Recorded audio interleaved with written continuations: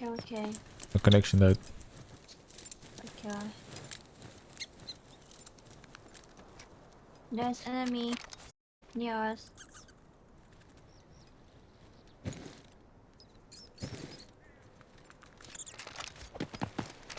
Yeah, there's two teams, I think. Two teams, I think, by the way. Fighting.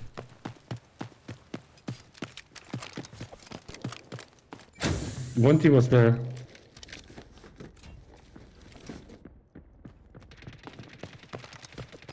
One team is above, one team below. Team's still below them.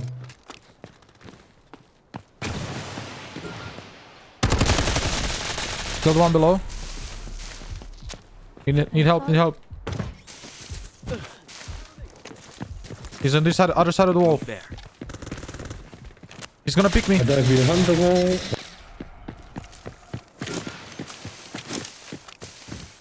Kami died. Where did you die from, Kami? Can you go res him, Dito?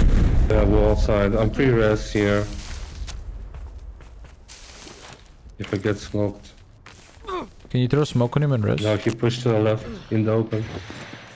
Oh wait. A ramp, container ramp. Ow! Fuck that gun. Fuck, I can't see because of smoke. Yo. Nice. Might be cheating.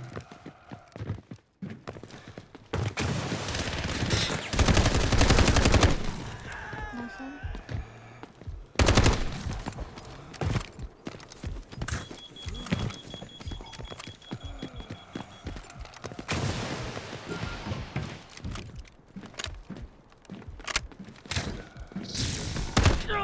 Yeah, of course he knows perfectly where I'm gonna peek and he puts a recon dart and pre-fires.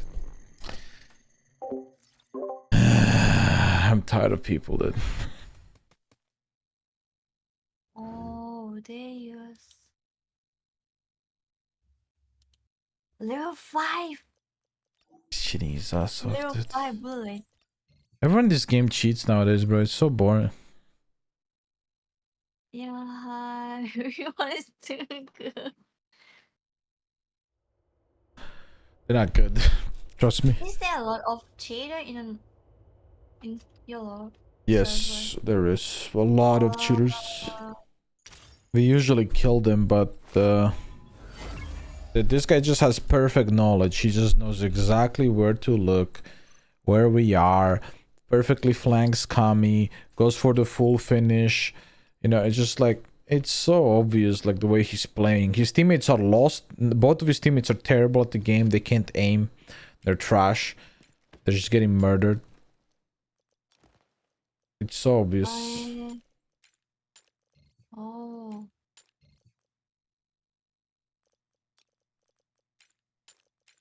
It's boring.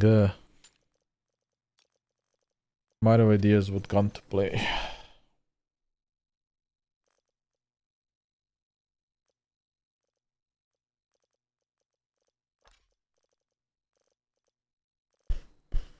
I'll just play cringe guns. I'll just play the most cringe guns I can think of.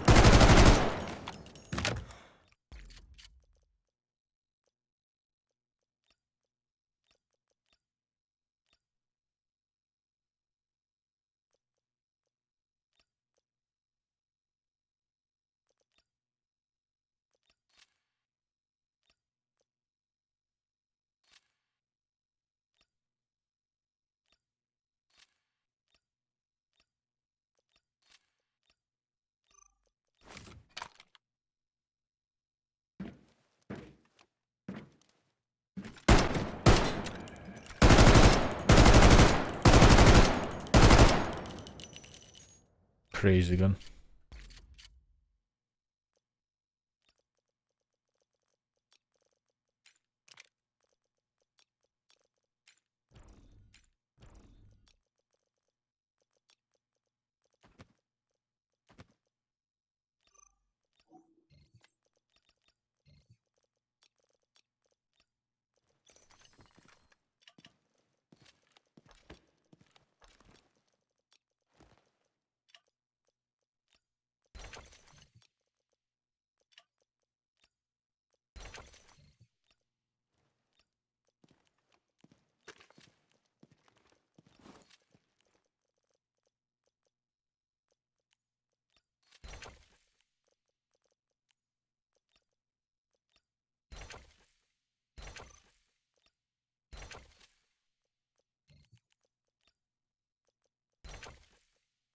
Very laggy.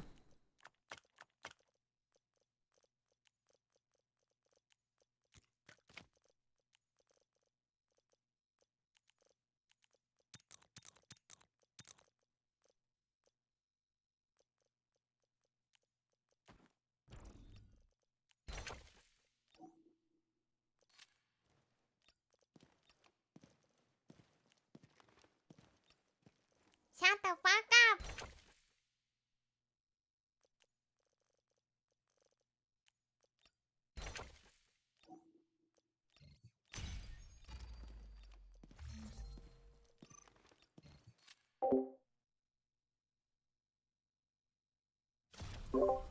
Yo, Tyrion is 35 months.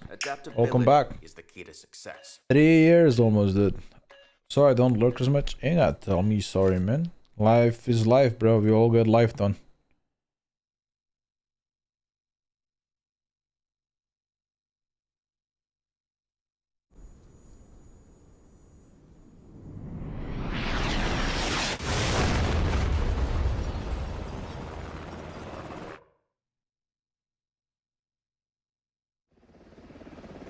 We're landing. Let's review the objectives. Keep them in mind. Complete the mission for rewards. Find high-value items and extract. I'm running meta kit. Okay.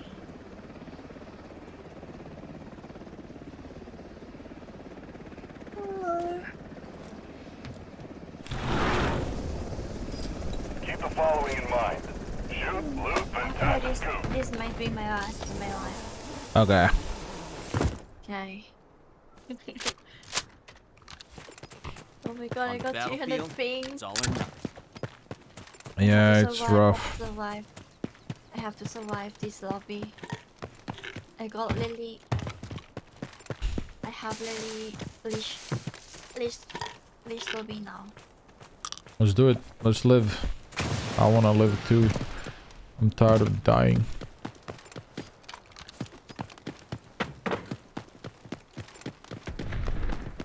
Where? What? People. Okay. Couple. He's resing. Oh, he's healing. Yeah, I shot him as well.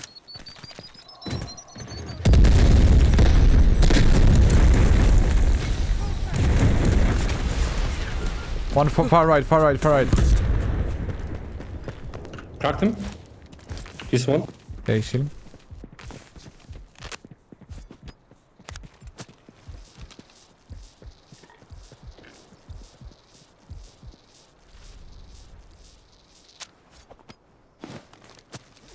I hear him healing right around the right side. One's left, one's right. I'll flank right. But this guy can hear me. He can hear every step I'm making.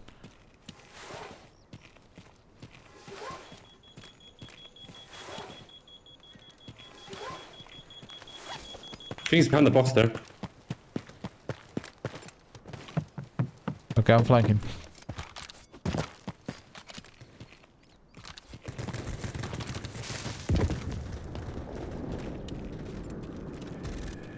Are you fighting?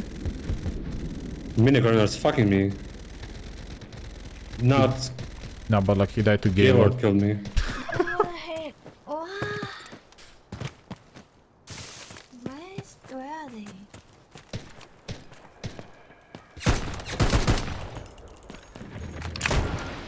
Seriously, dude? My gun is not...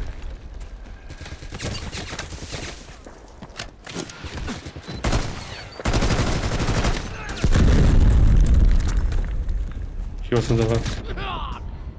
Yeah, I couldn't see him, bro. I couldn't see him. He's got the fucking pay to win skin, so you actually can't see him.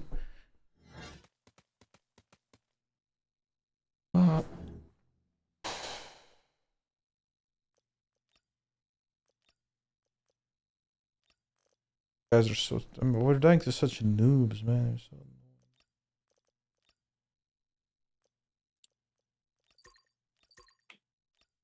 GG up here. GG.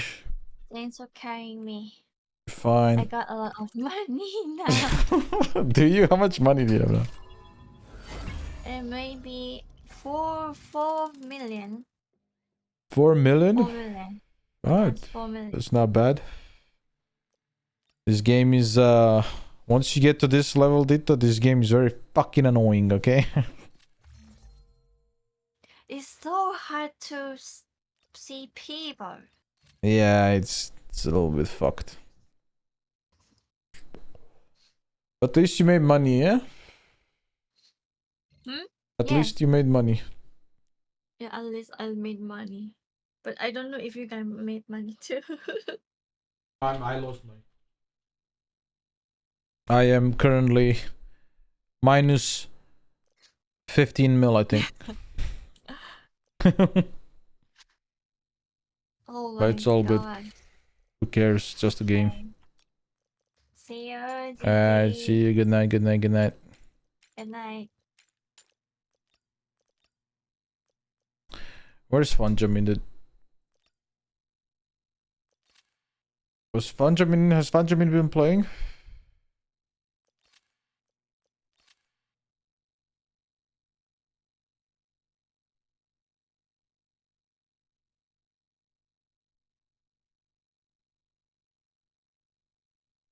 Take my time.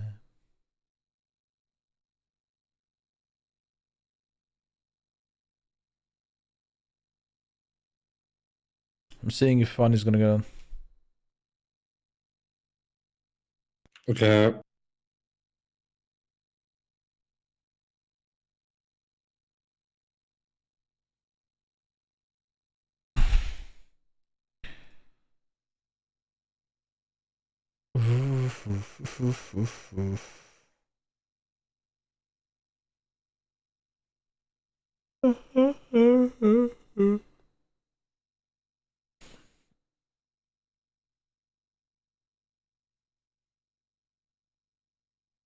Where is Fawn, dude? Is he gonna play?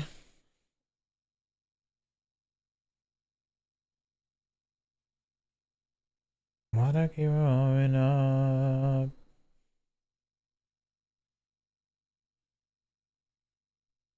Realistically, chat, I could just sell all of this ammo, purple ammo.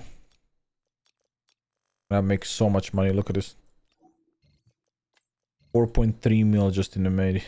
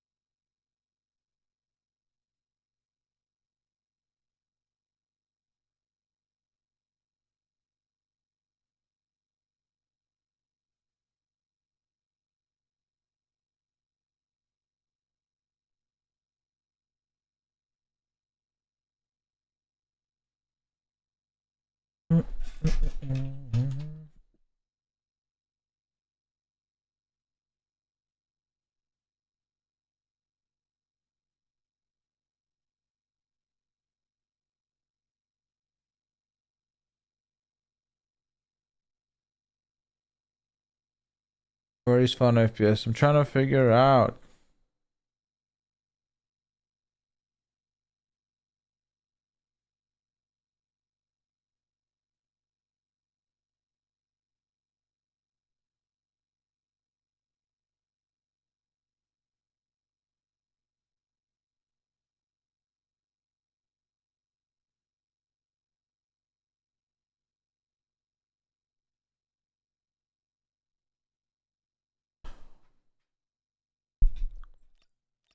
Choose a battlefield that allows you to showcase your strengths.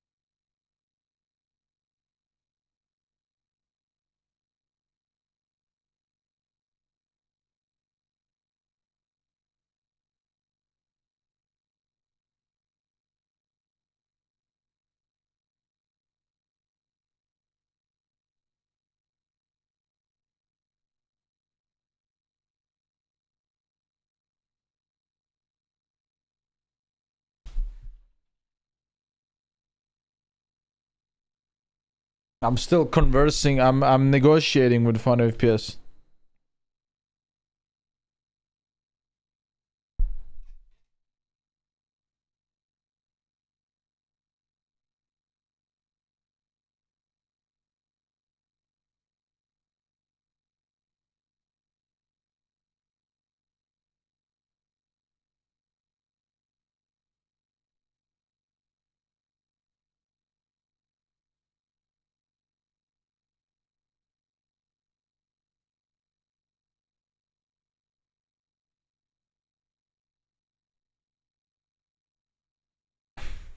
I'm negotiating, chat. I'm negotiating.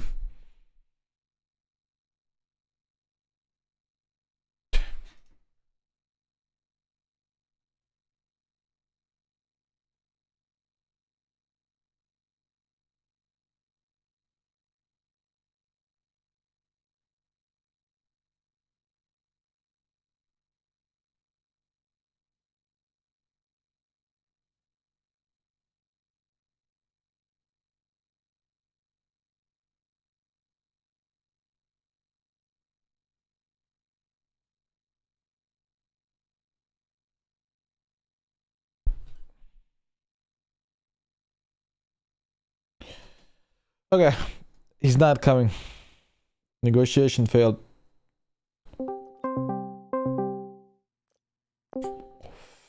It's just you and me. Vibes.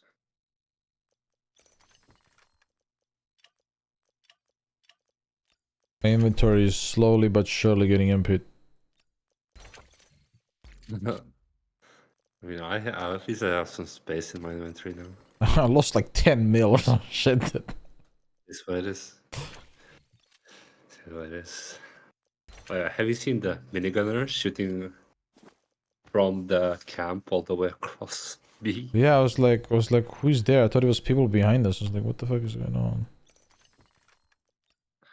And guy picks me because I can't hear shit. I died because of.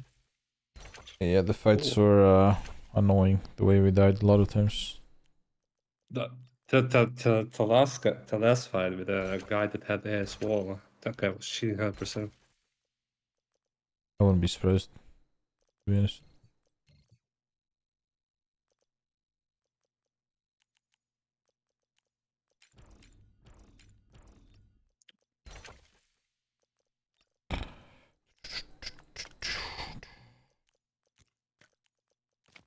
Don't waste my time.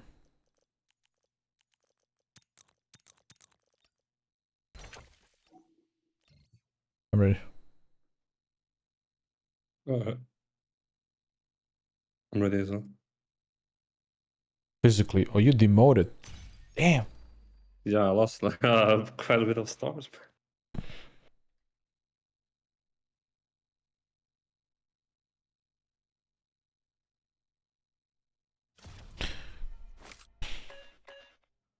I'll take point. Off the back. Good night, Matke. Sleep well.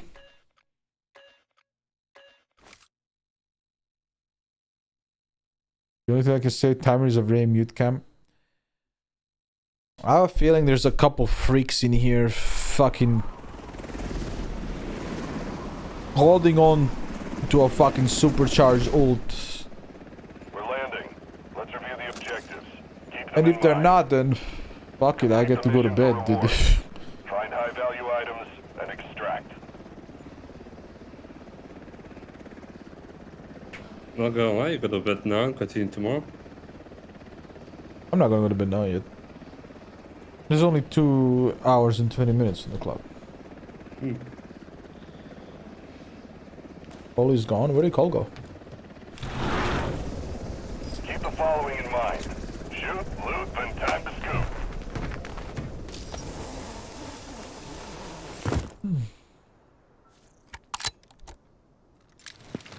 If necessary, I'll take point.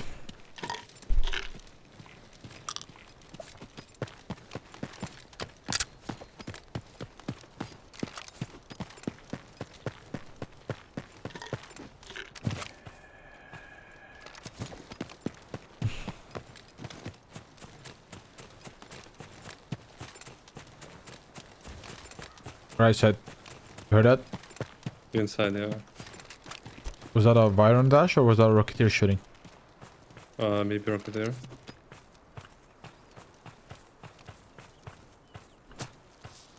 Perception boosting.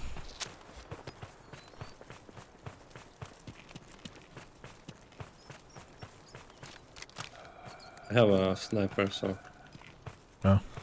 Okay. That sucks.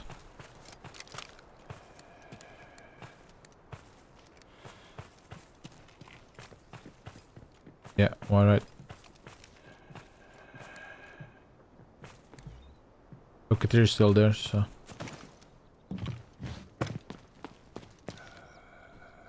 They're definitely in there.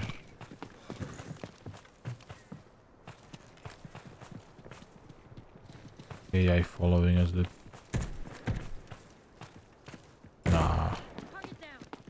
That's crazy. I know. They got a big balcony. I'm going across. I think they're outside. They are.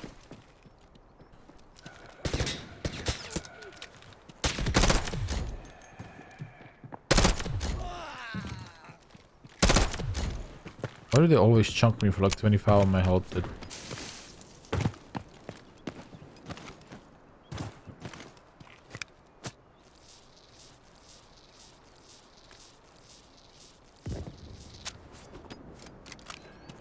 Look at top. Don't see anything. Can you just move? I don't like pushing this. So, Go.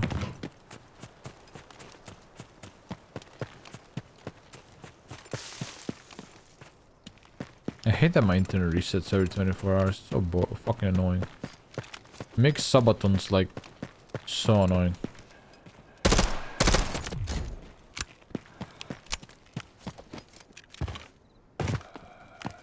how does it even reset? Like, It's programmed into the ISP? router to just reset after 24 hours. You can't unprogram it or like configure your own router. That godforsaken company that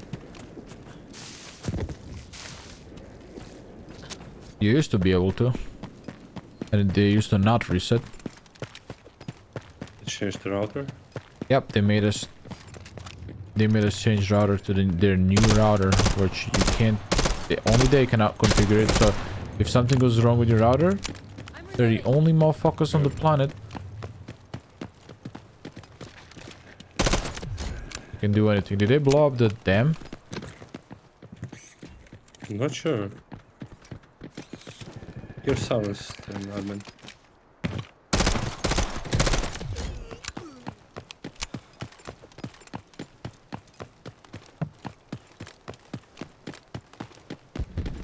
Oh yeah, damn.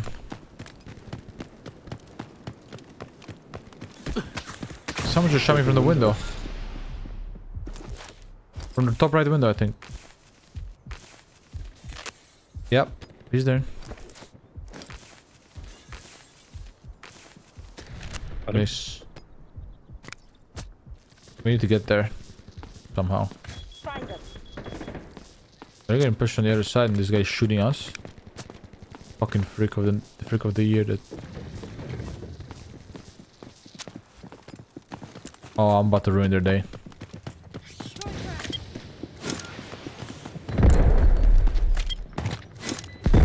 They're resin. In secret. Inside secret they're resin. One's on us here, I think.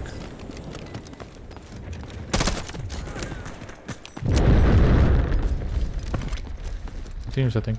In here? You walk in front of me, man. Thomas.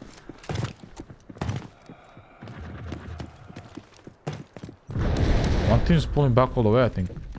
Here they are. Yeah. He's plating in bridge. I cracked one far. One's in Watch this far. room and one's bridge left. First bridge.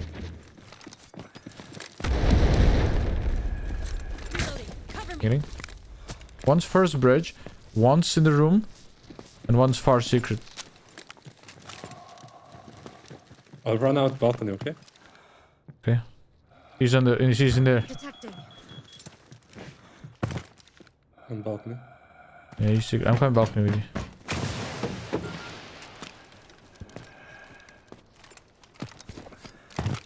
Yeah, he's all the way in the back. Where are you? Balcony. I got him on this balcony. You run all the way back to fight us. I'm dashing for the finish, dude. One all the way in the back. Audio. This guy just knows. Talik just knows, bro. He's insta-headies me, dude. On the other balcony. On the other balcony, one knocked. One is just a god of gaming. He has got that fucking dog shit D-Wolf skin. That you can't see. He's 12 health. I headshot body shot him. He's 12 health. He hit me 3 times in my arms and I died. You can win that, they're dog shit. Just throw a recon dart in there, they're gonna shit themselves.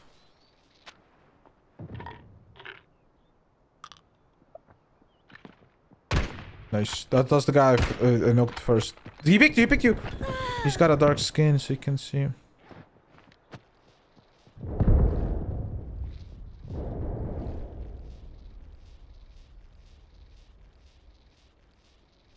Oh, but that's crazy. My armor is 0 out of 27. There's a Mario, a sniper, you win this. Throw a recon dart and push that you. I think he's the last one on the team. Where are they hiding? Yeah. Found them. It's just down. Got That pushed guy by the blew other out. team. Not about it. I can't see Kill him. that idiot. Where are you? Kill the going? fucking stupid. Yeah, okay, yeah. Yeah, he jumps and headshots you. That's real. That's, Yeah, that's real. that's crazy. Guy just hit his fucking... He even looked away, then jumped, Dead. turned around and headshot you. He fucking hit his trigger mid-air, dude. He freaked out, hit his trigger button mid-air, headshot you. Oh my god. People in this game are shameless. That's crazy.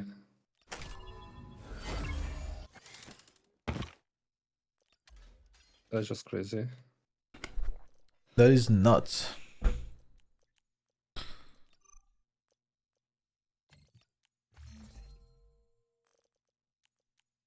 That is crazy, dude.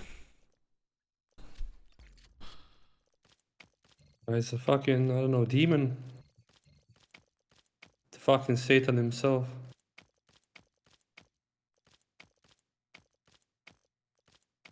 Don't worry, man. He just hit that fucking 360. I don't know where I am. Fucking one tap, dude. 360. I'm lost in space and time. One tap, dude. That's valid. Much.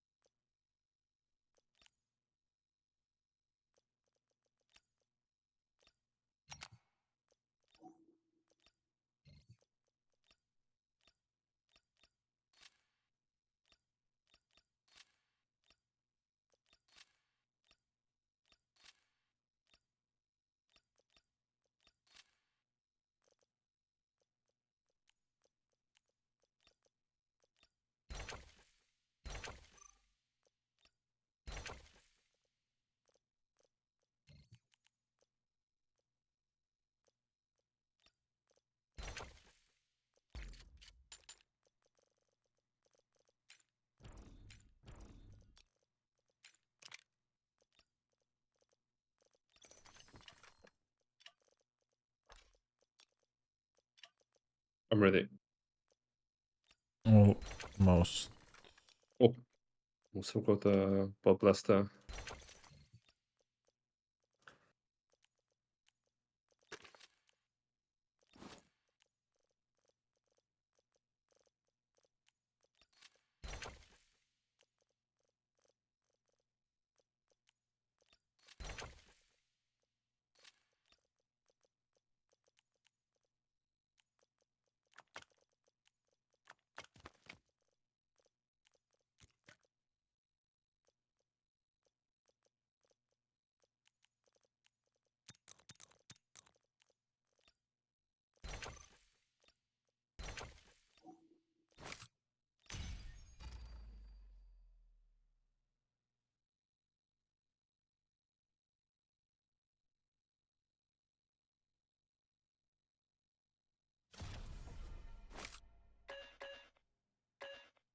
Let's go. Shut the fuck up.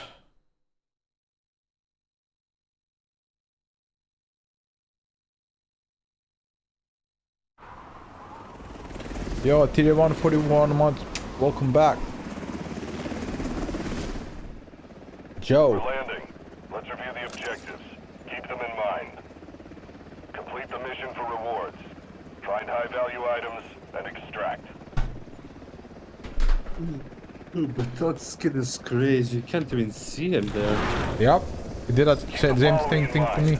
Shoot. Again, move, that attack, skin should not ignore gear.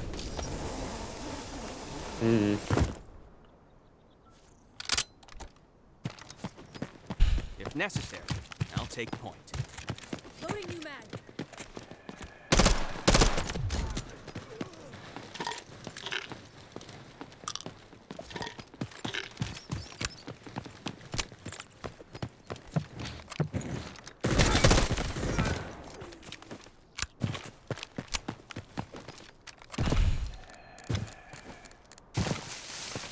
I hate this cross.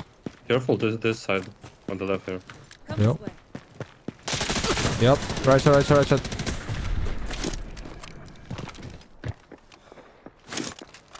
Good C4 on him, damaged. Damaged? Got him. Fucking freak. Everything's broken. I love this. Yeah, he doesn't have fucking all. Fuck all, dude. Questing little piece of shit.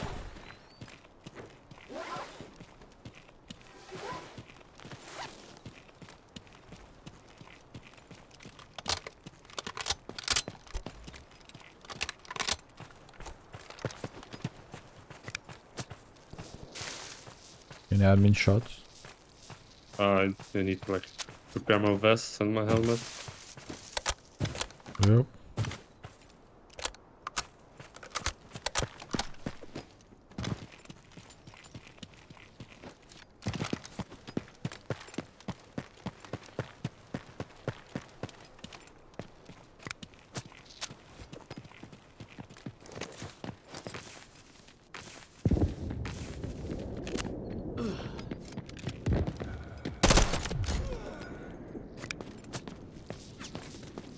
We're fighting.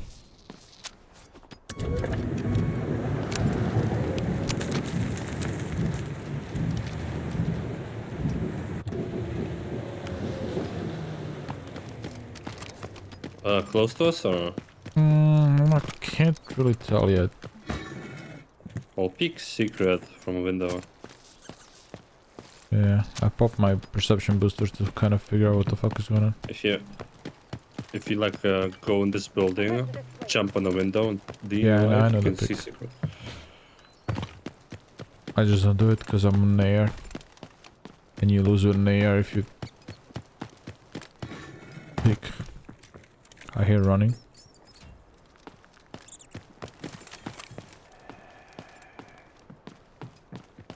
You're running right here. This way. I'm coming. So much running. Oh yeah, I think it's players.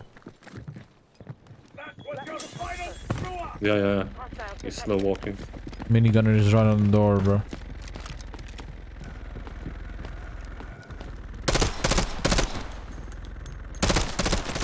Okay, minigun He down. was looking at the stairs. Left or right? Right stairs. He was looking right stairs.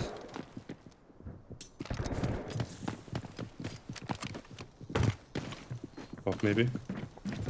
I'm peeking top window. I'm gonna do a jump, okay? I think he's running there. I'm here. Or it's another team, I don't know. Fuck, I missed my dash. He was slow walking on the scan. Yeah, I'm peeking through the window here, I don't see shit. I hear them though. Yeah, it's mad. Maybe in secret? I'm gonna try and do a jump. Please tell me I can.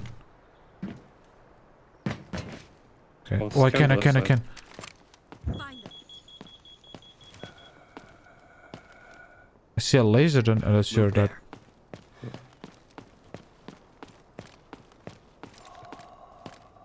Need to go to the window.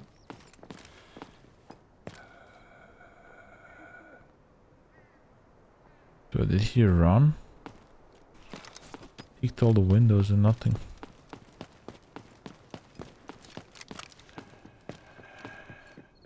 He's here, isn't he? This way. Something was running, yeah.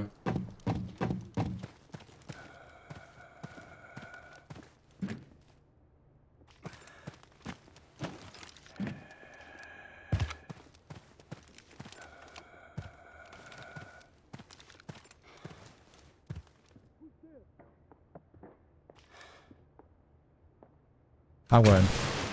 Could be still here.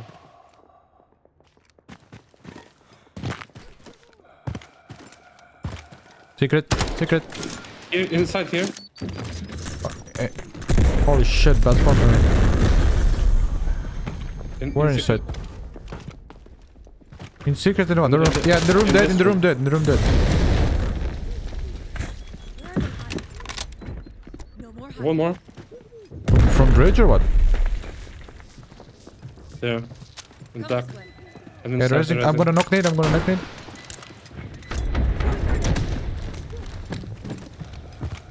He's there. Watching. I'm open door. Secret picking.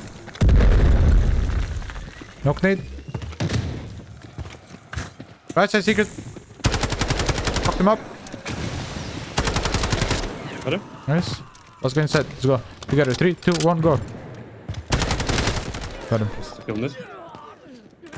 Fucking Vector.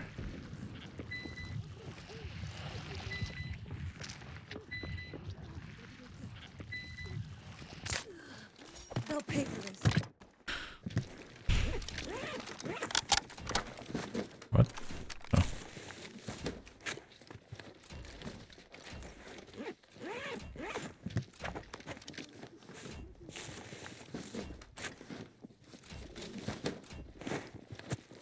So much running. Yeah.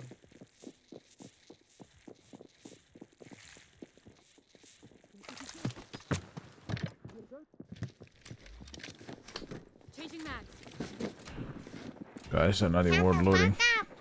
Try and Funny. 5 gifted. Thank you so much. The people? Yeah. Fuck. Jesus Christ, what the fuck is wrong with that AI? No secrets under my arrow.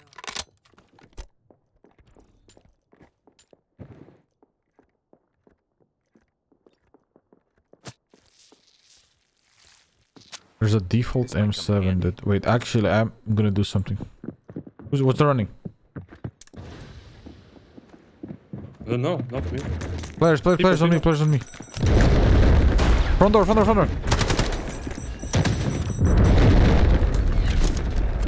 one? One more.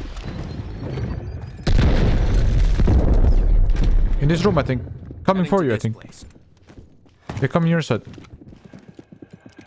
I'm going back. Running all the way secret, I think. Yeah, secret. Chasing you. One dead. One more chasing you. Under me.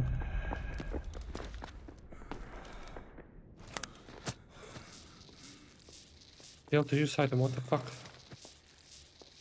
He's healing under me. Yep. My armor is full broken. My armor's full broken too. Nothing to do about it. We just gotta go. Reload.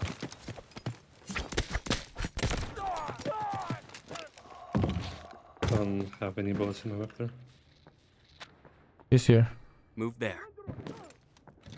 Detected. You open the door. That's That's AI, dude. I gotta still there, heal. though, AI so- fucked me up. I'll go swap the fucking armor. Yeah, I gotta go swap an armor too. Hopefully I didn't fuck up all of their armors. Ah, fuck this They're guy. blue, dude. He's throwing shit.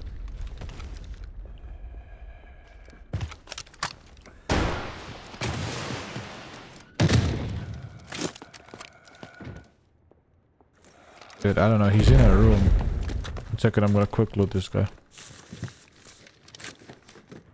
For anything. It's poor.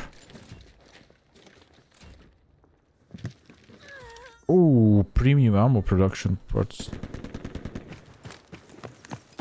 Didn't take them yet. I got scanned somehow? And Haklo scanned. There's a new team. From the bridge, I think. Yep. Headshot to... Oh, I insta died to Ezekiel. I headshot him there. They're running over. Third team.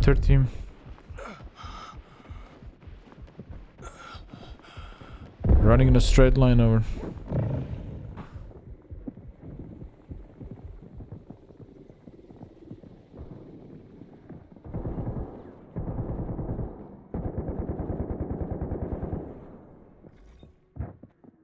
Bro. Doesn't let me remove the UAV. Need aid. They're in the room now. Finishing me.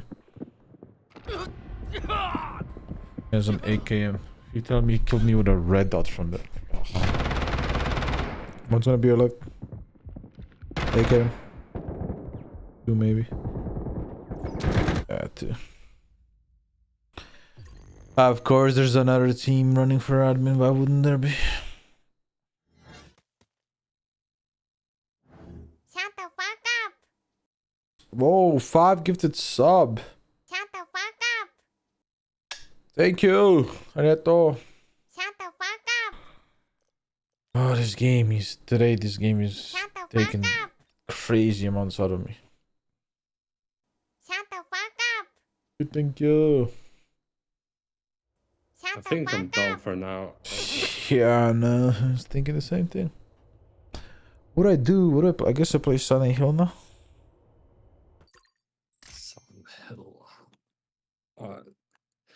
And we had some good fights, but like Yeah, I mean, every for time the we kill, most part, it's just like killing so many people and just coming out with no loot. Like, I'm gonna look at my KD. That my KD must be fucking idiotic today. Yeah, my KD went from 2.4 to 3.2 today. Jesus. My KD probably went down. The fucking shitter. I got the QBC skin. Nice. I think I have it as well.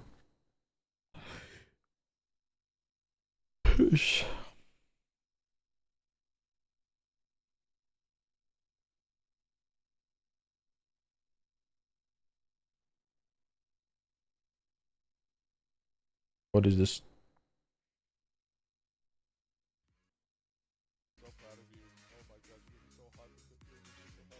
I'm going to go. Jesus I'll be in the Christ, shadow. this is a stream? Okay. What's going on? I just pulled up a piece of it. Just pulled up a virtual stream.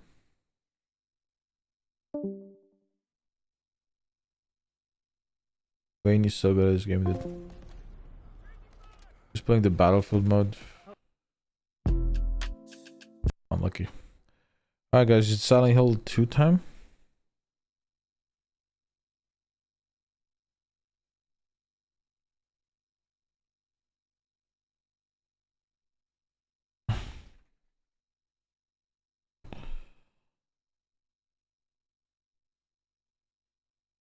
はい、チェリさん。夜今2時朝です。夜か。朝、夜。Shut the fuck up. Sergey, oh, you're killing me slowly. Thank you for 10 gifted. Appreciate you.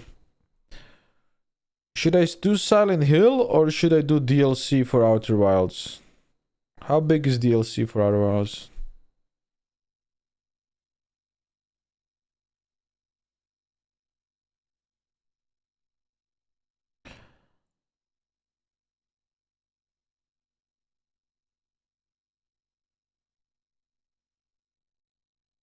Yeah, ちょっと眠い。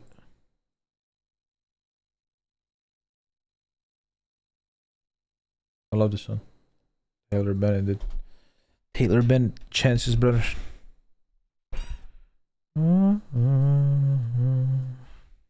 Thank you so much for the gifted subs, by the way. Appreciate it.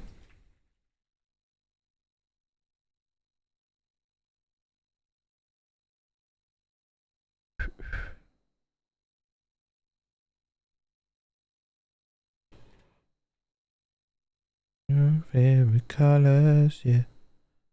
Nice, Sergey. Thank you so much again for the 10 gifted jabronis. That appreciate it, man. Buying this DLC. Let's see how big it is.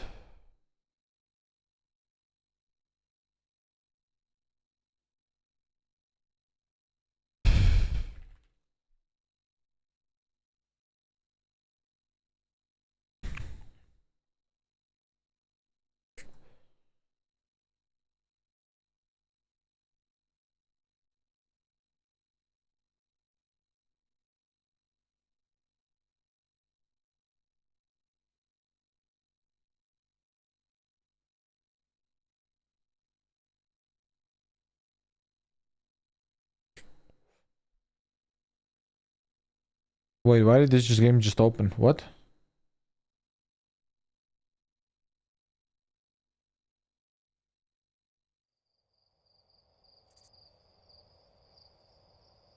Go to church?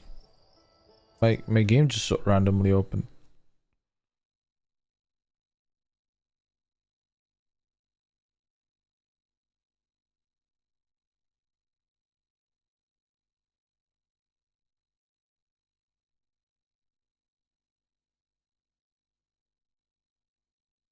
How do I install the DLC?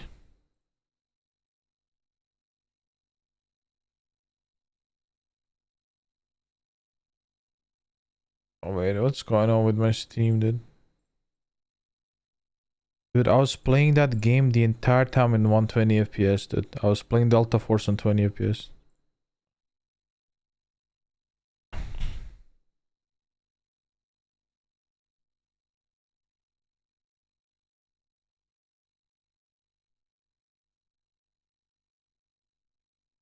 Yeah, install. How do I install?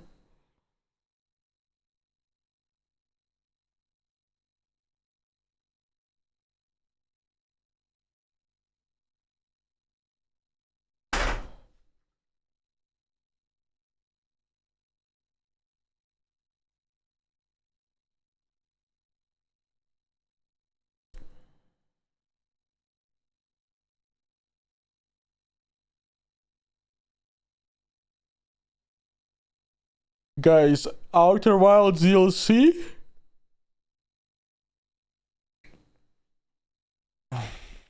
Or Silent Hill 2?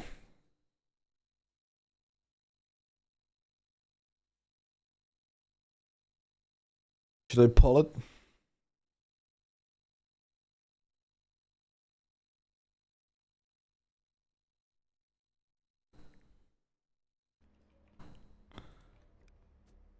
Wait, did they still play? Didn't she say she was getting off? What is this addiction?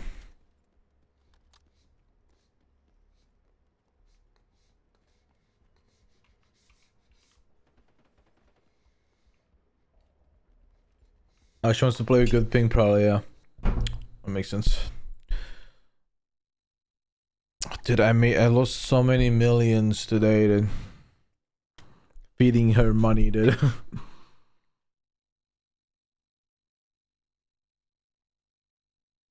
But I'm at a point in Delta Force where I don't care. I got so much money, I just don't care.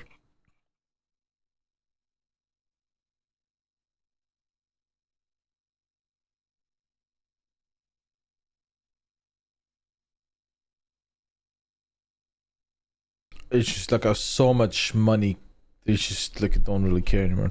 I feel like I defeated the game. There's a 15 gigabyte update for Cyberpunk? What the fuck? What is this? 100 new customization options for V? What the fuck? They're still updating that game?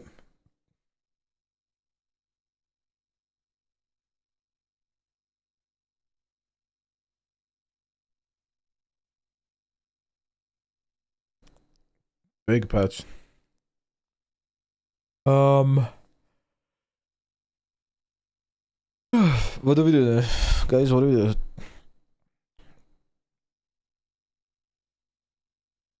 Silent Hill. Should we pull it?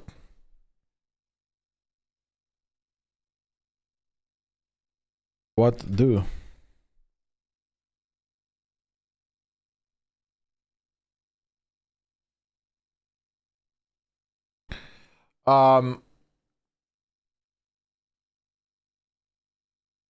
Is there an anime we could watch also? Or maybe I need to fucking... I need to fucking... There you go. Vote on it. I'm gonna pee. We're back.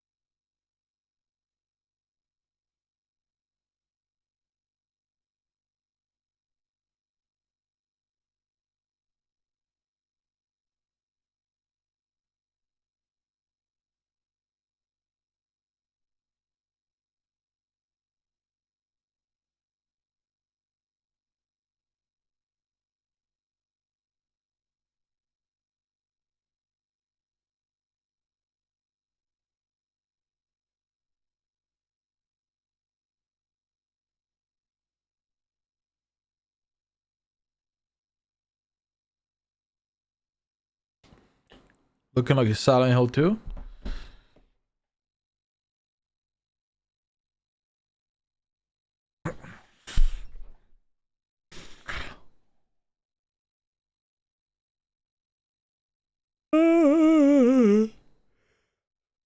Alright, Silent Hill 2 it is.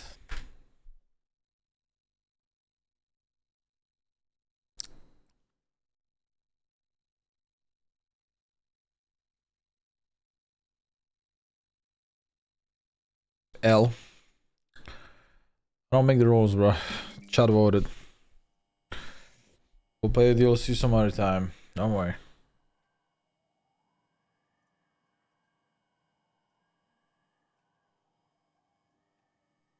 That being said, this is also a really good game, so...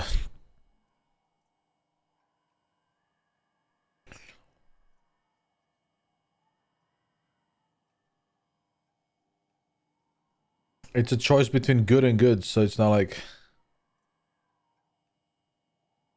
Yeah. Jiggy, say my Shut the fuck up. welcome back.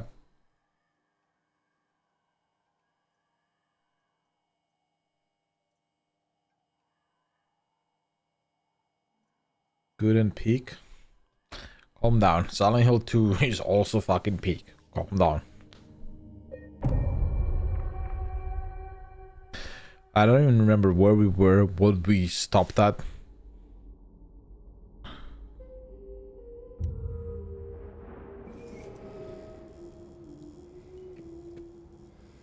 Oh, it's this little bitch, dude. Hey, are you okay? Now I remember. Go away! Don't be afraid. Why I she- just want to talk. I know why she's running. It's because I'm a mental asylum patient.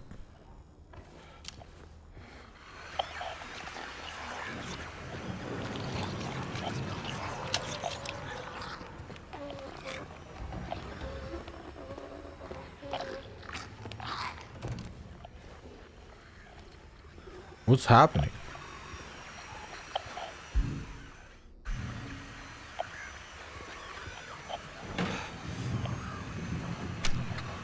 Could have 2 bullets. Okay, well, that's not.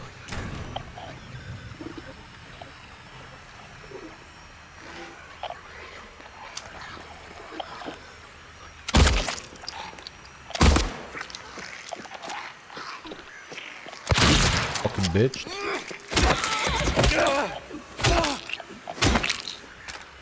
I hate these bitches, dude.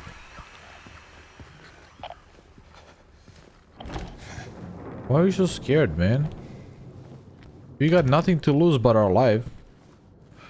Technically speaking, we're good. Channy Sister Famas, welcome back.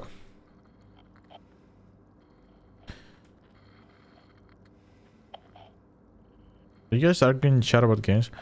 Observation notes patient 90. Day 1 patient transferred for observation, malnourished, shallow breathing, avoids eye contact, agitated in the presence of staff, ranting at the notion of touch. Sounds like... Never mind. Day 2 patient refuses solid food. Nasogastric forced feeding required. Serotonin antagonists administered to reduce nausea and vomiting. Day 3 patient restrained for bathing and feeding. Prepared the treatment room accordingly. Progressing malnourishment. Oxygen deficiency. Self-injury suspected. Could not confer. Day 4 something is very raw. Something is very raw.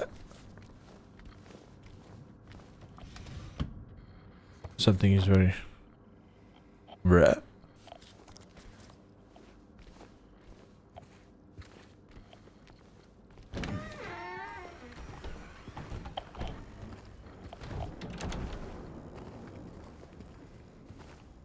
Oh, pizza. I ate pizza the other day. Today I ate lasagna, dude. I don't know the code, right?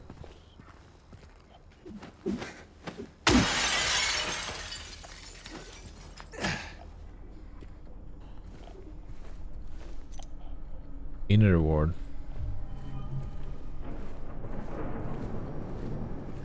Guys, you guys like horror games?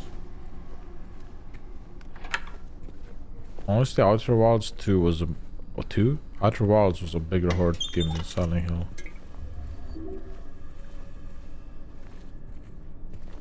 I'm not watching, not playing it because I'm scared. I see. So you like me suffering and not you suffering. To be honest, I don't really suffer. What is this?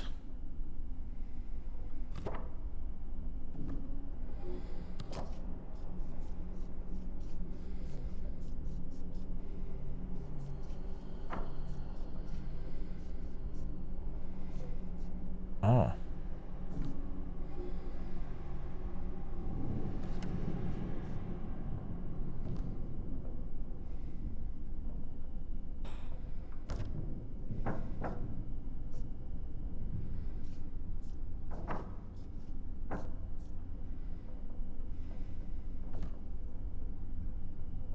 Huh?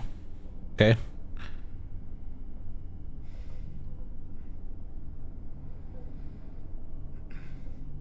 Why did I just do that? Oh, there's more. Dr. Andrews will deliver the radiographs you requested. However, it looks like the file was incomplete as one of the pictures was nowhere to be found. We will send somebody as soon as we locate it. Let me know if you need anything else. Isn't that...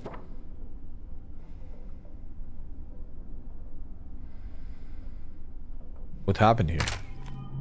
Oh. Radiograph of a pelvis. Okay. Where is this supposed to go?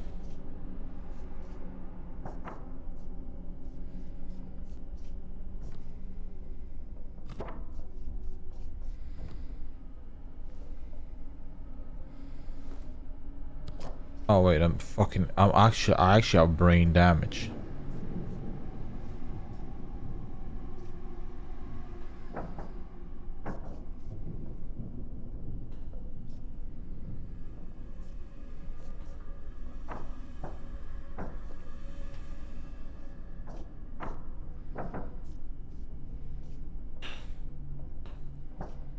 Am I crazy or is this supposed to be like here?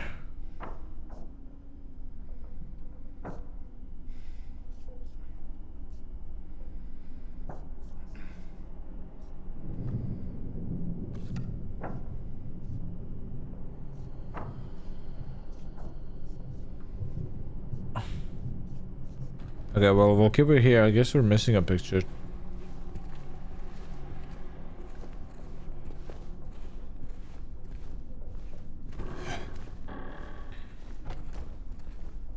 I'm not going crazy. Your brain is crazy.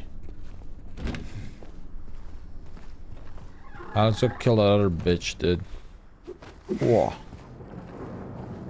Anyone has any idea how to fight this bitch without, like, getting one tap?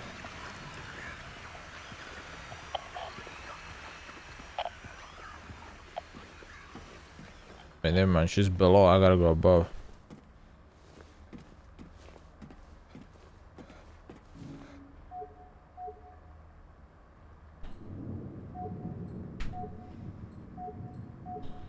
None of these keys work here? Fuck do I have these keys for?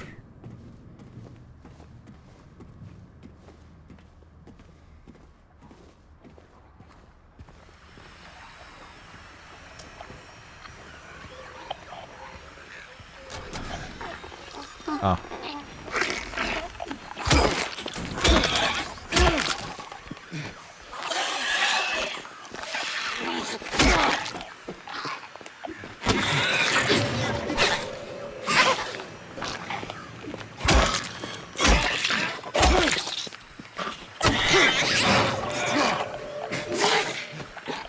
It's a two-hit combo.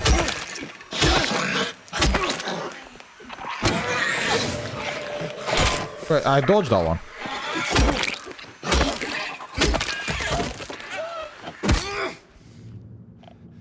How did I heal again?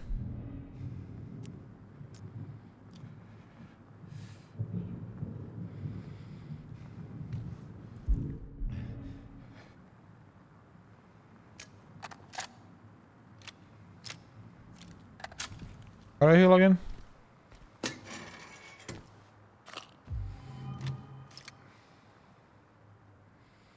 Not control.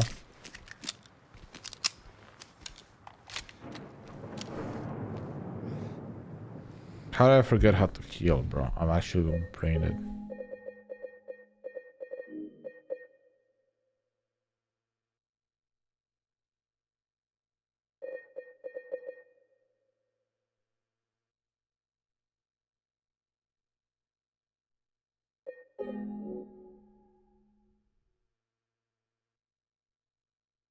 V. Okay.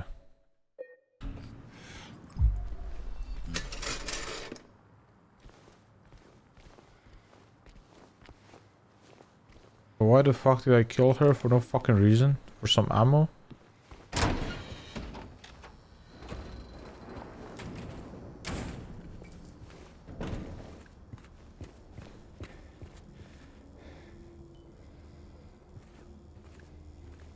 I guess I gotta go down?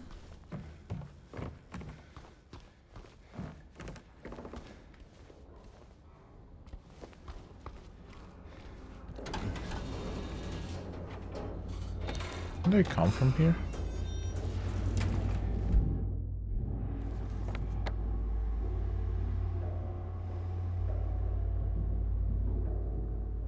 L1 behind me. To the right. Holy sh! Did I kill all these bitches? Ah, I did, yeah. Damn, they're kinda hot, right?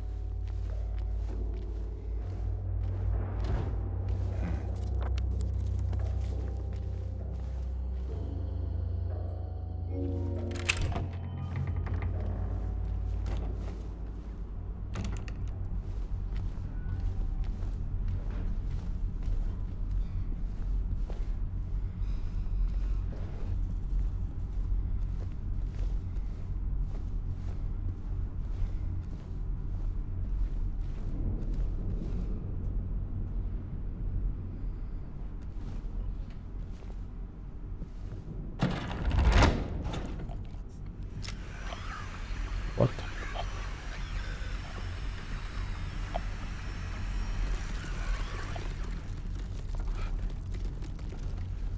Ah, it's cockroaches.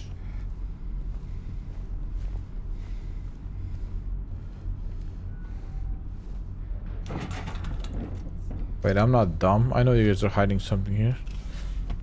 Aha. I'm a gamer after all.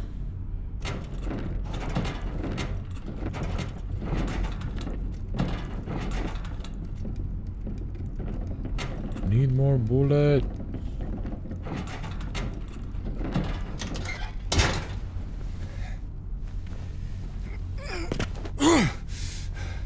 Why are you making such weird sounds when you jump over? They brought in the girl today. Poor thing hasn't said a word. She just sits there, head in her hands, sobbing and quivering. I'm over to the corner a bit. Seems to have calmed her down a bit. She even smiled at me, I think. Sure she did. Fucking freak. As if anyone would smile at you.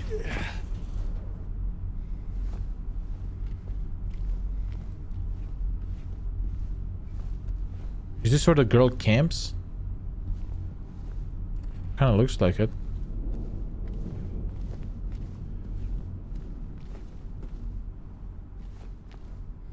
Is that the girl they're talking about?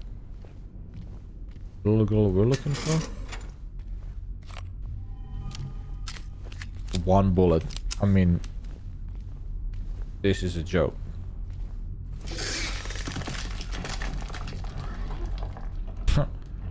So they just jump scared my ass?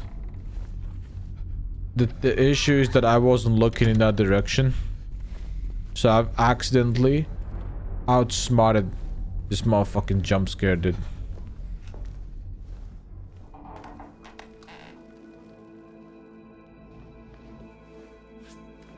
I've actually... No, and you're gonna go down there? Like, bro, the protagonist of this game has brain damage.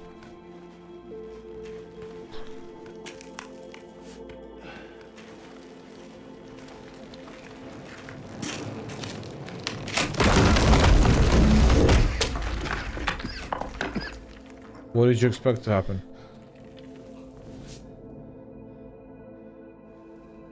Dude, that's so claustrophobic, dude.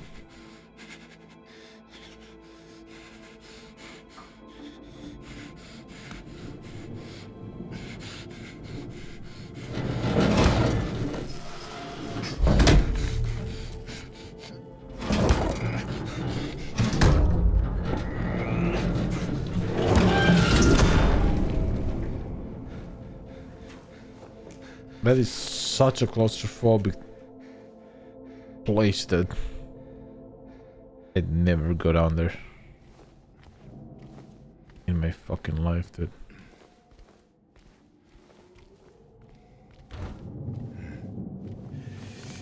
Oh yeah, he likes crawling through little surfaces. He's just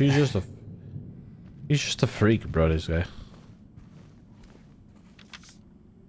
Why won't they help me? Why do they keep me in here? But him? But who?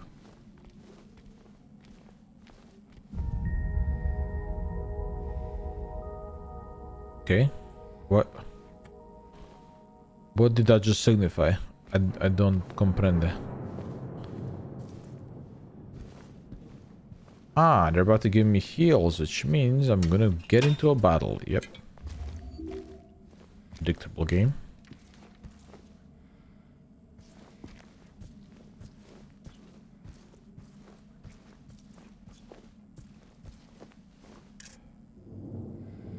Marked bracelet.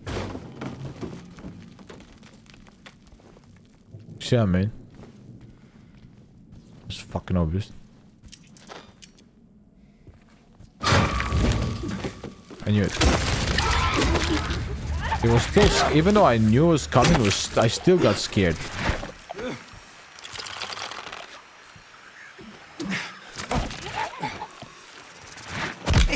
Fuck. Okay, dude, I have to shoot this thing.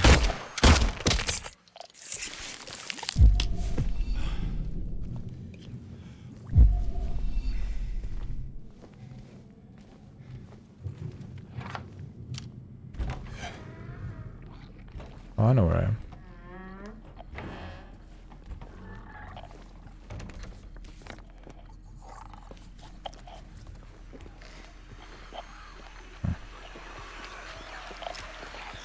Of course, another one.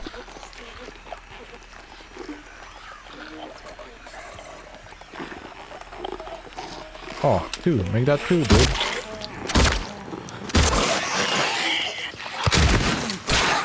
Oh, yeah? They're just tanking shotgun shots now. Fucking bitches. And she just got up. Oh, yeah, I'm dead. Dude. And she just got up like it's nothing, dude. Alright. Game of the year.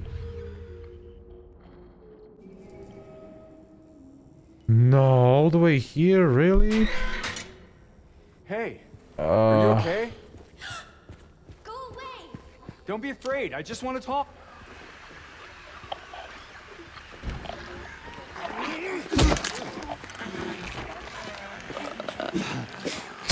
Okay, but I was dodging, dude. I'm fucking dodging, you fucking bitch ass.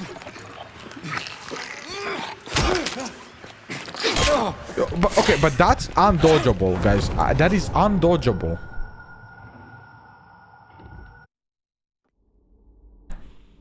That is insane, bro. Like, how am I supposed to fucking... Hey, are you okay? Go away! kill that bitch? Don't be afraid. I just want to talk. Don't be afraid. I'm just a schizo, dude. Don't be afraid of me, though.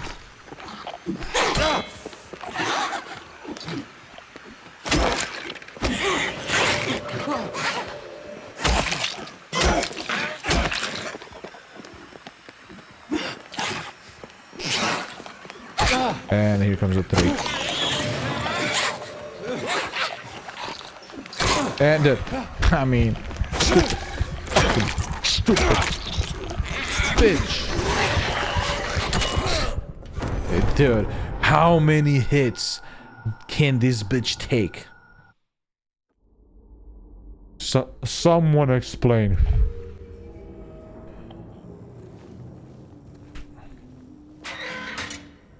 Hey, are you okay? Go away! Don't be afraid. I just want to talk.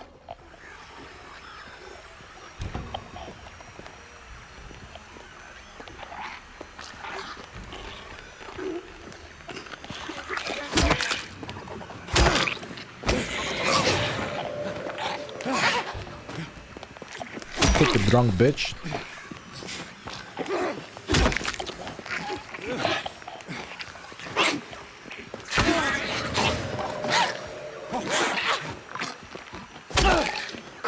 Semi.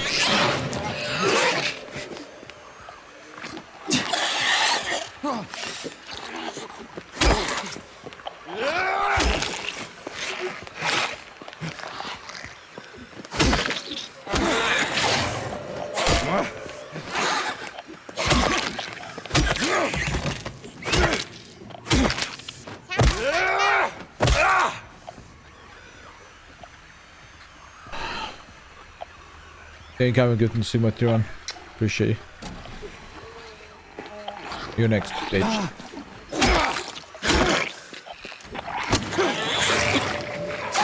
Okay. Okay, yeah. Yeah, great, bro. Great. I hate this game. I fucking hate this game, bro. Why do they take 20 fucking hits to kill, bro? I don't get it. Hey, Game are design you okay? ass. Go away. Don't be afraid. I just want to talk.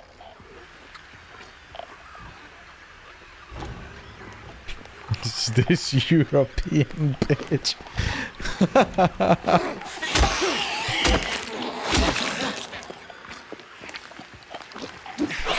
Yeah, but like, how does she dodge it?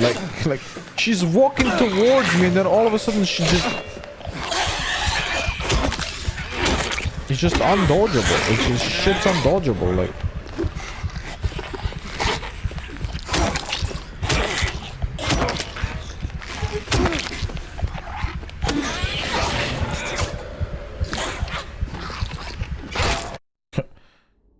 This game is so trash, bro.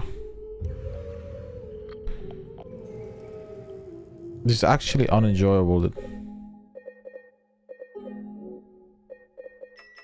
I'm putting this shit on Stardust. I just don't want to play this game on hard. It is just, it's not even hard. It's just they make me do no damage, bro. Like, just fucking. Hey, are you okay? Enough, dude. Boring ass shit. Go away. Don't be afraid. I just want to talk. The game is not hard. She just fucking does 1,000,000 damage and I do nothing. Bitch, you gonna come out or what?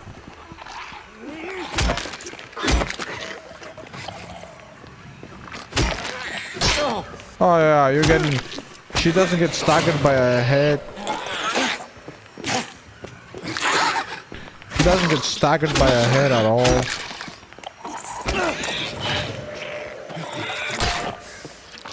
She delays her own attack. Yeah, it just makes so much fucking sense, you stupid fucking bitch. You're next, you filthy hole.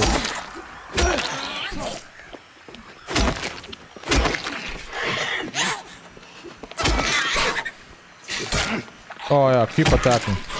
Yeah. You can't stun lock her. Look.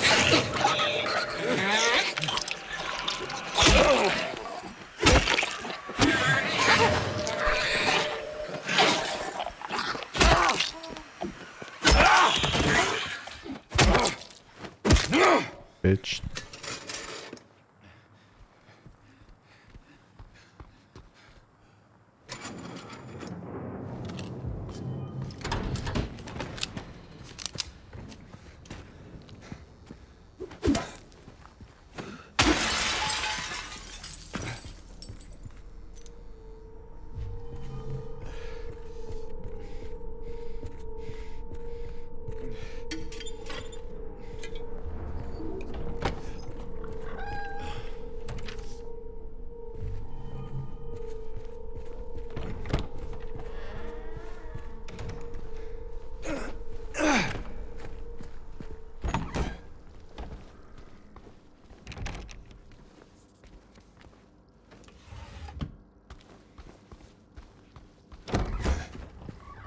Okay. Go back.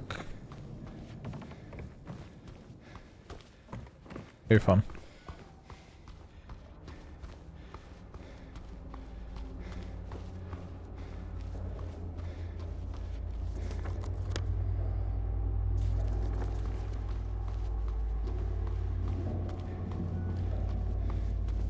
That says 2 hours and not 20 hours. It's crazy.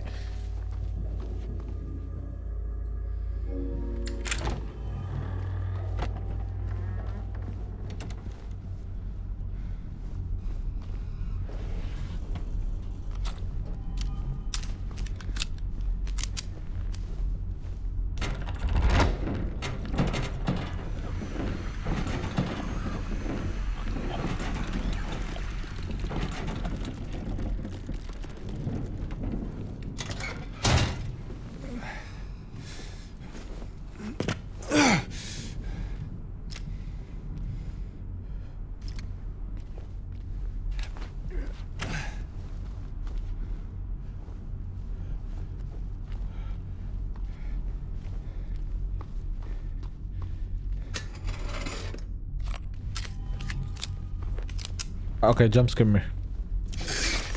Oh, it's that thing. Whatever. It's not even scary.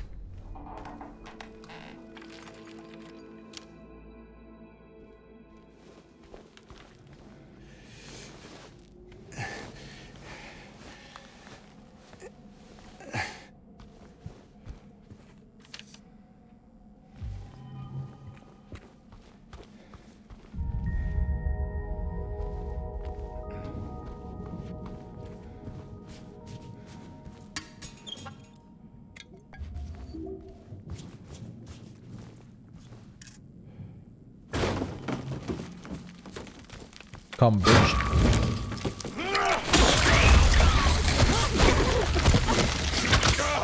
He just jumped on me, bro.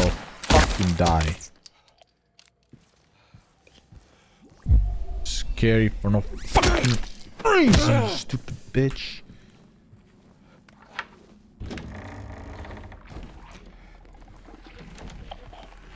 Kojo Maera.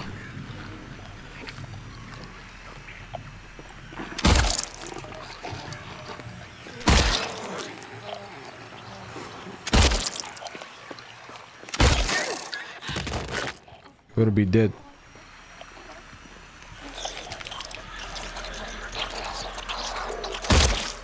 The fuck is wrong with you?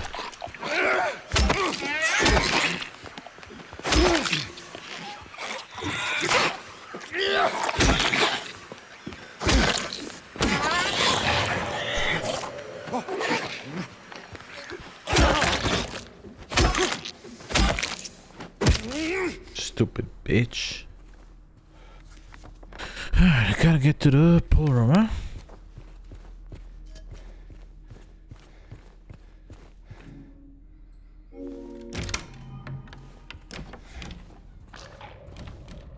Really?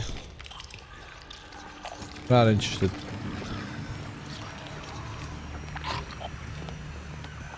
Here too, bro. How many of these bitches were there in this fucking hospital, dude? What normally?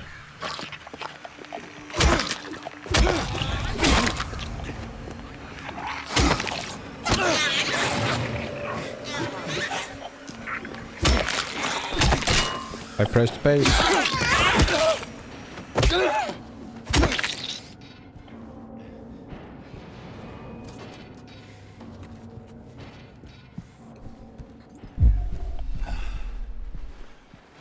Ah, yeah, a tight hole to squeeze through.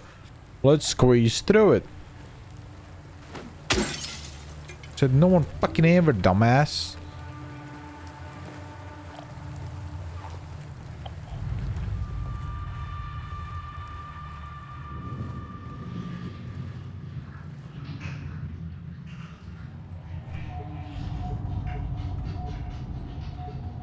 What do I have a needle for if I can't take the shit with the needle from the thing? Oh. Another incident with 0050, he got out of the pool and made a break for the garden, cut himself wide open in the process. Thank God I was still here. He was completely manic, screaming, had the orderlies hold him down, barely managed to stitch him up. He's back in his room for now, sedated. Damn, bro, what the fuck was going? Is this a fucking hospital or is this a mental institution? I don't get it. Is it a mental institution? Sounds like one. Oh, there's a bitch down there.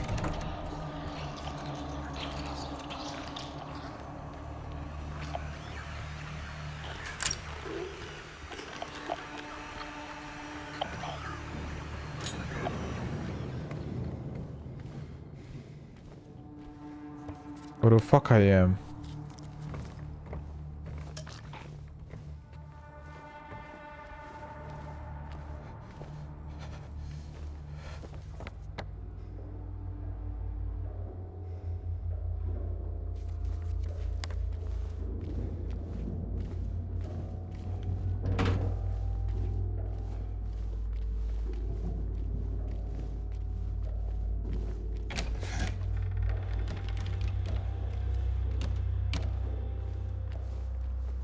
Wait, I've been here, didn't I?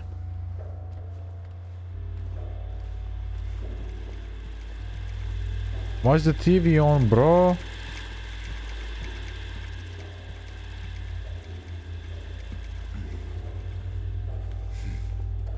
seems like I've been here. Everything is open. Where am I? Oh, it seems like I was here. Oh yeah, I was here.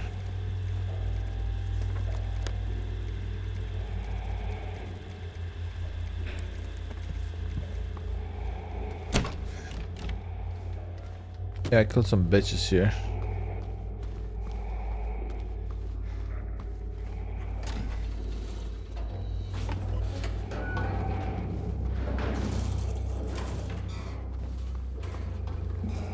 I still don't know that.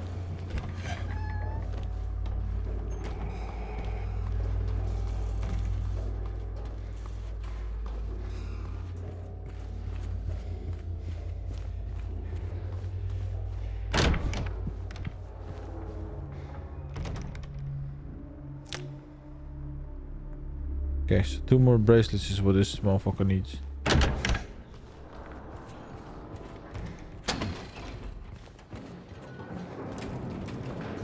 I should save the game.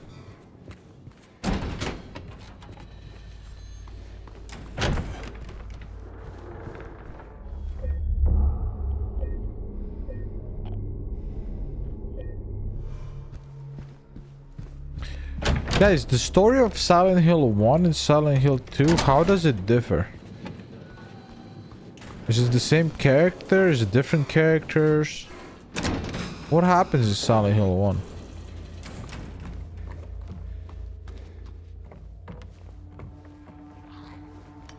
Different character?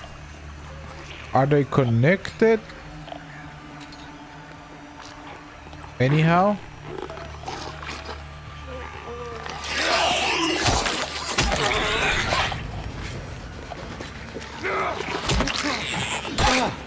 I dodged that, you bitch.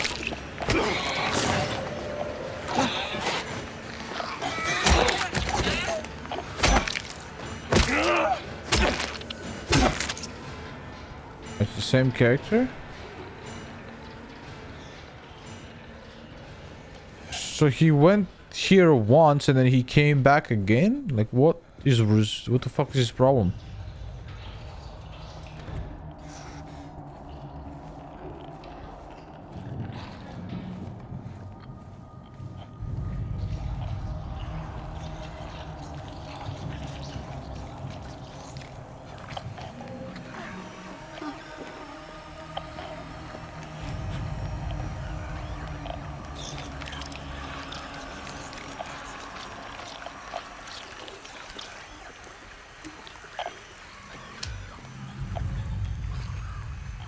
Then the walls deep inside the modem will get rid of it for a while, but then thinking it is possible to get in there. Take it all down if you have to and get it out. Yeah, I agree. I think maybe you should drink the bleach.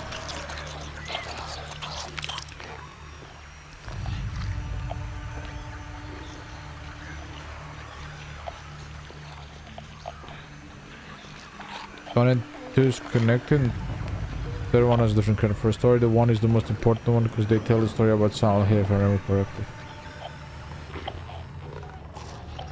Can someone summarize Silent Hill 1 for me?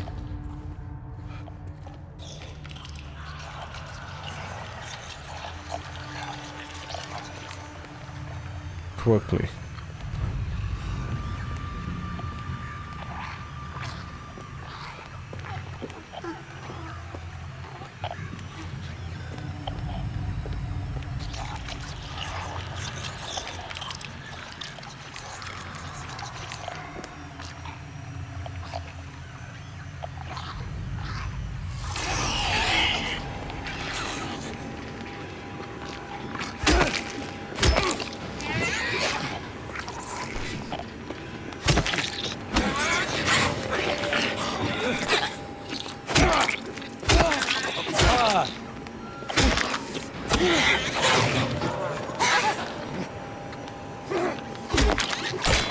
Okay.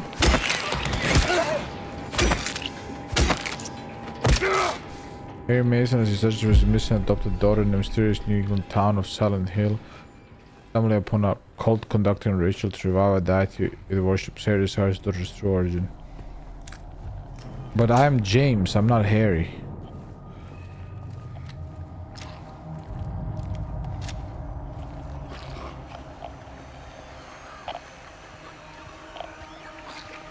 Silent Hill 1. And how are they connected? Is Mary that daughter? The wife I'm looking for? Is she the daughter of Harry?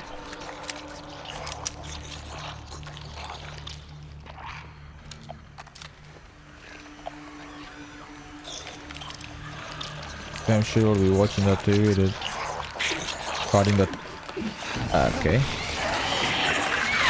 Oh, I see. You guys tried to trick me.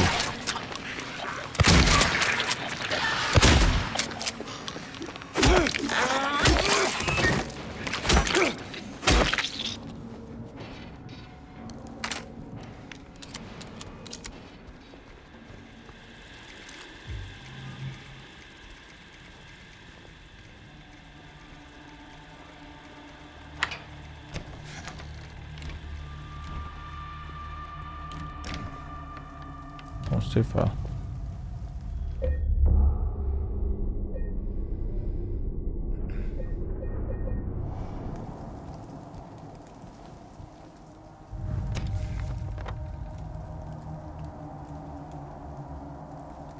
I gotta go right, okay.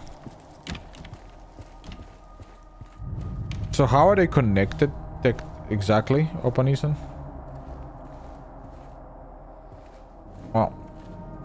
Well, I'm incorrect with saying that with 1 and 2, so every side can get a different card or a different story. Oh.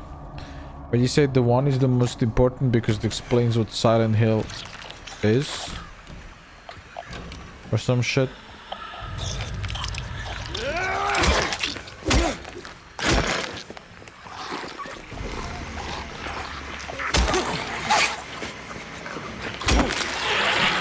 Holy shit, that scared me.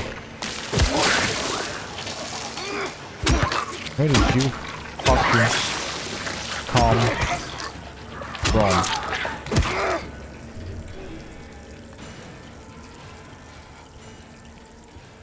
So how exactly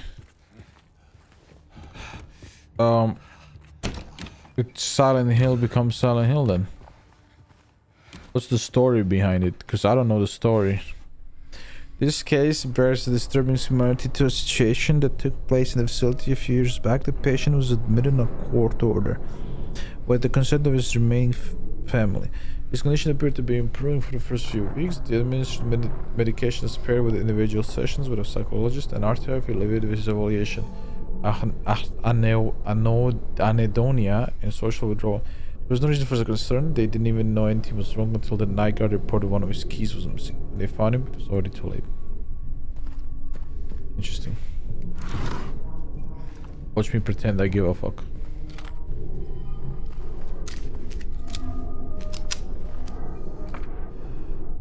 XXX. Is that the key lock? Keypad combination. Ah. This shows how Silent Town dates back to a time before the colonization of America. The native people residing in the area considered it sacred, calling the place of silent spirits. At the end of the 17th century, European colonial settlements. It's a real place, like based on a real place, or it's just all baloney, dude?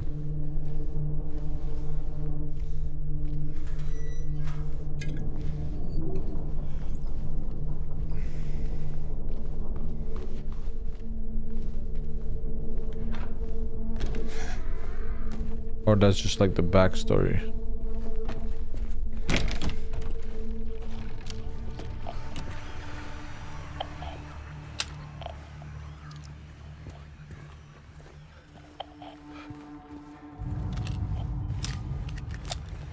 Based on Stephen King, Carrie.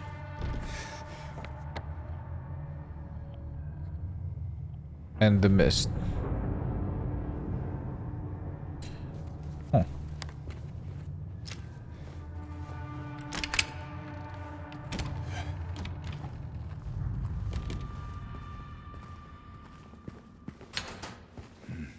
How the hell do I get to the pool?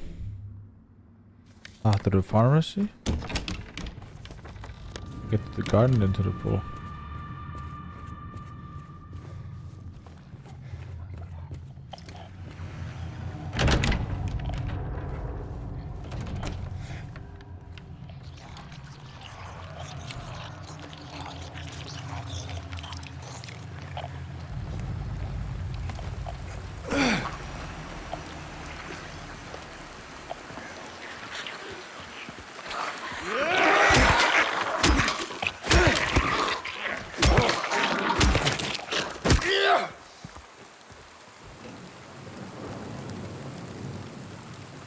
Silent Hill, Silent Hill.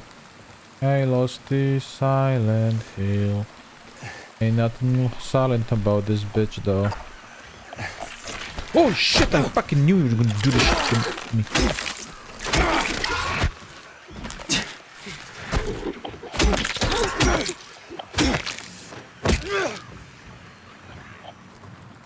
Lusty, how good are you with horror? I'm great, as you can tell.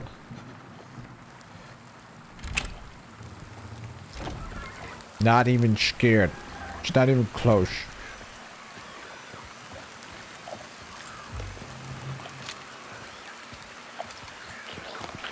Why are there two of you?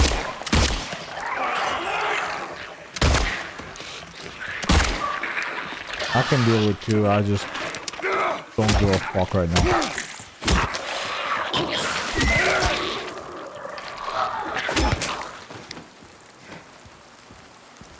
I can. Oh my god, you crazy bitch! Why are you hiding? These legged bitches I hate the most, by the way.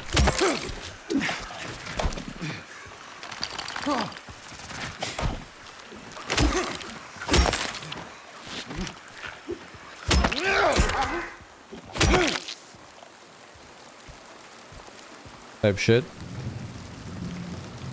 Low horror, I like getting scared. Oh.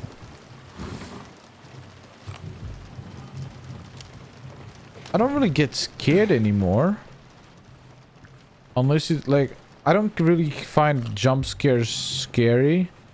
Because I think they're bullshit. Jump scares is an easy way to get you scared. I'm scared aroused right now.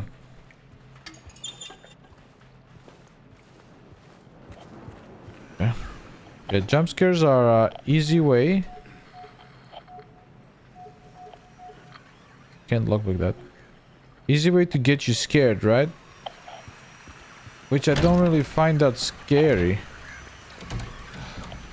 I like the psychological horror shit.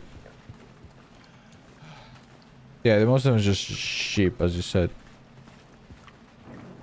But psychological horror is what I find. Director Buzz January's. True, he's not wrong.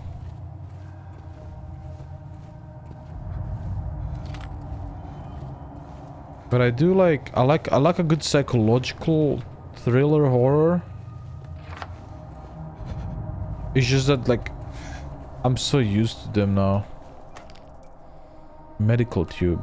What I do with that thing? Put it up my ass? The fuck?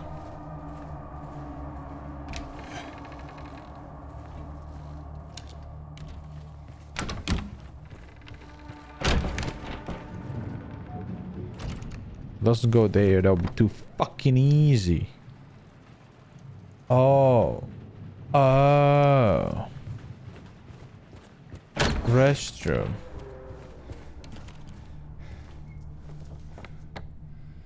Restroom is behind me. Apatsu. Oh my fucking god, you see, like, that is just cheap. Fucking bullshit shit, man. I want to get scared by the game's atmosphere, not some shit jumping out of me, man. Fucking cheap ass shit, man. Oh shit. Pool something there. Yeah, we have to drain the pool. Pool pump is right here. In order to drain the pool pump, we gotta get the... Aha! My big brain's working right now. Ah, you're reviving? Wow, that's great news for me. Which I like how you get a second life, dude.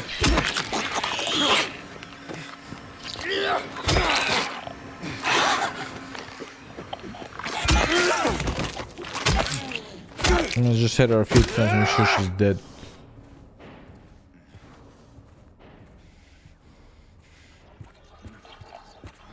Just really enjoy the unknown and sinking of the world, but once I see the monster or whatever that's supposed to be spoken, it loses a lot of the scare factor for me. Exactly. Oh my god, you get me.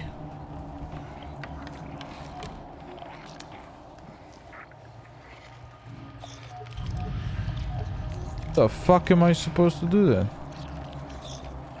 Money sky.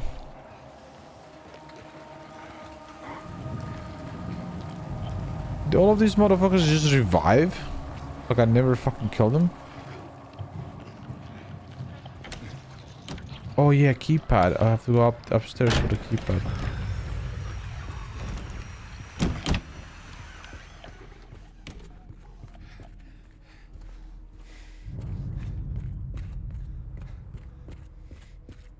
How do I go upstairs again?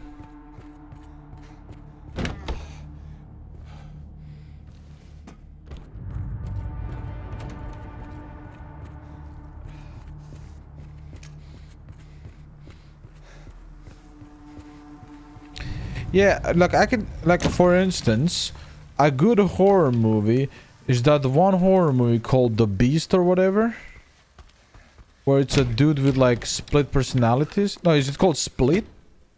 What is it called? Is it called The Beast or Split? Split. Looking for gore, dude.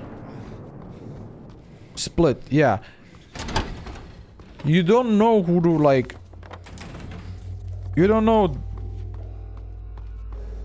what the monster or whatever it is until the end.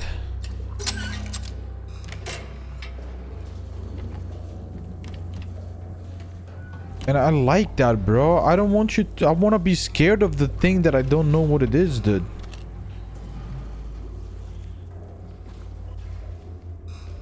You know what's a really good horror movie? Alien. Alien's a good one, dude. They feed me garbage and rotting meat, crawling with maggots, thick with sinew. They make me bite down, the juices red and yellow hit the back of my throat. I choke and I gag and I vomit till my throat is sore. An aching, throbbing tube of flesh. I push it all out, but I can still taste it. Alien's also good. Alien, I think, might have been the first horror I've ever watched in my life. Because my dad made me watch it. Well, not made me. Not made me watch it, but I watched it when I was a kid.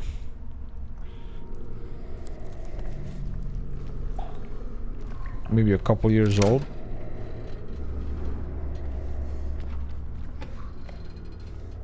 Ever since then, it's just been Alien for me, dude. That's like my standard.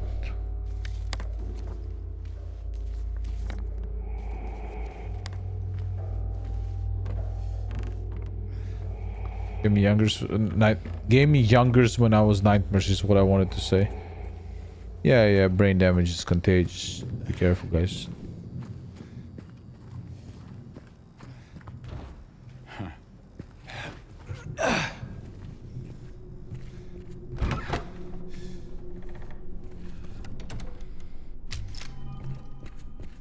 Is there some math here? I do like puzzles though.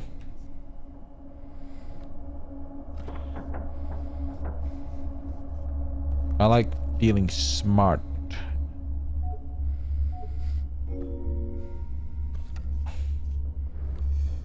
Even though I'm not.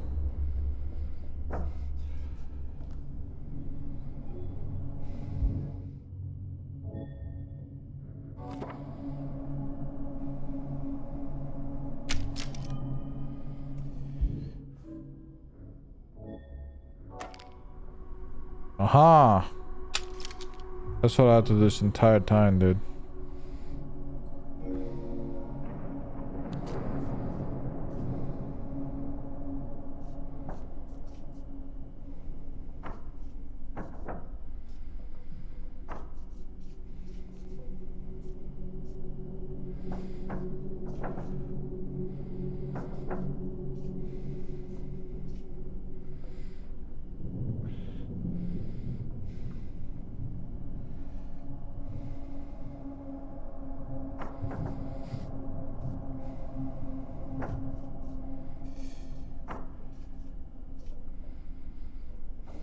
The fuck is going on here?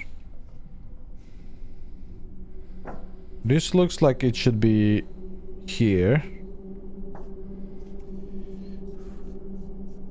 Hold up.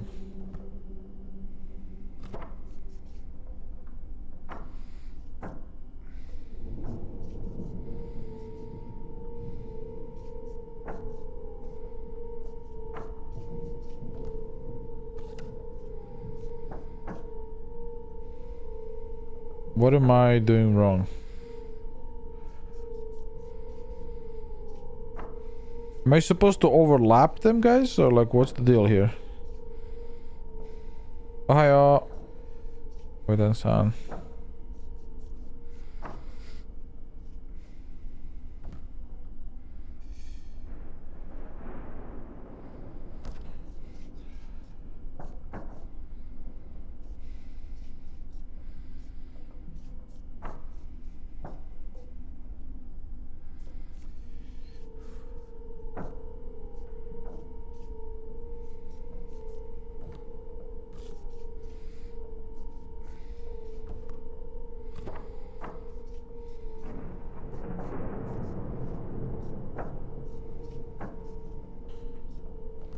Anyone got any clue what I'm doing here?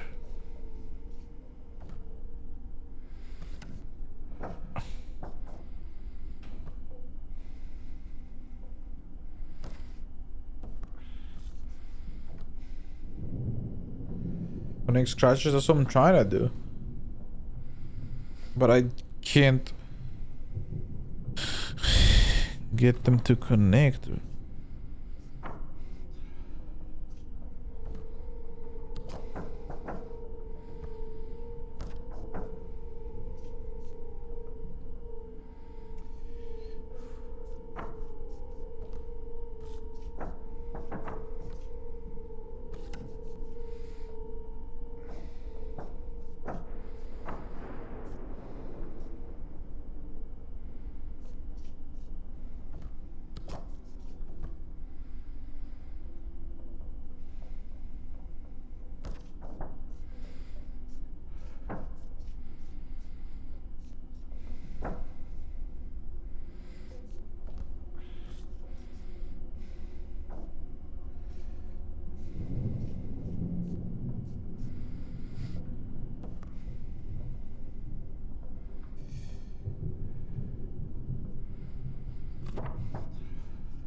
This kind of look like they form a scratchy picture here.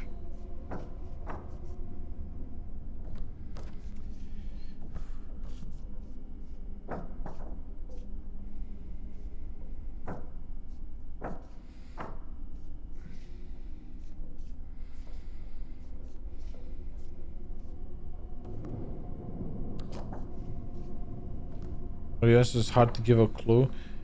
Please, please, Arrows. Please.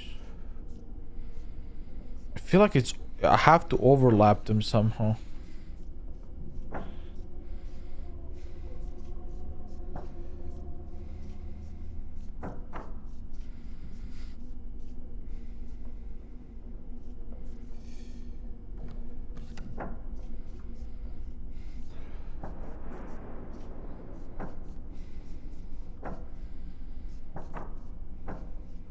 How the fuck am I supposed to overlap them?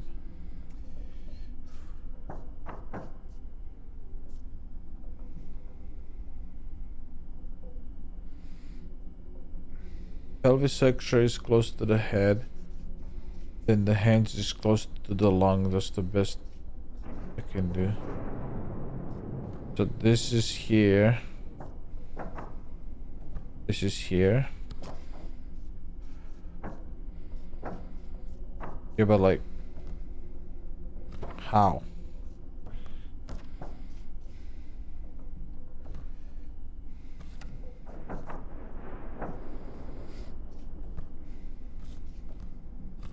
Can I overlap them or not? Try making a body with them.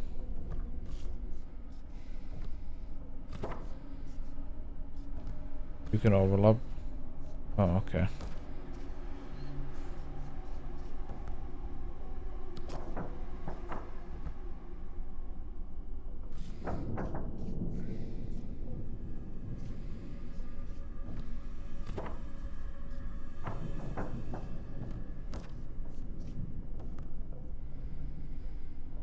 I know I got them correct.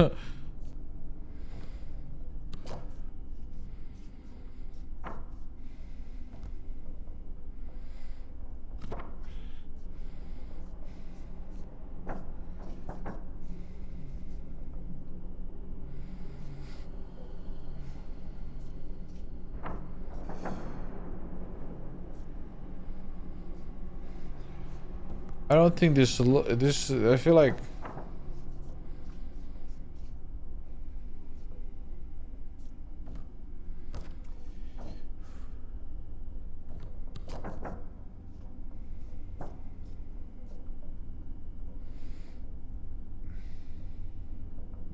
well up until it makes number.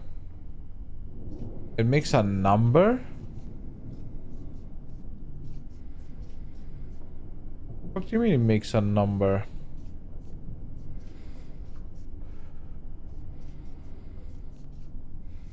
Makes numbers with scratches?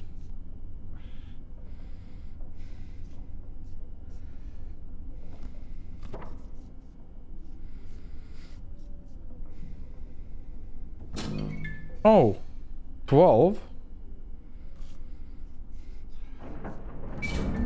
4, 37, and 12?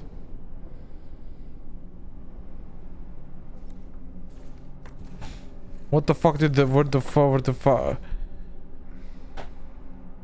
4, 37, 12. 4,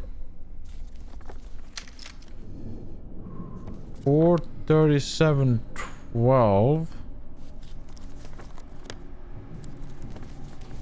Numbers for what? It's not for the keypad. I did that. Padlock I also did.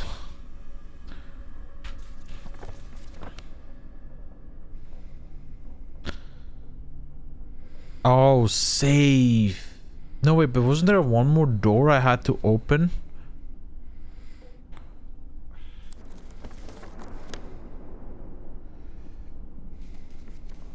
Oh, oh yeah, the D1 room. I'm dumb. Okay, I'm brain damaged.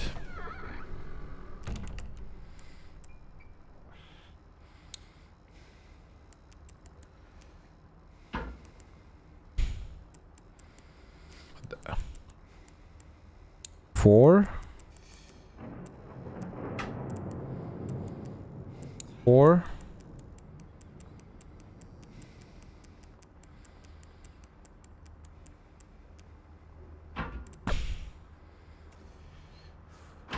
Oops. 4. That's 4.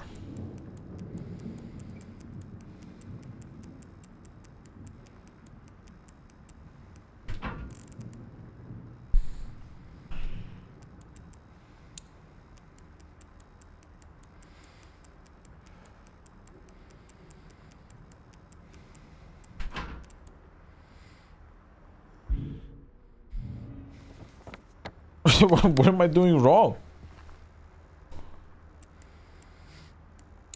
No matter which way I go, 37 is wrong.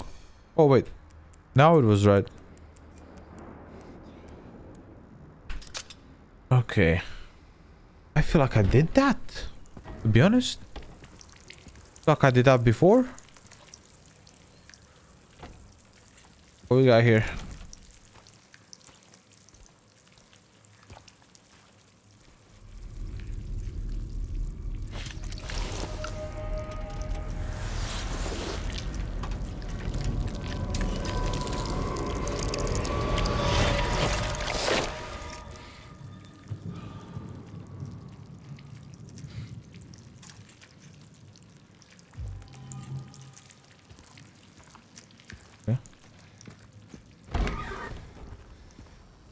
Yeah.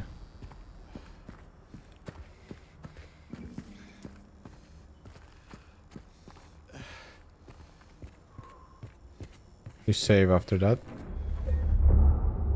Because I don't want to do that all over again if I die accidentally.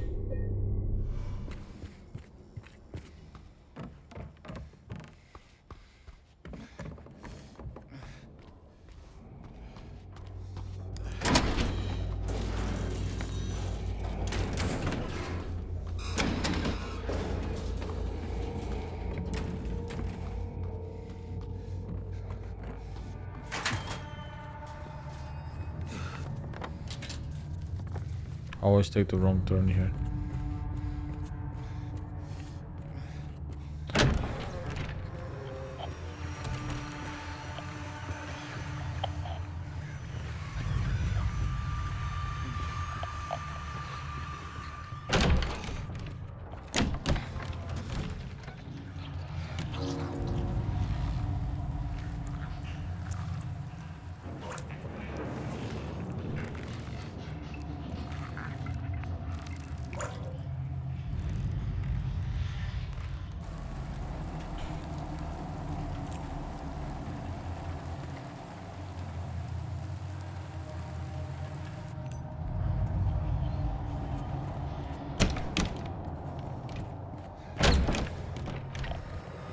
You better not stand up, I will shoot your ass.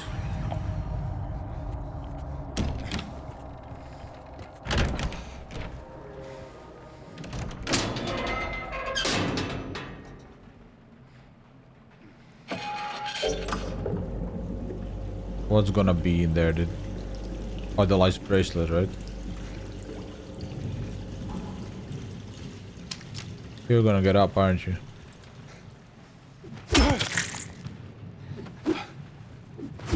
You're definitely getting up. After I pick it up, aren't you? Oh, you two. Oh, you guys are all getting up, aren't you?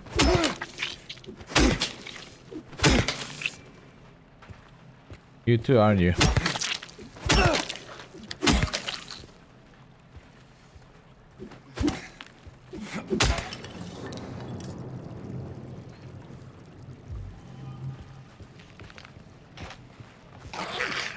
Aha. Something like that was gonna happen.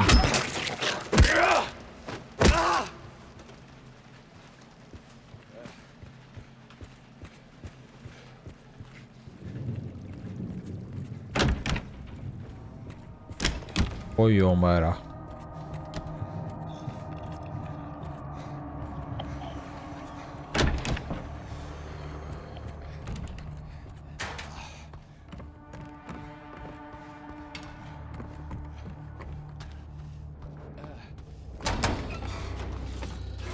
You're fine, man. Stop dying.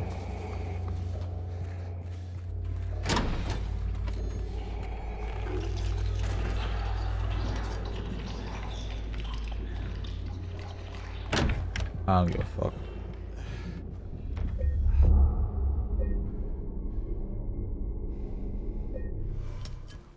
I am not fighting her for no reason.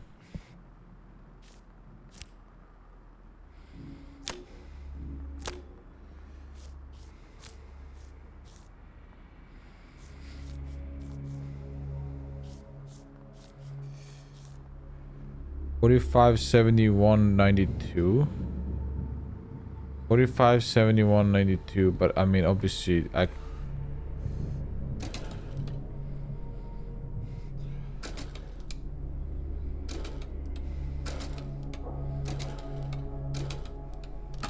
I'm missing something, right?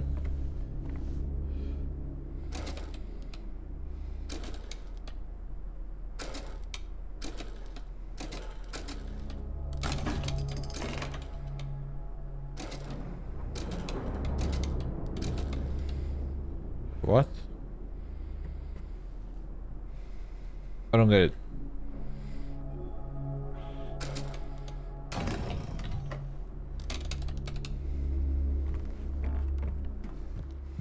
What?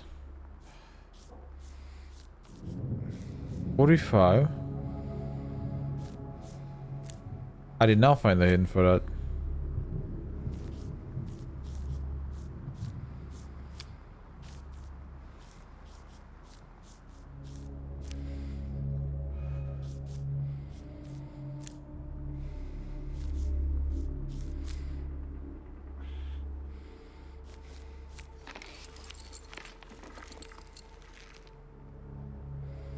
Well, that works. Director's storage room key.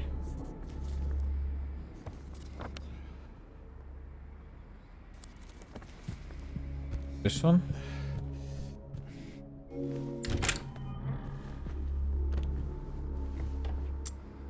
Uh-huh. This is the last thing. Oh, 1, 2, 3, 4, 5, 6, 7, 8.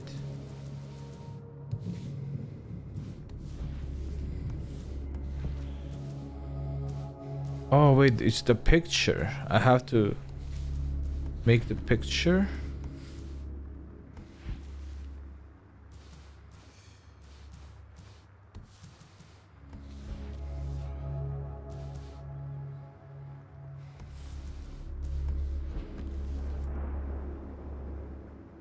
Something right here.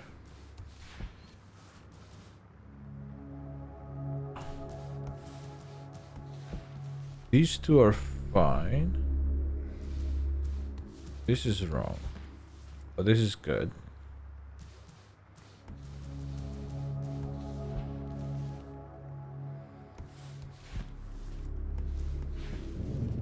There we go.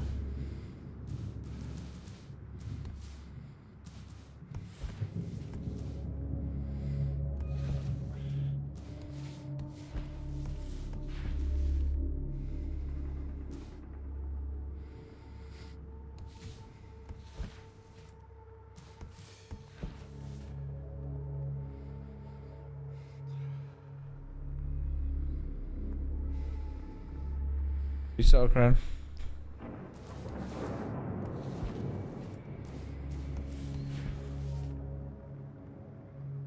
Something ain't right. Ah, okay.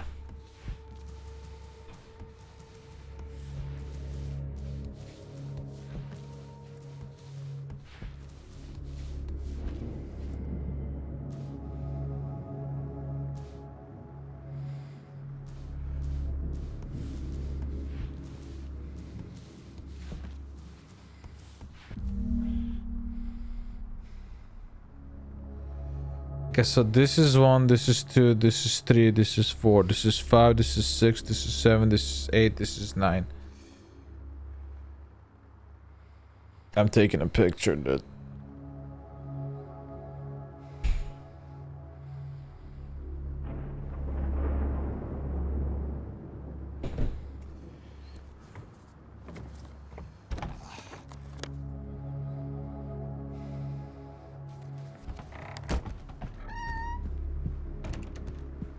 And it's 92, 45, 71.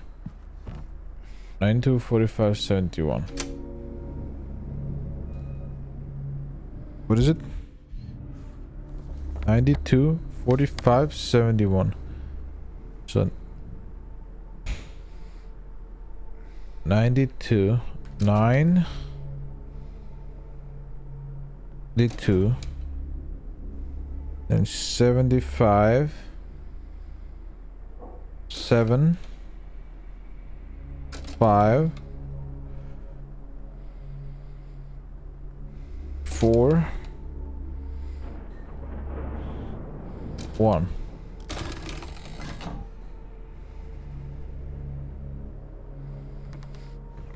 $92, 45, 71. I did it wrong, didn't I? 92, 45, 71. I have brain damage. So 9, 2, that's 45,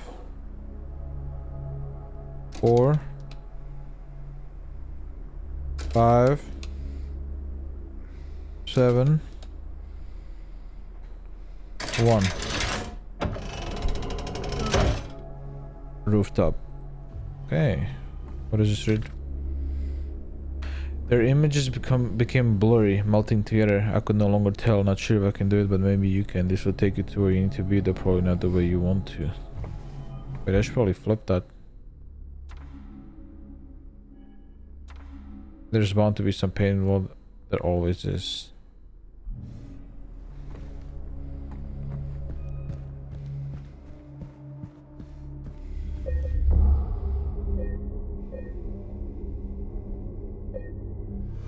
The fuck is wrong with this fucking place?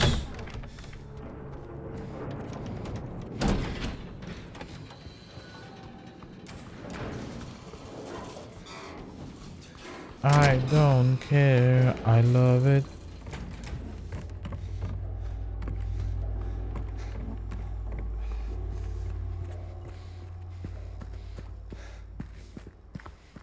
I'm playing puzzles on hard, by the way, chat.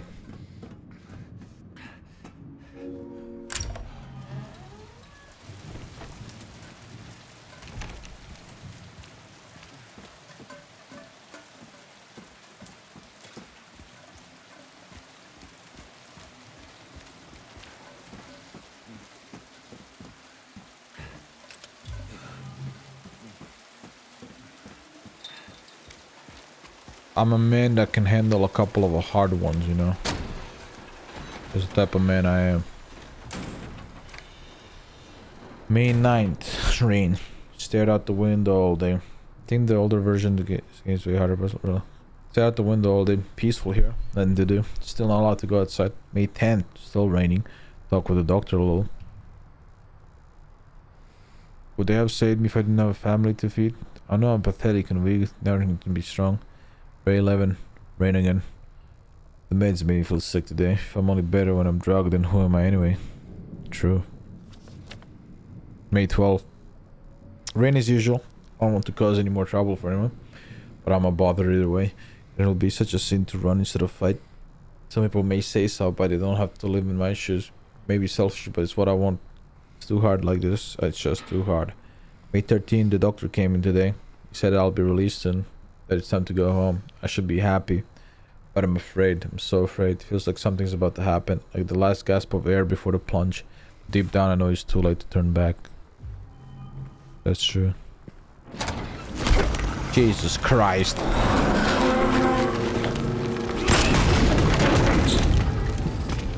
You see the patient?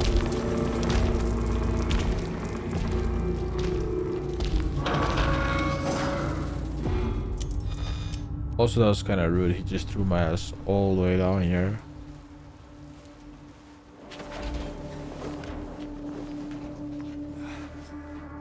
You don't just know how hard I work to get up here, dude.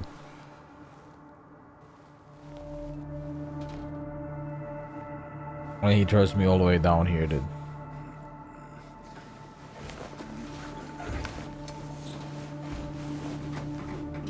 Does he not comprende how hard I work?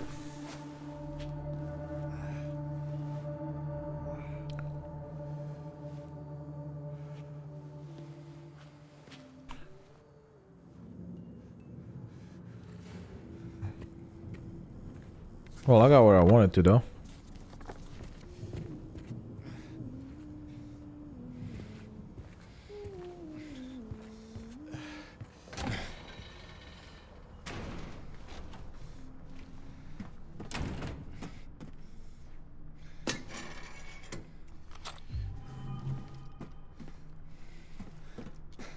Take a shower, bro. You stink.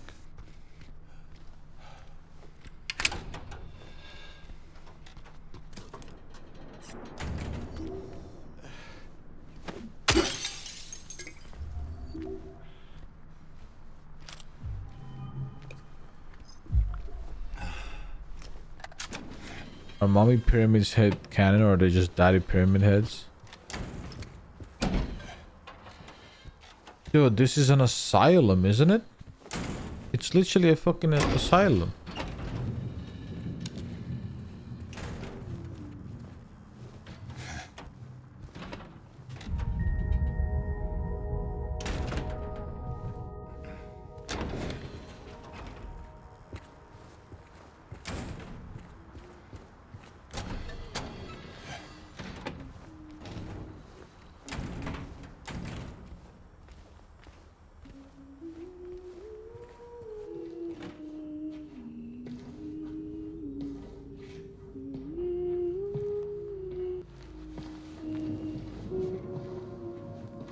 Laura? How do you know my name? Eddie told me.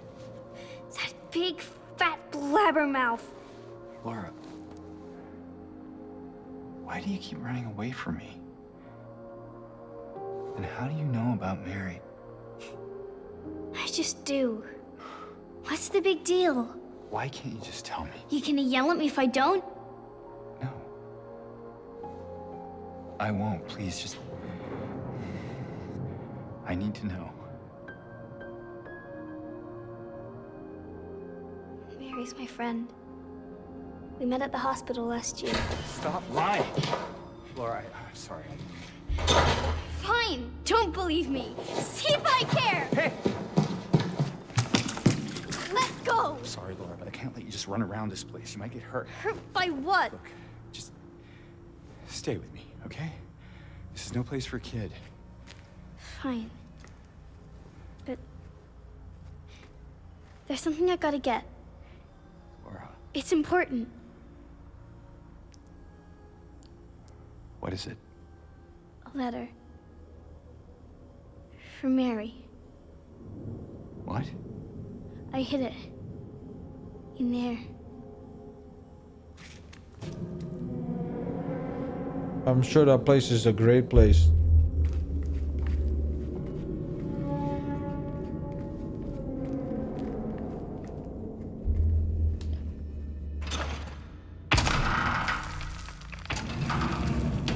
Look at how much ammo I have in this.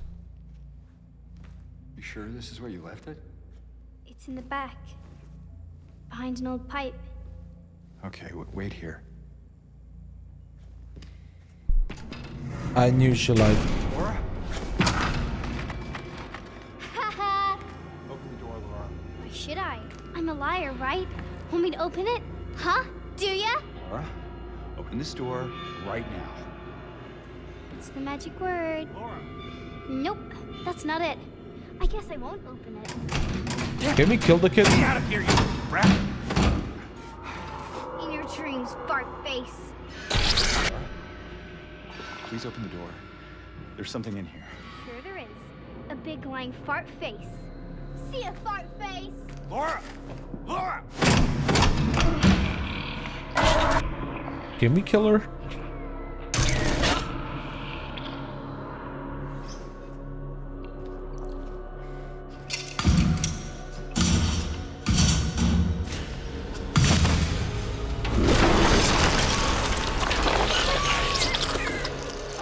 Okay, what the fuck am I dealing with?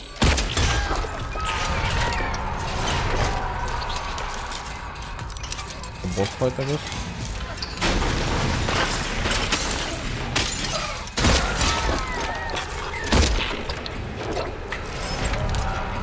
How am I supposed to... Am I just supposed to hit his hand over and over again?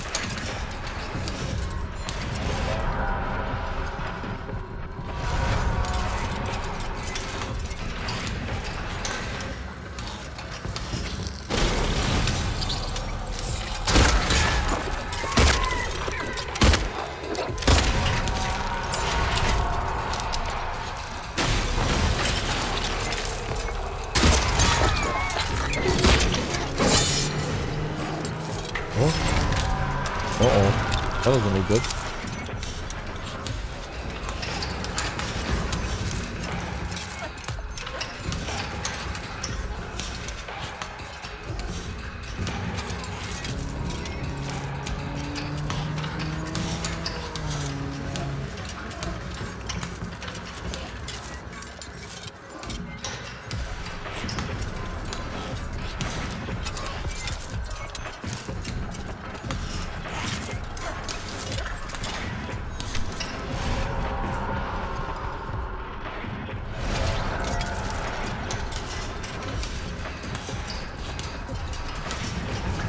What am I supposed to do here?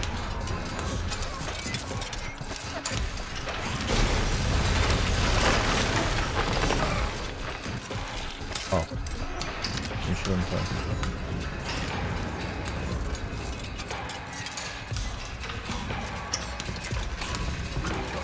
Did they give you a lot of meds?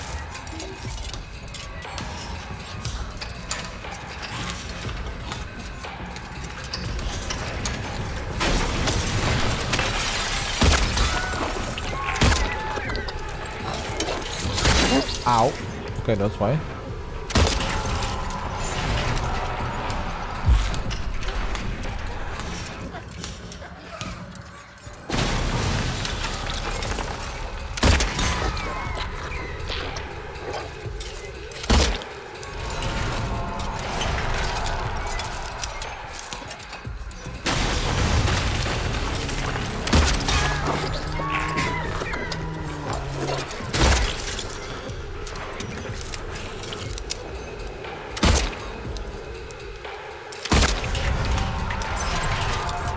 Am I even like doing the right thing? I don't get it.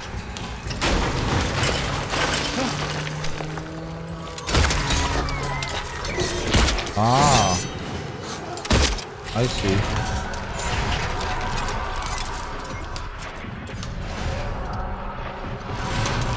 Page 3, baby. That's great.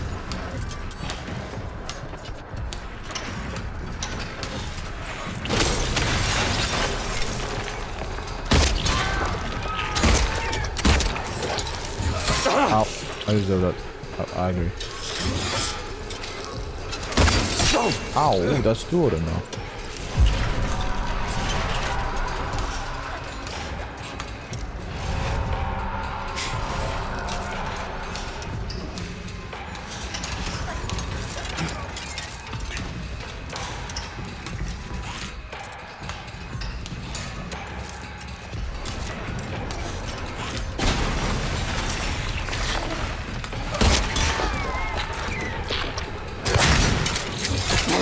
Ow.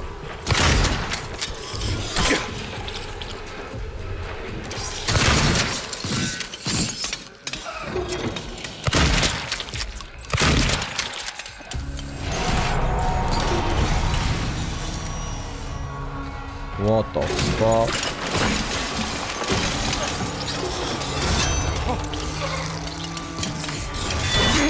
What is this, phase 4 or some shit?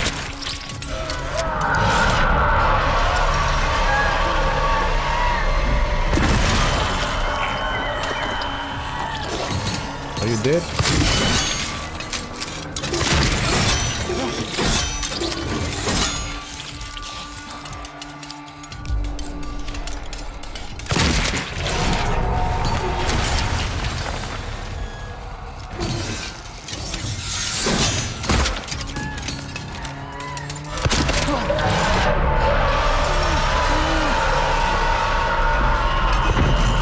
What? Where's my ammo, dude? What am I supposed to do now?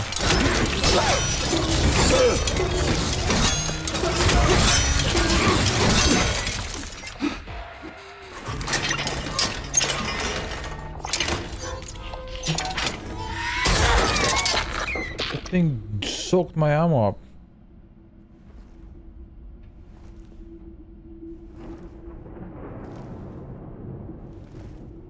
You make the boss look so easy. Is it hard?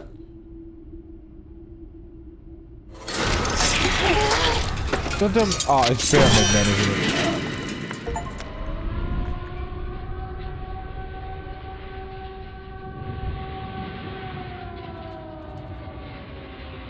I had a hard time with this. It's pretty obvious what you gotta do. You just shoot the hand. It starts fucking him up. You shoot the leg. Oh.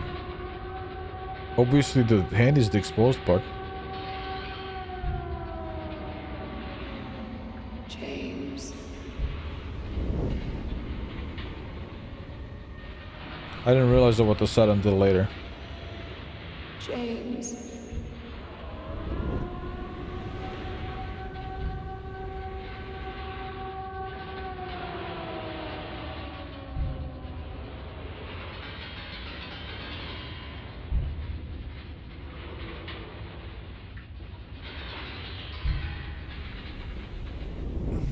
Do people like Silent Hill 1 or 2 more? Or 3? Wait, my clothes are different?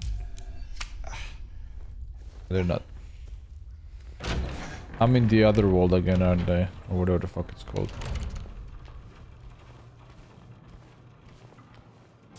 Trees more scary. Oh. Patient number 314 is in to the and she's hyper focused. It can be fixed and it should stop at nothing. No turning back now. Ah, okay. No turning back now, guys.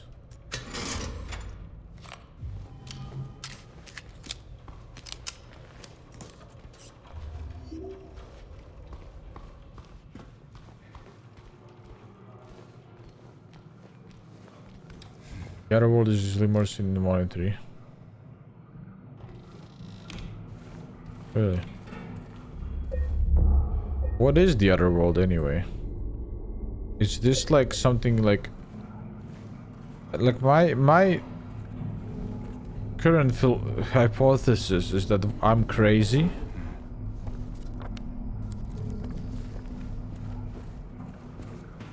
These are just hallucinations?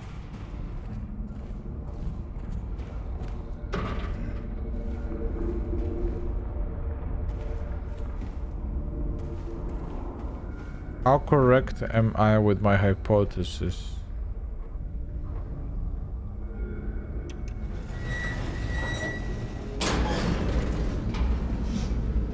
The reason I think I'm crazy is because these are more... These rooms and shit in the other world are all just copies of the rooms I was already in. But they're just like fucked up copies. How long are you in the game? Probably not that long.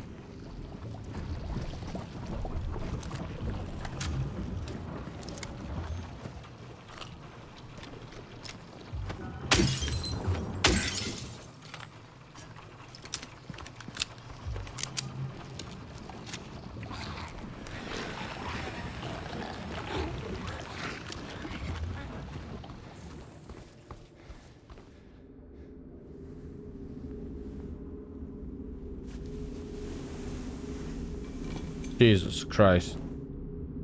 Looks like a bomb, dude. There's a key, there's a padlock, and there's another thing, dude. I'm in the midsection. Okay, so I'm halfway through, I guess. Kinda.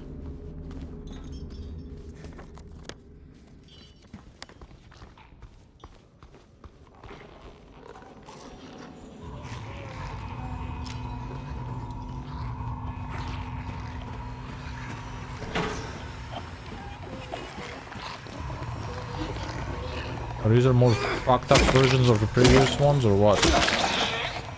They have knives. Sick.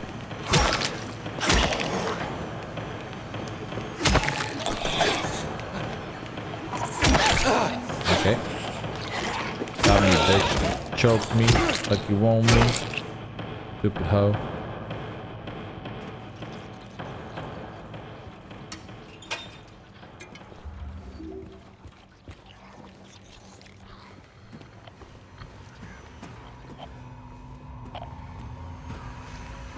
Nurses in your area. It's this thing. I like this thing.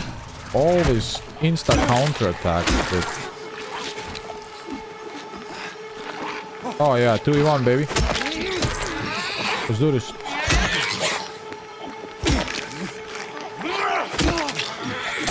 Ah, wrong dodge.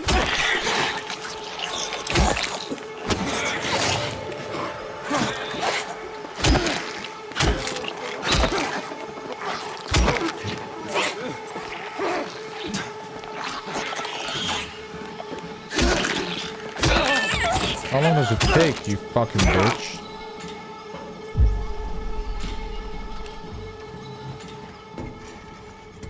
And they really want me to shoot this place up, huh? With all this ammo.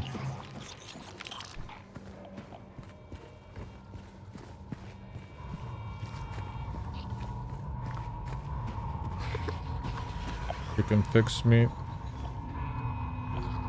Sorry to disappoint you, man, but she probably can't fix shit, man.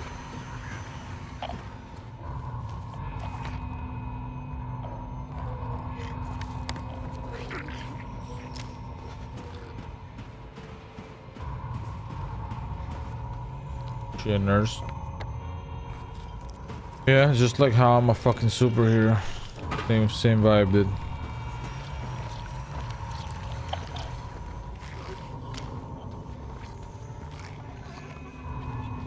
$59, guys. This is it. Our last hour.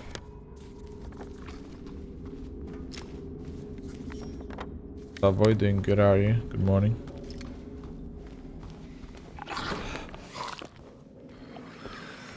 go through there.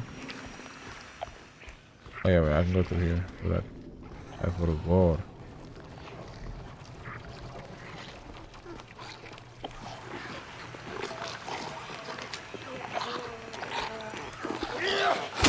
Knife, bitch. Holy shit.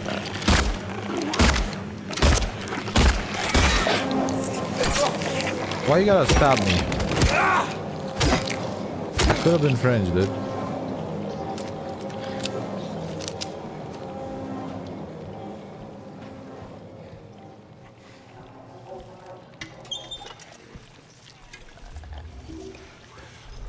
Crazy toilet, dude.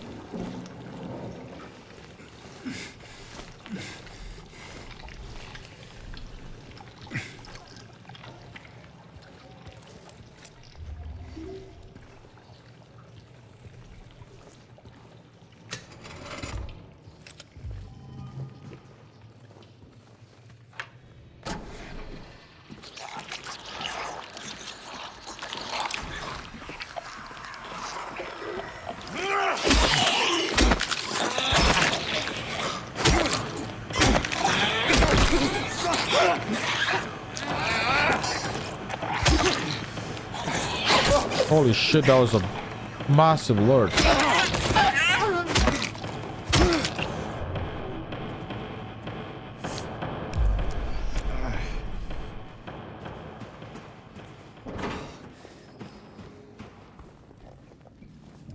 What the fuck?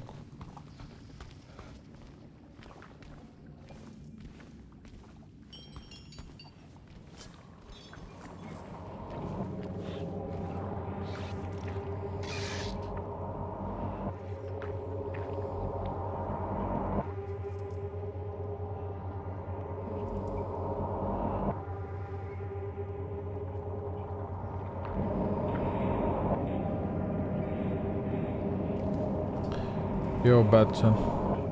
Yo.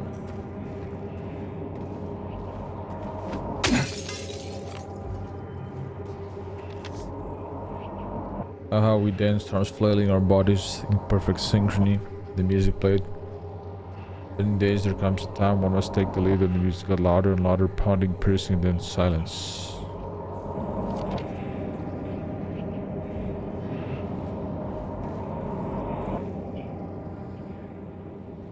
Holy shit, there's chains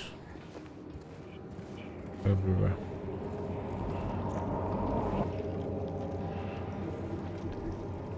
I think he's gonna move, isn't it?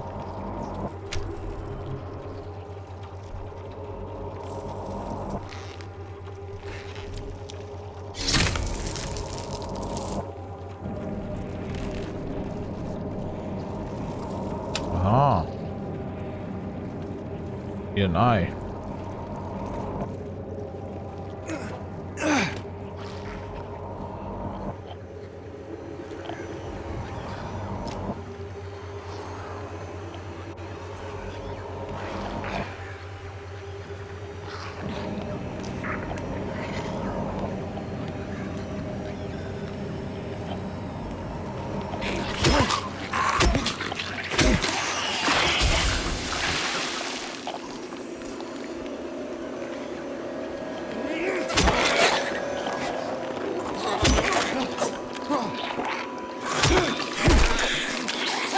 Crazy bitch.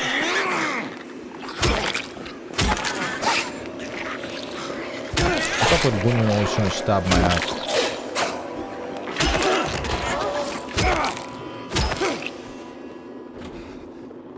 Doesn't make any sense.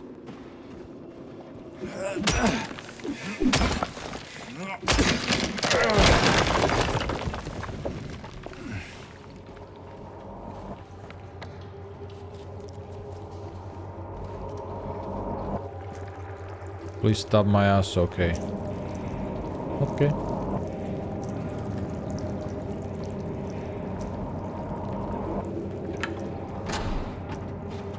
I'll go down there after. Oh, look at you, huh? Aren't you nice? Stupid little shit.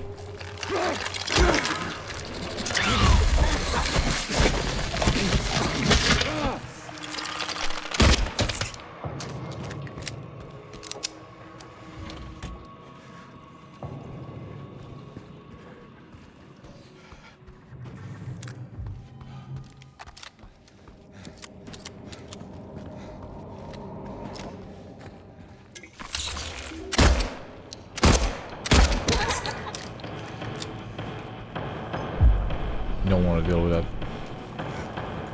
So far, no?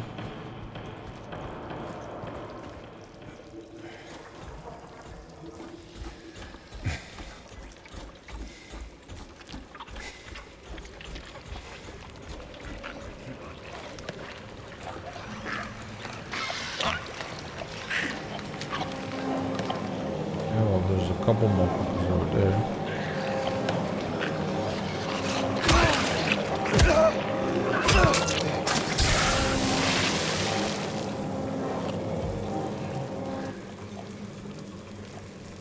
Finishing timer. I think we might. I think it might finally be kaput.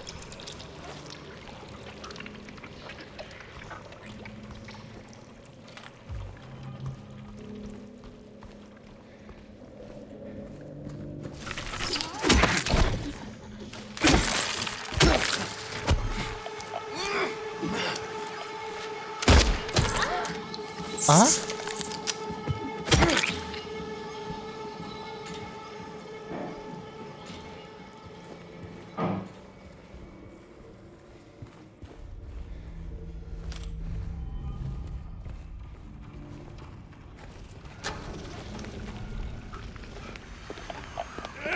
This bitch came out the bathroom or what?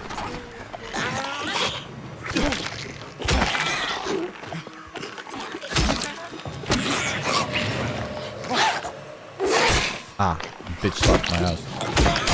Bitch slapped my ass again, bitch. Fuck you. Unkillable bitch, man. I'm dodging, dude. I'm literally dodging, you stupid bitch. Whatever, I'll use a syringe.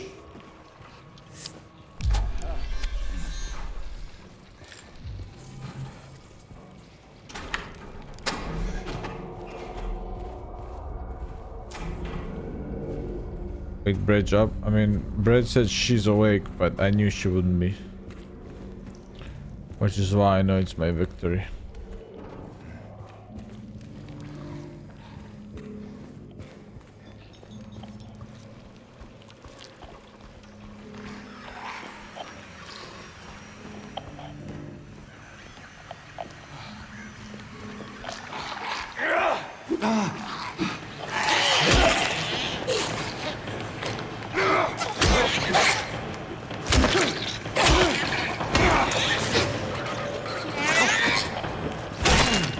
Fuck, I keep doing the same mistake because I'm tired. Ah.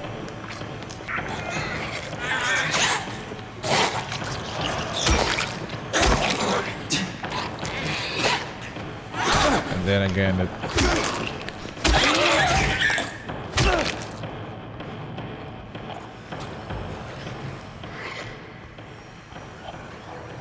Ah, dude. Just fucking shoot the bitch. We got ammo.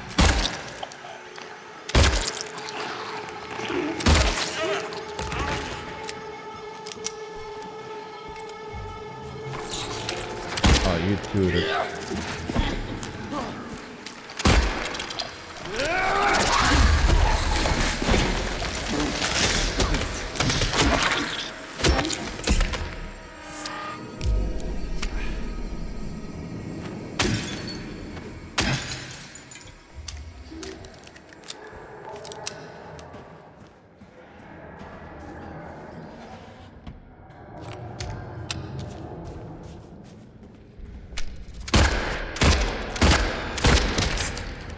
Give a fuck no more, bro. These things are annoying as fuck.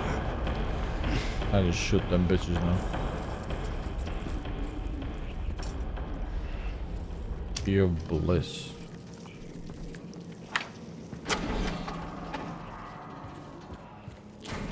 Key of Bliss? I guess I go up now.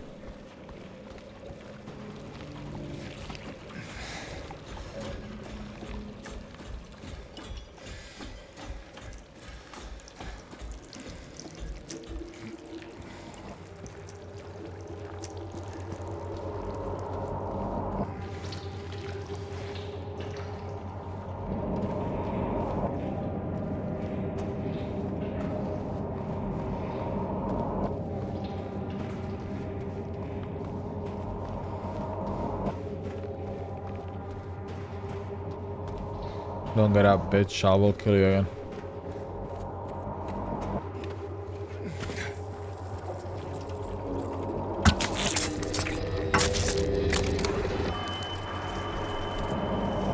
Key.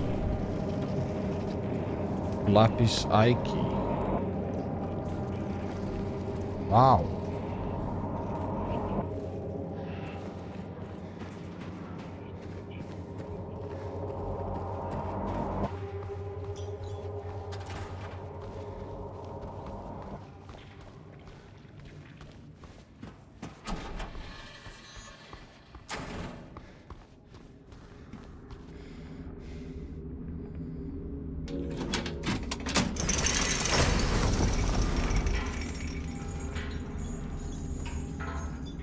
Okay. Now what? Here? Or here?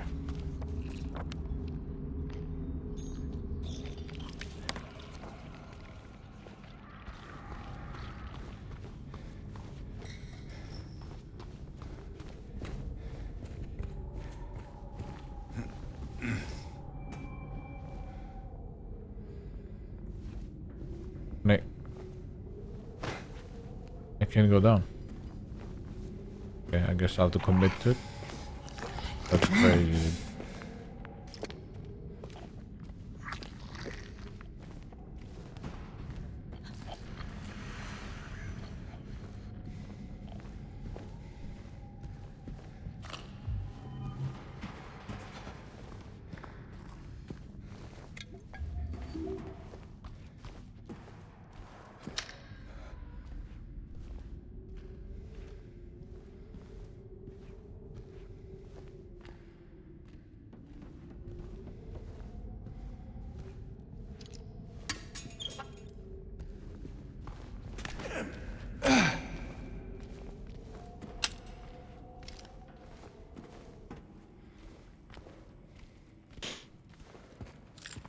I feel good about this room. Yeah. No. Me neither. To be honest. That one was kind of creepy. They kind of did a good job on that one.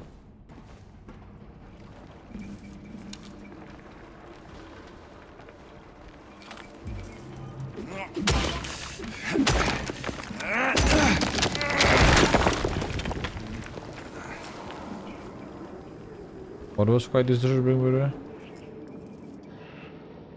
6 pills.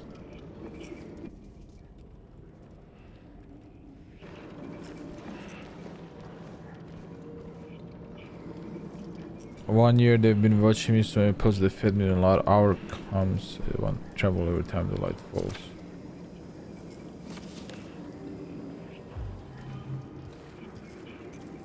Watch it go dark.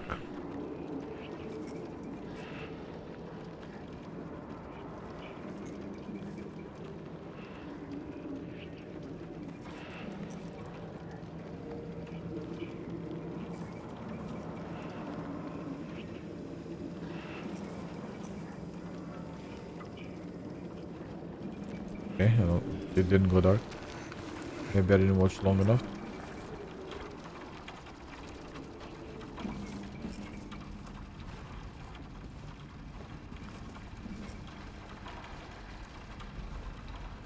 Clearing corners. I'm not fucking around, dude. I'm clearing corners.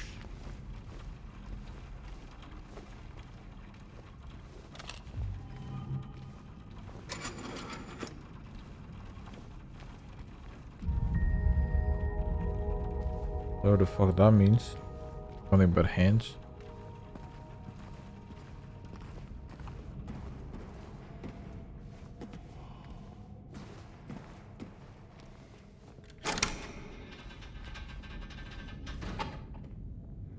That's where it came from.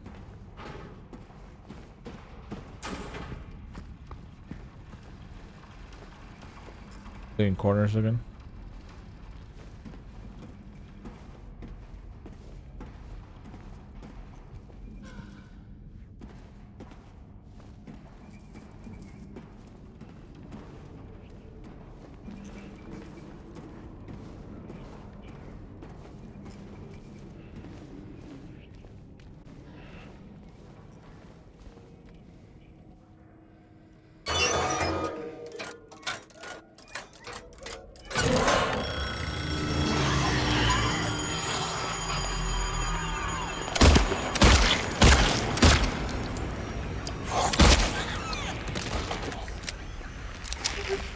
Oh, okay.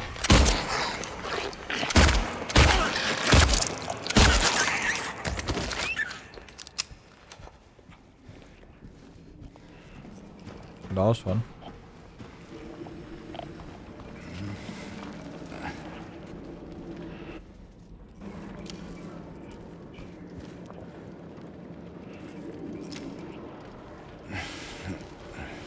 Does that actually do anything for me, or?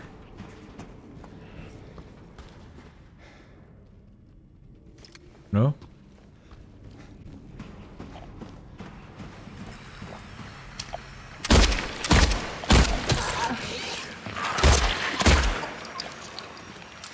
Yeah, I'm murdering.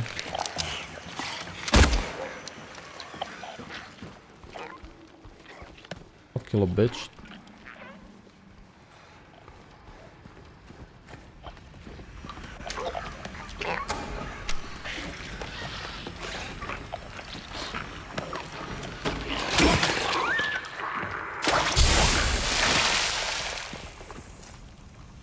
Did I get anything from that chat? Why did I go all the way here?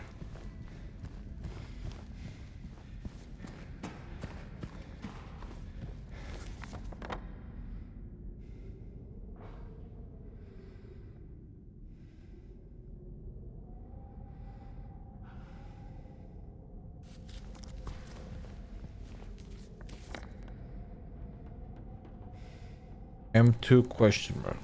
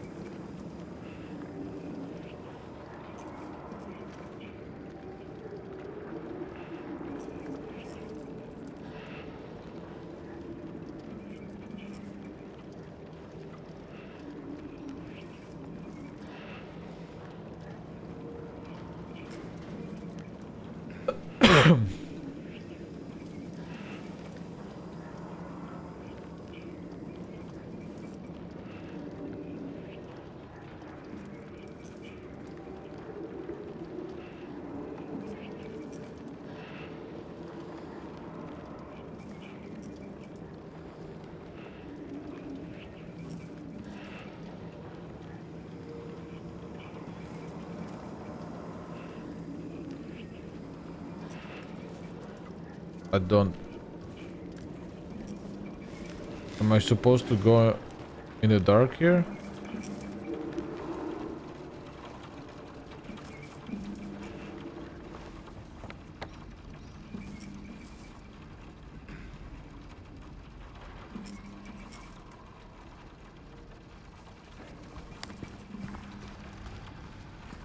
Shoot the lights.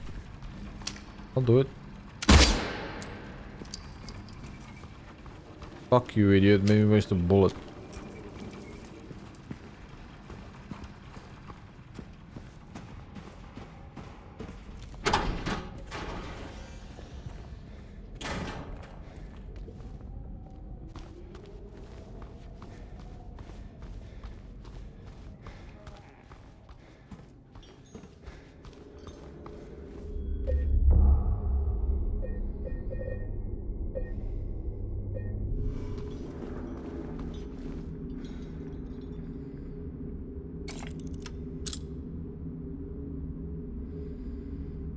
Did I learn anything?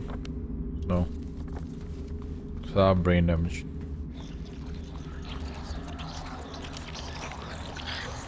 Can't move that yet. Can't go to there.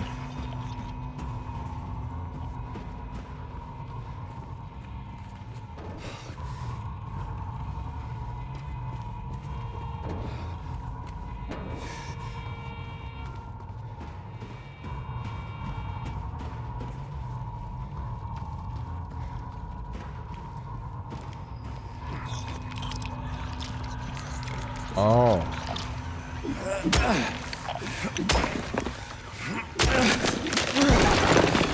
This helps.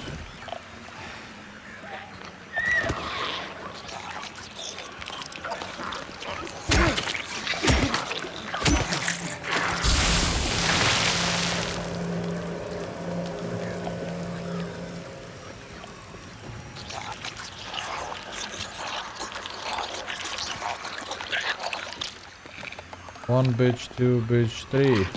How many bitch can I see?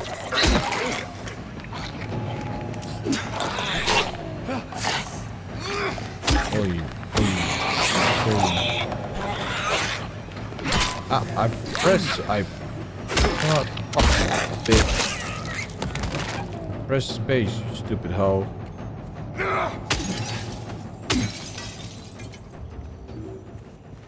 Pressed it, I pressed it.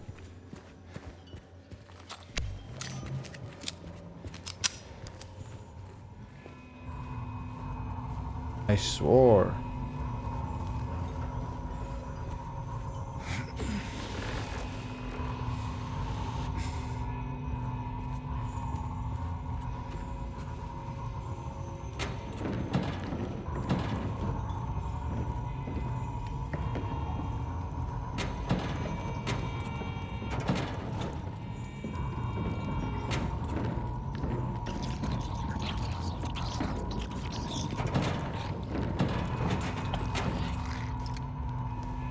Ah.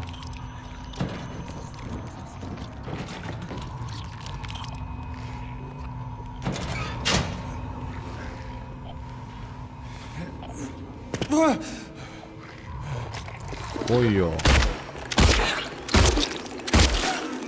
I won't deal with you.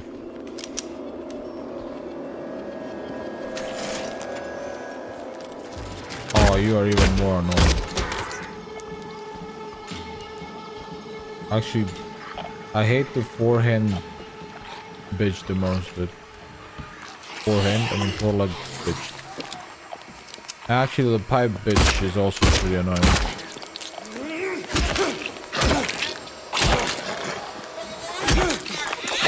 Yeah. I'm gonna just fucking die. How many bullets does she take? Like, she takes so many bullets, dude.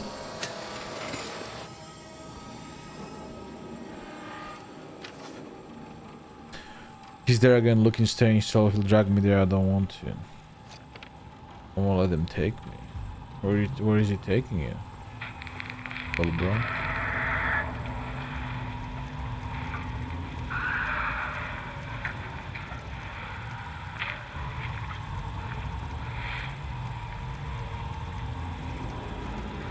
Type shit.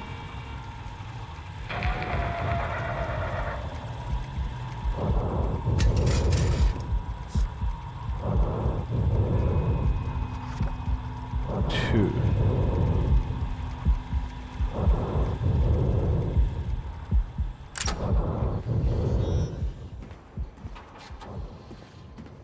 Well, those sound interesting.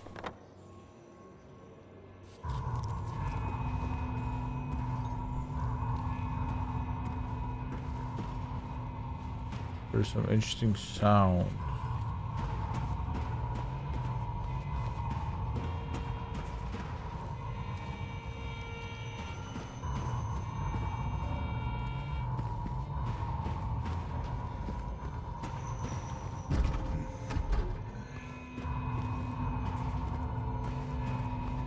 What did I learn?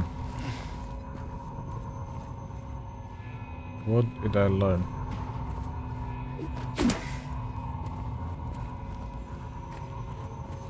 Why am I lost?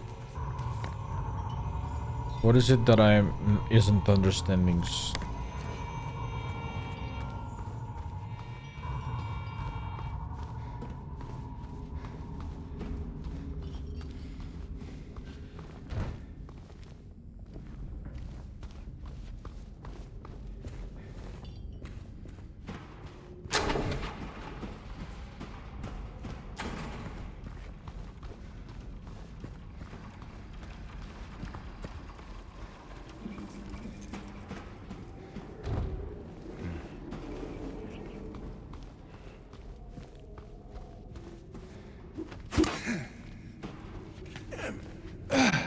What am I not getting here?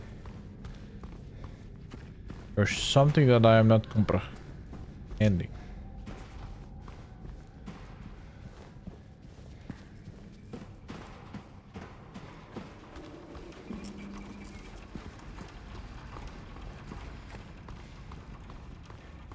What is it that I don't comprehend?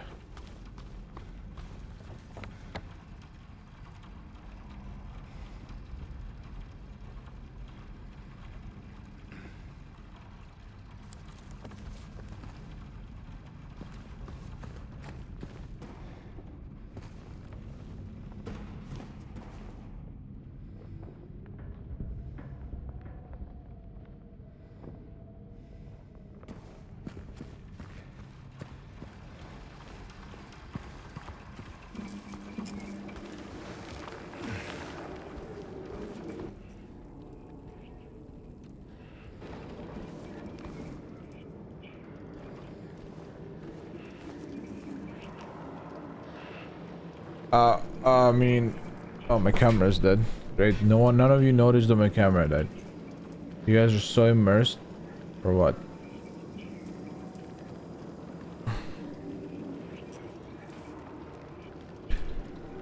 I don't understand, bro. What the fuck am I not getting here?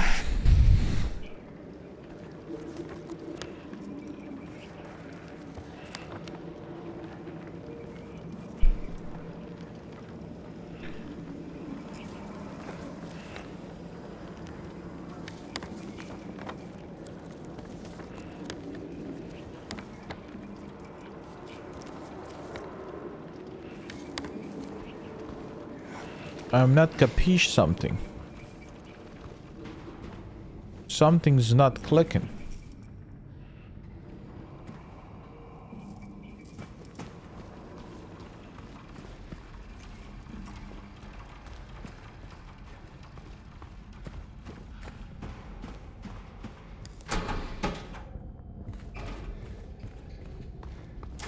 All I know is that I am not getting something. Every time it goes to dark, maybe? Yeah, but isn't that like, it's an infinite loop? What is it, Morse code?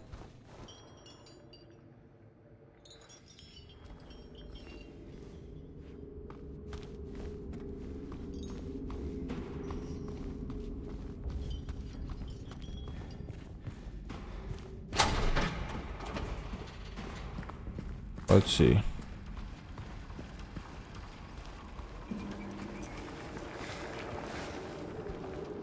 What should go dark? 1, 2.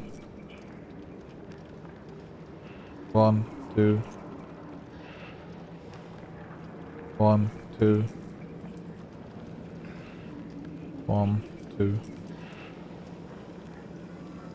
1, 2. 1, 2. 1, 2. Yeah, I mean, it's just 2. But that has to do with the clock, isn't it? Because you put the clock on 2. And then something happens. And then these bitches start running at you.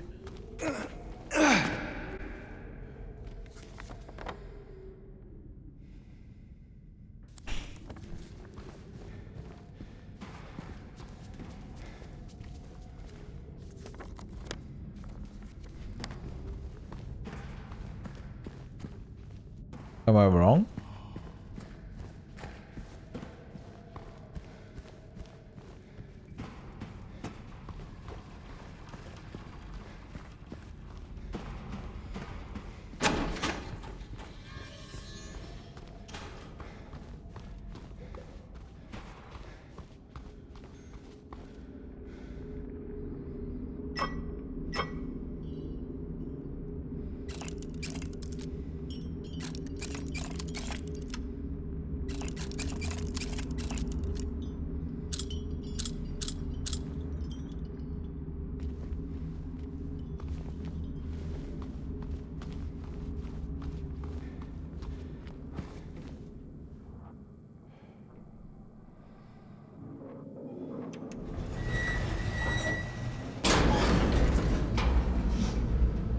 I don't know.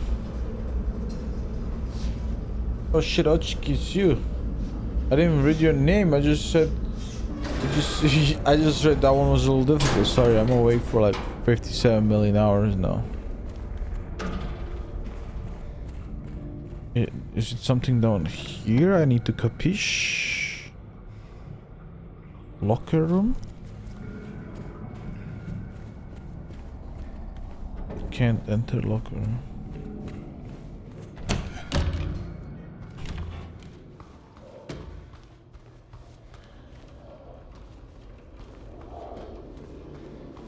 What is it that I am not comprehending? Okay, it's probably not on this floor.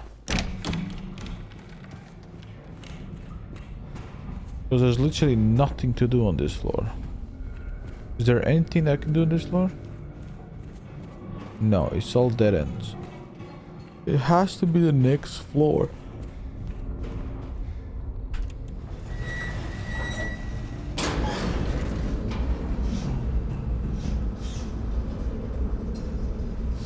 There's something that I'm missing that's not clicking in my head right now.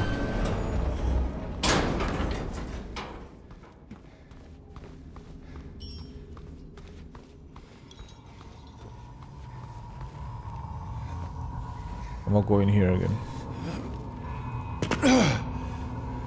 This thing has a chain as well, so...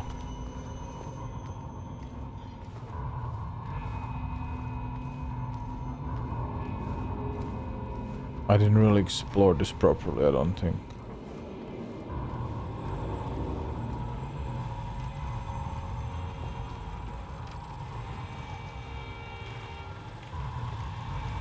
Oh, wait, bro. I'm actually brain dead.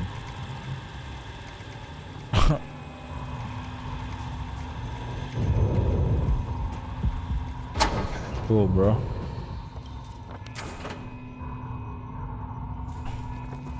I actually have brain damage.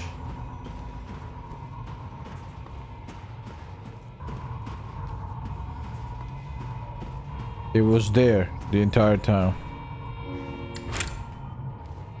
I'm fucking outsmarting myself, dude. What's little bro yapping about? Take it.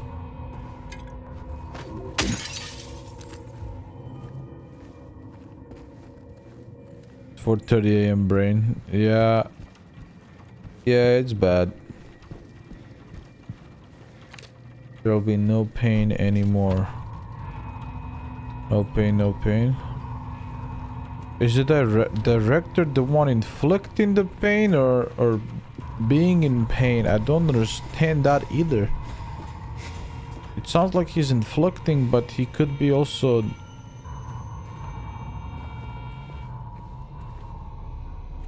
I don't fucking know, dude. Ah, yeah, here comes another boss fight. I found 0050 in the EST room again this time. I checked, he was not appointed for the treatment. How is it possible he got there all by himself? And how would he know how to turn the thing on? Someone is going to answer for this. So close, it will happen. Has to. I don't know what the fuck is happening, but I'm pressing buttons. Ah, okay. I'll have to electrocute myself. You gotta turn that shit on, dude. But first, we check every single fucking corner, okay?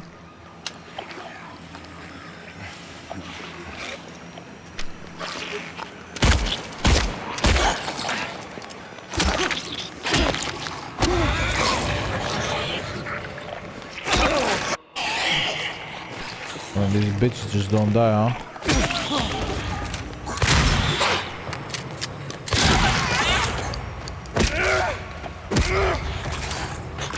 Oh, you're back.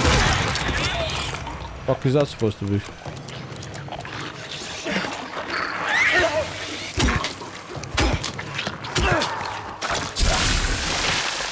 Cool.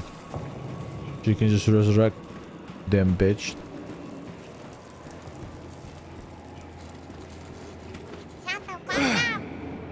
Zed Lee, continuing gift sub from Maz. Appreciate it, thank you so much. And fuck you for adding a minute and a half.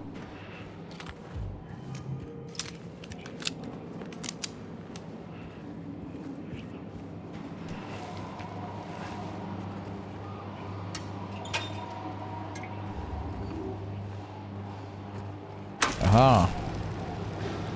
How fucking Benry at just working generator. Sick.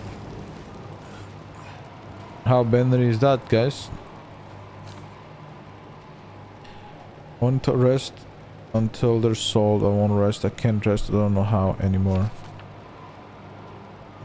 I don't understand who the fuck is this person. And why are we in their fucking nightmare right now?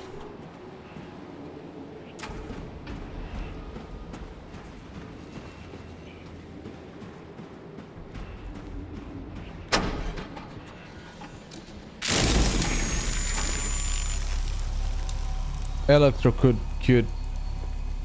9659 9659 dude. 9659 dude. I got this. I can remember numbers. No, 9659. That's the number of the right chain. It's 9659, guys. You guys wouldn't know, but I do.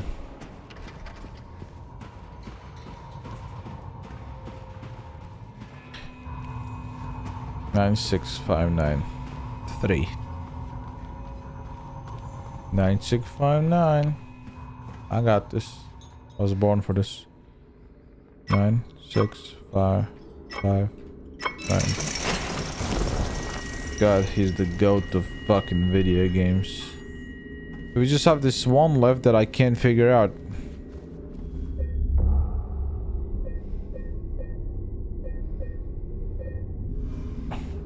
All good, guys. I'm a god gamer. Watch me do this.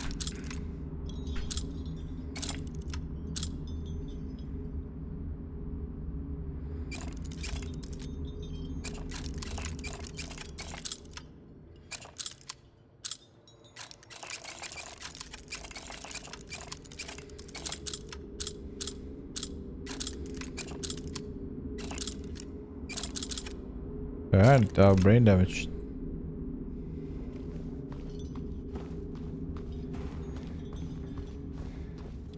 What is it that I don't capish? It's clearly in the corner of this room.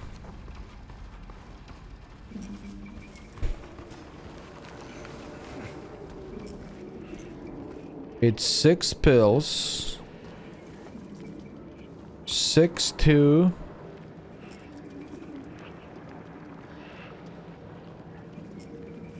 6 2 2 6 2 2 2.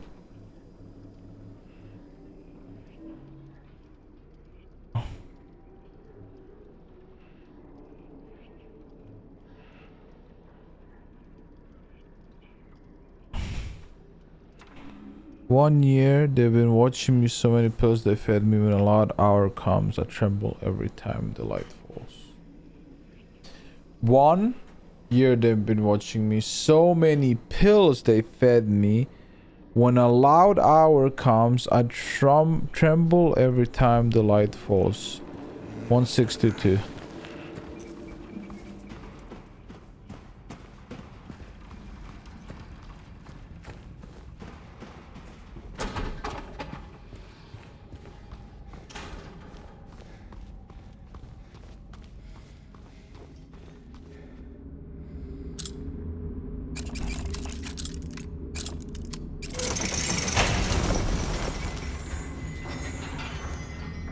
Not even hard.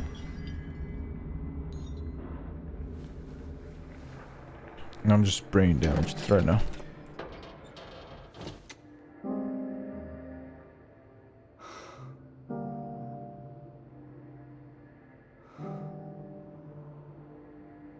There's nothing in here.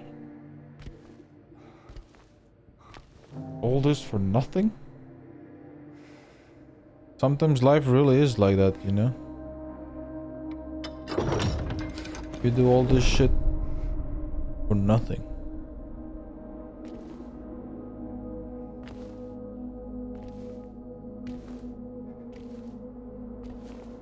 You try your hardest and there's no result, you know? Sometimes you try so hard and you get so far, but in the end it doesn't even matter.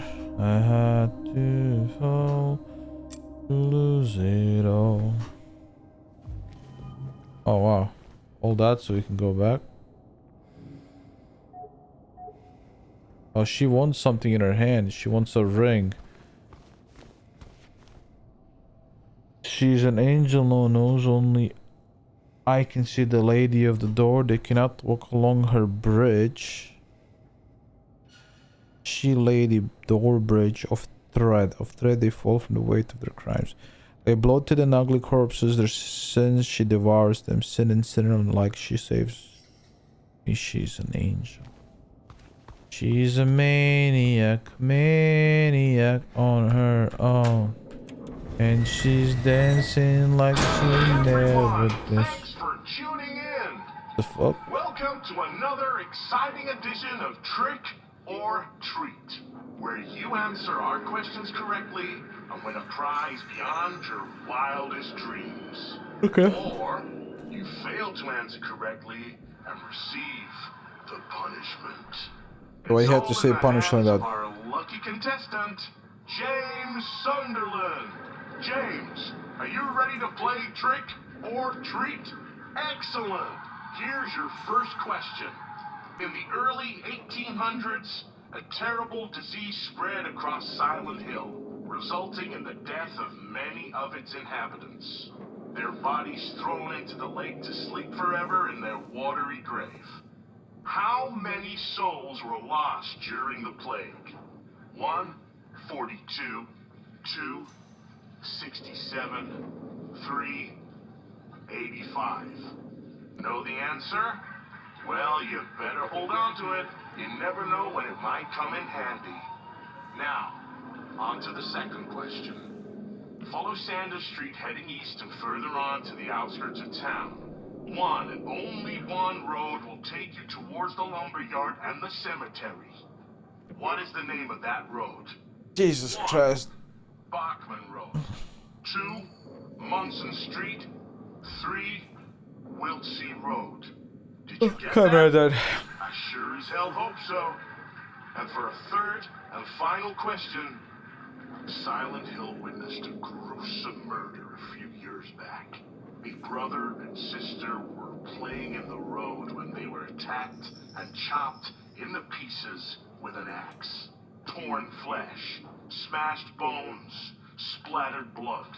What a terrible tragedy. What a gruesome end to such innocent lives. So gruesome. One of the victims was a local boy named Billy Locay. But what was the name of the other victim? Billy's sister.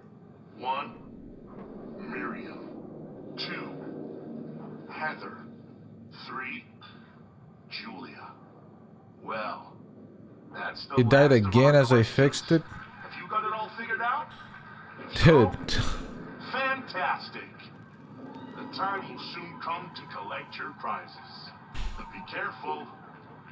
If you're wrong, well, looks like that's all the time we have for today, folks. Thanks for tuning in. See you somewhere, sometime, in sickness or in health. Bye-bye. What the hell was that? I feel like I was supposed to pay attention. I didn't.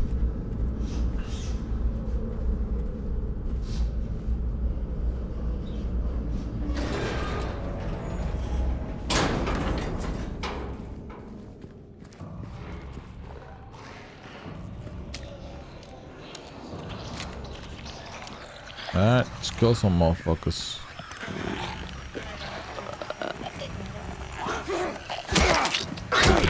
Bitch, you die. She's pissed. Oh, I'm pissed.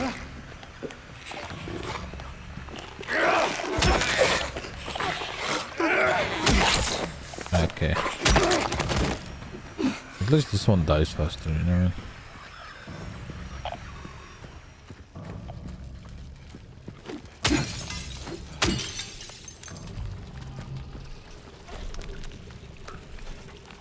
Where's this shit coming from?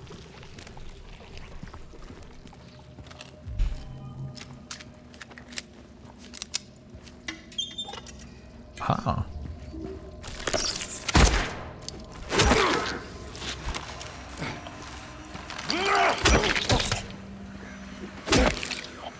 Stupid bitch scared the shit out of me, man.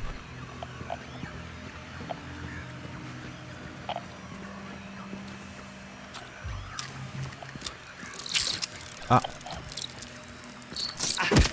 Fucking cockroach.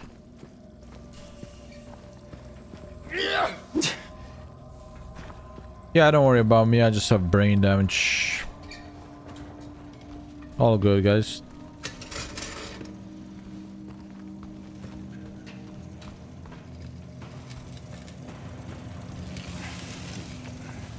Oh, 30 minutes later, then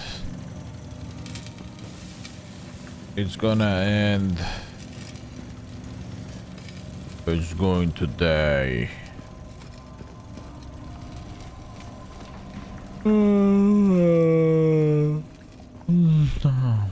I see you, you little stupid bitch.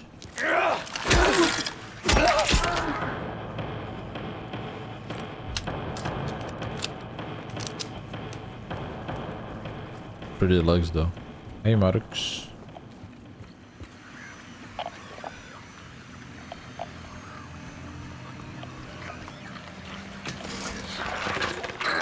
Ah, bro, I wasn't looking.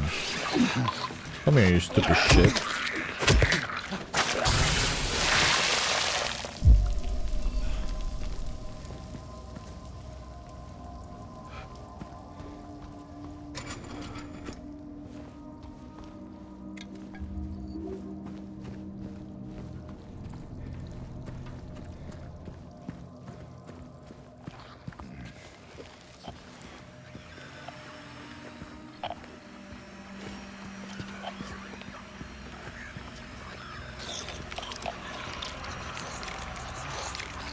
What's up, woman?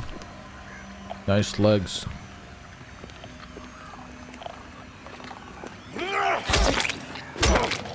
Guys, I just remembered today Fanta asked me, sorry, Shanks, if you will,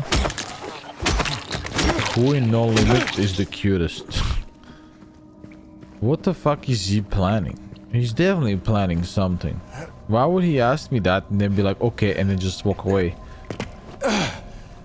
There's something he's gonna do.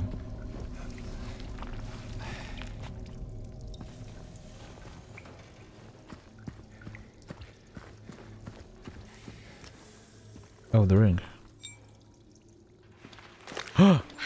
James. Why are you here? Oh. Maria, I thought... Sorry. Anyway, I'm glad you're alive. Anyway? What do you mean, anyway? I was almost killed back there. I have never been so scared in my whole life. All you care about is that dead wife of yours. Was he supposed to care about you or what? You couldn't care less about me, could you? No, I just... Then stay with me. Don't leave me alone again. You're the one that took a nap. Take care of me. Fucking Minhera.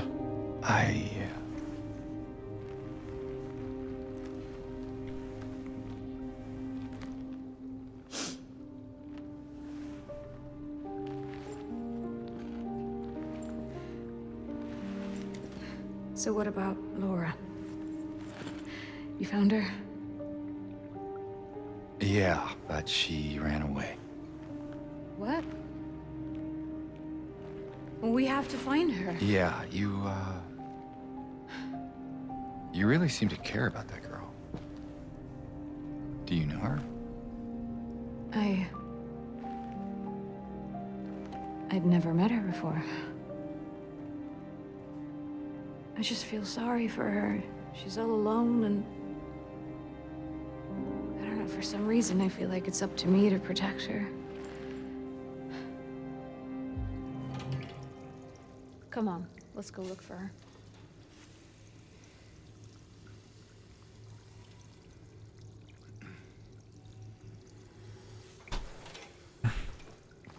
I still don't like this woman. Simply put. She shows up out of nowhere. She's a Mevaku. She's trying to get fucked when all I want to do is find my fucking wife. And she's trying to be a fucking homewrecker even though my wife's dead. Doesn't matter. Alright, she's still being a homewrecker.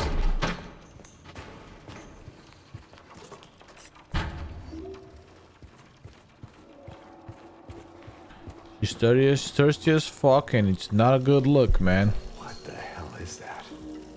Well, what do you know? Strolling away.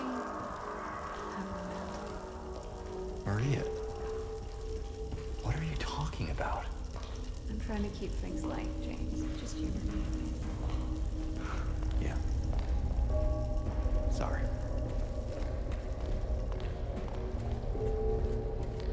A picture. They mustn't know. Number 13.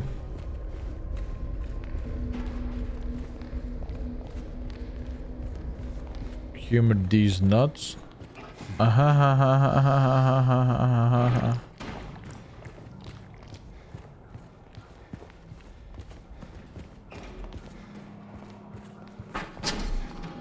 Where the fuck I am? Is that what I think it is? There's a coffin, a freezer. 7 minutes, guys. Is kaput. Having trouble there? Yeah. You wanna give me a hand, You bitch? could give me a hand? You said it Me? nicely. You're supposed to be the big man around here. How's a little girl like me supposed to help? Fine. She's literally taller than him. Oh, God. Shut the fuck up. Opa Nissan 5 gifted. Thank you so much. Appreciate you, man. Now we're back to 14 minutes. Not very cute, is it? Here. Thank you, Opa Nissan. Thanks.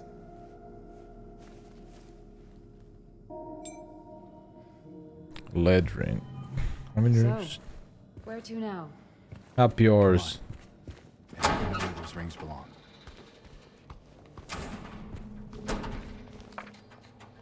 The patients will become the diagnosis schedule for them when they'll make recoveries. Maybe it's always for the entire person, especially when their symptoms will become receding with the effective treatment. As they'll make recovery, as my aim is always for the entire personnel, especially when their symptoms will become receding with effective treatment. Is that even English? What I'm reading?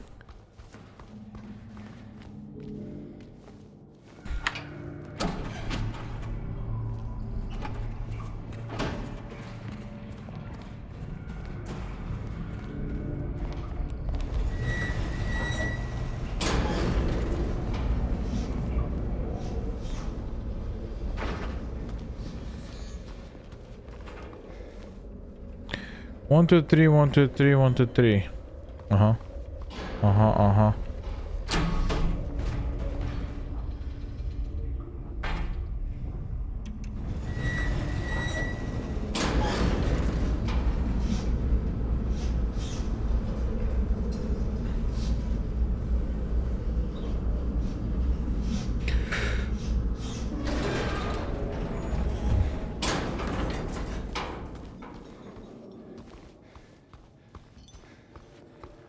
What is that?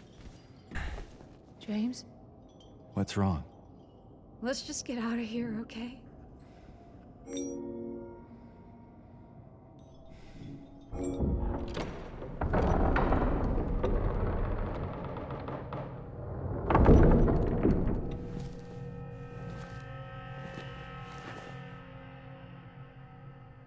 What's wrong? I thought you wanted to get out of here. I know. It's just... something doesn't feel right. Come on. It's gonna be fine.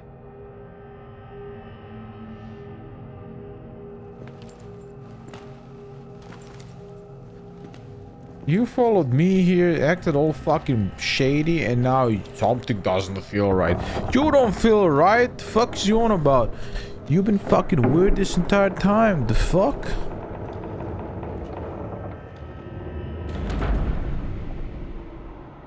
Just... Oh, we go down? It is done. Sick no more. Oh.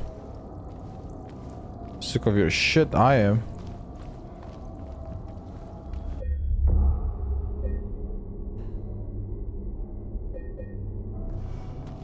Want to hold hands. That's what it was.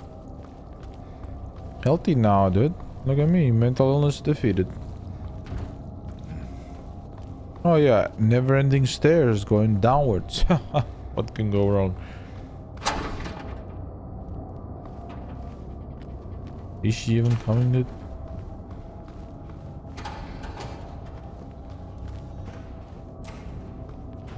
This is a quick save because something's about to happen.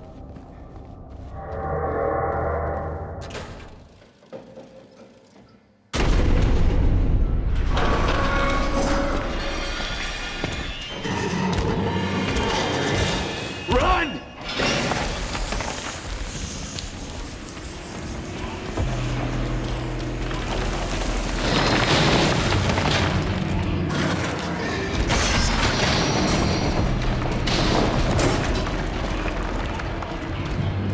Damn, she's quick. My cornering is insane, dude.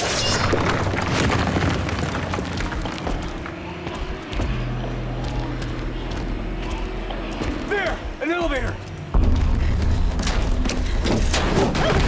Ah, she's dead. Let her be. Come on, hurry!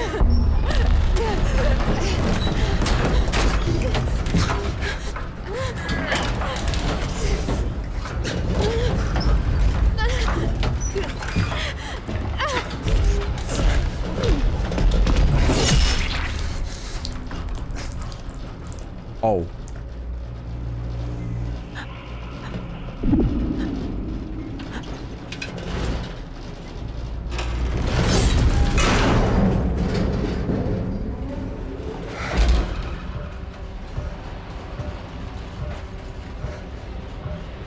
You know what? Good riddance. You know what I mean?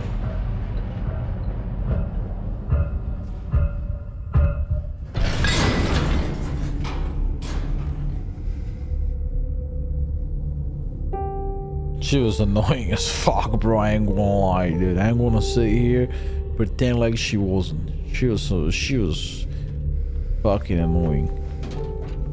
All I want to see is my wife, and she's trying to be my next wife. I don't need my next wife. I need my wife.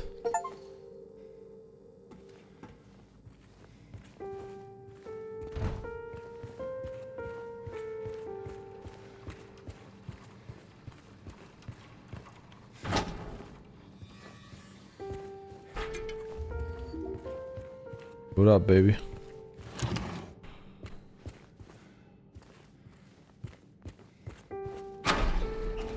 What's with the sad music? Like, do we care? Like, do we actually care?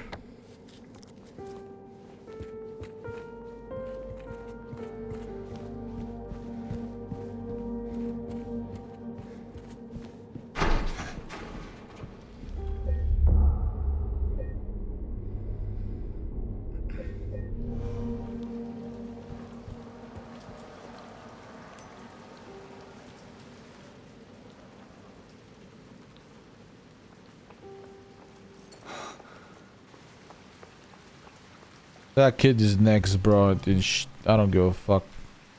Potential for this illness Exist in all people, and under direction anyone will be driven like him to the other side. The other side perhaps may not be the best way to phrase it. After all, there is no wall between here and there. It lies on the borders where reality and unreality intersect. It's a place both close and distant. Some say it isn't even an illness. I cannot agree with them. I'm a doctor, not a philosopher or even a psychiatrist, unlike the director. But sometimes I have to ask myself this question. It's true that to us, his imaginings are nothing but the inventions of a busy mind, but to him there is simply no other reality. Furthermore, he is happy there. So why, I ask myself, why in the name of healing him must we drag him painfully into the world of our own reality? Oh, so he's just mentally insane. And so am I, apparently. Type shit.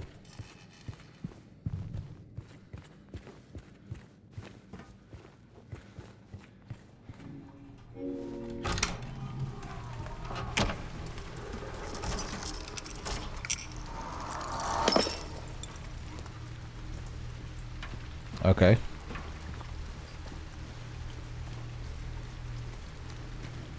Where's this little bitch running to, man? You're next. Hope the fucking pyramid heads deals with you next. Locked me in a room with a fucking dude, bro. Did you stop the little girl? You didn't? Then I'll fucking stab you.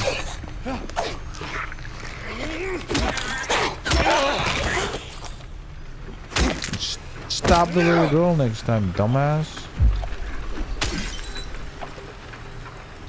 Come here, you little rat. Man, bitch. Good. That is just fucking cheap.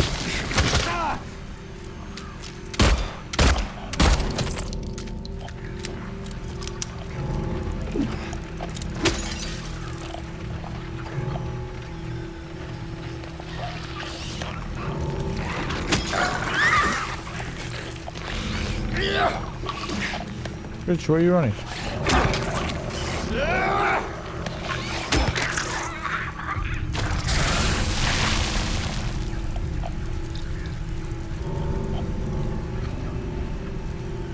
You're next.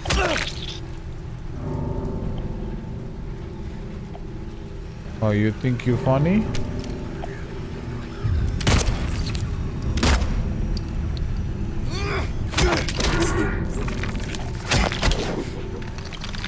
Oh, you really think you really think, oh fuck. I hate this thing so fucking much, brother. I hate them fucking grapplers, dude. Fucking rat as well, get the fuck away from here.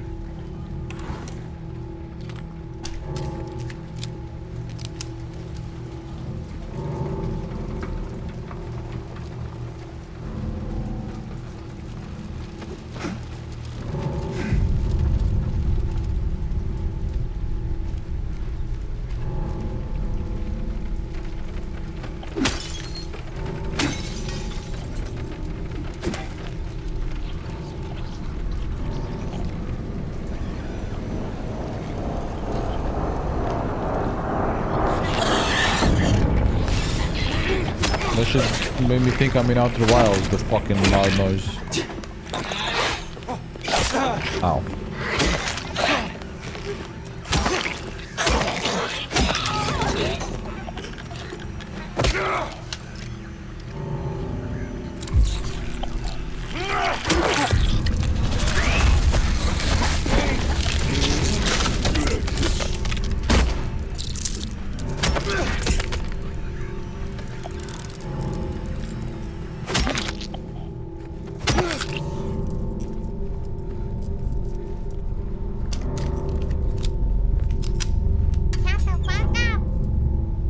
No, we were about to end.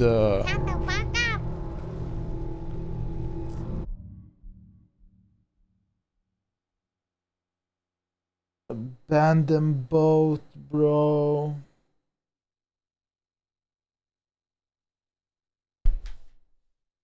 Absolute cocksuckers, both of you fuckers, man. And we fucking reached it, bro. Shut the fuck up. And call with fifth, bro. You guys are fucking. You did this shit on purpose. And the timer.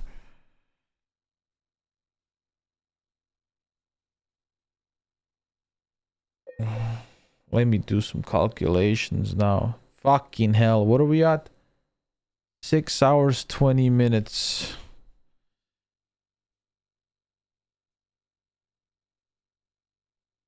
6 hours in minutes.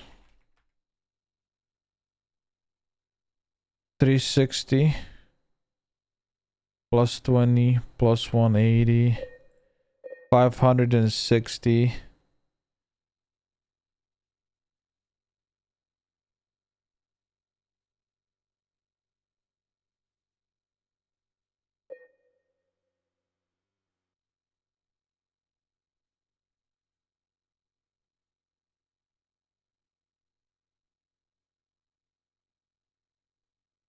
That's crazy, bro. I mean, you guys are some fuckers, man.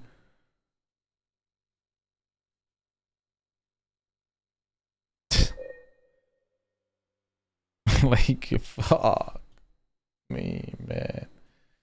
Thank you guys for 250 gifted subs.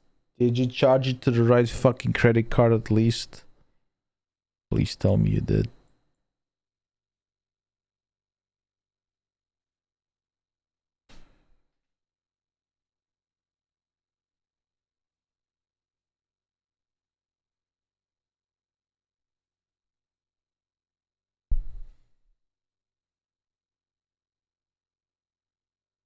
Oh my god, it's broken, it's broken, it's broken. It's still broken.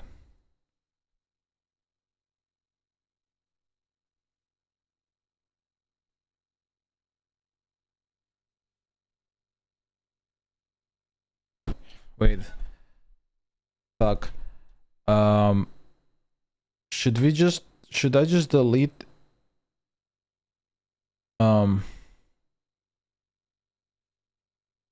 everything before 2000 so it just doesn't bug out anymore?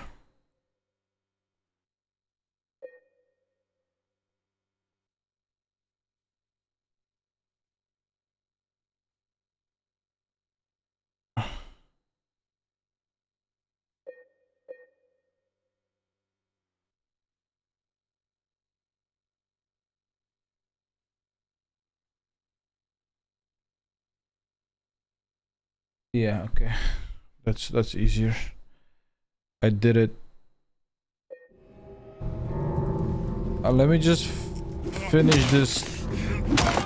It's 5 a.m. Fuck. Here, it's a safe file.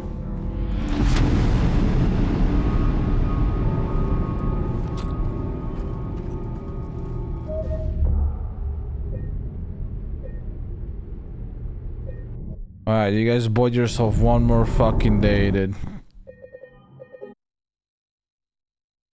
Yes, I stayed up this day because this is over, bro.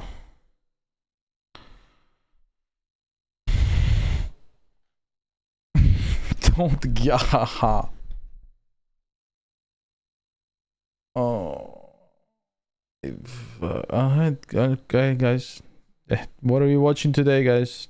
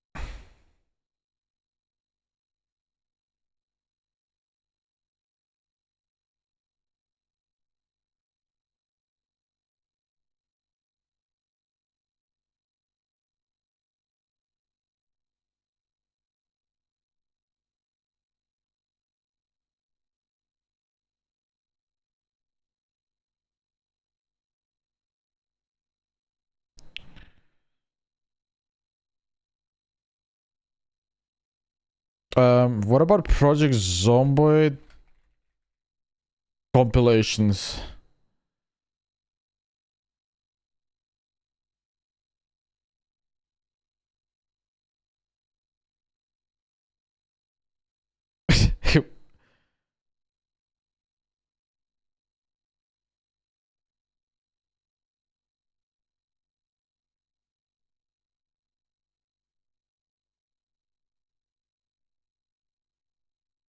When I started You guys down with some Project Zomboid compilations?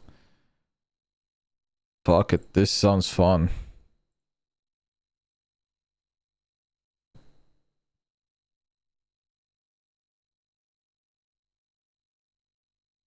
Sure, I mean I can, yeah. Subathon, easy, create.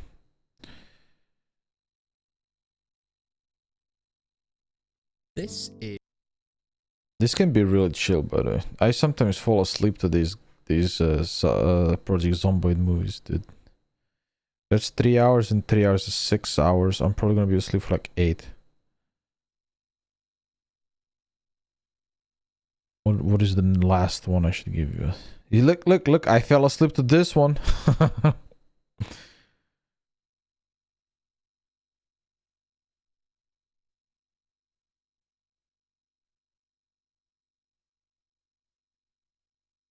I'll give you guys this When one. starting on Insane Population in Louisville, I really didn't expect to have a character make it over 100 days, or the span of the series as a whole. Damn, my guy is low res. Relive the rush. Wait, Amelia Sun Station compilation? Any compilation? Just die out here. What is SQZ? I'm being pulled into the sun. I'm not. I'm going around it. You guys thought, huh? You thought? That was close. Where's the sun station? Okay, well, we'll just float, and maybe we'll land on a planet. Okay, well, I guess we'll just enjoy the view. We'll just... SQZ. What is he? XQC.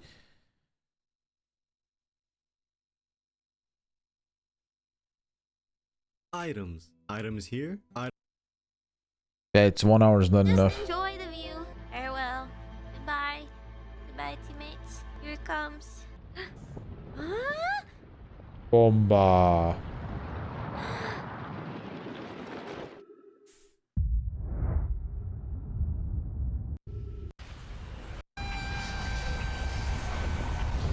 Comment again. We can. I think maybe we'll wait. Oh god.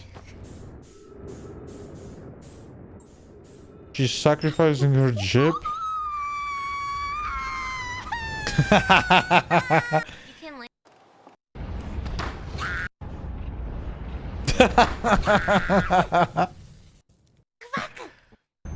How many times does she try it?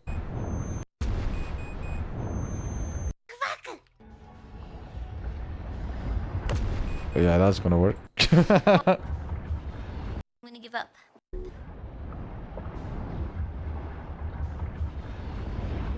Oh, shit. Dude, okay, Element, at least I didn't do this shit, bro. At least I actually TP'd there like I was supposed to. Like, I did some questionable things. The only time I cheesed the game is when I jumped on the black hole producing shit. Okay, I cheesed that.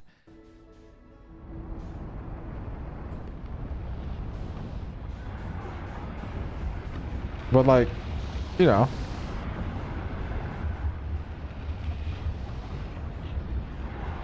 Wait, that looks good. She's gonna make it here. Ah. She bounced. She was so close. One more time. One more time. This is actual science. She got hit by the ash twin. Broke. Uh-oh. I almost landed on it. Okay. Last effort. Again! I got really close this time, and then the next time...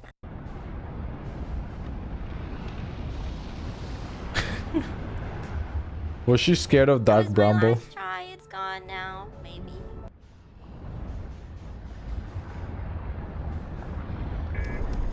Oh, she made it.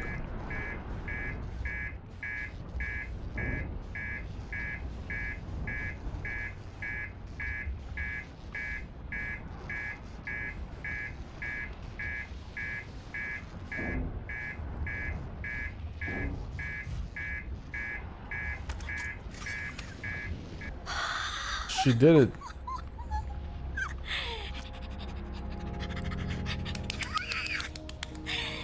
We did it! Woo-hoo-hoo-hoo-hoo! Technically, she did it. You trapped me in this time loop. Aren't you gonna do something about it? Take responsibility? Hey! Goodbye, everyone. She spent so much time trying to get to the sun station that the sun actually imploded. What are we supposed to do? Whew, that was a rush. Morning, That was Skyler. definitely worth it. My hands are sweating and they're shaking. That was really satisfying. Alright. Bedtime. When I started How loud do we want this? this journey, I thought it would be a fun challenge to try to rebuild a functional society in a world overrun by zombies. Is this good? The odds were not in my favor as I started off underweight, unfit, deprived, and with a broken leg. But with a bit of luck, a solid crew, and thousands of rounds night, of Jiggy. ammunition, I was miss able to PZ, stake me my too. claim to the wasteland. Welcome Me to too. 300 days of Thank you zombie guys for the movie. gifted subs. You guys have bought yourself From the start another of day one, I woke 9 up hours and 20 in minutes for underwear, with a tomorrow. splint on my leg, and my go-getter attitude. I began my journey by first limping to the kitchen to search for food and water. You guys bought And yourself despite the not having 6th any day. pockets, I was able to stash a few cans of food, assuming I'd soon find a can opener. I was wrong. While still in the kitchen, I was fortunate enough to find my first weapon. After See you in the securing morning. some Good food night, and a guys. weapon, I Sleep began to well. search the I'll rest see you of the guys in the house for morning. other useful items, one of which was Fuckers. the electricity for dummies book, which I Element, decided to take care of enjoy chat, putting before sub taking only a or stroll whatever. outside. Soon after leaving the house, I was Good night, greeted by everyone. my Peace first out. neighborhood zombie, a lone wanderer with something that I desperately needed: clothes. So I showed off my baking skills and got myself equipped. A few steps later, and I found a zombie that was holding a duffel bag. This is probably one of the greatest starts I've had to Project Zomboid, you know, despite the broken leg. With my new bag, I began limping along towards another nearby house and spotted a single zombie knocking on the window. So I went to dispose of it when... Oh no. I knew I could handle a few zombies if they came in a line, but as soon as all these other ones showed up, I knew that I had to run for it. Luckily, despite having a broken leg, I could still hop short fences, and so I hopped a few fences and made my way into the woods. And once again, I was back on the hunt for a can opener. This hunt went on for a while. I went house to house finding magazines and beginner books, but no can opener. Luckily, however, in my search, I did find a crowbar. And with the new weapon came new confidence in being able to dispatch of the undead. Unfortunately, at the end of day one, I still wasn't able to find my can opener, but I was able to find a food source that was bagged rather than canned and therefore was finally able to eat. A short-term victory for sure, but one that would see us through to day 2. When I awoke the next morning, it was pretty early, so rather than fumble about in the dark, I decided to use this time to read some of those books I found on day 1. This was actually also the first time I took a look at my skill menu to witness the gravity of my decisions during character creation. My fitness level was an even level 1, and this was going to be something that I would have to work on for the rest of the playthrough. Despite this realization, I once again had to look at the task at hand, which was finding a can opener. So I walked to the neighboring house and was once again disappointed in the preparedness of these homeowners. On the way out of that house, I bumped into my first survivor, Steven. I had some skepticism about recruiting survivors early on. I didn't want them to pull zombies when I couldn't handle them, but with a level 0 in fitness and a broken leg, I feel like Steven is probably going to help more than hurt. Oh, Steven, no. We cannot fight that many zombies. Oh, they're coming right for us. Yeah, I'd be freaking out too. Alright, you lead those guys over there. I'll take on these two.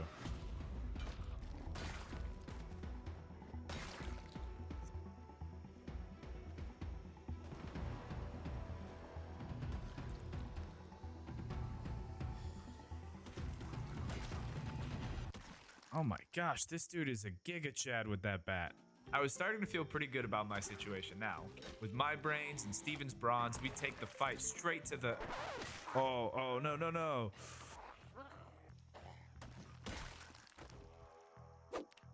Ugh, just a scratch, Steven. Okay, maybe I got a little too confident, but I did find Steven this beret. Moving on.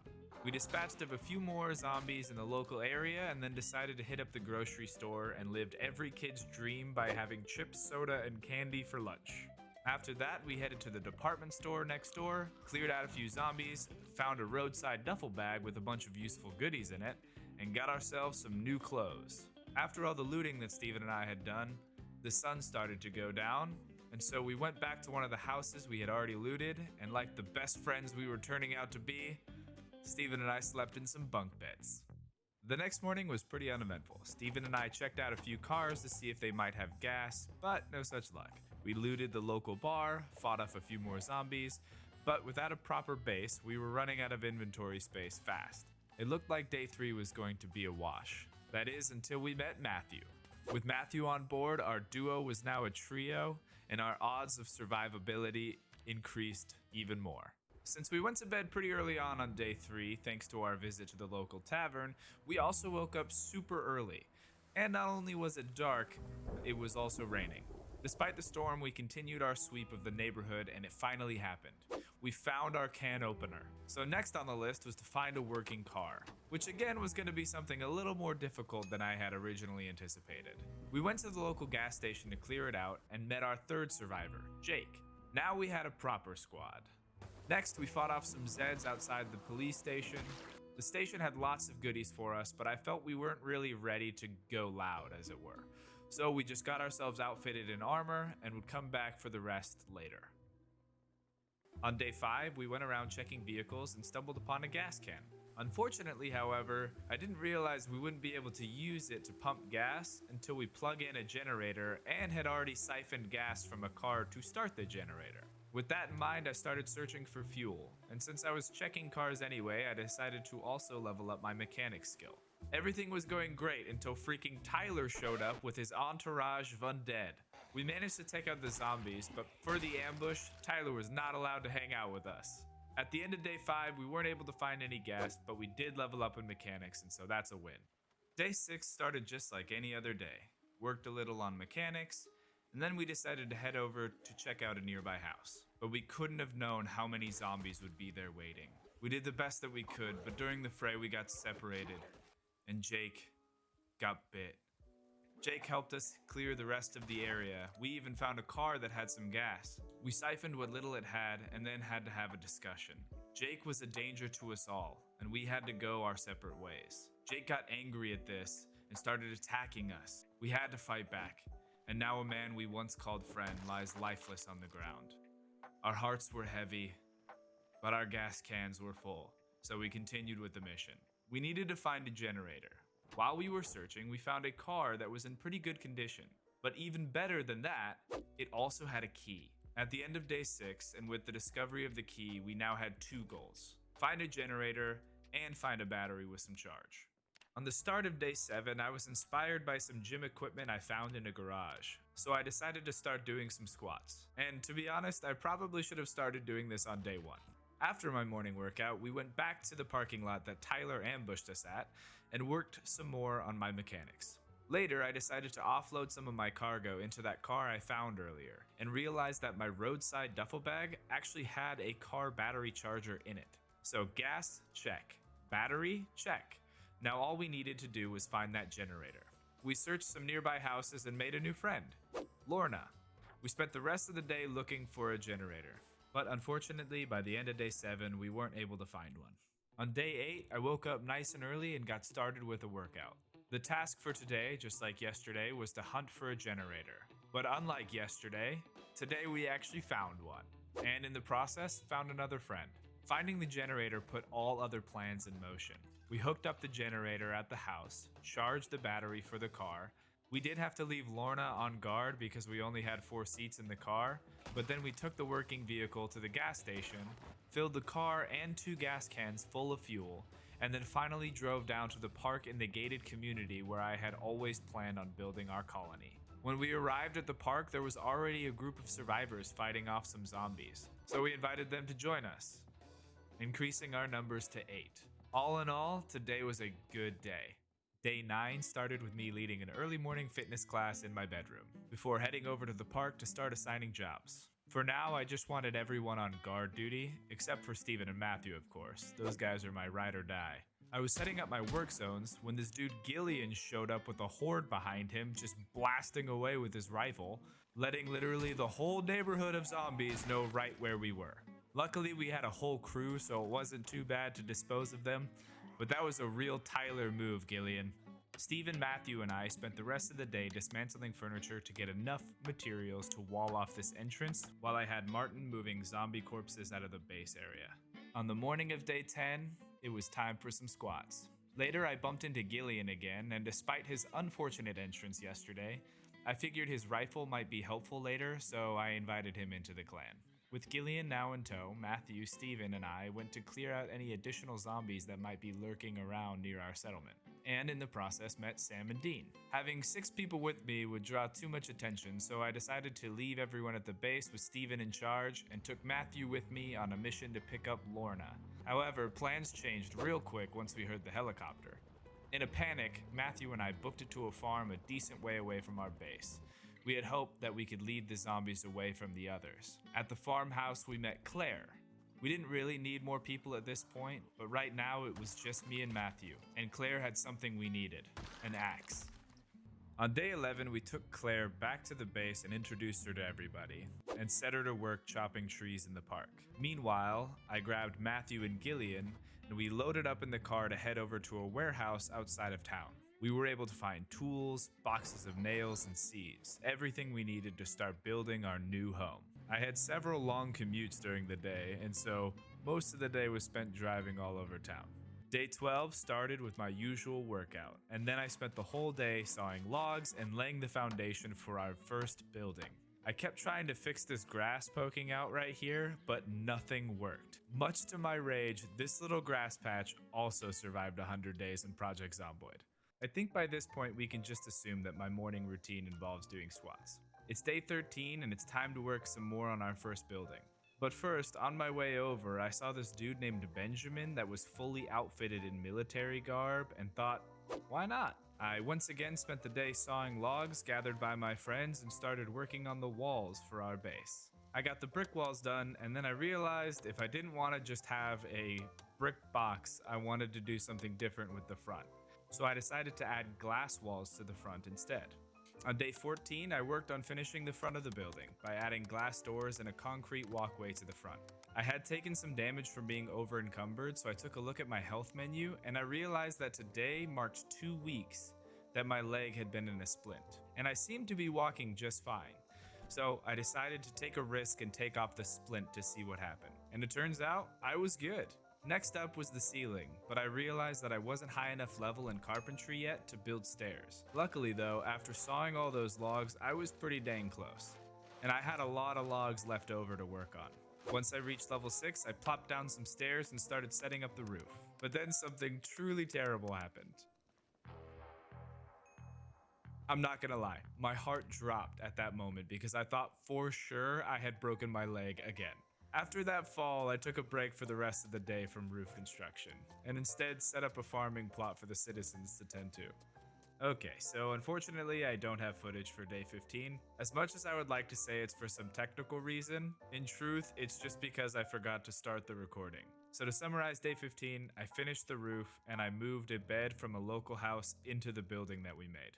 Day 16 went by pretty quickly. I set everyone to either chop or stockpile wood while I worked on making a roofed area over our stairwell. I also added some additional storage crates to clear up space in my inventory. While sorting through my inventory though, I did notice that we were running a little low on food. On day 17, I grabbed my boy Matthew and that other guy Gillian, and we went on a looting run looking to stock up on food for the base. After grabbing some canned goods, we went home and decided to hook up the generator on the roof. We finished the day off by sawing some more logs and building a railing around the roof to prevent what happened the other day from happening again. Today, I also decided that I was going to start doing squats twice a day, once in the morning and once before bed, just so that way I could get a little bit further along in my fitness. Day 18 was spent working around the base. I decided I wanted to make a nice little parking lot for the car. And then I also thought it might look a little nicer if I pulled some of the weeds around the base. This took quite a long time, but I think overall it looked a lot better. After cleaning up a little bit of the base on day 18, I decided that I really liked the look of a clean lawn, so I decided to do some landscaping. I cleared the weeds in the garden and put down a walkway around it. I then spent a good amount of time mowing the lawn by hand, but I was happy with the result. After that, I decided to take Matthew and Gillian out again to get more supplies from that warehouse we hit up earlier. A zombie strolled in while I was looting, and it looked like Matthew and Gillian would handle it when...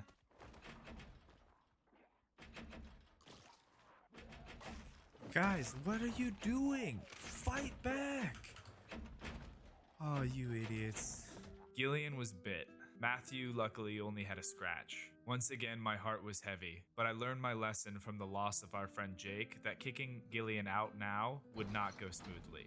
So I decided to take Gillian back to the base so he could live his final hours surrounded by his friends. Also, as a side note, I bet some of you were wondering what happened to the glass on the front of my building. With the 10 years later mod, if you build something, leave the local area, and come back, it assumes it's been 10 years, hence the hanging gardens that grew on my roof in a day.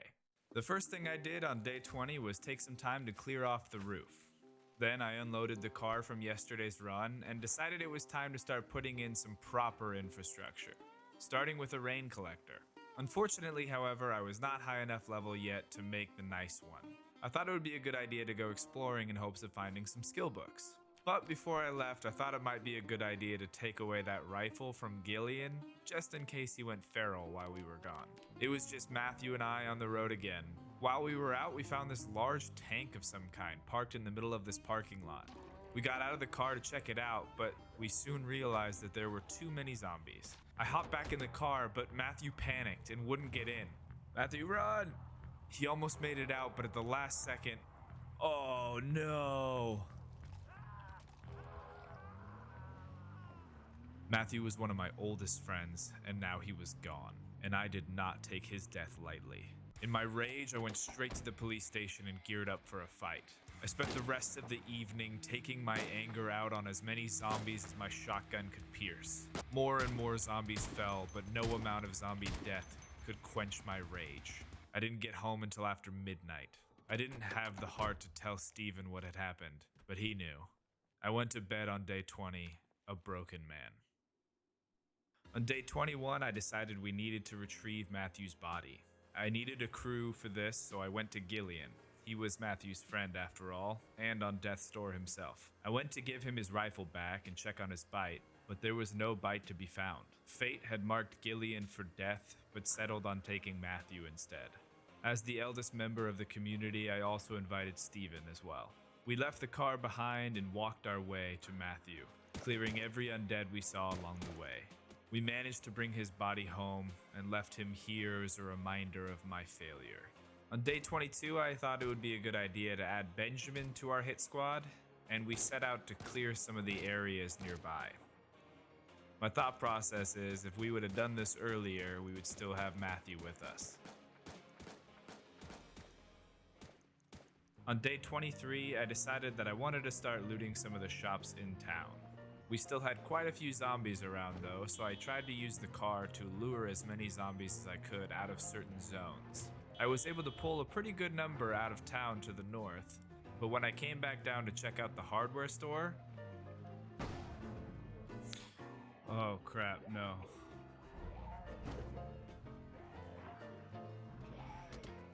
Oh, come on.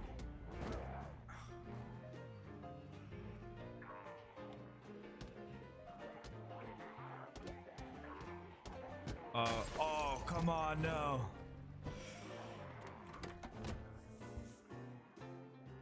Oh my gosh, I can't believe my car just died right there. Oh, that was very scary. Needless to say, I spent the rest of the day slowly making my way back to the base on foot.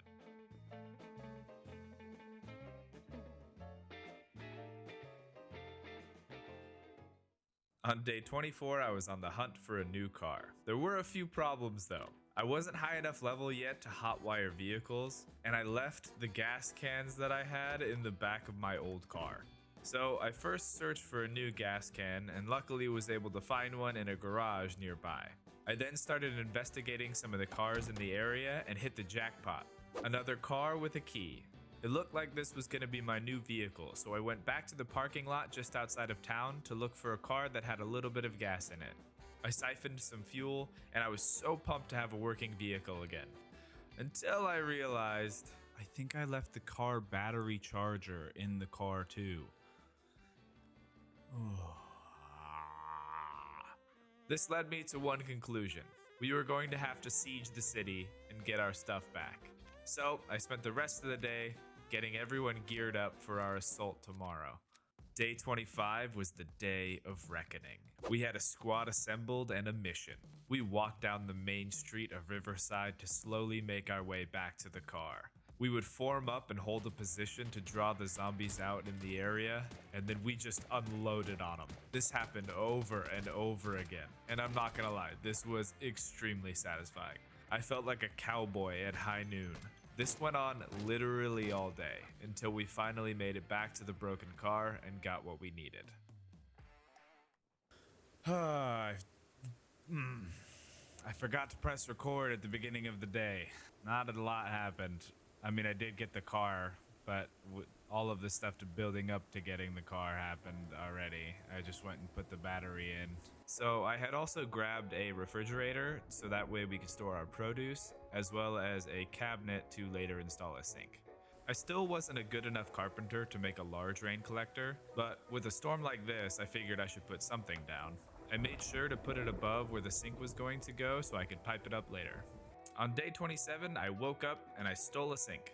I then installed it on my countertop, but then I realized I couldn't plumb it because I didn't have a pipe wrench. So I got in my car and headed over to my local tool store. While there, I grabbed some standing lights for the base and procured a pipe wrench. When I got home, I hooked up the sink and I decided to wash myself, I think for the first time ever. I then decided to do some squats and... Fitness level 2. So for some reason my sleep schedule had gotten super weird where I was waking up really early and getting tired by like 4 in the afternoon. So I just chilled the rest of the day to try to get it back to normal. Day 28, I went to the bookstore to get my learning on. I read some magazines and grabbed a bunch of books so I could start leveling up my skills. I then went back to that old parking lot and worked on leveling up my mechanics. I really wanted this Mustang and all I needed was one more level in order to hotwire it. I uninstalled and reinstalled everything I could on each and every car in the parking lot until finally I leveled up. I was about to head home to charge the battery for the Mustang, but I wanted to see if my car could tow this big old trailer. I figured it was an empty tank I could use for water storage or something, but it wouldn't let me attach it. Upon further investigation, however, I realized that this was a gas tank, and it was not empty. This thing was essentially a gas station that I wouldn't have to power. So I topped off my car, headed home, and spent the rest of the day reading. On day 29, I set the gang to start chopping trees again in preparation for base expansion. While everyone else chopped wood, I went back to the parking lot to grab a car. I had a change of heart though. The Mustang would be way more fun, but the box truck would definitely be more useful. So I plopped in a spare battery I had at the base and filled it with some fuel. I'm not gonna lie, I had also hoped that I could attach the fuel tank to this thing, and when that didn't work, I even tried other methods. Unfortunately, at the end of the day, it seemed like the tank was staying put. Once I got home, I went to work sawing the logs that had been gathered during the day, and I finally leveled up in carpentry, so I could build those large rain collectors. I spent the rest of the day after that expanding our road and laying the foundation for our new building. As you could probably imagine, I spent the entirety of day 30 working on our new building. That is until I ran out of wood at the end of the day. On day 31, I assigned a new work area for chopping trees and spent the whole day looting like a pack rat. The most notable things I grabbed were 2 industrial propane tanks and a storage shelf for our new building. Most of the rest of the stuff was just food. Day 32 started with some building construction, followed by some road extension. After that, I took my car out and found this trailer that I decided to keep. Then I got one of these, and my game crashed. When I reloaded the world, I kept my progress that I had made during the day, but it reset the time to 5 a.m. again. Kinda weird, but not a big deal, so I continued on with my new trailer to Gigamart and got even more food for the base. I made another crate and just chilled for the rest of the day since the crash reset the time of day, but not my character's tiredness level. On day 33, I realized I had made a mistake with my build. So I took the box truck back to the warehouse to see if I could find a sledgehammer. Unfortunately, I did not find one, but I did find Shirley and several fuel barrels that I decided to take back to the base. On day 34, some dummies decided to try to raid us. Luckily, this group was pretty unprepared. We took care of the two in the base, then found the rest were spread out all over the place. A pretty uncoordinated attack. After that, Shirley and I headed to the tool shop to see if maybe I had missed seeing a sledgehammer last time I was there. I did not. So I just settled on taking these tool cabinets as a consolation prize. We then went up to the video store and grabbed a TV and some VHSs for the house. Day 35 was pretty uneventful. I wanted to continue my search for a sledgehammer, but then the helicopter showed up again, so I just decided to stick around and work on the base.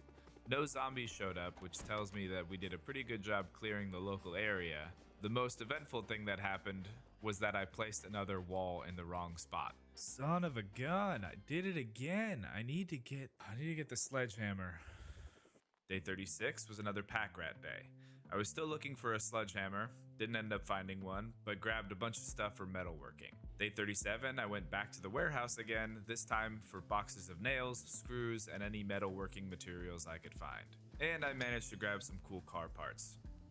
Day 38, I spent most of the day labeling and organizing our food crates, and then disassembling doors in nearby houses to get enough hinges to build a garage door on our new building. Day 39 was spent building more storage, the crates for heavy metal sheets and pipes, the shelves were going to be for general crafting materials, the toolboxes were for, well, tools, and then the military lockers for our weapons and ammo. Day 40, I felt like I needed a few more crates, and then I spent the entirety of the day actually sorting everything into their proper places. Day 41, so much building. On day 42, I tried to finish the building that I worked on all day on 41, but I couldn't because I placed the walls in the wrong order and didn't have a sledgehammer to fix it. I then spent the rest of the day pulling weeds to make my drive a little smoother. I woke up on day 43 to a rainforest on my roof. Under normal circumstances, I can get down with some greenery, but this wasn't really the look I was going for. And then, right as I finished pulling plants off the top of my stairwell,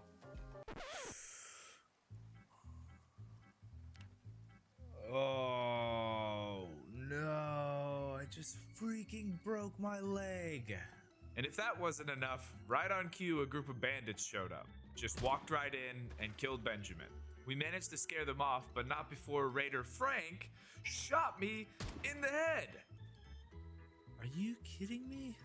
I was pretty upset by everything that had happened, but I was even more upset at the fact that I had intentionally put sentries on the roof of the building to prevent things like this from happening, but they just sat there and watched. I reassigned everyone to guard on the ground floor and went to bed. On day 44, I figured I wasn't going much of anywhere with my injuries, so I worked on the road until I ran out of wood. I also went to the pile of corpses and took Benjamin's clothes. Look, I know this makes me a bad person, but mine had holes in them, and his were cooler. Plus, it's not like he was going to need them anyway. Day 45, I made a decision. Since I had plenty of food and water in the base already, there really wasn't any good reason for me to risk my life out in the wild while waiting for my leg to heal. So I decided to do squats, and a lot of them. I even got myself some workout clothes for the montage. Day 46, 47, 48, 49, and 50, I spent all day, every day doing squats. I decided at some point during that time to cut my hair as well, but then finally, there it is. Level 4 in fitness. Then something not so awesome happened. So my game crashed and I lost all of my survivors. I'm not gonna lie, this really bummed me out. The base felt so empty and I felt so alone. The one silver lining in all of this was the fact that my game was now running way smoother. It's almost like the game prefers not having 1,000 mods installed. Anyway, it seemed like my movement speed was back up to normal by this point, so I took the splint off of my leg and I spent the rest of day 51 finishing the road in our base. On day 52, I decided I wanted to level up my metalworking, so I went house to house disassembling sinks, toilets, stoves, refrigerators, and anything else I could take a torch to. Day 53 kinda ended up as a wash because I spent the whole day going around town looking for a specific vehicle, a Jeep. I had all these really cool attachments for it, so I wanted to put them on there, but I didn't end up finding one. Day 54, I woke up and I was determined to either find a sledgehammer or that Jeep that I was looking for. Having checked all the major spots I knew of in Riverside, I decided today that I would instead head over to the next town to check out parking lots and the local tool store. But I quickly recognized my hubris when I saw how many zombies there were and realized that I was alone. I did keep driving around for a while though, hoping that I'd find that Jeep, but no such luck there either. With the day coming to a close, I thought to check one more place on the way home, and that was the country club. I started heading up the road towards the entrance when...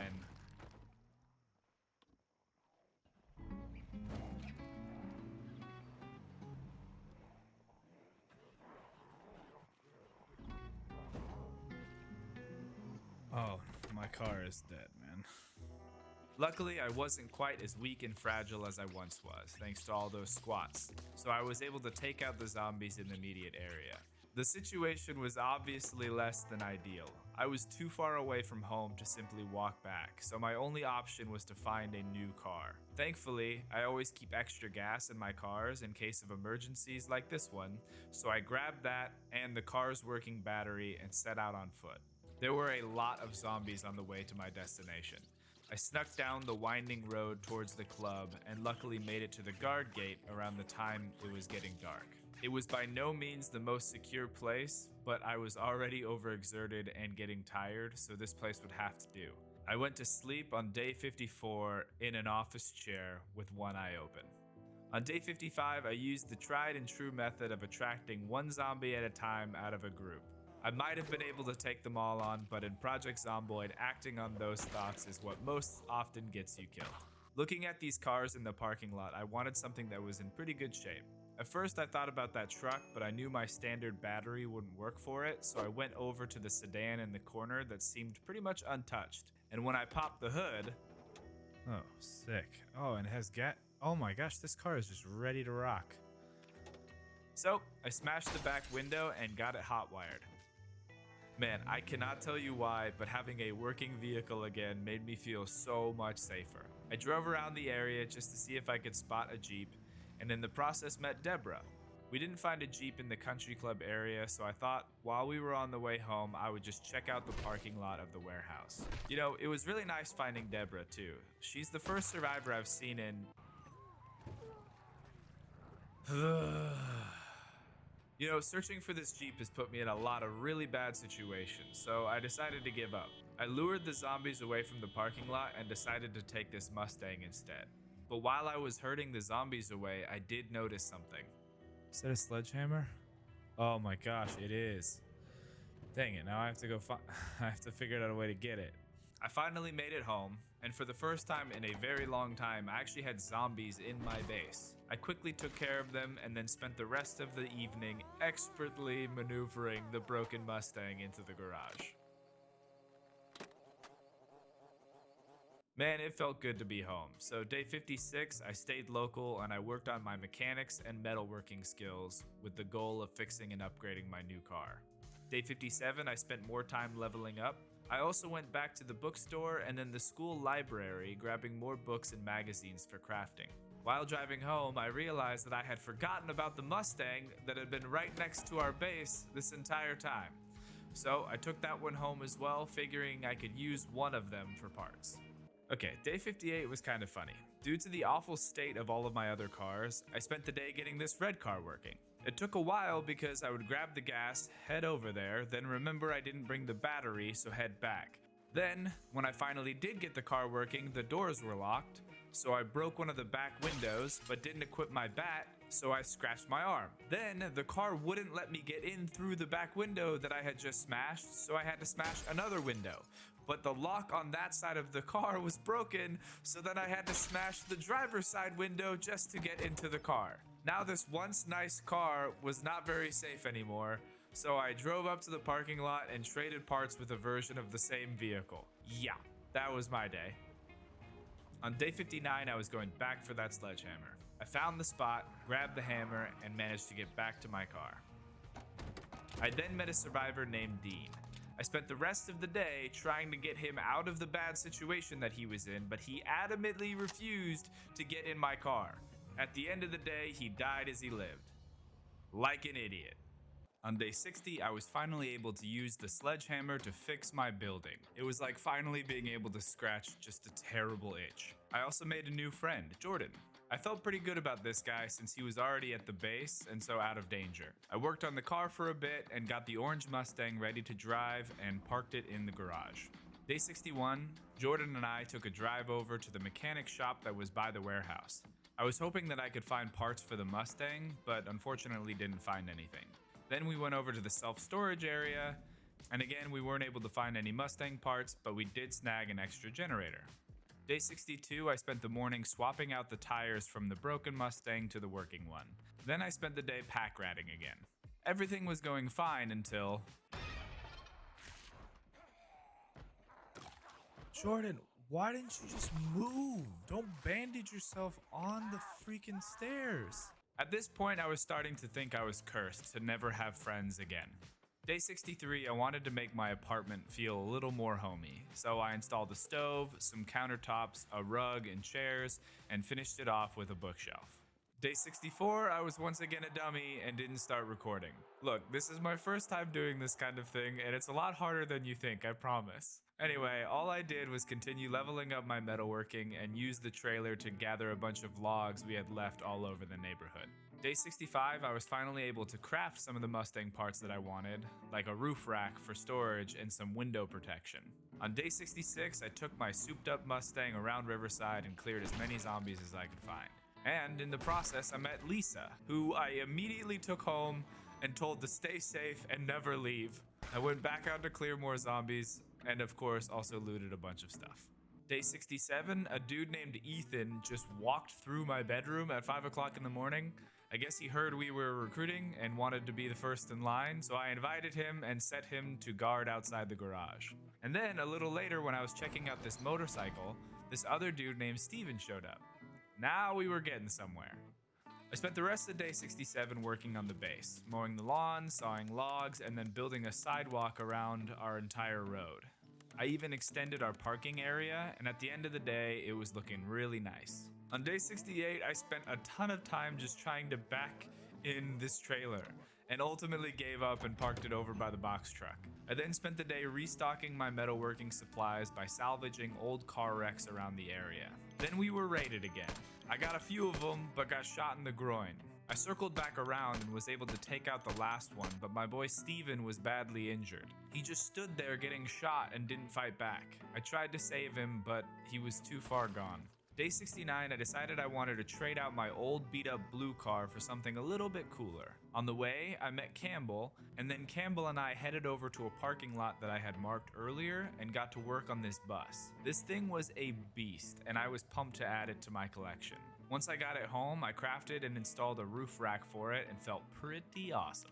Day 70, we woke up nice and early, and I grabbed Ethan, Campbell, and Lisa to help me get some more wood for our next construction project. We gathered quite a bit, so much in fact that I had to switch out the bus for the box truck for more inventory space. We gathered logs for the rest of the day.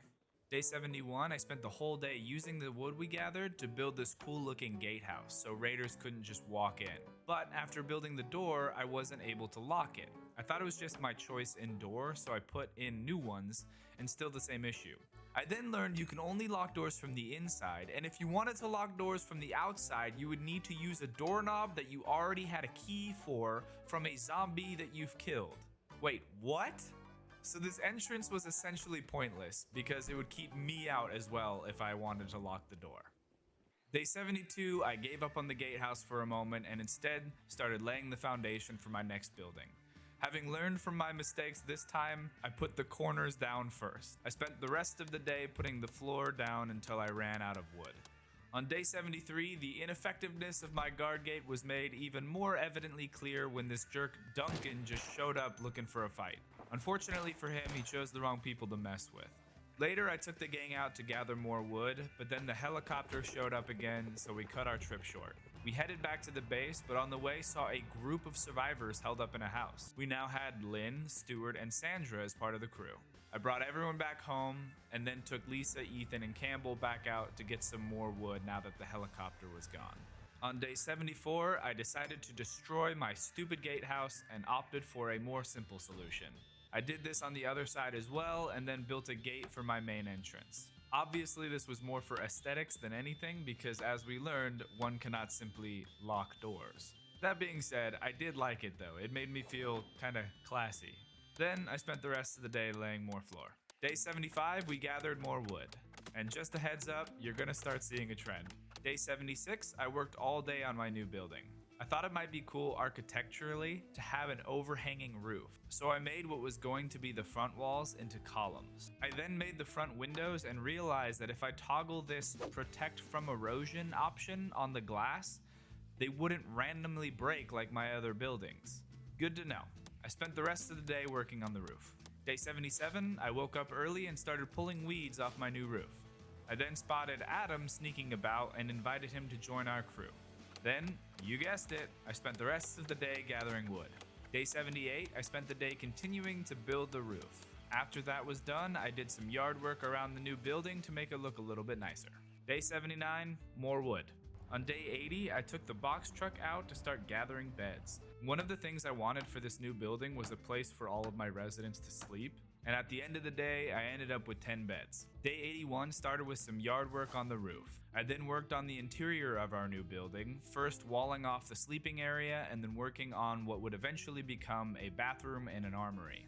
After that, I went back up to the roof and built the railing. I then headed back to the police station to snag some of those lockers to go in our new armory. On day 82, I literally spent the whole day moving around inventory and setting everything up in the armory in a way that I liked. Day 83, I went around grabbing lights, a toilet, sinks, cabinets, and a mirror to make our bathroom. I then decided to build a table that I could display some of our weapons on in the armory. And then after that, I had this great idea that I needed the box truck for. On day 84, I started building my very own spiffos.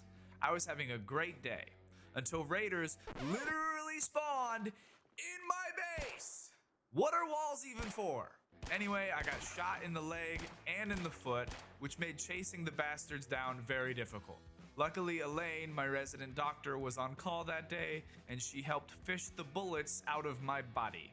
Once my wounds were stitched, I was able to catch up with one of the raiders and get my revenge. Being raided is so frustrating, but there is one silver lining. If you catch them, they usually have a weapon and a good amount of ammunition. On day 85, I wanted to take a break from building and try out this new assault rifle I got from one of the bandits. It was pretty awesome. I spent the whole day just mowing down hordes of zombies outside of the warehouse area. On day 86, I claimed that I needed to find more axes in my recording so I could chop more wood, but I think subconsciously I was just craving violence, because I went over to the next town to loot the tool store, but instead spent the whole day clearing out the town by myself. So many zombies, so many bullets, but so much fun. I spent so long doing this that I ended up staying the night in the gas station in town. Day 87, I woke up and started the process all over again. That is until I ran out of ammo and had to get, creative. Just FYI, this is way fun to do, but absolutely terrible for your car. I looted the police station and then I finally made it to the tool store, but not a single axe was there. I left without finding what I was looking for, but I still felt pretty accomplished as I drove away from this battlefield. On day 88, I remembered a backpack that I had left on the floor that had some axes in it. Hence why I said on day 86, I'm not sure if the axes were the real reason I went over there. I used some wood glue to repair the broken axe and then took the gang to once again gather wood for the rest of the day. On day 89, I worked some more on my rooftop spiffos. And since I had some extra planks, I thought to make a second parking lot because I was already parking my truck over here anyway. And at the end of the day, I think it was a pretty good decision. On day 90, I decided to replace the ugly broken windows on my first two buildings, making sure this time to toggle the erosion protection. I built another ammo cabinet and went back to Spiffos to grab another set of booths. I thought it might be fun to grab some of those kitchen appliances as well, and spent the rest of the day working on my rooftop restaurant. Day 91 was a pretty chill day. I just went around salvaging old cars to get metalworking supplies so I could keep Frankensteining my Mustang back to life. On day 92, with only 8 days left, I decided I wanted to go out on one last big adventure. I had been wanting to hit the military surplus store for a while, and I figured now was the time to do it. So I grabbed some of my newer friends, Adam, Davey, and Shona, and we headed out. We decided to take the northern route that went along the highway, and along the way we made a pit stop to check out some big building on the map. It ended up being empty, but man, this place was awesome. It would have been a perfect base. Anyway, we got back in the car and started heading to the store. But it was getting late, so we got to a spot along the way that was pretty clear of zombies and decided to sleep in the car until the sun came up. On day 93, we announced our arrival to the local zombies and let them come from all sides. They came in waves, but we dispatched of them pretty handily. Once it was clear, we walked right through the doors and into redneck heaven. There was so much stuff. I also found this awesome silencer for my pistol that I was very excited about. I decided to start outfitting everybody in some new clothes when some raiders showed up. But that was a big mistake on their part, since we were armed to the teeth, and by this point I was quite the marksman. We looted what we could from the store, but there was so much that it would have been impossible to grab it all, even if I had brought the box truck. We spent the rest of the day joyfully fighting hordes of the undead because we had no fear of running out of ammunition. We woke up on day 94 and headed home triumphantly. It was a pretty long drive, so it took most of the day, but everyone celebrated when we returned with our spoils. We had so much stuff, I had to make yet another storage container just for ammunition. On day 95, I finally finished my spiffos, and I have to say, this is by far my favorite part of the base. And now that my base was finished, I figured there was only one thing left that I needed to do. I took out my bus, turned on the siren, and worked on properly clearing out Riverside once and for all. This mission continued on day 96, and there were a couple really notable moments. Check this out.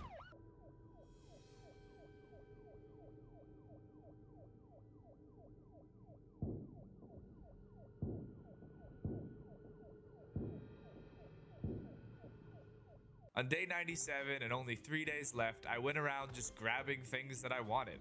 Some lawn chairs, a few park benches, and a trash can. I then just kind of walked around my base for a while. I had spent so much time here, and it was almost over. Day 98, I spent the day getting some more vehicles that I've had my eyes on. This nice SUV that's just been sitting here untouched. I was finally high enough level in mechanics to remove a window without smashing it to get in the car, so I could keep this car looking nice. I also grabbed this motorcycle that I've had my eye on for a while, and then this four-wheeler, because why not? That night, I just sat in my room and pondered for a moment on what tomorrow would bring. On the morning of day 99, I knew what needed to be done. I spent the day going around the area and gathering the necessary equipment. And on the evening of day 99, I hosted a barbecue with all of my friends to celebrate our new township and how far we've come. On the morning of day 100, I took one last stroll around my base. I then got on my motorcycle and drove away.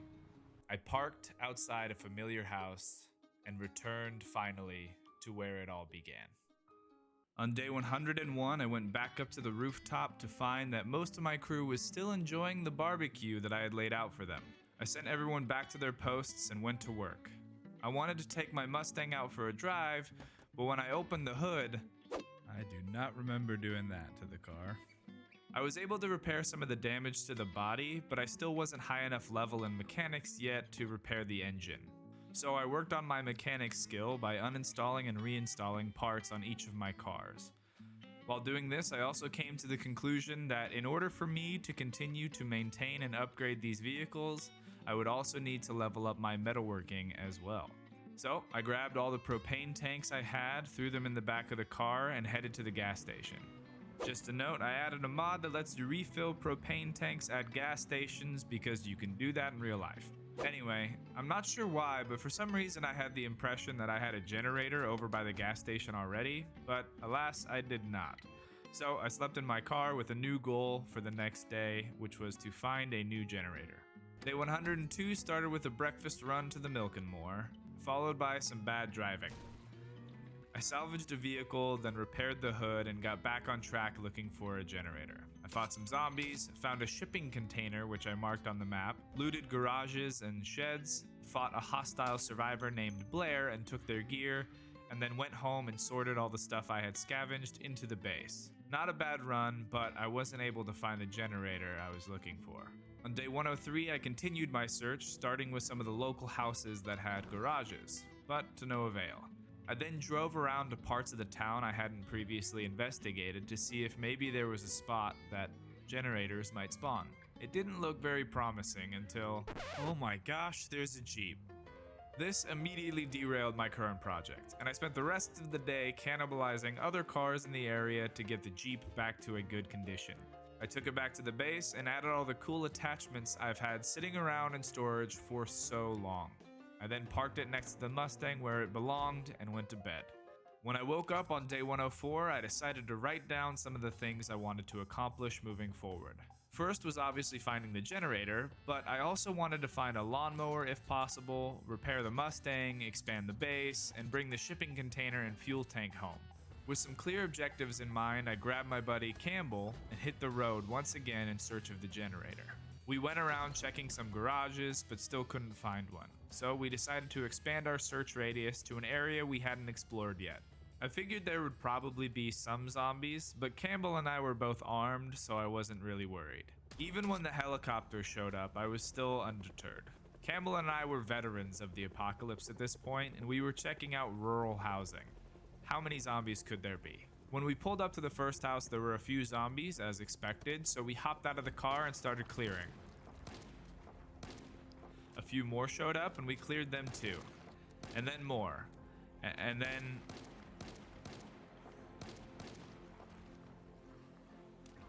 I had to reload, but my shotgun magazines were empty, and my pistol just couldn't clear them. No, Campbell, no!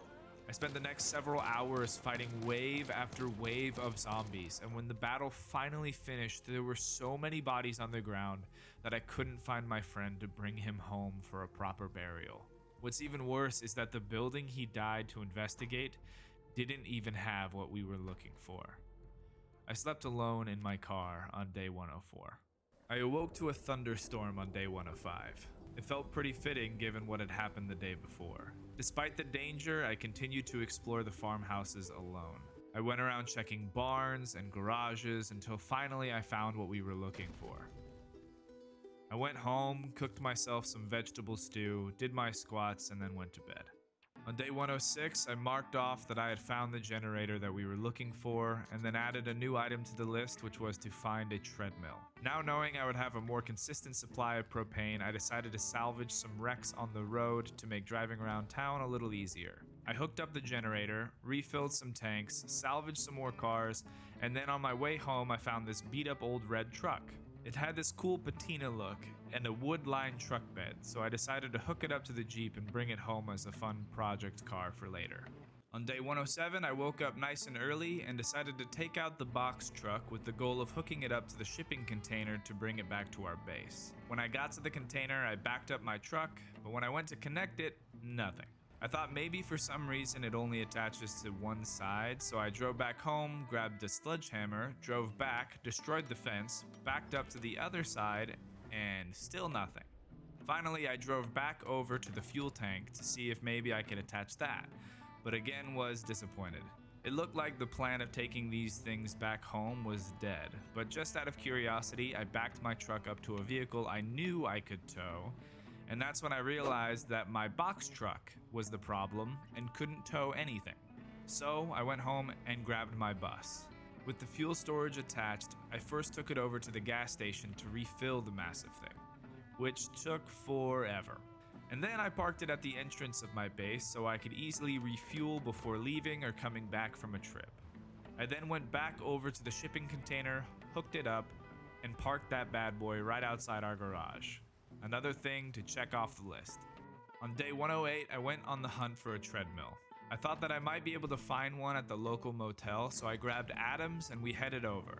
Unfortunately, there was nothing there, so we headed over to the Riverwood Boat Club to check there. We weren't able to find a treadmill, but we did manage to find another library of books that I decided to scavenge. After that, I knew what must be done. There was one place I knew for sure that had what I was looking for, but unfortunately, it was not close. So I spent the rest of the day stocking up my Jeep for the long and dangerous road trip ahead of me. Day 109, I woke up, got in my car, and made the long trek over to Rosewood. I knew that the treadmill I was looking for was in the Rosewood fire station. I had figured this was going to be a quick mission that was going to require stealth, so I decided to do this one solo. As I drew closer to Rosewood, the road seemed to just end and was replaced by a forest. I kept pushing forward, but this was not a great situation to be in. The trees made it difficult to find a direct path to drive through and blocked sightlines, so I couldn't see where zombies were coming from. Despite all these red flags, however, I continued forward. That is, until I had to get out of the car to clear some zombies. In retrospect, I should have used my silenced pistol rather than my shotgun, because now every zombie in a rather large radius knew right where I was. I spent the next several hours dealing with the horde I had inadvertently created. Finally, after the battle, I was able to make it to the crossroad right outside of Rosewood. But there was a major problem starting to set in. It was getting dark, and I did not have a safe place to sleep until morning. It's one thing to fight in the forest in broad daylight, but it's an entirely different beast to do it at night. I thought it might be a better idea to try to circle back to an area that I had previously cleared as a potential safer spot to sleep, but was quickly forced into my nightmare situation. I did the best I could to stay within range of the headlights of the car, but when I ran out of shotgun ammo, I had no choice but to flee from the area and do my best to buy myself time to reload. It took a while, but eventually there was a calm once again. I hesitantly slept in the car that night, hoping I wouldn't be surrounded in the morning. On day 110, I woke up feeling a little sick. Not surprising, due to the fact that I slept parked on a pile of corpses. I drove back to the crossroad and once again did my best to clear the zombies nearby. While doing so, I came to the unfortunate realization that with all the trees and wrecks blocking my path, it was probably better to go scouting on foot first. My plan was to go in quietly and avoid the main street, instead opting to use the side roads in hopes of getting to my destination. I was able to make it to a location that was pretty close to the police station before it started getting dark. I decided I would attempt my break-in when it was light outside the next morning. I found a police car and went to sleep again, hoping for my safety. Day 111, my fears became a reality, and I woke up to zombies knocking on the window of the car. I managed to deal with them quietly with a crowbar, but after that I was unable to go back to sleep. So I sat quietly between two cars, keeping watch while I waited for the sun to rise. A little after 5 o'clock, I started to make my way towards the police station. I started taking zombies out with my crowbar, but when more showed up, I switched to my pistol and used the last of the ammo that I had. After that, I felt I had no choice, so out came the shotgun, and you can probably imagine how that went.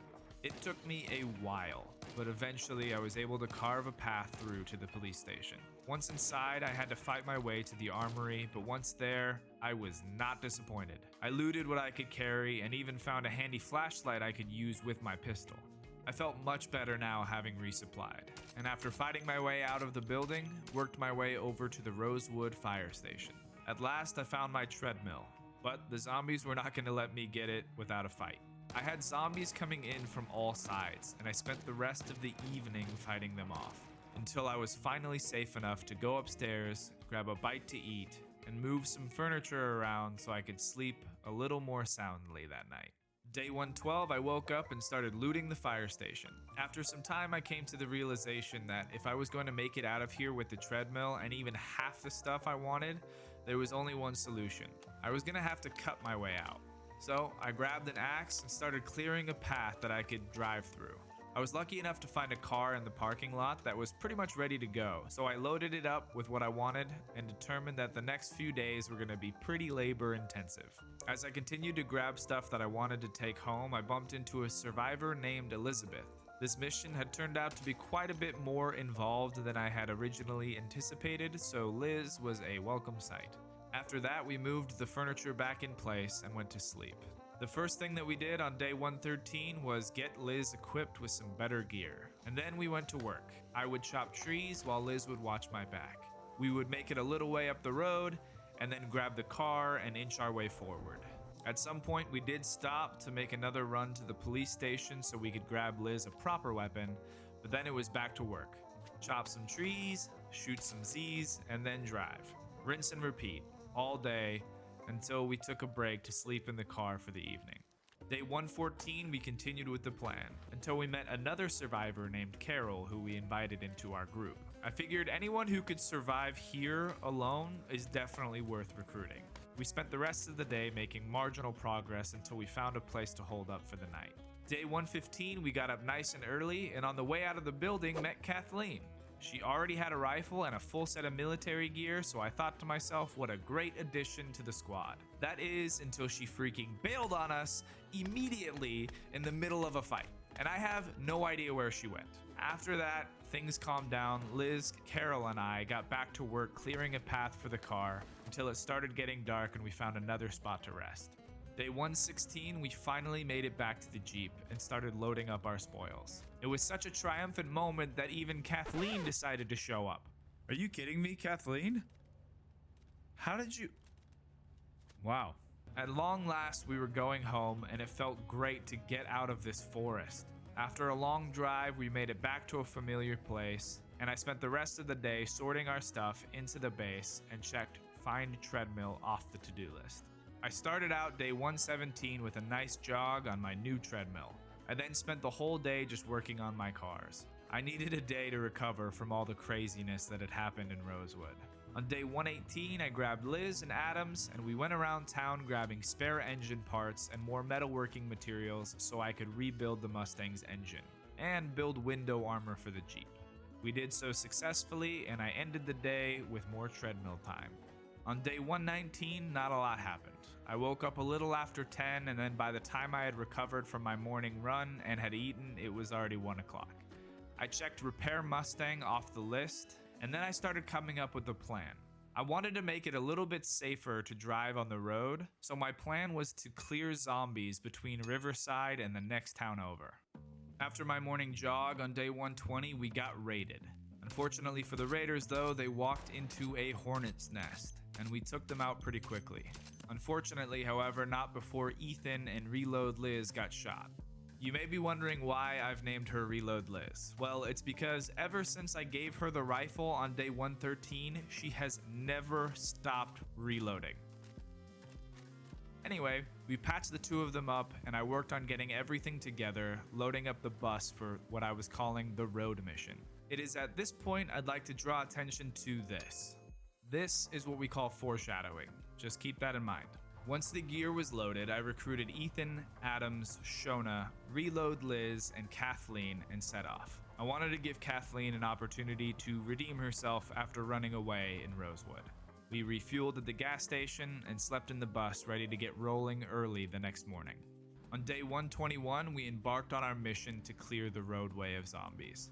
The task was simple enough. Drive until we saw a group of zombies, disembark, clear the area, and then continue. With the amount of people that we had, this was basically as simple as target practice. That is, until raiders showed up.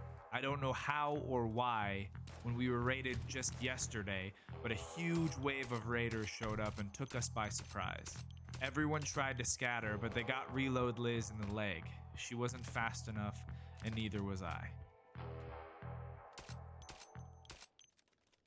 Once we handled the group, I turned my attention to Ethan, who had sustained quite a few injuries himself.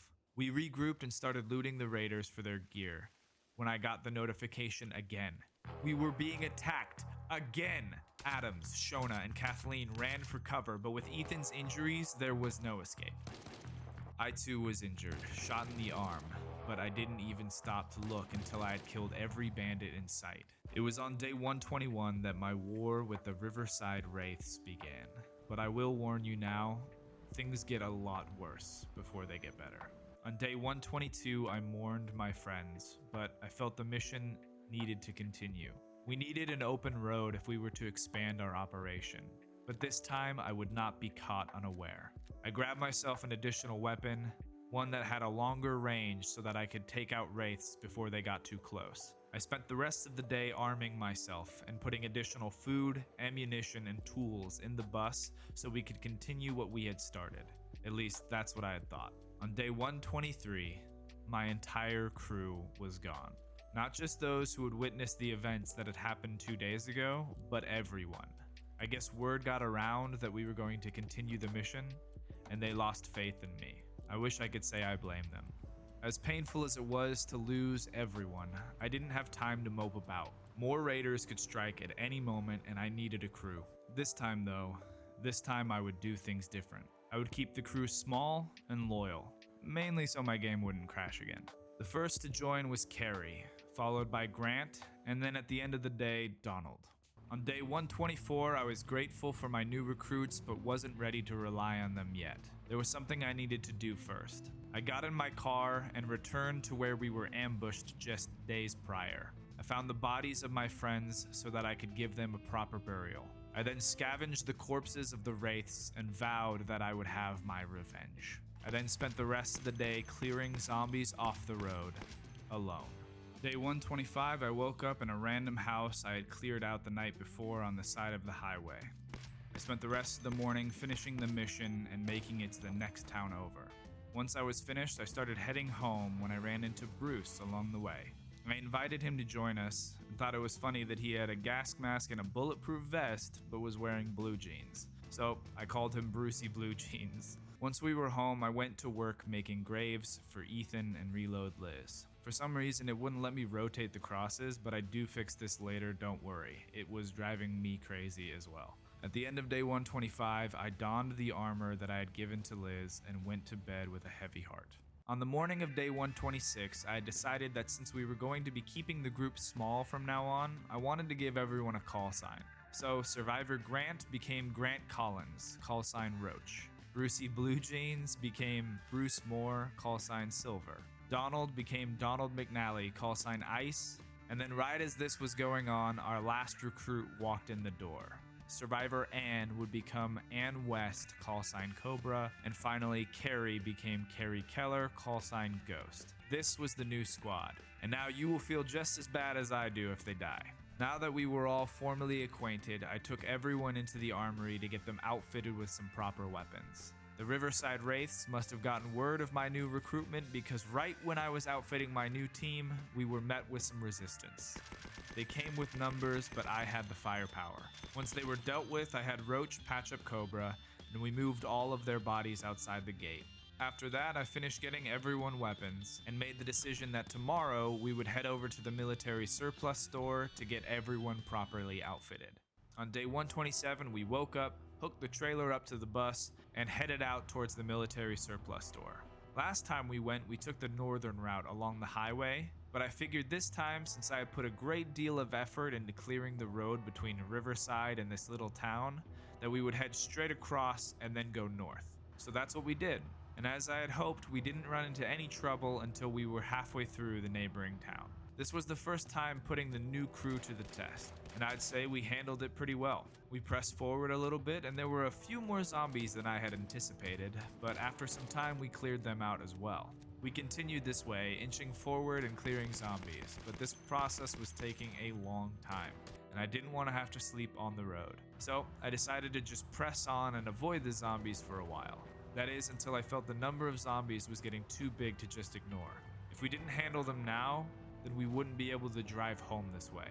At least that's what I told myself. There is an almost optical illusion that sometimes happens when you are dealing with zombie hordes, where you underestimate the amount of zombies due to their distance from each other. When they aren't clumped up together, the numbers seem more trivial, as if you can take them down in waves. It isn't until they converge that you fully understand what you've done, but by then, it's too late. First Roach, then Ice, Silver and Ghost were MIA, and all I could think was that it was my fault. Cobra and I fought wave after wave, and as the night settled in, it was beginning to look like we were the only ones left. As we cleared out what felt like the last of them, hope returned when out of nowhere, Silver came running back to us. I thought that maybe if Silver managed to survive, Ghost did too. I grabbed my flashlight and went out looking for her in the direction that I last saw her running. But as the storm raged on and the darkness settled in, it seemed like the best course of action would be to wait and look for Ghost in the morning. I guess none of us slept well that night, seeing as how we woke up around 3 o'clock on day 128. I got out of the bus and surprisingly found a survivor walking in the storm through the piles of zombies. We were down in numbers, so we invited Marion to join. She was Marion Smalls, and I gave her the call sign River. We hopped back in the bus and decided to wait until the sun came up before going out searching for Ghost. We searched for a while before I finally decided to open up the survivor menu to confirm my fears once and for all. Silver had managed to escape, but Ghost did not. Silver, Cobra, River, and I made the rest of the journey to the military surplus store as the storm raged on outside the bus. We spent the rest of the day getting everyone outfitted with new gear and loading up the bus and trailer with more weapons, ammunition, and fuel barrels. We then spent the night on cots in the store. We woke up to snow on day 129, and as we were getting ready to leave, we found another survivor sneaking into the store. Mark Connors, call sign Midnight. Since we were here already, we got him some equipment too before heading out. Today I wanted to do things different and learn from my mistakes by going nice and slow, clearing small groups of zombies when we saw them so we wouldn't get surrounded. But unfortunately, tragedy does not often concern itself with intention. Despite my best efforts to be careful, it was happening again. I was so concerned for the others for a moment that I wasn't even paying attention to what was happening to me. I was able to buy Silver, Cobra, and Midnight in an additional second, but it almost cost me my life.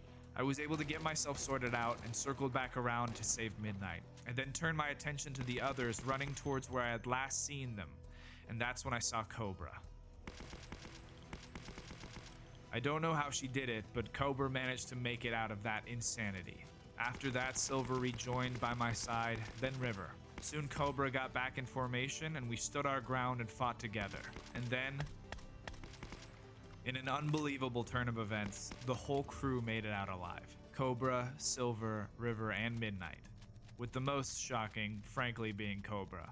After that, I went back and picked up my mask that had been ripped off my face, and then we cleared a nearby house that we could sleep in for the night. On day 130, I had a change of heart. I was just gonna drive through the zombies and not worry about clearing them until we made it back to the bulldozer, a place we had obviously already cleared. I marked the spot on the map and then checked out what kind of condition the bulldozer was in. I think bad would be an understatement here. However, it was not entirely impossible to fix. It would just require a considerable amount of time, effort, and resources to do so, which seemed about par for the course with how everything was going thus far. Since we were pretty close to the little town we frequently stopped by, I figured we could go back to clearing the road, especially since we would want it cleared when we eventually came back for the bulldozer. And we had already done quite a bit of clearing here anyway. So we walked a little ways, and with the range on my rifle, the zombies were easily taken out without even being noticed. I felt pretty good until we spent the next several hours sitting in an open field trying to take zombies out from as far away as I could manage. Thankfully, this worked and we were able to successfully wait out the helicopter event before getting back in the bus and heading for the town. Since it was getting late anyway, we decided to hold up in a local house and happened to bump into another survivor named Colin. He was still wearing his inmate jumpsuit, so we gave Colin Biggs the call sign Cell. We didn't have any additional military gear, so we took Cell across the street to the police station to get him outfitted. With that, our crew was full again, and we slept in town that night.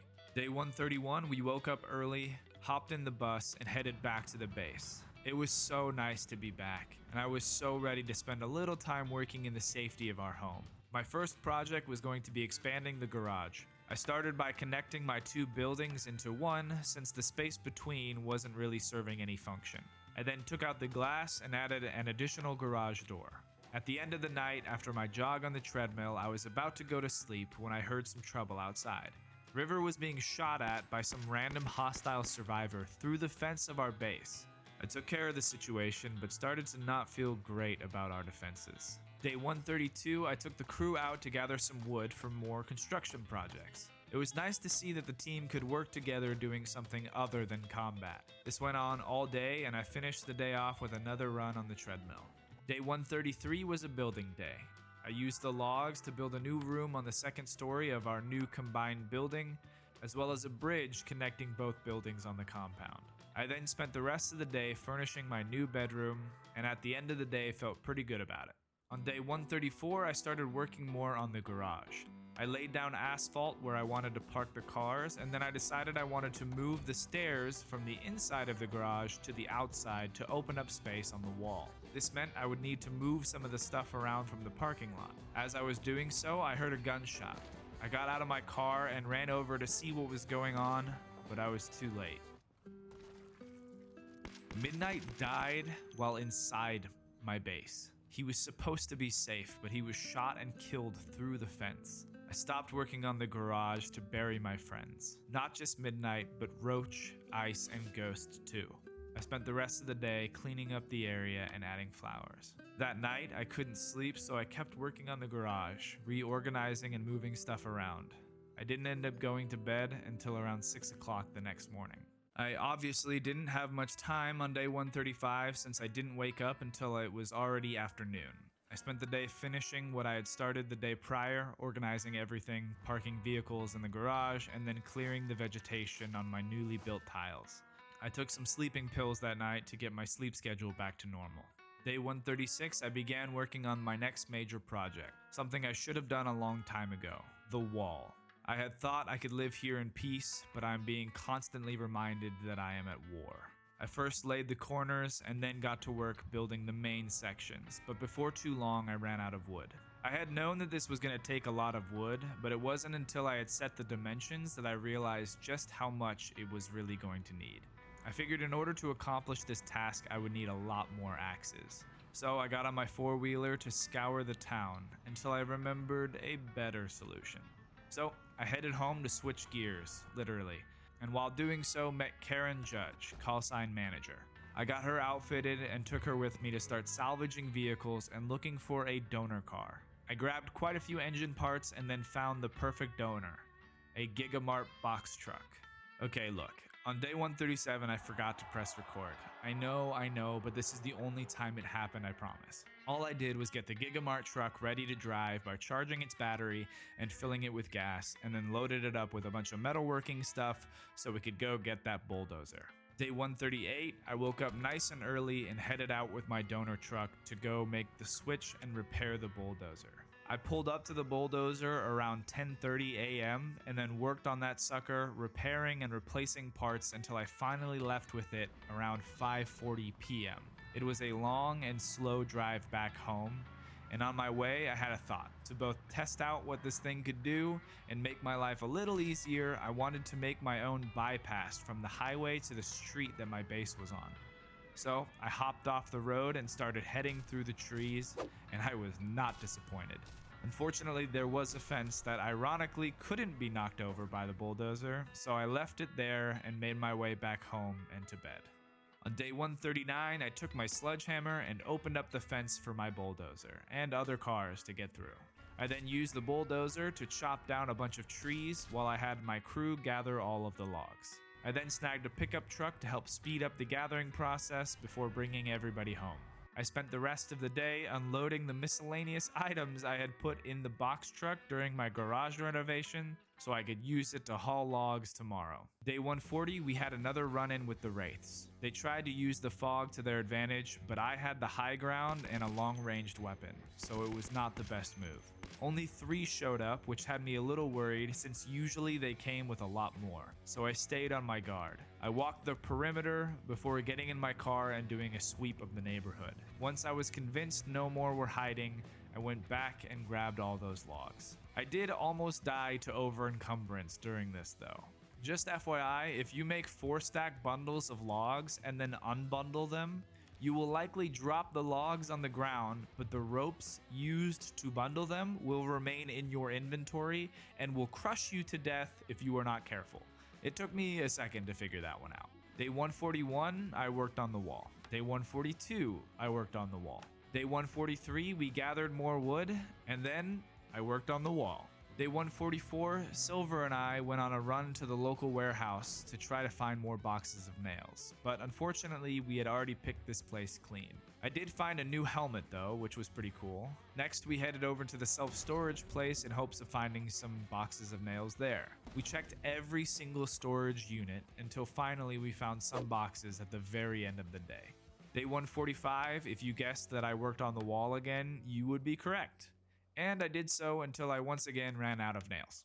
Day 146, I woke up nice and early and was once again on the hunt for nails. I asked Cobra to join me and the 2 of us took the Mustang out and started checking garages around town. While checking out some of the houses south of our base, I noticed that on the other side of the fence, quite a few zombies had accumulated. So I decided to head over there to clear them out. That's when I spotted Survivor Marie in a bit of a rough spot. We already had a full squad, but I didn't want to just leave her here to die, so Marie Fredericks joined the team as Lucky.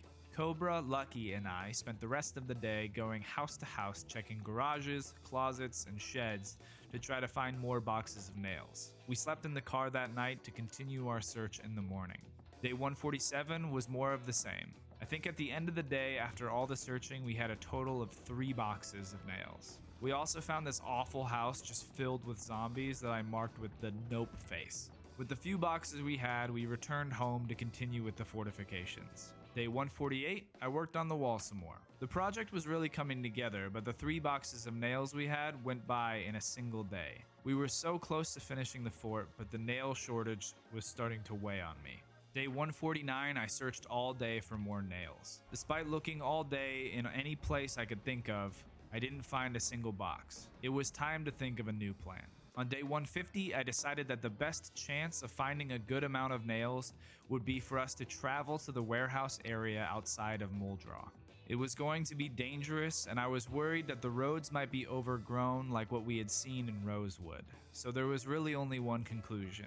We were going to have to take the bulldozer. So I grabbed the rig and started loading up for the trek. Right before I was about to leave, I was approached by Ruth. Something you need to know about Ruth is that she has been walking in and out and around the base for probably the last 10 days. Since she basically already lived here, I decided to invite her in, and Ruth Adams would be known as Relentless. Since she was so eager to join our crew, I decided to take her with me on this expedition. And let me tell you, it was quite a feat. The thing about the bulldozer is that while it is a formidable machine with a lot of utility, it eats through gas and is extremely slow. We had a full tank when we started, and by the time we got just 1 town over, we were on empty. Since we were going to have to stop and refuel here anyway, I decided we should check out the farming supply store just in case. Unfortunately, no nails, but surprisingly, there was some armor.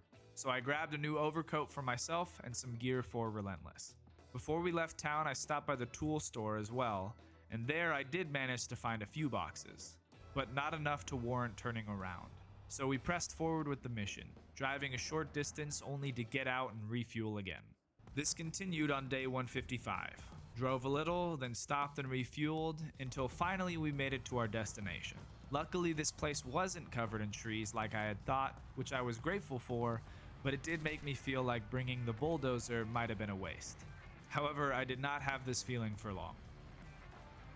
Relentless and I spent the whole day going from warehouse to warehouse looking for boxes of nails. And at the end of the day, I was proud to say that between what we had found at the tool shop and here, we now had 16 boxes of nails, more than enough to finish our fortifications. And even more than that, while we were looting, I found an exoskeleton, which would make construction work a lot easier when we got back to the base. On day 152, it was time to make the long trek back home. We made a decent start towards the base before I had a thought. And that thought was that I never wanted to have to drive this bulldozer long distance again. So if I was ever going to clear a path through Rosewood, now would be the time to do it. So Relentless and I made a detour and cleared a drivable path down the main street of Rosewood for any potential future endeavors. Everything went quite smoothly and we went in and out of Rosewood without much trouble. Everything was fine until our fuel barrel ran out of gas. We only had half a tank left, and in this thing that would not get us very far. I kept checking the map to see how much further until we made it into town. We were so close, but the gas was going so quickly. Finally, right as we passed the threshold of the town, the bulldozer's engine puttered out. I spent the rest of the evening finding a car I could siphon fuel from, and then I drove the bulldozer to a safer location further in town. And then I had to come up with a plan. In order to get enough fuel to get home, I was going to need to find a generator in this place and hook it up to the local gas station. So that's what we did. On day 153, we went around town checking sheds for a generator, and luckily for us, it didn't take long to find one. We took it over to the gas station and plugged it in. We refueled the bulldozer and our large gas can and headed off towards home. As soon as we got home, I didn't waste any time. I got back to work building our fort. We were so close, and now we had all the nails we could need. I spent the rest of the day building the railing for the walls, and I made it all the way around until finally, with just a small section left, we ran out of wood. Oh, so close. On day 154, I woke up and took a second to admire how everything was coming together.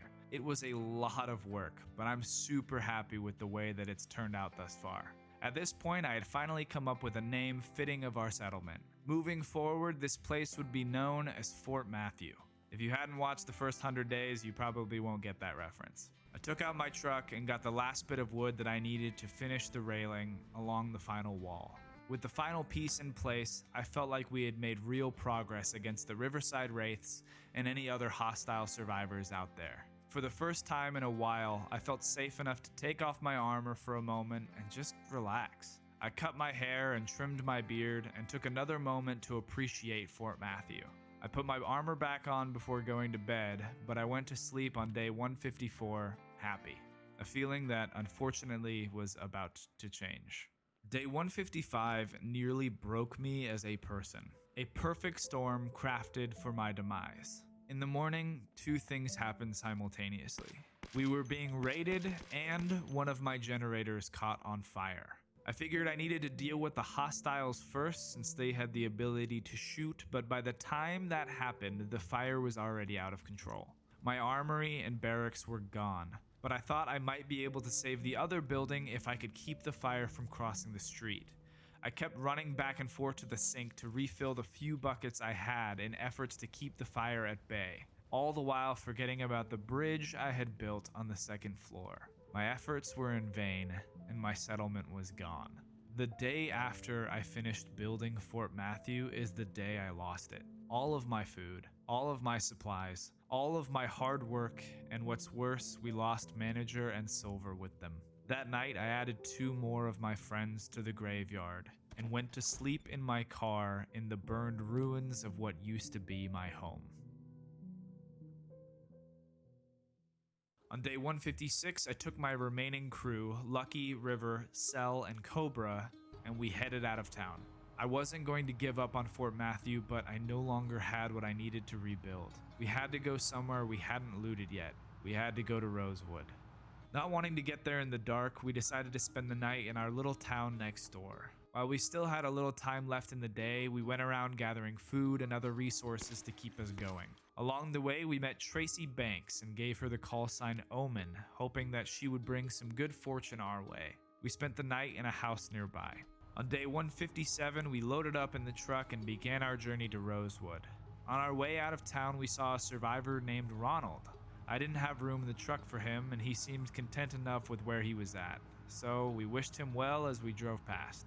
It was a cold and snowy day when we arrived in Rosewood, and I had not anticipated the zombie resistance we would encounter. I suppose driving down Main Street with a bulldozer earlier drew some attention. We were able to make it back to the fire station, a place I figured should be relatively safe since I had already cleared it out, but I was wrong.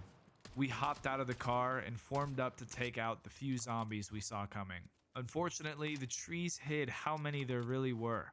The moment they broke from the tree line, I had to reload and our formation had faltered. Even now, I don't know why River didn't fight back. She just stood there. Was it because she didn't have any fight left in her? Or was it perhaps to give the others the chance to escape? Either way, I was once again forced to live with the death of a friend. Just as things seemed to be calming down, another even bigger wave came, and we were surrounded. Omen, Lucky, and Cell were all in a rough spot being closed in on. I tried so hard to save them that I almost got bit myself. Now Cell was gone too.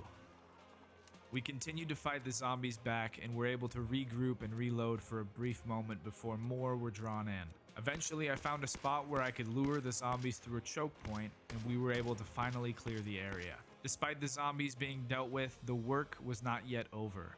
These trees were going to get us killed. We lost Cell and River because we couldn't see or shoot at what was coming, so I grabbed an axe and started chopping down the trees out front. After that, I hooked up the generator that I had brought, and we set up our makeshift barricade again while we slept. On day 158, I figured if we were going to be staying here for a little while, I wanted to at least clear the vegetation in this room. I was still feeling the loss of our friends, so I decided today I was going to do some scouting on my own, starting with the police station so I could grab some more ammunition. While walking through the building, I met Barry Stevens and called him Blackjack. I had planned on scouting alone, but Blackjack was insistent, so I let him tag along. We went to start checking houses and garages for boxes of nails and other equipment, but in the process were harassed by just a ton of zombies and a frustrating amount of foliage. At the end of the day, we were able to find a few boxes of nails and another generator. Day 159, I took the whole crew around town clearing zombies and checking different houses, stores, and other buildings for nails. We were luckily able to find a few more boxes, but not a ton. We ended our day in the local grocery store where we found a bunch of canned food and other goodies, and spent the night in the office on the second floor. On day 160, we kept on the move, working our way from house to house, garage to garage, looking for nails and trying to stay alive. We were making good progress, but these dang trees made everything so much more difficult. We had no way of knowing where or how many zombies were around at any given time. We were constantly rolling the dice. We did the best we could, but eventually it just felt like there was no end, and this was a battle we should walk away from. On the way back to the station, we did pick up another survivor, Katrina Reed, call sign Hurricane. She actually helped us out of some sticky situations during the day, so she had already earned her spot. At the end of day 160, we started unloading our spoils into the truck and trailer, and had successfully looted 17 boxes of nails over the last 5 days. Not a bad haul, and should be enough to help us repair what we had lost. On day 161, Cobra, Blackjack, Lucky, Omen, Hurricane, and I disconnected the generator and loaded up for the long, cold drive back to Fort Matthew. I felt bad for everyone sitting in the back of the truck during this awful blizzard. We pulled into the charred remains of what used to be a settlement, and I set everyone to guard inside as I went out to bury Cell and River. It was too cold and windy to do much of anything else, so I went to a neighboring house to sleep through the storm. On day 162, I began the incredibly long and grueling process of breaking down burned walls and replacing them with new ones. I figured this time around I would change up the look, since just redoing exactly what I had done previously might have actually drove me insane. This way I could at least pretend like I was doing renovations. This went on all day, and the next day, I grabbed some wood, met a weirdo wearing shorts, named him Snow, and then went back to building. And the next day, only partially interrupted by a freaking raid. Oh man, I was angry, but I guess no better way to take out my anger than on the bastards who did this to me. Plus, now I had more ammo. Anyway, back to building. At the end of day 165, I had finally rebuilt all the exterior walls and fences of Fort Matthew, with the exception of doors. On day 166, Blackjack and I took out the Jeep and went around from house to house disassembling doors for doorknobs and hinges. We also grabbed a television, an oven, and as many outdoor lamps as we could find. We got that stuff sorted at the base and then went out again later that night to grab some furniture from the local bar. Day 167 was a pack rat day. My main goal was to find metalworking stuff like a propane torch and tanks, but we also just looted whatever good stuff we could find. Replenishing food storage, getting general crafting materials, and stealing more outdoor lighting.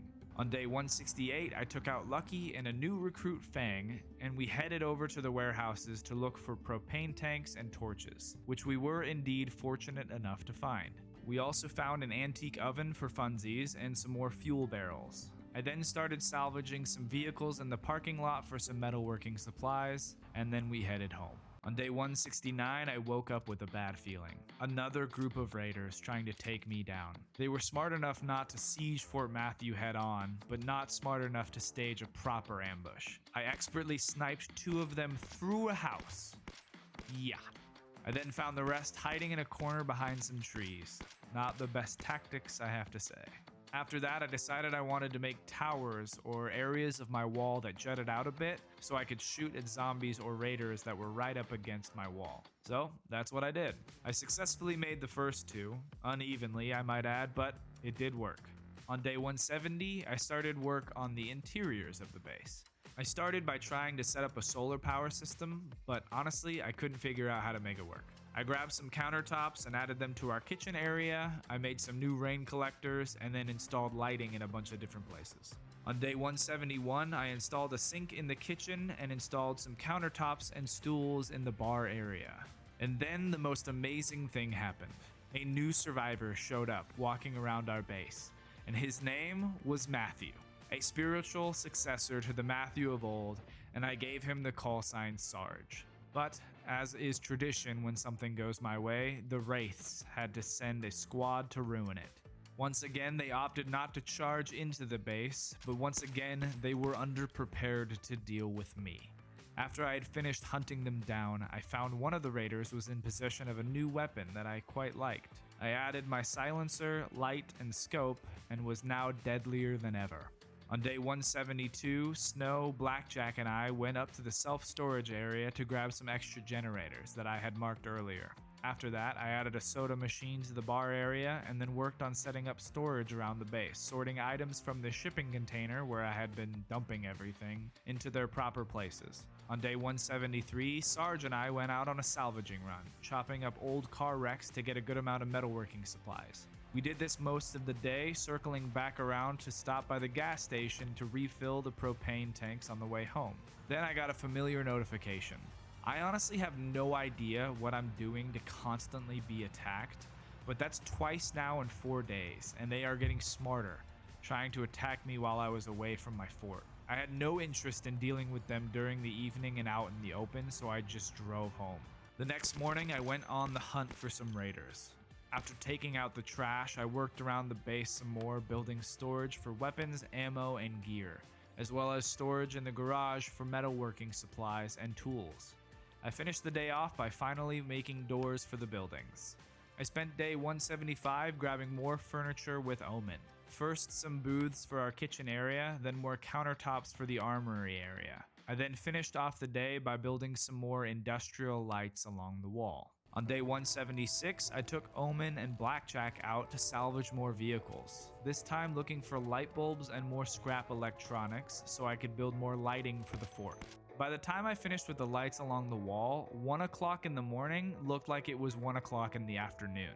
I spent most of day 177 working on my Mustang. I was able to repair it a good amount and even build a new spiky bumper to protect the hood and kill zombies. I had been working on the base for a little while now, so I wanted to take a break for a second and go scouting around a new area. Once I loaded the car up with some supplies, I hopped in and headed off.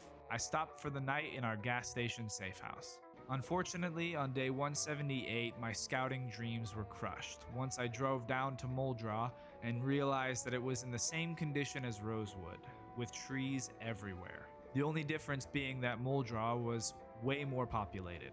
Those two things together made a 10 out of 10 nope sandwich for me, so I promptly turned around. I figured while I was out here, I might as well scout around, but ultimately I didn't really find anything worth noting. On my way back home, I decided to drive around parts of the neighboring town that I hadn't visited yet to see if maybe I had missed a lawnmower or something. Unfortunately, that wasn't the case, but I did see that Ronald was still doing well for himself, which is always nice to see.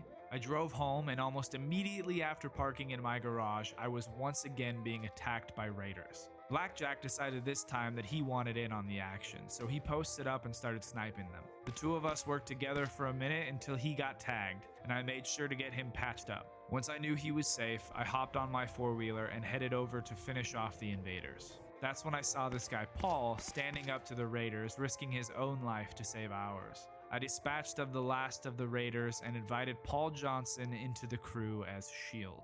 Unfortunately, day 179 literally ended up with nothing happening.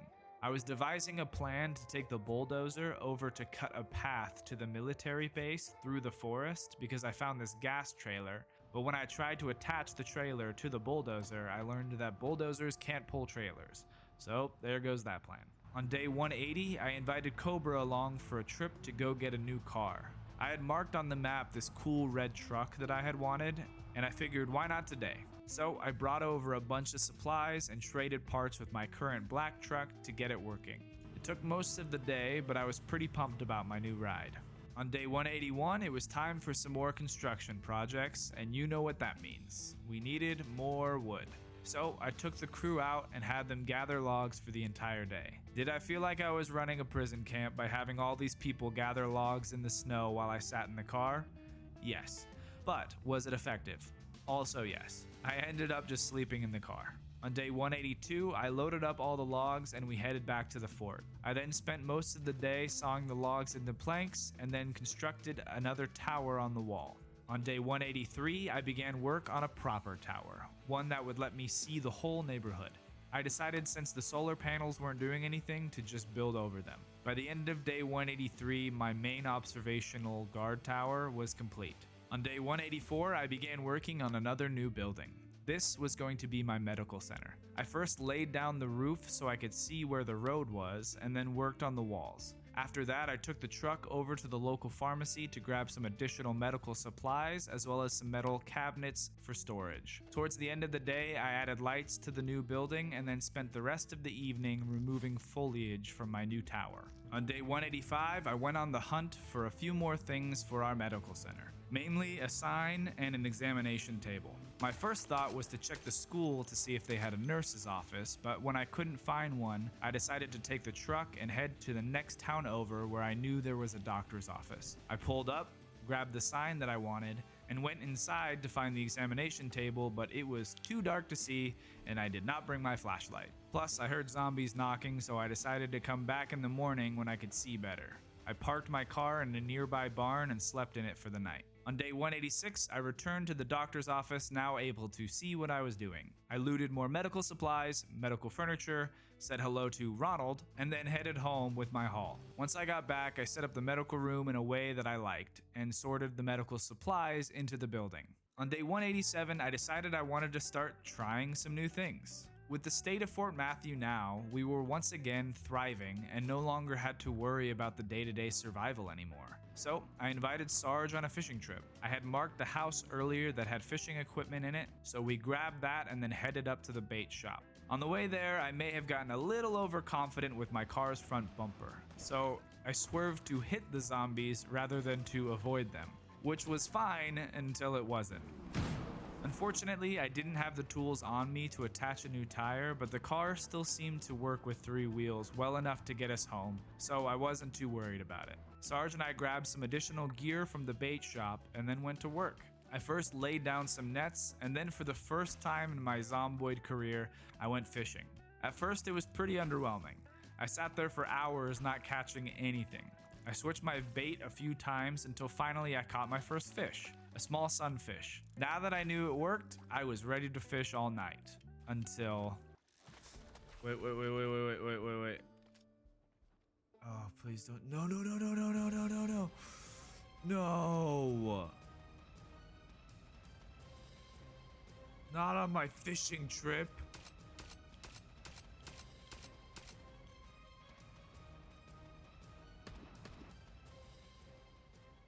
Believe it or not, that was almost it for me. I got shot in the neck and was really low on health. I needed medical attention badly, but my car was currently surrounded by raiders. I ran all the way from the bait shop to my base at the southern end of Riverside.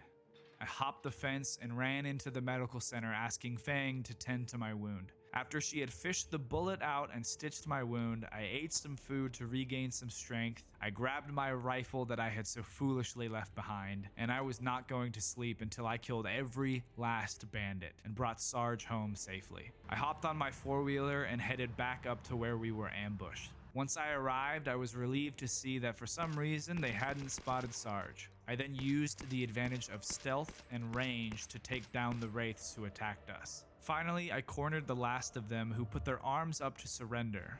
But I offered no mercy. Where was their mercy when they killed Ethan, Liz, or Midnight? Or even when they ambushed me in the streets or shot me in the neck on my fishing trip? Sarge and I hopped back in the Mustang and drove home.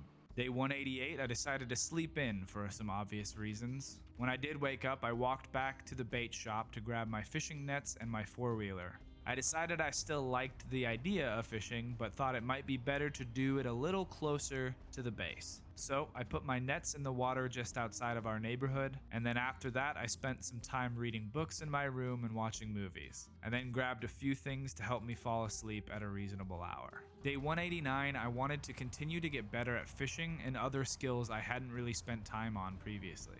So I went to the bookstore to read up on some of those skills. I then went back to the spot I had set up the nets and spent the day fishing some more. While the sun was out, I was able to catch a 3-foot pike and another fish, but when the sun started going down, I ended up only catching shoes and socks. I guess it matters what time of day you go fishing, which is good to know.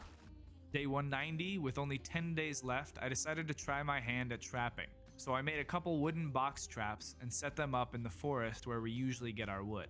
I then walked around trying to level up my foraging skill as well. For someone who had survived this long, I was pretty bad at the skills under the survival category. I foraged for a while until I heard the helicopter coming, so I hopped back on my four-wheeler and headed back to the base. I spent the rest of the day sitting in my tower watching the helicopter fly around. I hope they are impressed, whoever they are. On day 191, I woke up so excited to check on my traps. I drove over first thing in the morning and found that I had caught 2 rabbits. I rebaited my traps and then drove over to my fishing nets to see how those did. For some reason, most of them broke, not sure what caused this, but I did get quite a few little bait fish. Once I got home, I wanted to work a bit more on my cooking. Up until this point, I had just been making vegetable stew, so I was excited to try something else. But I soon realized that I had basically ignored grabbing anything in the cooking category up until this point. I didn't even have a cooking knife. So I spent the rest of the day going house to house gathering cooking supplies, pots, pans, bowls, baking trays, muffin trays, and other things of that nature. Then I went to Gigamart and started grabbing ingredients like oil, flour, sugar, and butter. Finally, at the end of the day, I made myself a pancake. After the amount of friends this man has lost, after the amount of broken bones and bullet wounds he's recovered from, after the things he's built only to have destroyed and then built again, this man deserves a pancake. In fact, I decided to fully enjoy this moment. The armor was coming off, and it was time to just be a guy for a bit. Day 192, I grabbed my satchel and my rifle, but left the rest of my gear tucked away. I wanted to try to relax a bit. I took out a car that I usually don't use and headed back up to the bar to grab some tables and chairs to use for the bar that we had built. I then spent the rest of the day watching movies in my room. Day 193, I decided it was time to retire the orange Mustang in favor of the silver one. The orange one had been repaired so many times that each repair was becoming less and less effective. So I moved the Jeep and then transferred the accessories over. After that, I used the Jeep to pull that broken down old truck I picked up back on day 106 into the garage to repair it. It wasn't too tough to get the body back in good working order, and fortunately, I already had a few spare tires sitting around. The biggest thing was getting the spare engine parts. So I took out my motorcycle to go find some. On the way, I ran into a single zombie, and I took his hat. I grabbed some engine parts, and while I was at it, grabbed some more movies that I could watch, like Breaking Points and Dead Wrong. And of course, I also grabbed the popcorn machine.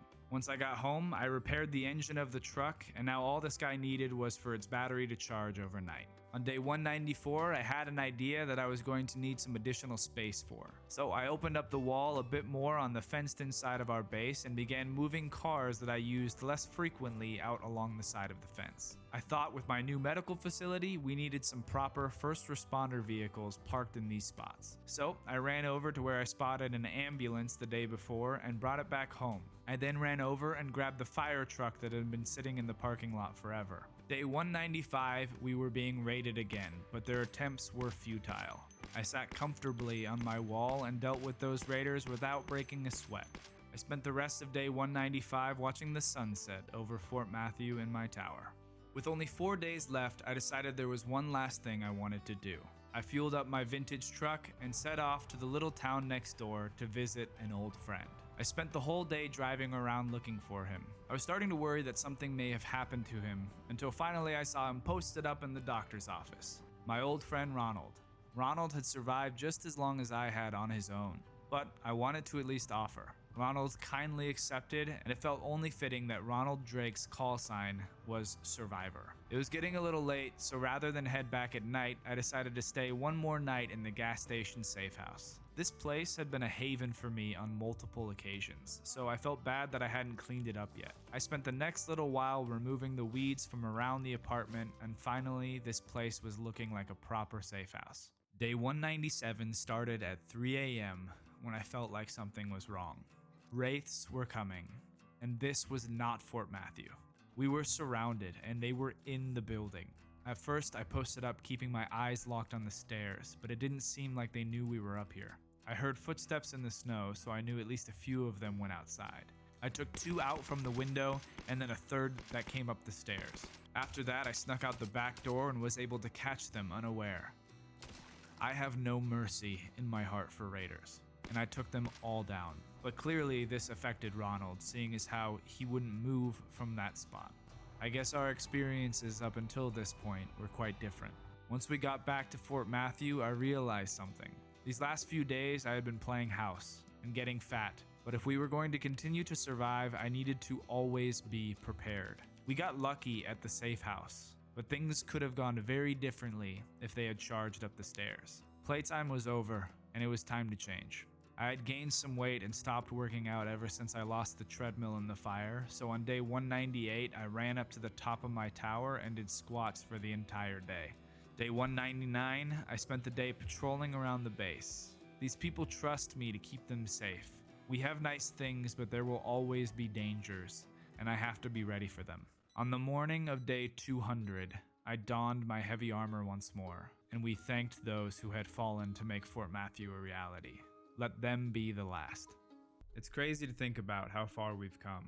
What had started out as a small community so long ago has grown into a fortress that offers protection to those seeking refuge near Riverside. But not everyone lived in Riverside, and with that thought, on day 200, I picked myself up and began preparations. On the morning of day 201, I gathered the crew together to explain the plan. I would be leaving for West Point, and in my absence, Lucky would be left in charge. She was the senior-most member of the community behind Cobra, but Cobra was coming with me. I had wished I could take more people, but as we learned previously, there was a good chance the roads were overgrown. So it seemed the only real shot we had was to take the bulldozer. The drive was slow going, but we managed to make it most of the way to West Point before deciding to call it a night. We agreed rolling into a new city with a loud bulldozer was an activity best suited for the daytime. The next morning, we got started nice and early, but quickly encountered a problem. The zombies were to be expected, but what we didn't expect were all the cars blocking the road. This forced us to make our own path through the trees, but came at the cost of a lot of fuel. With this in mind, once our destination was in sight, I chose violence over landscaping and used the rest of the fuel to kill as many zombies as I could, to give Cobra and I an opening to hop out and finish off the stragglers. This was going to be our new home for a while, and as such, I spent the rest of the day cleaning up a bit. That night, I slept in an office chair on the second floor. On day 203, the to-do list was back. In order to get this outpost operational, I figured I should start by looking for a few generators. One for the base, and one for the gas station a block away. I asked Cobra to keep an eye on the base while I headed out to get a lay of the land. And as you can imagine, I was met with some resistance. But then I bumped into my first West Point survivor, Gary Andrews, callsign Cash. Cash and I spent the day fighting our way towards the nearest residential buildings. We spent quite a bit of time trying to make the area safe, hoping to maybe stay the night, but at the end of the day it was too risky, so we headed back.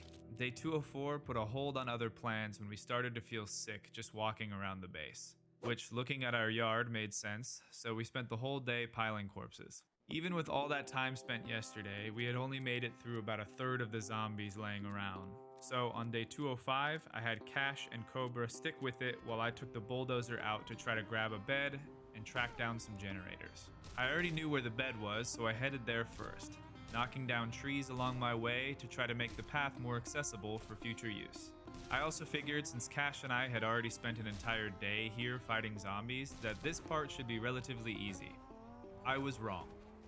I used the bulldozer as best I could to thin the herd, but with every one I ran over, it seemed like 2 more took their place. Plus, with every pass, I was using more fuel, and it would be game over for me if I ran out while being surrounded. I decided to fall back and ditch the bulldozer to handle the rest on foot. It took a while, and nearly all the ammo I had on me, but eventually things calmed down and it started to rain. I hopped back in the bulldozer and grabbed the bed while the rain washed away the snow outside. Now it was time to look for the generators. While Cash and I were exploring yesterday, I noticed a self-storage building close by, so I headed over there to check. I found a bunch of cool stuff like some armor and this weird faceless mask, and eventually I did manage to find a generator. So I packed it up and headed home. I hooked it up outside and our new base was finally online. I replaced the office chair with a proper bed and updated my to-do list. I still needed to find an additional generator for the gas station, but I would also need to clear out the gas station before we could hook it up. In addition, I needed a new car, preferably one with towing capabilities so I could start moving wrecks off the road. On the morning of day 206, I headed towards the gas station. And honestly, it went pretty well, all things considered. I obviously spent the day fighting zombies, but it paled in comparison to what I had dealt with yesterday. After the area was seemingly safe, I headed back over to the self-storage building, hoping there might be another generator hiding somewhere. And fortunately, there was. As I made my way back over to the gas station, I bumped into another survivor named Anne. I explained that I would love to have her join our squad, but we already had somebody named Anne in our group, and it might be confusing. But then she said, "Oh no, that's totally cool. Anne is actually my middle name. My first name is Nora." And I was like, "Oh, that works great." And Nora Frost joined the crew as Bugs. After that, we connected the generator to the gas station. Now all we needed was to come back tomorrow with some fuel. As Bugs and I were about to start the long walk back to the base, I noticed this car was in weirdly good condition. So I popped the hood to confirm, and it was fully functional. Bugs and I hopped in, got it hot-wired, and drove back to the base. On day 207, I once again hopped in the bulldozer to go knock down some trees. On my way over, I thought I saw a survivor in the woods that might be in a rough spot. I hopped out to lend a hand, but soon realized this guy had really messed up. After that, I figured I couldn't just leave him out here. Plus, now he owes me one. So Gerald Olson joined the crew as Badger.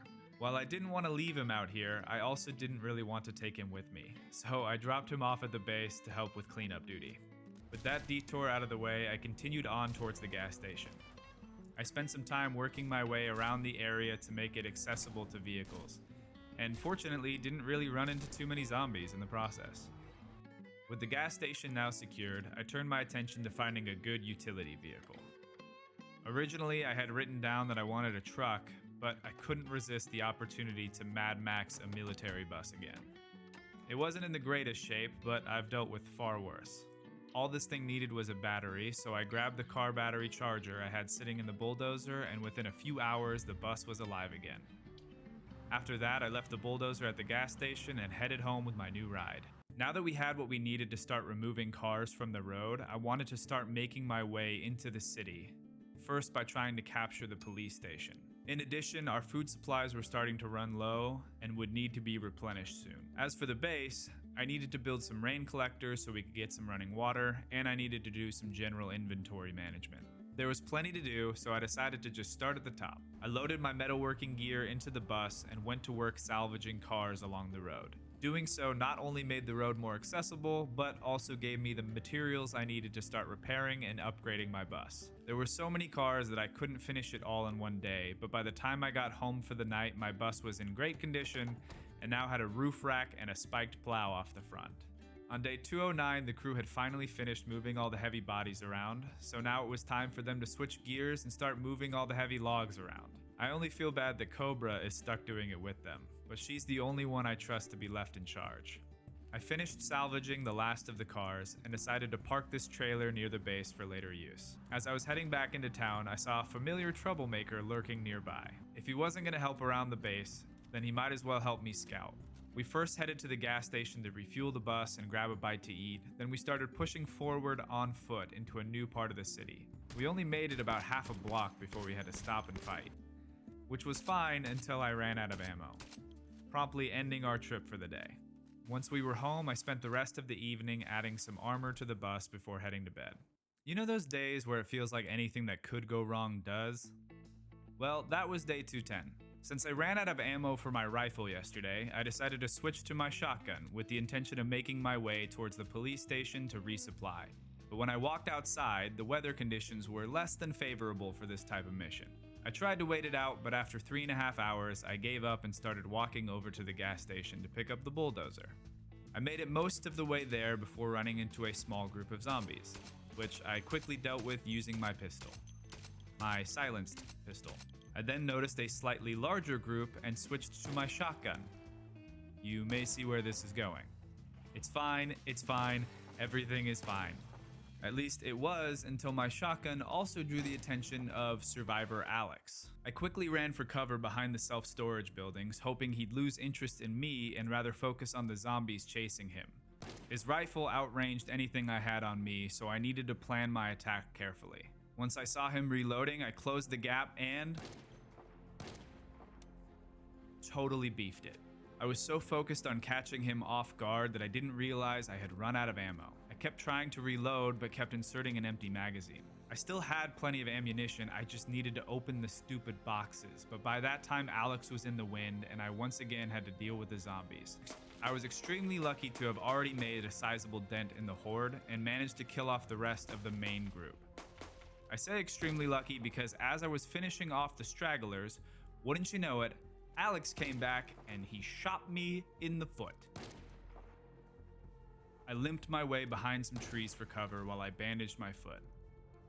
I knew he was coming for me, so I figured the best chance I had would be to try to use the trees to catch him off guard. Goodbye, Alex. Thanks for all the stuff. After that, I started limping over to the gas station, looting zombies along the way. I wasn't able to accomplish what I had planned for the day, but at least I could bring the bulldozer back to the base to get an early start tomorrow.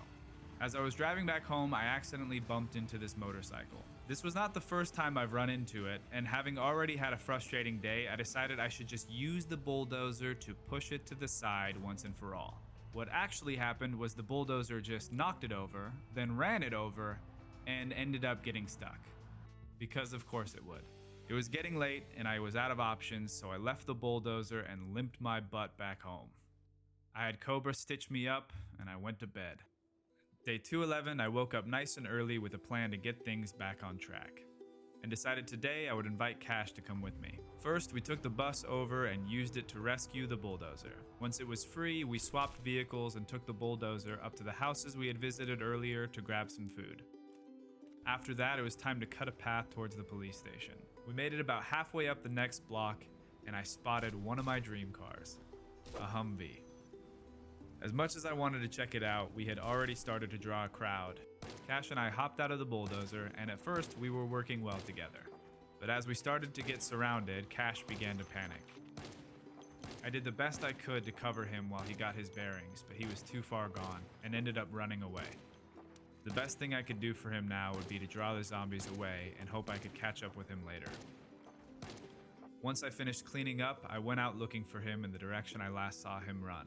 But with the fog and all the trees, finding him seemed impossible. I figured he knew where we were heading, so he might think to rendezvous over there. I began heading up the road, and on my way, bumped into a new survivor named Joanne. She agreed to help me find Cash, so I invited her into the crew as Joanne Gaines, callsign Shiplap. We continued up the road and found more zombies waiting for us. I decided to use my pistol rather than my shotgun, hoping to not attract more, when...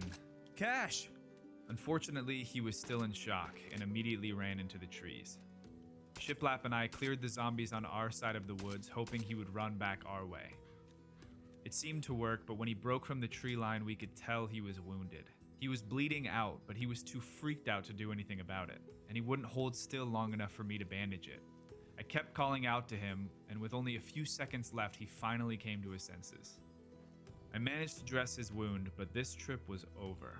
Since there were only 2 seats in the bulldozer, I left Shiplap on guard while I took Cash home to rest. I then hopped in the Camino, did some car swapping, but ended up bringing Shiplap and the bus home.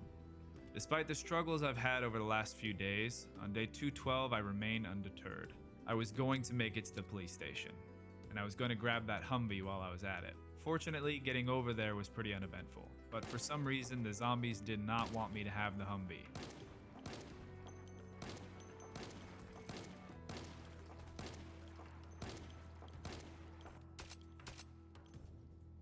After hours and hours, I was finally able to fight my way into the police station and found the armory. Success at last. I was able to replenish my ammo supply and found a cool attachment for my mask.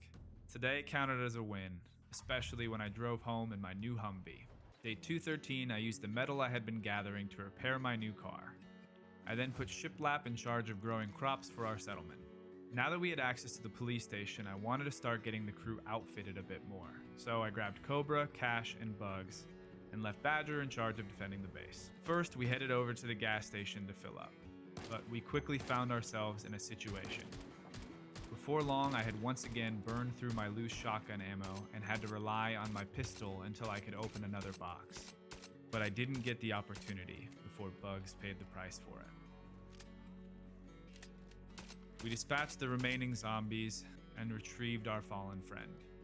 We continued forward, but were met with constant opposition, and eventually we got separated. Luckily, Cobra is a survival expert, and Cash is good at running. We were able to regroup, but by that time it was too late to continue on this way. So we started driving home, feeling the full weight of our loss with Bugs' body in the back. But our struggles were not yet over as we arrived home to a nightmare. We were under attack, and the others were in trouble. I managed to distract the zombies chasing Shiplap as she ran for the woods, but Badger was in a rough spot. I rammed the small horde following him against the metal plow of our bus, but he was already losing so much blood so quickly, there wasn't enough time to save him. I just didn't understand what could have caused this. We had been living here for weeks without issue. We parked a little ways up the road and went to work.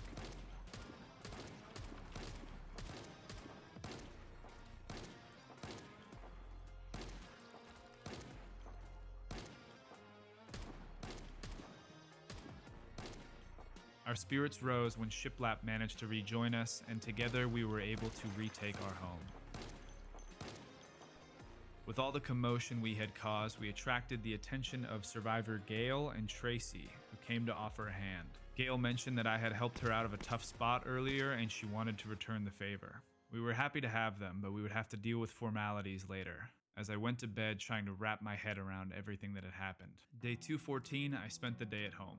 I learned that Tracy and Gail Cutler were actually sisters, and they officially joined the crew as Cat and Collar. I then had everyone pile corpses while I buried our friends. After that, I worked around the base sorting inventory and got Cash outfitted with some extra gear I had found. Day 215, I literally spent the whole day walking around town killing zombies, just trying to make it a little safer. But there was seemingly no end to their numbers. Day 216 was a pack rat day. I first headed to the houses to finally start stocking up on food before heading over to the local warehouse to start grabbing crafting materials. Given recent events, I decided it was time to turn my attention to building some defenses.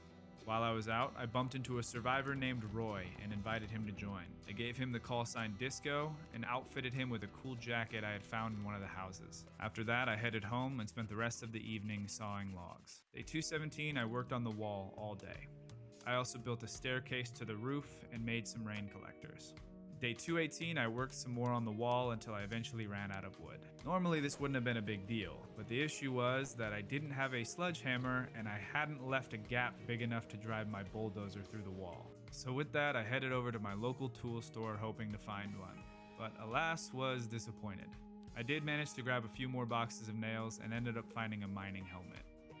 Day 219, my hunt for a sledgehammer continued. Since the tool shop was a bust, I figured I'd have to start making my way over to some new houses to check in garages. Along my way, I found Excalibur and decided to have some fun with it. Progress was slow, but that was to be expected going into a new area. I made my way to a house with a shed, but unfortunately, no hammer. Despite not finding what I was looking for, things had gone pretty smoothly up until now. But that changed when Nicholas showed up. It took me the rest of the evening to secure the area again. I'm not sure if Nicholas made it out of that one. I decided to stay here for the night so I could continue my search in the morning. Day 220 started out with some batting practice, which then turned into target practice, and then something else entirely. I managed to fight my way back up to the houses I had planned on looting, thinking surely I had dealt with most of the zombies in the area. I thought it might be smart to yell and try to draw out the last few stragglers that might be hiding in the trees. I wonder if what I just did was a mistake. I managed to get the group in a line and started beating them down one by one with Excalibur. I spent the rest of the evening fighting waves of zombies until it was finally safe enough to sleep in a house nearby. Day 221, I spent the entire day fighting zombies. I only managed to check 2 garages during the day and still no sledgehammer. The only eventful thing that happened was that I finally broke Excalibur. Day 222, I decided to give up on checking garages for now and headed back home, fighting my way back over the corpse-ridden streets of West Point. Today was also the day that I passed the 10,000 zombies killed milestone. I made it back to my car and then back to the base where I unloaded some of the goodies I had found. My expansion plans still relied on freeing the bulldozer, but going from house to house was taking a lot longer than I expected. Especially since all this time I knew where a sledgehammer was, I was just too lazy to go and get it. Knowing what I needed to do, I decided to get myself the right car for the job. I spent the rest of the day beefing up my new car for the long trip tomorrow.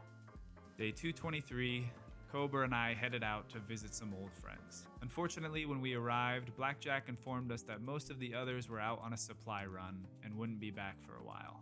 Bad timing, but it was still nice to see the people who were there. It felt good to be back. For the first time in nearly a month, I genuinely felt safe, which made me proud of what we accomplished here and gave me hope that maybe one day we could do the same in West Point.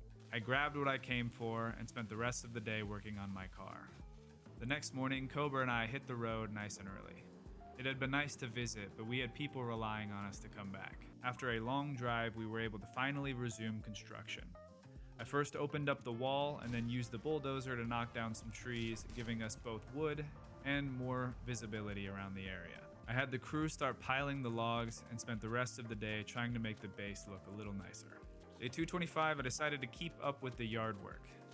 This place would never be quite like Fort Matthew, but I could still put effort into maintaining it. By the time I was finished, this place didn't look half bad. I spent the rest of the day sawing logs. Day 226, I spent the day working around the base. First finishing the railings and then getting rid of these blue things. In real life, they are meant to lift cars, but here they were just something to bump into. A little later, we were attacked by some hostile survivors, but it didn't work out in their favor. And then after that, I decided to continue the walkway along the wall, through the building, and have it wrap around to the other side. I managed to finish the floor and part of the railings before heading to bed. Day 227, I finished the railing around my walkway and then decided to take cash with me to salvage some cars for more metalworking supplies. First, we headed over to the gas station to refill my propane tank when we bumped into Survivor William, who seemed to be having some zombie troubles. We helped him out and invited him to join up with us. Feeling like he owed us for saving him, William Moore joined as Danger. After that, Cash, Danger, and I went around salvaging vehicles for parts. Once we were home, I used some of the parts to construct a refrigerator and moved the furniture from the old break room up to the second floor to start our kitchen. I then set up my bed where the break room used to be. Day 228, I decided to finally start organizing the base a little more by first consolidating and then getting rid of extra shelves I didn't need. I then walled over this opening so that hostiles wouldn't be able to get in this way. After that, I built a gatehouse along the wall, expanded the kitchen area, put gates on the garages, which, to be honest, just ended up being annoying. Then spent the rest of the day trying to figure out why my sink wasn't working, which I didn't end up figuring out that day. Day 229 was more base work. I spent most of the day doing inventory management, but I also decided to knock down a few walls to open up the place a bit more. That night, it seemed weirdly dark in my main lobby. I figured the ceiling lights must not all be in range of my one generator, and decided to add finding a second generator to my to-do list. Fortunately, I already knew where another generator was, so on day 230, I grabbed Cash, Cat, and Danger and headed out to go retrieve it. On our way, we stopped by the police station for a minute and I got the crew some new gear, but unfortunately after that we ran into some problems. I had spent days killing literally thousands of zombies on this road specifically, so I figured we wouldn't run into too much trouble. This error in judgment caused our group to get separated and left me with very little ammunition. Fortunately, I was able to find a box of 9mm on one of the zombies. Danger and Cat regrouped with me as I was trying to reload my magazines to go save Cash, but with the other two shooting around me, we were quickly surrounded again. I tried to stand my ground while the others made a break for it, but with the trees in the way, Cat wasn't able to see what was waiting for her around the corner. I tried desperately to save her, almost joining her in the process, but it wasn't enough. After that, I ran back towards the police station where I saw Danger, and together we fought off the horde, which heartbreakingly included putting down what used to be our friend. Once Danger and I had finished off the rest, I retrieved Cat's body. As we were preparing to head out to look for Cash, he managed to find his way back to us, which at this point shouldn't surprise me. We broke the news to Cash as we called the mission and drove home. Today I learned the hard way that yesterday's preparations never guarantee today's success, which made it all the more painful to tell Caller what had happened to her sister. Unfortunately, on day 231, fate had one more lesson to teach. I felt I had to finish what I had started, otherwise Cat's death would have been for nothing. Despite my objections, Caller decided she was going too. She made her feelings clear when she told us that her life debt had been paid, and she would only remain with the group if we agreed to take her with us. I didn't have a great feeling about it, but the thought of coming across her lifeless body stumbling around somewhere didn't make me feel any better. We needed to be more careful, so I decided to change my strategy. I obviously made sure to bring plenty of ammo, but in addition I brought an axe with me. This time my plan was to clear the trees as we went, causing us to move at a slower pace, while simultaneously opening sight lines and giving us a better chance at retreat if necessary. I would use the sound of chopping trees to draw out smaller groups of zombies, and had planned that the exhausting work would require me to make frequent stops, forcing me to take the time to reload my magazines. I genuinely believed that this plan would work and keep us safe. In nearly the same place where Cat had died the night before, we began to draw more attention than we had hoped. Cash gave in to despair, lowering his weapon as he began looking for an exit. If we just worked together, we could have managed, but soon Danger lost hope as well, and then even Caller's hatred was overtaken by fear. In their frantic attempt to escape, they pushed Cash to the ground in order to get away. I should have been able to save him, but it was at this moment the cruel hand of fate stepped in to teach me my final lesson. My gun jammed when I needed it most, and with that, my window of opportunity closed. I looked Cash directly in the eyes as I pulled the trigger, and finally I realized the truth. I am not a hero. I'm a butcher. Despite what I've been trying to convince myself of, I can't save the people of this world. The best I have to offer is the number of zombies I take with me before I end up just like Cash. Given everything that had happened, I lost faith in my squad mates and left them to guard the police station as I set out on my own. However, I wasn't alone for long before a man named Bruce fell out of the sky, nearly landing on top of me. I told him he could tag along, but that I would leave him if he slowed me down. Bruce Thompson agreed and joined the team as Enigma. Soon after, we ran into a hostile named Steven. I picked his pockets, but the sound of combat hadn't gone unnoticed. Enigma immediately panicked and ran off. And I kept my word. If he died, that was on him. I spent the rest of the day fighting my way back to my safe house. Day 232, I spent the morning carrying the generator up the road, bit by bit, while I fought off zombies. I made it back to the police station where I had left Caller and Danger, and we headed home. Put the second generator on the roof, and then we buried Cash. After that, I decided to head over to the local gun store to see what I could find. I broke down the gates, and what I found inside did not disappoint, especially the exoskeleton suit. I spent the rest of the day getting outfitted before heading back home. Day 233, I gave Disco a cool new backpack and then decided it was time for me to do what I'm actually good at. Equipped with new gear and ammunition, I took my shotgun and headed for Main Street. But before the fight, guess what I found? Are you kidding me? There's a sledgehammer right there. Oh my gosh. If you recall, on day 218 when we first needed the sledgehammer, I was right here. Well, there was a sledgehammer right here. Anyway, I fought and fought and fought some more, stopping for a while at the bookstore before continuing to fight more and more zombies. Eventually, I ran into a survivor named Denise and invited her to join the squad, but I hadn't come up with a call sign quite yet. After that, we headed over to the clothing store where I got some more gear for the crew and a different jacket that I liked. Then something super frustrating happened. As I was heading into this building, I missed the door and ended up running into a tree, scratching my thigh, and putting a hole in my brand new armor. All of those zombies and a plant was what got me. As I limped home, I decided that Denise Moss would be known as Echo.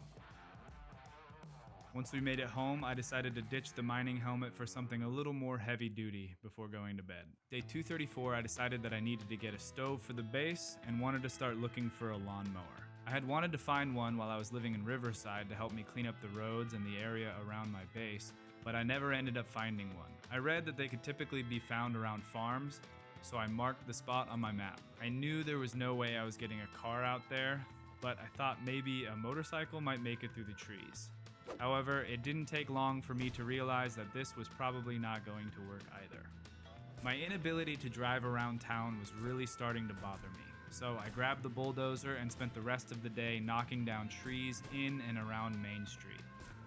I stopped by a house to pick up a stove, I set it up in my kitchen and went to bed. Day 235, I decided to finally start doing some of my chores. I spent the whole day labeling containers and sorting through all of my stuff. Now that the trees were gone, I decided on day 236 to take Disco and Danger out with me to get rid of the cars in the road. I decided to move the mobile generator back to the base, and then use the metalworking supplies I had gotten to add armor panels to the Humvee. I gave Danger some new clothes, and then we went back out and spent the rest of the day clearing more cars, marking the now drivable sections of the road. Day 237, I decided to revisit my lawnmower idea. I drove to the furthest point I had cleared and then began the long walk to the farms. I chose not to fight the zombies on the way there so I could save my ammo for any fights I might have around the buildings. I eventually made my way through the trees over to the first barn, but no lawnmower. I fought some zombies and in the process got scratched by a tree. Still not great though, since I was now limping and bleeding, but I managed to hobble my way around the group and handled the situation. I bandaged my leg and lamented at the additional hole in my armor. After that, I made my way across the street and once again found myself in a fight. Once it was finished, I stopped and slept in a nearby house. At 2:38, I continued my search, making my way from building to building, looting while I looked for a lawnmower. I also decided today that for fun I was going to use my melee weapon as much as possible. Being up close and personal always made me feel more... Ooh. Ooh, that was real close. Finally, I feel so alive. I replaced the welder's mask that was torn from my face with a new mask that I felt suited me better. I continued to make my way around the area, carving my way through hordes, but by the end of the day, there was still no sign of a lawnmower. Gonna pause the story here for just a sec to give context for what happens next. Since I hadn't found a lawnmower yet, not just today, but throughout the playthrough, I went back to check the mod page to see if anyone else was having the same troubles. That's when I realized I was missing one of the mod's dependencies. Now, I'm not entirely sure whether or not that dependency would actually have anything to do with its spawn rate, but it meant that even if it did spawn, I wouldn't be able to use it properly. Leading us to this. While we're here, if you are enjoying the story so far and you think others might as well, consider clicking all those YouTube buttons people are always talking about. Day 239, I started the long walk back home. I made it a little ways up the road before I heard a familiar noise. Raiders were coming. I immediately ran for cover. I stayed low and stuck to the forest as I searched for them. It wasn't until I heard gunshots on the other side of the trees that I knew I was safe. At least that's what I thought. Seriously, dude? My plan on the way home was to just walk by the zombies again until I saw one with a sword sticking through it. As I defeated him, I began to hear another familiar sound. I pulled the sword free and prepared for the fight to come. The sword was sluggish, but I used it anyway, slicing through zombies one by one. I looted the zombies and continued on my way, choosing to fight until my sword broke, at which point I returned to my original plan, walking calmly through the hordes as I made my way towards home. Unfortunately, the day's festivities used up more time than I had hoped, so I decided to stop in one of my safe houses for the night. The next morning, as I was getting ready to head home, I ran into Survivor Chris and Dr. Daniel.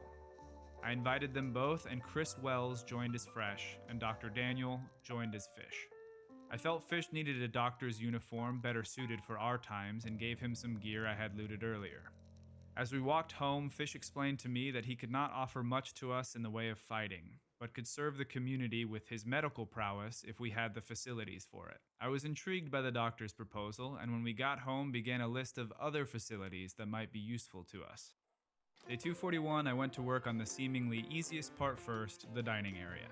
I spent the whole day removing walls, sawing logs, and laying down floors, expanding the area off the kitchen until I foolishly destroyed the light switch, which apparently permanently turns off the lights.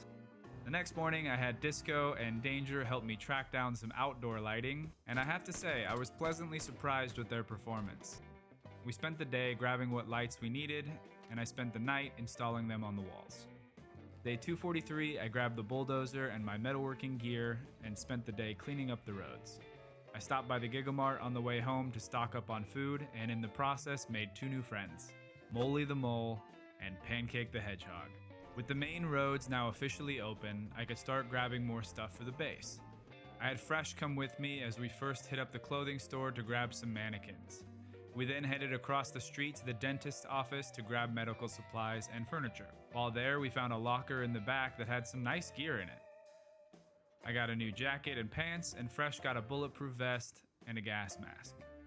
I spent the rest of the day building tables and chairs, completing the dining room. I started day 245 by first building a new room on the second floor that I could use as my bedroom.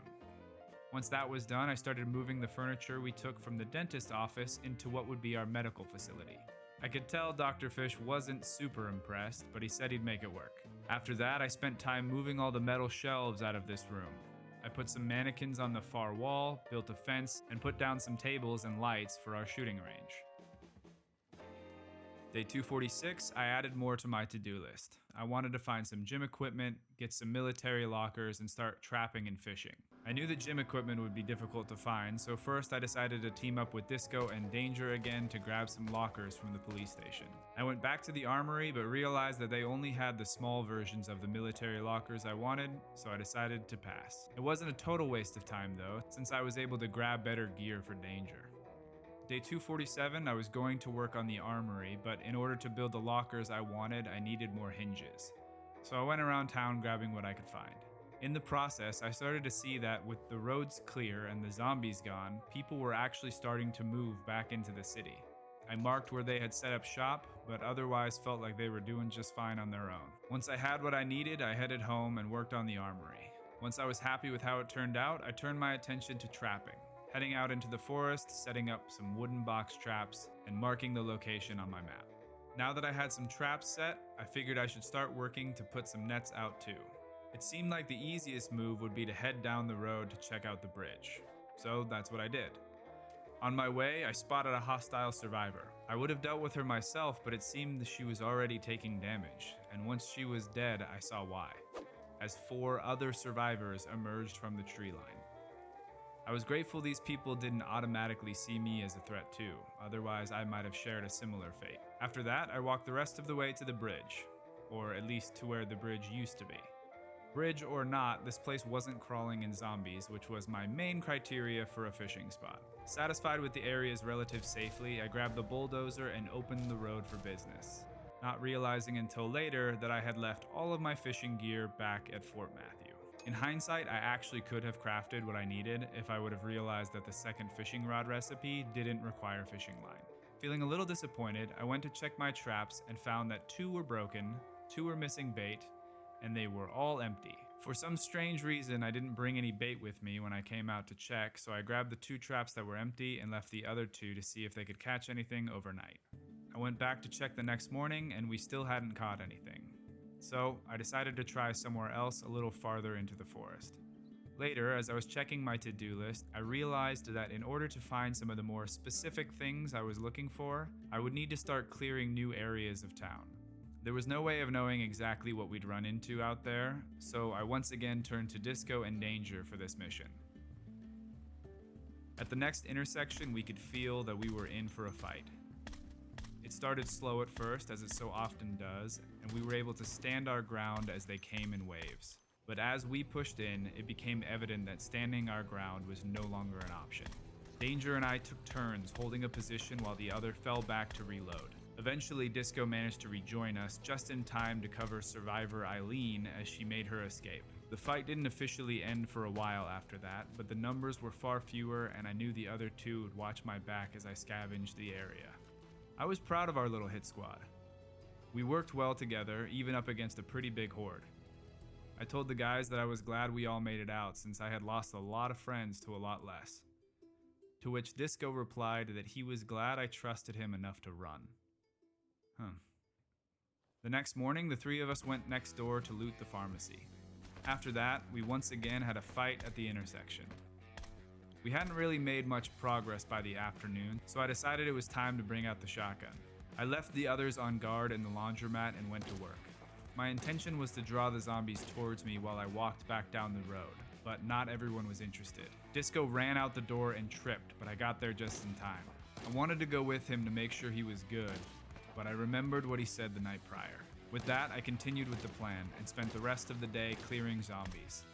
Once it was dark, I headed back to search for the others. I was worried I might have made a mistake when I saw that they hadn't made it back yet, but that feeling soon left when I found them posted up in the pharmacy. Day 251, we were met with a storm. Not wanting to deal with that, I spent the morning swapping weapons before heading over to the pharmacy again to check what was in the back. Not sure what it is about medical areas, but they did not disappoint. Disco got a new mask since he refused to hide his mohawk under a helmet, and Danger got a whole set of clear sky armor. Not knowing how long the storm would last, we decided to head home. Day 252 started while I was still sorting the items we had looted into the base. Not sure what came over me, but for some reason I concluded that 3 a.m. was a perfect time to head deep into the forest to check my traps. I'm sure nothing bad will happen. Oh look, something bad happened. I spent about an hour fighting through my nightmare situation before finally checking my stupid traps. I went to bed at 7:30 a.m. and woke up at 5:30 p.m. I sorted inventory for a few hours while I waited for the sleeping pills to kick in to reset my body clock. Day 253, I accomplished 3 things. Built a crate to store clothes in, cut a path to my traps, and outfitted Dr. Fish and Collar with new gear. Day 254, I wanted to take some of the newer community members out on a run. So once we got geared up, Echo, Fresh, and I headed over to a familiar intersection to continue working on the area. We fought through the day, clearing one street at a time until...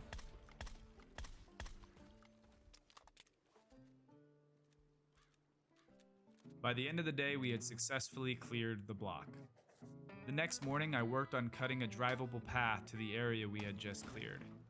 I marked my path on the map, then had to rethink some of my map markers. There we go. This area was now accessible by car, which turned out to be great since the helicopter was back. Limited visibility plus a lot of noise was a no-go for me. Even though we had deemed the area quote-unquote safe, the helicopter can really make zombies come out of the woodwork. Not wanting to draw attention to the base, we waited in the walled construction site for things to die down, pretty much wasting the day. That night, as I was looking over my map, I heard gunshots outside. I ran to see what was going on, but it was on the back side of my base, so it took forever for me to get over there. Fortunately, the situation seemed to have resolved itself, but I needed to change that design flaw. So on day 256, I threw up some walls, added a floor and some railing, and we had a tower. I then tied some escape ropes off the side for easy access. After that, I decided to step up my trapping game by building and setting some cage traps. And then to briefly summarize what happened next, I went to get a four-wheeler but brought the wrong battery. Day 257 started with a raid, which seemed threatening at first but devolved into just dumb. Not a lot of ways I can narratively spin this, but I had to include it because I piled their bodies out front and they gave me a bunch of weapons and ammo. I grabbed myself a new rifle and then brought the proper battery to get my four-wheeler. Since I still had time in the day, I tried to walk to a point of interest along the river, but quickly realized that was a bad idea and turned around. Day 258, I once again turned my attention to getting stuff for the base. I figured the dock with a building on it would probably have fishing gear. That was the point of interest I was trying to walk to yesterday, and that the school might have some gym equipment. Checking these buildings would require me to venture through a lot of unexplored territory, but fortunately for me, some dummies recently restocked my ammo supplies. I spent the day doing what I do best.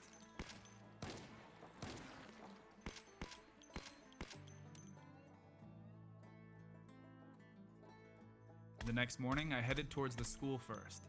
I didn't find any gym equipment, but not wanting to waste a trip, I started checking lockers, storage rooms, and ultimately the library for anything useful. I read some books I had been missing from my personal library before making my way towards my second destination. I'm gonna be honest, it seemed bigger on my map, but I walked inside and on the shelf was a screwdriver. Disappointed, I walked back to the safe house I slept in the night before. Day 260, I headed home. I sorted the items I had looted into the base, spent some time tailoring, went out to check my traps, and then, not really having anything better to do, I crafted myself a sword. That night, I took a look at my map and realized while there would always be more work that could be done, we had accomplished a lot here. The next morning, I decided to start things off by testing out my new sword. It was fun, but a little slow. After that, I invited Cobra, Collar, and Fresh to help me work on the fishing dock. I figured Cobra could use a break from management. My intention when coming down here was to build a new dock, but walking over to the broken railroad, I realized the dock was already built. So instead, I spent time chopping trees so I could drive to the water. Day 262, I crafted some fishing nets and went back to the river to set them. With that now done, I had an idea. I wanted to make a small outpost at the gas station on the road to West Point. I thought it would be a nice rest stop for anyone traveling from Riverside, or if I ever wanted to explore Muldraw. In order to set that up, I would first need to grab another generator, so I invited my three best. And on the way, something very unexpected happened. Wait, is that? Holy cow! That's Enigma. It had been over 30 days since my brief interaction with Enigma. He formed up with the rest of us as we cleared the street, but soon he and Disco started to run. Before too long, we were surrounded. I wanted us to stick together, but I had learned that sometimes splitting up was a better option. I decided to run ahead so I could make my way around the block and attack the horde from the side. On my way, Danger managed to catch up with me. Soon after, Cobra made her way to us as well. Then Disco, and finally even Enigma. I was glad the plan worked, but it left me a little too confident.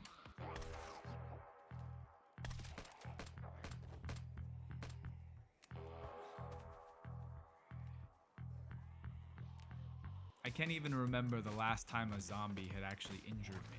I guess this was a friendly reminder that death is only one mistake away. Day 263, we walked back to grab the car, then drove up and grabbed the two generators before heading home. We had to take our time on the way back because we only had 4 seats in the car, meaning someone had to run. I spent the rest of the evening preparing for our next move.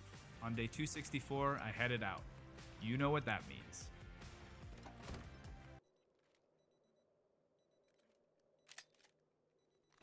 The next morning, I decided to check out the area. I wanted to see how drivable the road was, plus I would need a bed and some supplies for the outpost. But as I suspected, the road would need some work before I could drive on it. And similarly predictable were the zombies. I finished cleaning up around the time it was getting dark, so I headed back. As I was getting ready to sleep, I saw a survivor walking around the area. I figured if he had been living around here already, he might be interested in helping with the outpost. He agreed and joined as Gator. Day 266, I decided to bring in some backup to help me with the outpost. I hotwired a truck that I could exchange for my bus. I loaded up a bunch of supplies and brought Cobra, Disco, Danger, and Enigma with me. But unfortunately, on day 267, I actually had to head back to the base again because I forgot my propane tanks. I made it a little way down the road before stopping to fight. I guess all my driving around had drawn some attention, but I have to say I wasn't mad about it. Something about this new helmet lit a fire in me. I felt like the Predator, and I craved violence, and the universe was accommodating.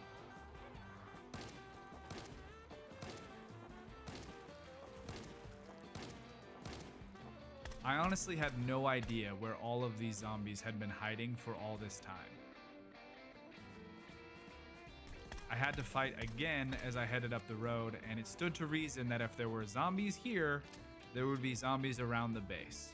Not wanting to fight in the dark, I decided to sleep in my car and let the fort walls do their job for a night. Day 268, I secured the perimeter around the base, then loaded up a second time for my outpost. I headed out, but then... Oh, I forgot one of the most important things that I wanted to bring with me. As I reversed back to the base, somehow we were under attack. This time I used my shotgun to do the clearing so I could draw out the zombies that might be hiding. Once it was over, I hooked up the portable generator I had forgotten about up until today and decided to head out in the morning. Day 269, I drove back to the gas station. The others introduced me to a survivor they had met while I was gone, and we gave Barb the call sign Graves. After that, we had some work to do. We had one group chopping trees and gathering logs, another posted on guard, and I went to work salvaging wrecks. Then I started work on construction, and by the end of the day, we had made some good progress. Day 270 was more work on the outpost. I finished the railings and then built some counters before stealing a sink from one of the nearby stores and hooking it up to the rain collectors for water. After that, I started looking through some of the gear I had and decided it was time for Cobra to have some better equipment.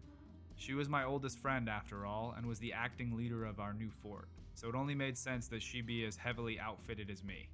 I started the next morning by grabbing a refrigerator for the new outpost, then I headed out to grab a bed. I spent the majority of the day salvaging wrecks and chopping trees so I could drive to the Dixie Mobile Park. I grabbed some supplies and spent the night.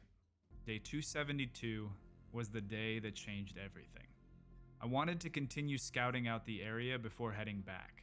There were a few other commercial buildings to the north, and I wanted to get a sense of how hard it might be to drive to Moldraw. Almost immediately, I ran into a ton of wrecked cars. Fortunately, however, most of them seemed to be on one side of the road. I went up to the buildings and found a small gas station and a diner before continuing up the road. As I made my way, I checked the bed of a nearby truck, and there it was at last. Fishing gear. Finally, the wait was over. The change I had... Nah, I'm just kidding. No way. Oh my gosh. Nothing else matters anymore. This discovery was game-changing. Moving forward, distances would be trivial, roads obsolete. I wouldn't have to worry about wrecks or trees when I could just fly right over them. I was so excited I was only focused on all of the potential good that it would provide me. But little did I know at the time that my new wings were made of wax, and I have a bad habit of flying close to the sun. I headed back to the outpost to gather what I needed for tomorrow. Day 273, I woke up and took Cobra, Disco, and Danger with me to see what I had found. I wanted them to be with me for the maiden voyage. I installed the charged battery and added the fuel. I put my electrical skills to work, and it spun to life. I stayed close to the road at first as I became acquainted with the controls, but once I was comfortable, I knew what I wanted to do first. I flew over the trees and made my way to the river.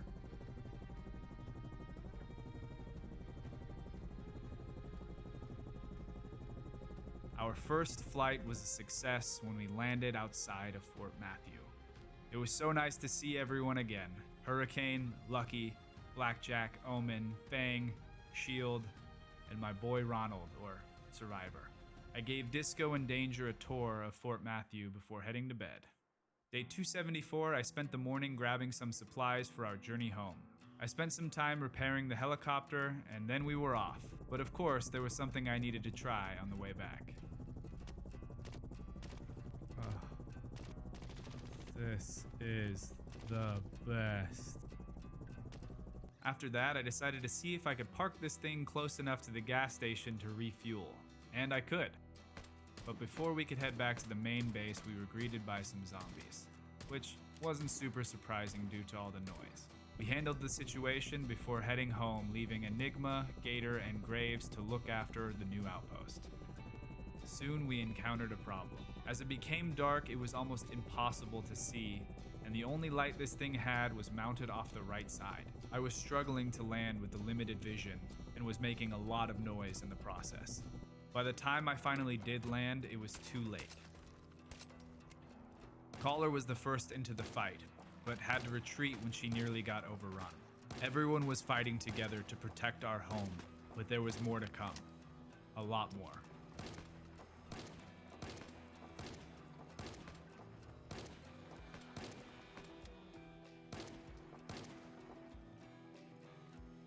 Fortunately, we didn't lose anyone this time.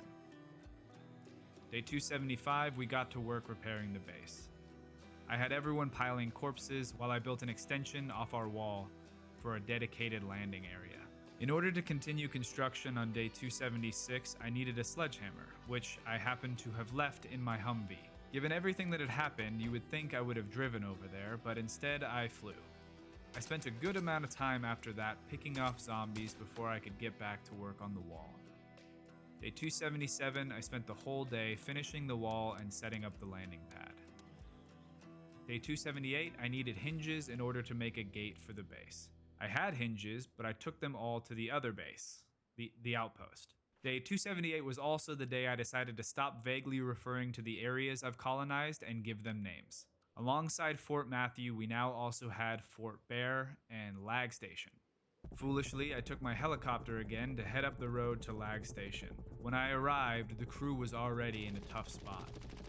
I tried to save her, but Graves was already gone. After that, I was met with a difficult decision. Do I take the time to land, disabling my weapons, leaving the others to fend for themselves, or do I stay in the air and provide cover for Enigma and Gator? I knew landing would have been the right call, but I once again fell into my old habit of trying to be a hero. After a little while, there was a break in the horde, and I took that as an opportunity to land. But by then, the damage was already done. I did everything I could to get the others out before we got separated. Now it was time to clean up my mess.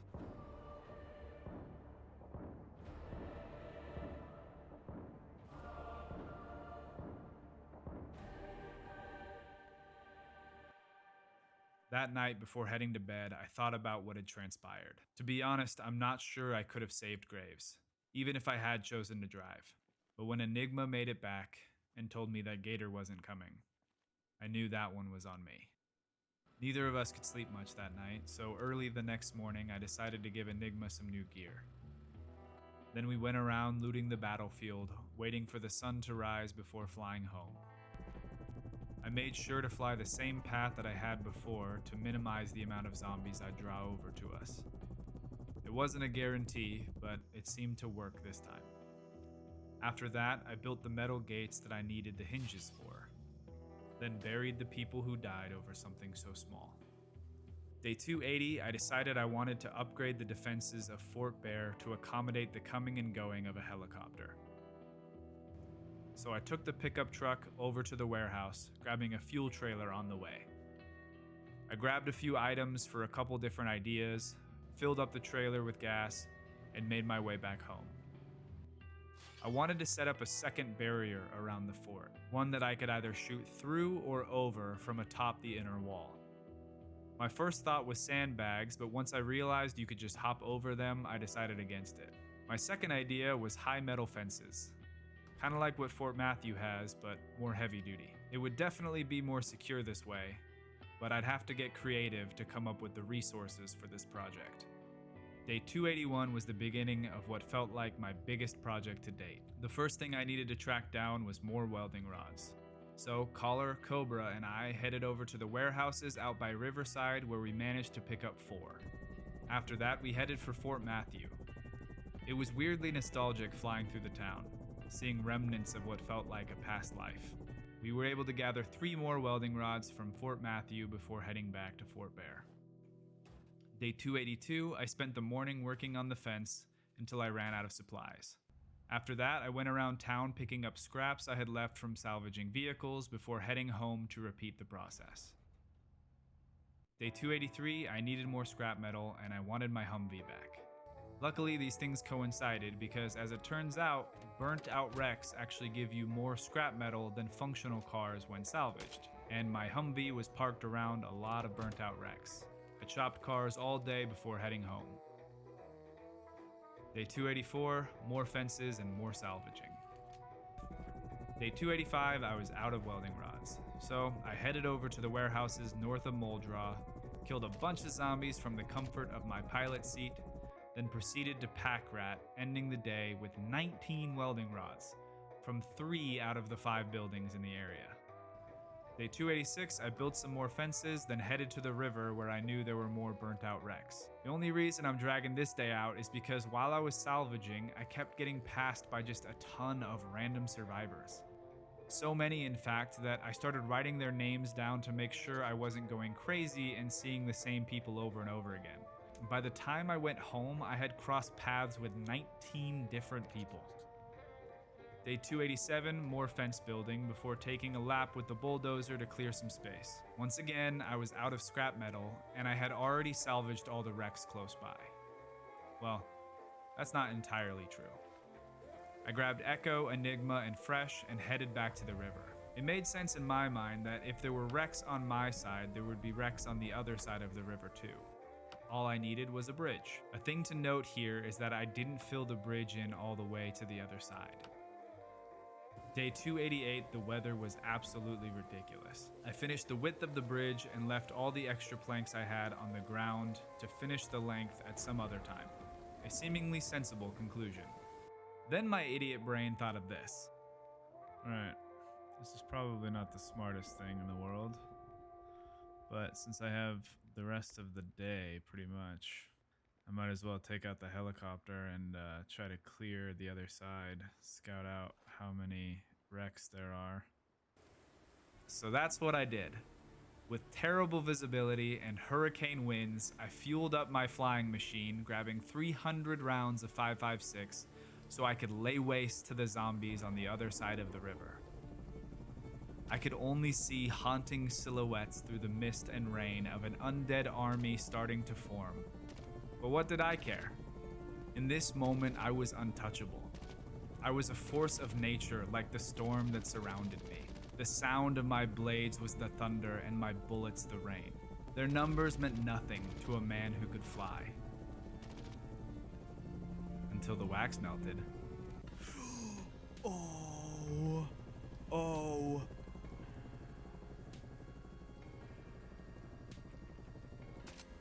So there I was, standing in the rain on the other side of an unfinished bridge, with only a few hours of daylight left and my helicopter continuing to attract zombies from all around.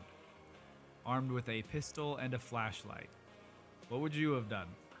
Once I got over my initial shock, I started looking through my inventory to see what kind of options I had. Fortunately, I hadn't put away the stuff I used to build the bridge before coming out here, which meant I still had a saw and nails on me.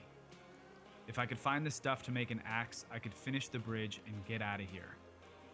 In order to find what I needed, I had to forage for it, reducing my already limited visibility in a sea of trees. It took me about an hour to find a chipped stone, but it took me over 3 butt-clenching hours to find a tree branch in a freaking forest.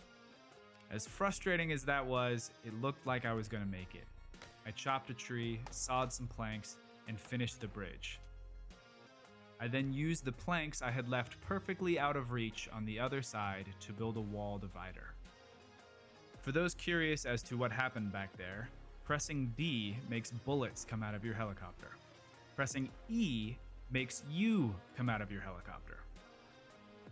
Day 289, I had to get my helicopter back.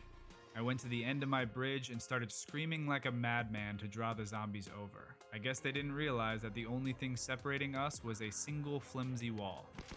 I took out as many as I could from the bridge before venturing over.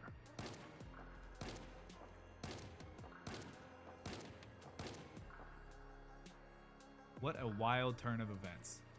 Especially when you consider how few wrecks there actually were on this side of the river. As I began looting zombies, I found a dude just walking about. If this guy could unabashedly walk into the aftermath of this nonsense, this guy was worth recruiting. Kai agreed to join, and I gave him the call sign Hellion. After we finished looting, I turned my attention to the helicopter. Despite it being sideways, it was still in good shape, so we hopped in and headed home. Day 290, I walked back to the river and grabbed my Humvee. After that, I got Hellion outfitted, and the two of us, along with Disco and Danger, flew over to the junkyard in Riverside to get more scrap metal. Day 291, we headed back to the trailer park by Lag Station to find more wrecked cars. We of course had to fight off all the zombies a helicopter attracts, but managed to do so with enough time left in the day to salvage some cars and head back to Fort Bear. And on day 292, I finally finished the outer fence. What a process it had been, but I was happy with the result. At least I thought I was, until I saw a zombie while I was installing some lights. I thought, what a perfect opportunity to take advantage of my new security measures. As it turns out, you can't shoot through these fences. You could shoot through the fences at Fort Matthew, that's why we built the wall in the first place. But apparently not these ones. Day 293, we got more wood to continue construction. Day 294, I worked on building these outcroppings from the wall that would allow people to shoot zombies on either side of the fence. Day 295, I spent the morning finishing the add-ons to the wall. It wasn't what I originally envisioned, but I guess the same could be said about this whole mission. After that, I headed over to the bar and snagged a pool table and a pinball machine for the base. I spent the rest of the evening thinking about the future as I repaved the parking lot and put tiles around the farm. I could feel my time here was drawing to a close. But there was one last thing I wanted to do. Day 296, I was heading to the secret military base outside Rosewood. I figured if I was ever going to find the people who had been flying around me for close to a year, this would be the place. But what I found was far worse than I could have possibly imagined. In fact, I can't even show it here, but I'll circle back to this at the end for those interested. Day 297, I wanted to do one last thing for the people of West Point. Armed to the teeth, I walked up and down the streets of the city, taking down every zombie I could find. Was it enough? Who knows? But at least I could take a few hundred more off the table. I spent day 298 hanging around the base, enjoying what we had built, and I watched the sunset sitting on the wall. Day 299, it was time for me to break the news to everybody. I was leaving, and I didn't know if I'd be back. Up until now, I had killed tens of thousands of zombies, hundreds of raiders and hostile survivors, and had 23 friends die under my watch. I was tired, and this city didn't need a butcher anymore. On the morning of day 300, I hopped in my helicopter and flew away.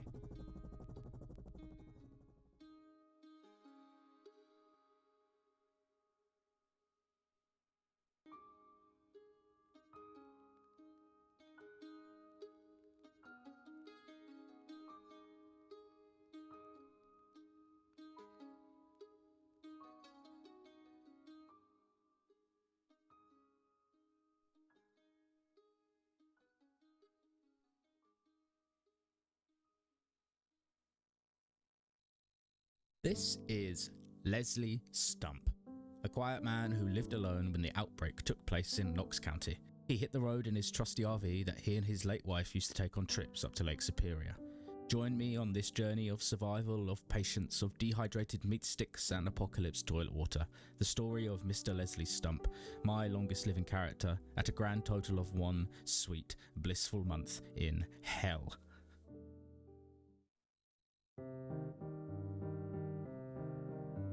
Hello, Leslie. How are we today? You spawned in the middle of nowhere with our trusty RV. What should we call you? Rod the RV. Rod. Upon inspection, Leslie Stump realizes that he has packed absolutely nothing of any use whatsoever in his RV. He can't really be blamed. There are bloodthirsty Kentuckans roaming the streets. My guy, Mr. Stump, is a bit distracted. Have a look at the condition of our vehicle, shall we, Leslie? What's old Rod got under the hood? Rod is in a decent condition, but if they're going to survive for a month, they'll need more fuel, tools to do repairs with, food, water, and a lot more besides. Stump gets his bearings and then heads out onto the road for the first day's adventure. While Stump drives up the road, I'll tell you about the world he lives in and the body he inhabits. We're playing on insanely rare loot 6 months later with high zombie population, no respawning. There are a bunch of mods installed. You can see the full list below. Anyway, back to the road.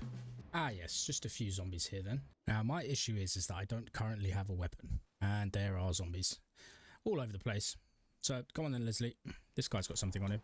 Leslie is not going to get chomped this early. He plays it smart and runs from the group.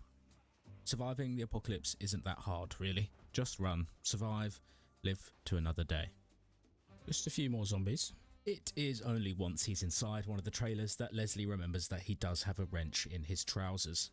He's a little forgetful, our sweet Stump. Just realised we had a wrench on us the whole time that we could have used. And some jerky in your pocket.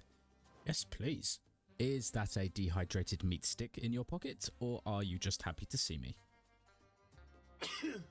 Ah yes, I forgot. Leslie is a sneezy man. A sneezy little man. Leslie has pretty severe allergies. His wife always used to tease him about his runny nose. That dribbly nose will almost get him eaten several times over the next month. Absolutely zero loot. Casual duffel bag. Yes, please. It is mid-afternoon before Leslie returns to the RV. Organising this cramped, smelly little place is going to be a bit of a nightmare. For now, Leslie just stuffs everything into the fridge like a real useless man. Then he's off out again to loot some buildings, kill some zombies, and rummage around in the dirt for some goodies. At 6 PM in the dying evening light, he forages in the nearby woods. He gets some thistles for tea and soup. The thorns prick his hands, but at least it's not a zombie bite. You get a lot of perspective when there's an apocalypse. The little things now mean very little indeed. Leslie returns again to the RV and has some food and reads a book before bed. And so ends the first day of Leslie Stump's adventure. On day number 2, it's much the same for little old Stump. He loot, he stab, he eat, he plonky. A plonky, is it? What is plonky? Got ourselves a little VHS to watch there. Leslie settles into a comfortable routine. Park the RV up, loot the nearby area, and return for afternoon snacks. It's a sort of dreamy existence. As he's looting one building, an alarm goes off and the zombies start to shamble towards him. Leslie, not a coward but a relatively smart man, simply walks away. As he leaves the trailer park, he comes across a snail of ruined cars on the highway, including a fire truck with an axe in the back. Sweet find, Stump. An axe. Perfect. Stump weaves Rod in and out between the wrecked cars and heads to the highway rest stop just up ahead. There are zombies everywhere, which isn't ideal. He uses Rod's gorgeous honker to pull the zombies up the road. There are still a few zombies, which he leads into the woods. Once the area is clear enough, he sneaks into the back of Rod, has some tea, reads a book, and calls it a wrap on day number 2. On day 3, Leslie loots the gas station and finds chocolates and sweets galore, and some cigarettes behind the counter. That's the other thing about the apocalypse. There are no dentists, no doctors, nobody over your shoulder. Leslie Stump can eat what the hell he wants. He checks out some of the nearby cars but doesn't find anything too special, then investigates the clothing outlet and Spiffos. There's a hammer in the Spiffo back room, and he yoinks all the ketchup off the tables before heading back to the RV. He drops off his loot and sets course for the open road. weaving around hordes of the undead. Leslie pulls up a side road, which leads to a summer camp he used to visit when he was much younger, and finds the area quiet, but there are a few happy campers still shambling around. Leslie leads most of them into the woods, then tries to sleep. He is awoken in the middle of the night by an idiot banging on the window. He leaps from the RV in the dark and rain and starts smashing the zombies to pieces. It is a little bit hairy.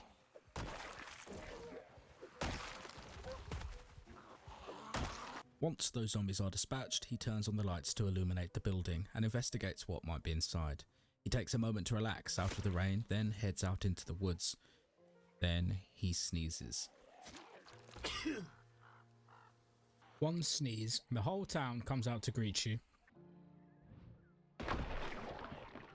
In the aftermath of the sneezing slaughter of 1993, Mr. Stump goes foraging again in the rain. What is that? Crazy looking caterpillar. He remembers that he does have an umbrella, and although he is already quite wet, he grabs it from the RV. Oh, didn't see you. The rain is thick and the trees shudder. Leslie starts to feel a little afraid in the dark woods. What was that?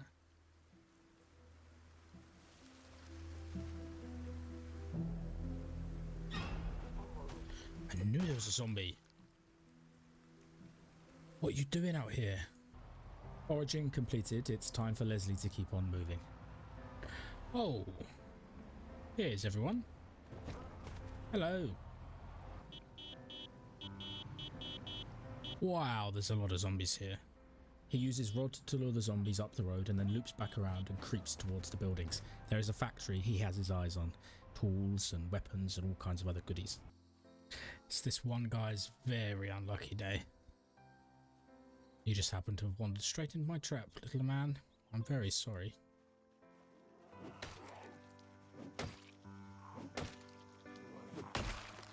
Oh, is that a tanker full of whiskey? Oh, Leslie. Machete.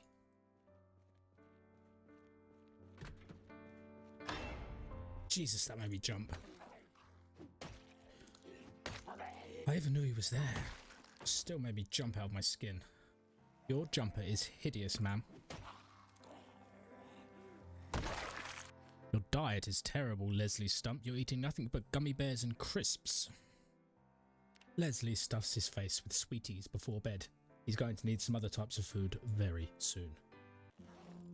Oh, so many lollipops and stuff. It's not really...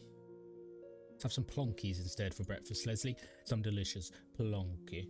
And a lollipop. You are one thirsty boy, Leslie Stump. One last look at that gas station, I think. Just to see if there's any more snacks there. And then we're going to go into town to grab some books. I think is the plan. You heard the man. His plan is to loot the little gas station for more delicious lollipops. Then head into the nearby town for books. Leslie must learn everything he can. There are a few zombies here and there, but mostly the tactic of luring the zombies up the road with Rod has been largely successful. There's that good shit. Eating tortilla chips in the ladies' bathroom. Leslie, you're a little creep. Oh, it's the men's bathroom. Never mind. Let's get that word search, because you are a miserable little man, Leslie. You brought me some antidepressants. Thank you, I love you. Might as well check out this burger shop. Oh, actually quite a lot of zombies there. Maybe not. There's probably nothing there that's really worth it. I think the next task is to drive a little bit closer to town. Or maybe we could spend one more night here. Just play it safe. There's no rush.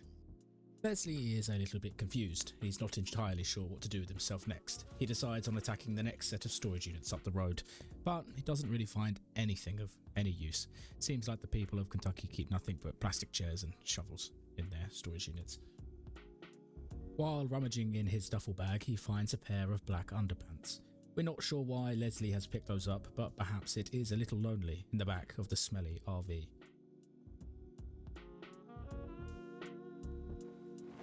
Leslie, why did you pick up those underpants? You little strange man, Leslie. Little lollipop for little lollipop before bed, Leslie. Leslie. So our plan of action is to head up here through these trees, I think, and park up here behind the church. That's going to be our launching off point to loot into West Point. all my main goal really is for the bookshop, which is here. Yeah, let's see how this goes.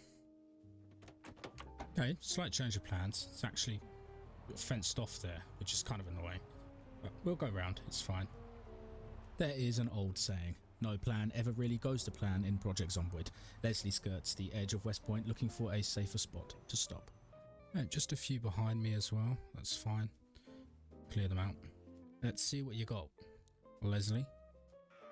Leslie slices his way through the population of West Point with his trusty machete. His blade is sharp and it is very satisfying. Leslie makes a plan. There's a hotel here that he can use as a safe passage through the streets of West Point. But first he needs to deal with the trapped citizens. He paints the hallway red, like that famous scene in The Shining. No creepy twins here though, just a mad Leslie Stump and a blood-red machete.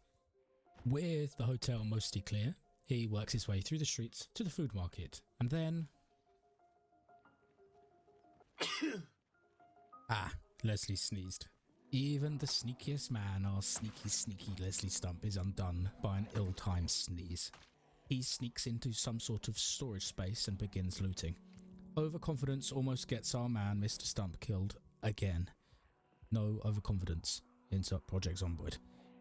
The zombies burst through the garage door. It's only with some smart twisting and turning that he manages to escape at all. Okay, that was a little bit close. There are now rather a lot of zombies chasing him, and he decides to go all in, starting to scream his little lungs out to attract all the zombies after him. The stench is unbearable. An entire stinky population of Kentuckans falling apart in the street. The place smelled bad enough in fertilizing season, but this was different gravy. Stinky, bloody gravy. Leslie retches a little. He lures the zombies into the woods and then doubles back to loot some of the smaller houses on the outskirts of town, including what he thinks is a survivor's house. Survivor house, I think. Teeming with zombies. I like to think this is just a group of friends who got together at the end of the world and all turned into zombies together. The survivor house has its own share of bounty, including some more salvage weapons. Leslie continues looting nearby buildings with nothing really exquisite to tell you about, and gets back to the RV at around 4:30. It's been a long old day and Leslie treats himself to a book and some snacks. Later in the evening, it appears Leslie has begun talking to himself, God or some other zomboid entity. Why are you pushing? Leslie? You okay? With his obviously troubled mind, Leslie watches television in the warmth of the RV. The dulcet tones of the presenter's voice are warming like a hug. It reminds him a little bit of his childhood. He gets some sleep, some very well-needed sleep. Day 7 is a day of slaughter. He slaughters his way through the Hotel of Blood, then slaughters every zombie scumbag outside the food market, loots the hardware shop where he does in the end find a saw, slaughters his way through the streets of West Point, yoinks an espresso machine from the coffee shop and returns to his beautiful smelly RV. This hallway is disgusting, very Shining-esque. Highway of hell, our way in and out of the city. Put the underpants on the badger. Okay, Leslie. It's been a long week, and to celebrate 7 days of being alive, Leslie cooks himself a black bean stew with bouillon. Black bean stew with bouillon. Oh, Leslie, that sounds quite delicious. Smoke next to the sexy badger. He smokes a cigarette and reflects on the journey so far, and he knows full well that it is only just the beginning. The feel of the wind on his beard, the touch of a beautiful badger, and the soft thump thump thump of Rod the RV's wheels on the old tarmac roads. What kind of heathen keeps their chips in the fridge? Right, one last journey to the bookshop. Then we will finally leave West Point. Leslie's plan today is simple. Raid West Point, get some tasty grub, tinned goods preferably, and stock up on enough books to turn himself into the apocalypse Aristotle. Once more into the hallway of death. As he slices and dices his way through the crowds outside the Gigamart, Leslie realizes he has already become distracted. The golden aisles of the shop beckon him forwards. Treasures unknown on those mystical shelves. Beans and chips and plonkies. Maybe some fresh underwear tucked away in a corner, or a brand new plushie for the back of Rod. That is literally Abraham Lincoln the zombie. Let's try and sneak around the back, I think. Just a few here.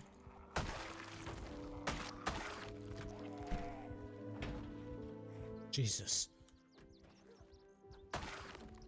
John Wick.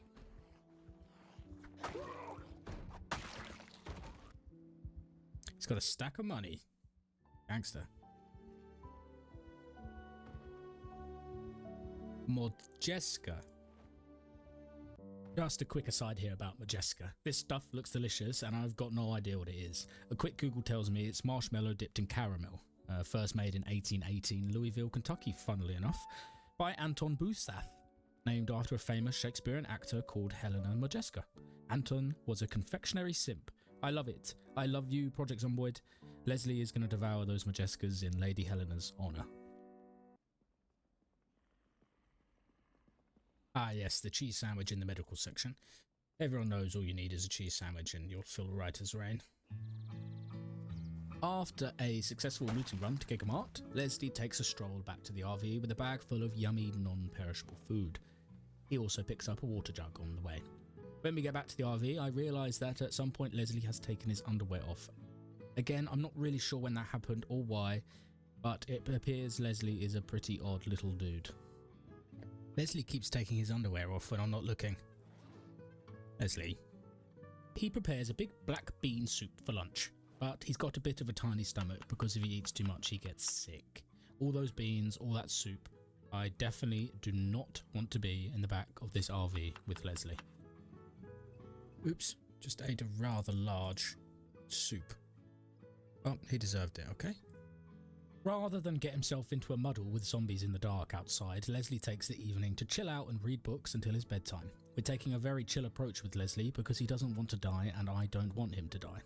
Need some decorations in here, Leslie. Stump, your inside of the RV is looking a little worse for wear. It's not looking fantastic. Plenty of battery left. I was concerned because we've just been sitting in it, not driving for a while, that the battery would be down, but seems fine.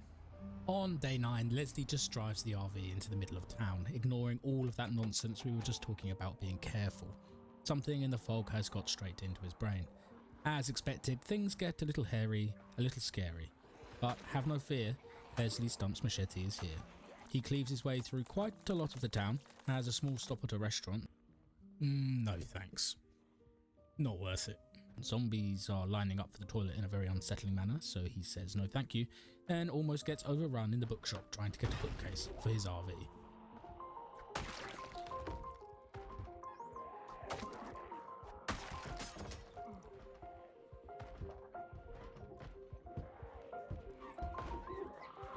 Okay, with the books looted and the town growing thicker with zombies, he does a quick loop-de-loop around the buildings, then hops into the RV. It's time to get the hell out of West Point, at least for now. Another sledge. Don't need it, but there's one there. It's quite nice to know that. Leslie and Rod drive out of town, through the fields riddled with zombies like haunting scarecrows in the crops, then pull up to the river, where Leslie will spend the next couple of days. He washes himself in the cold water, then he goes foraging, on the hunt for anything Mother Earth will place in his hands. Then he hears the thud, thud, thud of the helicopter approaching. Okay, that's the helicopter. Let's get back to the RV. Think we might be safe out here. Not really sure how many zombies are out here, so should, in theory, be okay. That's what I'm thinking. Seems peaceful enough. Can't see any zombies through the trees. I think Leslie here has been very lucky with his timing, in as much as there is no zombies anywhere near him. Whilst the helicopter circles overhead. What are you looking at, Mr. Helicopter? Huh? Just a man and his RV. You're not going to come and help? No? Just going to watch from a distance? This might be good. It might draw some zombies away from the town. Leslie sits and watches the helicopter overhead. A beacon of humanity. The last purring machine. And they are absolutely no help to him whatsoever. He calls out, waves his arms, but the helicopter does a final pass and then disappears. He forages and at last finds 2 tree branches, then heads back to the RV for another delicious soup, black bean and lentil this time. Quite the little chef you are, Leslie. You have a bowl, Leslie. Why aren't you using the bowl? Just drinking directly from the goddamn pot. He reads like a maniac and then settles down on top of the sledgehammer and his best friend Badger to sleep. Day 10 is a fishing day. He uses a spear all morning. With 0 fishing skills, it goes about as well as expected. Nope. We didn't catch anything. He fishes for another 4 hours. It's very peaceful and his arm doesn't hurt at all. Weirdly. A small trout. Our first catch, Les. Some delicious trout. He prepares trout soup with black beans for a late lunch. Leslie truly is living the life of a gourmand.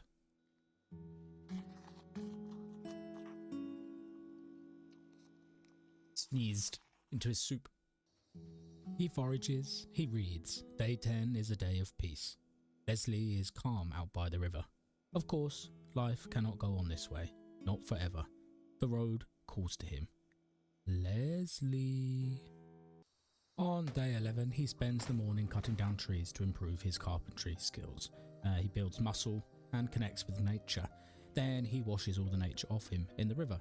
He makes a stir fry in the oven, of course, collects some water to boil it off the stove, and then read books before bed. Day 11 passes in a blur. On day 12, he reads, he cooks, he fish. Leslie has achieved inner human peace. He is at one with nature and a completely useless fisherman. We didn't catch any fish. We didn't catch a single fish today, Leslie. Then, as if he could hear me talking about him, he gets the mother load of all fish all at once. They squirm around in the duffel bag. Oh, we caught lots more fish that time. Whoa, so many fish. Shoes and socks. Did we fish those out of the river? How sinister. Alright, this is zombie apocalypse. There's probably all bits of body floating down the river. Well, we might need them someday, so let's just stick them in there. With the morbid thought of floating body parts, he falls asleep on the evening of day 12. Right, today we're back on the road. So for breakfast, you're going to have some tortilla chips today. No fancy lunch for you today, Les. Just a packet of chips to begin with. Day 13, some might call it an unlucky day, but this is the day that Leslie drives the RV down back towards the town. He parks up near the dock, then heads into town towards the school. He just wants to take a little look at the library. The school is infested with students and teachers and other ghouls. But there are books in the library and Leslie takes them all. He returns to the RV after a successful day looting and sits on a new chair underneath some new posters and takes it all in. What a sweet few days. No massive risks, just comfort. Comfort and fish. The warm belly of the RV.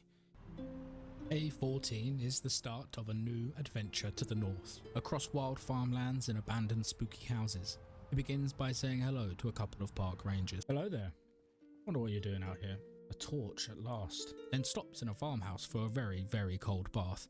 But it's not as cold as the river, so he doesn't mind. Nice. He washes his hair and growing beard. He catches a reflection of himself in the mirror. The road has not been kind to him over these past 2 weeks, but on he soldiers. He puts up a new shelf in the RV, finds a beautiful new summer hat, and a deck chair that he'll take with him on the road, just in case he finds a beach or something. The rest of the day is spent reading in the back of the RV after some dinner, of course. The van feels more cozy now, and there is a lot more room for goodies. It's day 15 and Leslie is heading out into the sticks to scavenge around through farmhouses and bash farmhands over the head. The RV is starting to feel real lovely inside and he is getting pretty looted. You can see here the path that Leslie has taken through West Point and the general direction he's going to head, out through those largely empty barren fields. He's going to be one sneezy man in all that dead corn. Endless dry cornfields. The first house he inspects is largely empty, but what does he expect? There ain't nobody out here, and anyone that was has long since decomposed into worm food in the back garden. The next house does have a couple of residents, and Leslie yoinks a lovely gore-covered shower cap for his next farmhouse bath. He stops for a peach lunch. Leslie feels like he has some duty to cave in the head of every wandering farmhand he finds, because this is their land, and they don't deserve that eternal punishment of forever wandering the fields of dead corn. He pulls up to a monstrous farmland mansion and admires it. It's the sort of house he always wanted to live in. In theory, he could live in it now, because there's nobody else here, but there's an RV down the road that would be very sad to see him go. Don't worry, Rod, we aren't leaving you. The whole house was silent, not even stirred. Nothing even stirred, not even a mouse, because the mouse was dead in a cupboard. What you got in your purty little shed? An alarm goes off, but no zombies come calling, which just shows how empty it really is out here. In another house, one lurking bastard almost gets a nibble of him because he missed not one, but 2 swings of the machete. Jesus.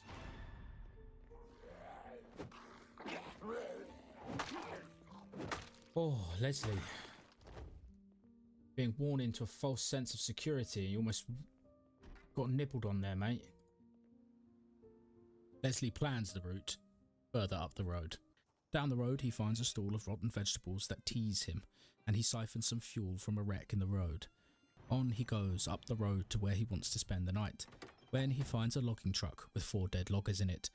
What a horrible thought, all turning into zombies at the same time. He wonders who turned first. He parks up next to a little old cabin and reads books before bed. Another morning.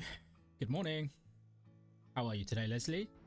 Thinking about how frustrating it would be to crash this RV now, because it really is just my home on wheels. Right, we want to swing a left here, I think, so we can head into town. Whatever town this is. Oh, hello. While Leslie is clearing out this accident in the road, I just want to mention that we haven't crashed Rod the RV a single time. Not one bump, not one scratch. Leslie is an excellent driver. Good stuff, little guy. A trauma bag. I kind of want that. Sounds fun. Well, no, it doesn't. It sounds the opposite of fun. Sounds dramatic. But, oh, a scalpel. That's good. Just gonna have a cigarette in this car. I'm feeling a little anxious. Wouldn't you be feeling anxious? Viewer? Watcher? Enjoyer of Leslie Stump's story? I would be feeling quite anxious. I do feel quite anxious, to be quite frank.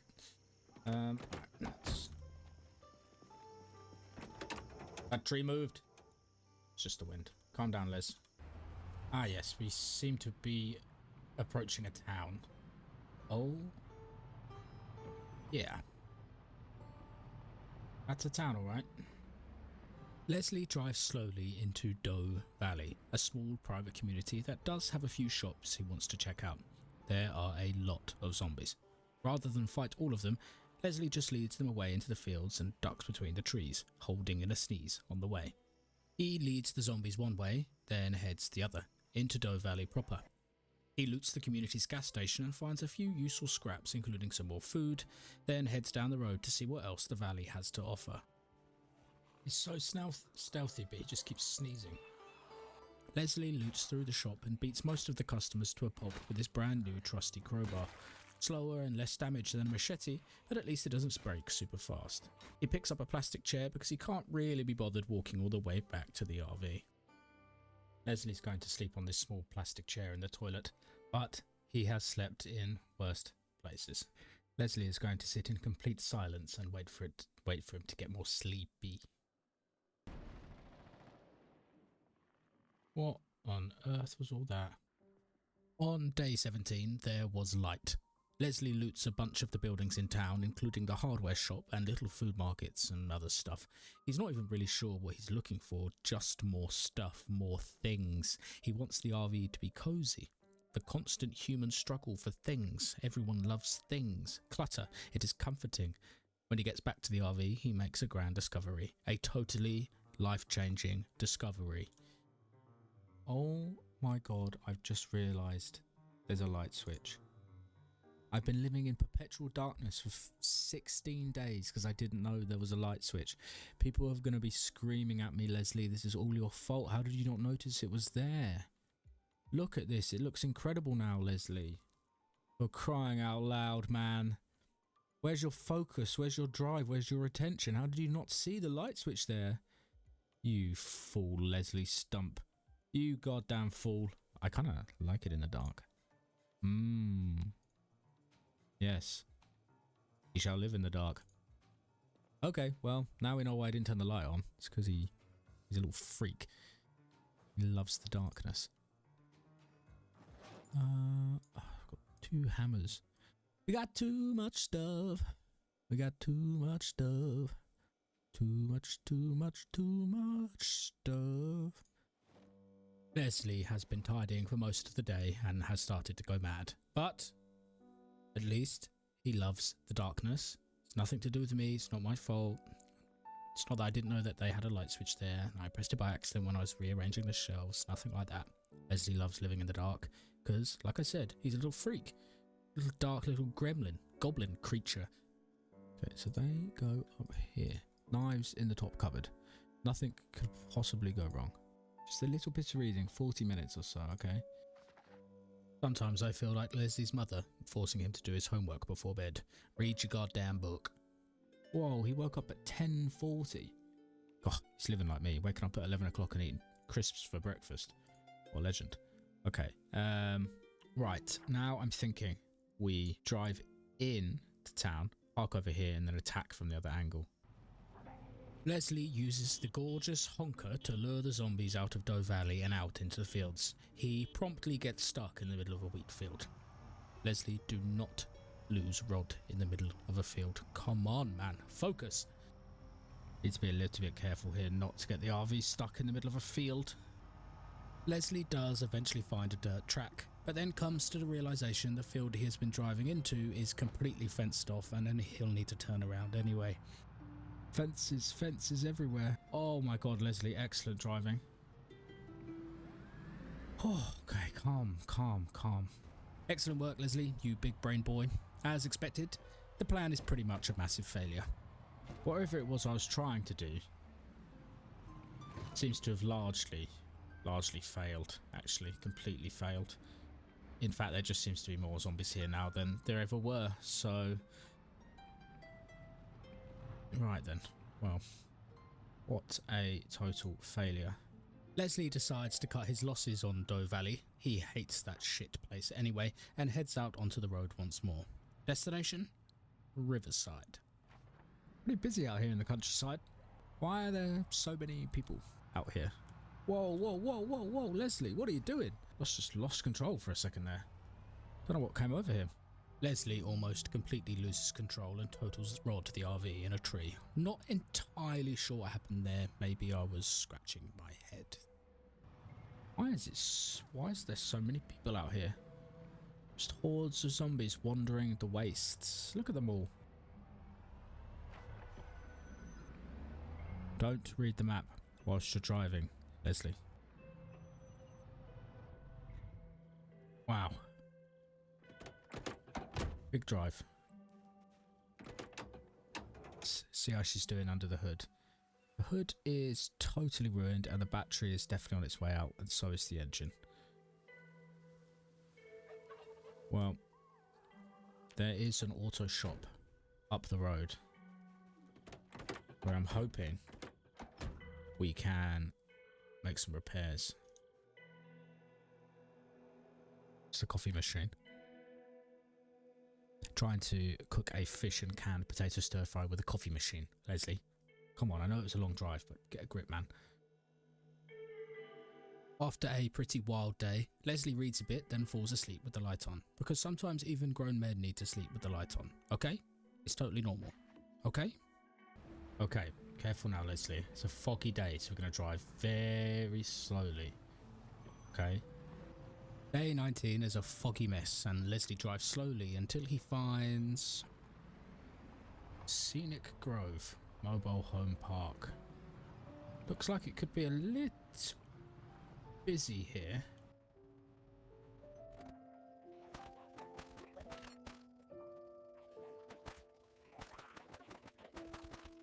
He dispatches a few of the Scenic Drive inhabitants, does a bit of work on Rod, then slowly and sneakily walks down the small rest stop area to get to the auto shop.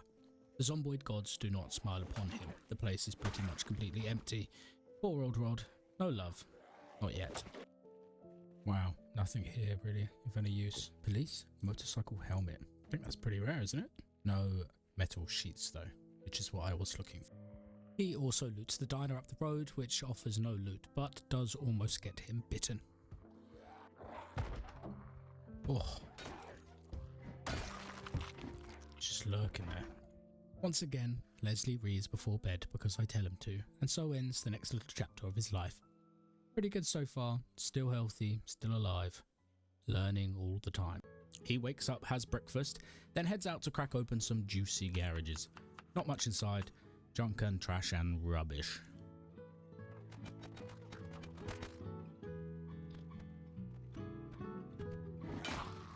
How did you end up in there? A jockey. Leslie has always distrusted jockeys for one reason or another. There are a few more zombies that Leslie has to deal with, and then he stops for a little cigarette break, doing the old 360 spin around turn to make sure no one's going to creep up on him. Just a little cigarette, Les. Another zombie conga line to deal with, then it's on to the large factory and warehouse next door. This place gave Leslie the heebies, and he didn't want to spend too long there. It was very dark, smelled musty, and was full of echoing moans of zombies that he couldn't see. As the sun sets beautifully on this industrial park, Leslie makes his way back to the RV for a cool down. Wowee. Okay. Hey, it's been a long couple of days. One more factory to loot. We're good to go. Slowly thin out the crowds. Slow and steady, Leslie. Slow and steady. On day 21, the weather turns nasty with a grey storm. Leslie is busy busying himself by slowly and sneakily taking out the crowds, and he does a big sneeze. Yeah, I figured out, by the way, gang, you can muffle a sneeze with a tissue, but it needs to be equipped as your secondary. Young Leslie here is enjoying the crowbar right now, and apparently he is incapable of sneezing into a tissue while holding the crowbar. You can see the chaos the sneeze caused here. The sneeze. Very loud sneeze. He dispatches the zombies that are attracted by his dribbly nose, then it's into another spooky factory. Leslie does not like the cold interior spaces, the gloomy dark. He wants nothing but the fresh open road, so he leaves. This place is unsettling. I would like to leave, I think. Leslie is not enjoying his time in the factory. It's dark, it's spooky. I think I should just leave. Let's get out of here. Should we check out one or two of these cabins? I won't loot them all because there's probably not much there, but poke our head in, see what the zombie count's like. He decides to check out the caravan park and stumbles across all kinds of debauchery, including the fairly rare Hotties magazine that Leslie will save for a lonely day with Mrs. Badger in the back of Rod the RV. We'll read that later, won't we, Leslie? Let's have a snack. 6 o'clock, so we can probably spend the night here. One last day. Let's cook something up. Ketchup and rice. Ketchup rice. Delicious. Wowie, Leslie, good job, buddy. Been through a lot, I know. Keep on keeping on. On day 22, it's time to hit the junkyard. Where else to become a junk-wrapped vehicle modifying badass than Riverside's very own junkyard? First, he needs to clear out a few zombies, and he stumbles across a fellow survivor. Well, ex-survivor. The dead zombie has some treats for him. Wow. Eat a cheese sandwich, thank you for this blessing. Rest in peace.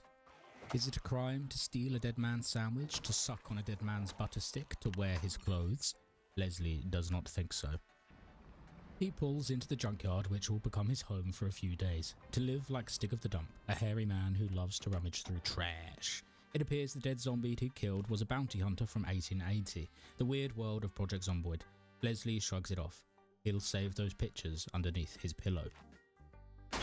Leslie begins his work in the junkyard in a terrible manner. He smashes a window with his elbow and cuts himself.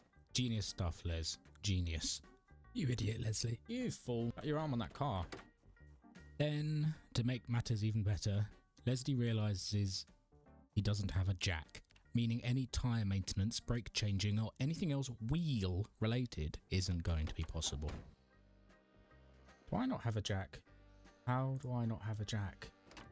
It's here that Leslie also comes to the realization that he's missing the Intermediate Mechanics magazine, which will allow him to do work on heavy-duty vehicles. Considering Rod the RV is certainly heavy-duty, that magazine is going to be crucial. So begins the epic quest to find that magazine, which might just take us the rest of the 100 days. So I can uninstall from standards, because I know the recipe, but I don't have the high enough thing, so I can use my wrench to uninstall that stuff. Good job, Leslie, using your brain. Leslie is mumbling to himself, going slightly mad in the red-hot blazing white heat of the junkyard and all that bubbling metal. He takes out some madness and anger on nearby zombies with his poking stick. Poke, poke. The rest of day 22 and the vast majority of day 23, Leslie spends heads down underneath car bonnets, tinkering and twiddling with bits of hot metal. It's hot, stuffy work. At the end of day 23, he settles down in a cool RV to listen to the warming tones of a cooking VHS. Leslie toys with the idea of reading hotties, but he reckons he should save it for a more pressing situation. On day 24, just for a small change of pace, Leslie ventures just gently into Riverside, gives it a little peck on the cheek by visiting the bar and acquiring some delicious beer and liquor. Beer. Oh yeah. On day 25, he ventures just a little further into Riverside, a proper smooch, looting a little shop and checking out the useless shitty little police station that had absolutely nothing of use inside. His main goal of all this roaming is to get to the VHS shop for some more sweet voices for the empty spaces in his head. He wants to sit in the TV's light and soak it all up. Step by step, I could go to the VHS shop right now, but I've died too many times like that before, so I'm just going to walk back to the van. He sleeps until 12 o'clock the next day, day 26. Fair enough, it was a big old day yesterday. Then continues to try and level up his mechanic skill. It's an arduous process, though he finds comfort in the grease and oil of these mouldy old engines. A few zombies turn up that he has to deal with, then it's back to the RV for a bit of light reading before bed. This time with the light on. On day 27, I'm not kidding you, absolutely nothing happened. I didn't even speak in the recording for about 30 minutes. Just Leslie and his cars. Complete silence. The man finds comfort in the manual toil. His hands are already crusty and worn. On day 28, because the junkyard is beginning to feel like a prison, Leslie jumps into the RV and drives straight into the middle of town. He has a habit of doing this. Just as he's reversing, the expected finally happens. First crash of the goddamn season there, series. Checking out the post office for some post. No, just kidding, for the magazines and books. The post office storeroom has a bunch of stuff in it, some useful, some useless, but no intermediate mechanics magazine. So he heads on down the riverside to see what other treasures this little town holds. There is nothing in this town, nada niente, just a bunch of shambling riverside folk who he has to lead up the main road and out of town. The stench in the air is absolutely disgusting. It smells like someone had turned the entire town into porridge and then left it on the side for 3 hot summer months. Did I leave my cooking pot on the floor? After leading the zombies out of town, he returns to the RV and realizes that he has left his cooking pot on the floor in the junkyard. He was using it to collect rainwater. Thankfully, he still has the means to make a delicious meal. White wine and canned corned beef pasta with ketchup. What a way to celebrate 1 month being alive. Truly incredible. The longest any single one of my characters has survived. Leslie goddamn Stump. What a legend. You might realise here that we're apparently missing 2 days of Leslie's life. This is my first time doing this and I must have miscounted. Maths is not my strong point and neither is it Leslie's. Oh well, here is Leslie's 1 month celebration. He kisses those 2 sweet missing days goodbye, sits down on a deck chair, sort of, not really, and watches the river flow calmly by. He also drinks an entire bottle of white wine because goddamn he has earned it. He is my longest living character at this point and I have grown extremely fond of him. Sweet, sweet Leslie Stump. Little bit drunk, little bit happy. Leslie Stump has survived an entire month. All with the help of his trusty RV, of course. Survived for 1 month. Well done, Leslie.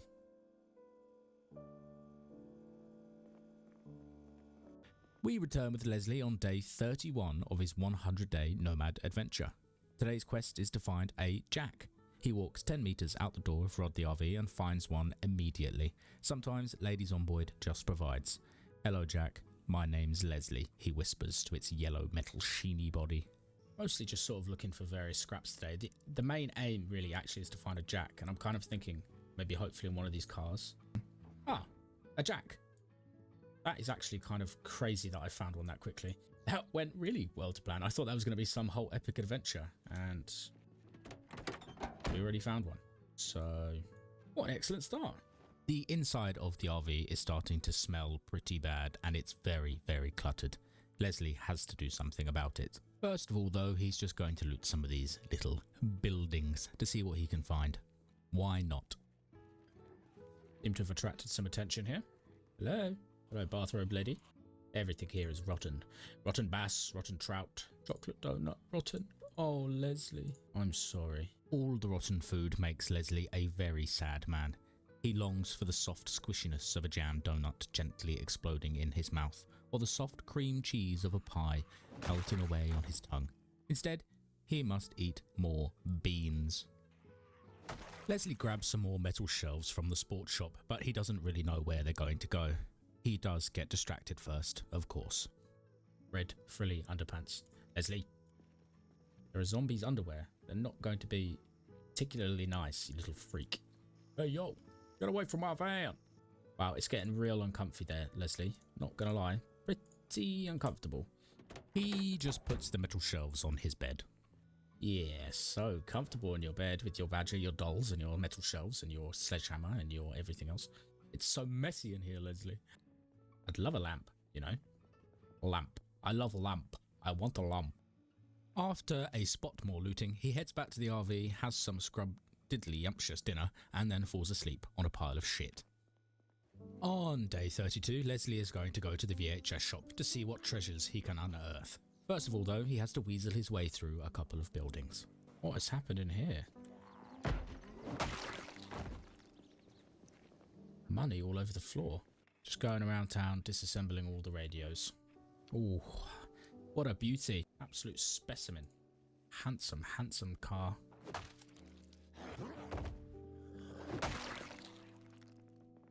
So the tissue does work. I was being an idiot. Thank you, sweet commenters. Sad zombie clown. That balloon has stayed inflated for a very long time. Hello. Oh god. Oh god. That was brutal. The video shop is the place that I'm keen on getting a look at. Leslie does indeed loot the VHS shop and walks away with a duffel bag full to the brim with VHS, a bit like me in the local Blockbuster circa 2001 with a bag full of PS2 demo discs. I do keep thinking about that big old bus, you know, like renovating the inside of that bus, getting rid of all the seats, moving all our stuff inside there. We'd have so much more room, you know? We would have to ditch Rod the RV, which does make me feel a bit sick, to be honest. Or maybe not. Haha, we got a balloon. Wicked. Cool. Organising the RV is stressing him out a little bit, so just have a cig, mate. If we had the bus, we could so much more room. But can I connect the stuff to the inside of a bus? I mean, what you've made here is a tuna stir fry where you've just put fish into a lot of oil and fat, which, I mean, honestly sounds delicious, Leslie, so don't listen to me. Do what you want. Eat what you want. Cook what you want. Leslie Stump is having an internal debate about whether or not to renovate the bus in the junkyard. Although it does have more space, it was in pretty bad condition, and he's not entirely sure if he can transport the fridge, oven and TV over there. He decides he will go and have one last look at it before leaving town. First things first though, on day 33, in man's unquenchable desire to possess more things, Leslie backs up the RV and connects the trailer in the parking lot. Huzzah, that's 250 kilograms of weight extra for books and clothes and metal and all sorts of treasure. Nice, we have a trailer, man. That's so good. What was the capacity of this? 200. Ooh, Leslie, we can store all our crap in there now. Right, I think we should go back to the junkyard. Now we've got the jack. We're going to check out that bus. We're going to consider our ideas. And then we're going to do some stupid management that's going to take several years. Right, let's go see this bus then. So, Leslie does admire the inside of the bus. His mind spirals with all the room for activities, but the inside of the engine is pretty fried. In the end, he decides that the best course is to leave town and hunt for a better bus to move into. There has to be more than one bus in Knox County. Before he heads out though, he moves a bunch of his crap into the back of the trailer. Stuff like metal bars and electronics. Oh. You fool, Leslie. You just turned all your leather into just normal sheets. Because Leslie is very easily distracted, he spends the next couple of hours doing tailoring, repairing holes in his clothes and adding padding to most of his garments. This was a fun new part of Project Zombie for me, always learning. That is just so much fun, learning about new stuff to do in Project Zombie. Yes, glug from the giant jug. So, the direction we're going to go is, where are we now? We're going to go up here, all the way along to here, then all the way around here, all the way around here, down here, and to here. Yeah. Nomad, baby. Living the dream. Play the road trip music. I don't think I'll ever be able to play Project Zomboid normally ever again. And so Leslie and Rod are out on the open road again, taking in the sights and smells of rural Kentucky, one farmhouse at a time. I'm mostly checking out these little buildings for like scraps of food and water, really. Oh, sweet, sweet margarine. Oh, margarine, you came and you were so delicious. Oh, margarine. Sorry for my... Leslie's terrible singing. It's nothing to do with me. Leslie just loves baths, so he stops for another one. It's cold and refreshing. The water is a bit green, a bit stagnant, but it reminds him of his youth, splashing around in rural ponds and swallowing tadpoles. Should we eat this whole tub of margarine? Let's eat half of it. It's good for our weight anyway. We could use it for spice for cooking, but we just got to get our weight up a little. I just love taking my time, you know? I feel like other playthroughs just have so much like, you got to go here, you got to do this. Whereas with Leslie, I'm just going from place to place, doing looting here, looting there. I don't know if it's terribly exciting for you to watch or anything, but I'm having a hell of a time. Leslie finds a generator in a shed and decides that he will take it with him, mostly to use it to fill up the spare gas tanks at the rural gas station up the road. Working nicely, Leslie. The plan is to get gas, head along the long old highway with nothing much to see, then duck down towards the military surplus store on the outskirts of Rosewood, then into Rosewood itself. Leslie's just out here living his best life. Drinking beers out on the open road, just doing whatever the hell he wants. Not gonna lie, the trailer does make this RV a little harder to drop. Price we pay for storage. He stops for a moment to scrabble around in the crop field to see if he can find anything fresh and earthy to eat. Aha, he does. Yeah, some carrots, see? 1 carrot. Tell you what though, that carrot's going to taste delicious. We haven't had any fresh food for, I don't know how long. Like a month, basically. 1 single carrot, is it? I bet it's going to be mwah, a delicious apocalypse carrot.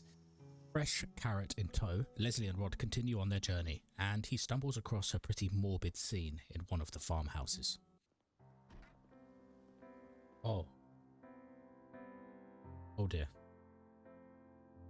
I feel like I walked into quite a private scene. 3 bottles of bleach. What took you down? Fair play, man. Fair play. Nothing quite as sinister than a rusting swing set. Or they were having a party. Sorry, guys. Hopefully that means there's beer, though. Were you drinking beer in here? There was no beer at the party, which might suggest it was a child's birthday party, and that makes Leslie feel sad. Thankfully, he is cheered up by finding Pancake the Hedgehog in somebody's shed. Now Mrs. Badger has a friend, and she can stop complaining about the smell at the back of the RV for once. Pancake the Hedgehog. Hey Badger, sexy Badger, you have a friend.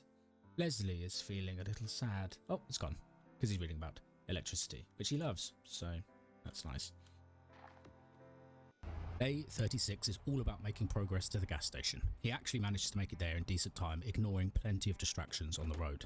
There are a surprising amount of zombies congregated at this lonely pump, like some kind of fuel-worshipping cult. Leslie really can't figure out how they've all ended up here, but he loops and twists through the trees for hours trying to lose them. Eventually they're all gone and he fills up his gas cans. Eat some snow globes whilst we're working. Oh god. That weird little slug zombie over there. If I was going to eat carrot that I'd picked in the wild, I'd probably have it in a roast. Not going to lie. Add bleach. Not yet, Les. You don't have to do that yet, mate. Don't put bleach in your roast, please. Even by accident. Fresh carrot. Our first fresh meal in a long old time. Let me rest. Sorry, bud. Sorry. I've got places to be, things to do. 6:30. You've slept plenty, mate. Went to bed at 10:30. Alright then. On we go. Day 37 is a long old drive along a highway where mostly nothing happens. He does stumble across another survivor zombie, so he parks up to deal with the shambling treasure trove. Stalker boots. Ooh. Fishing line, fishing tackle, but no rod. Stalker knife, a trap box. Yes. I'll take it all. He pulls up to a roadside diner for a piss, and the place is covered in zombies. In a bit of a panic struggle, he manages to get to the woods, but things don't go to plan. Thick woods.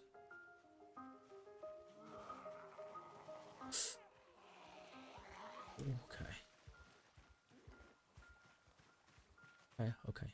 Just a little bit of panic there in the woods. Things don't go to plan in the diner either.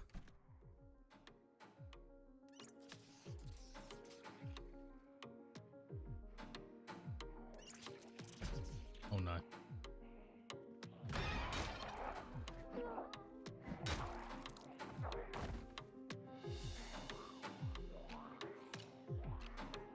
Not that way.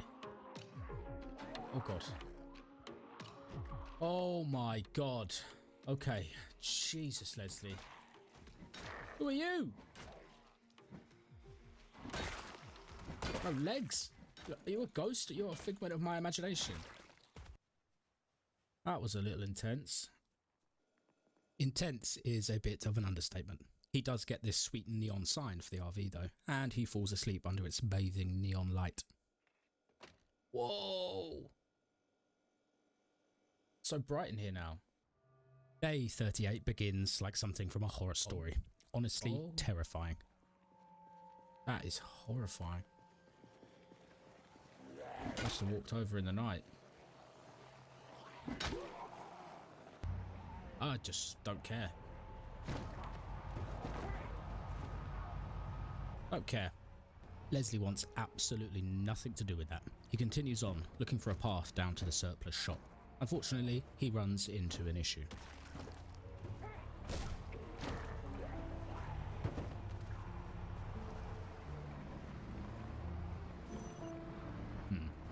The way is blocked on that road. There are so many zombies here.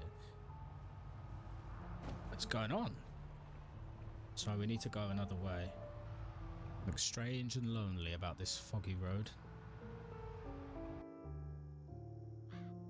Totally alone.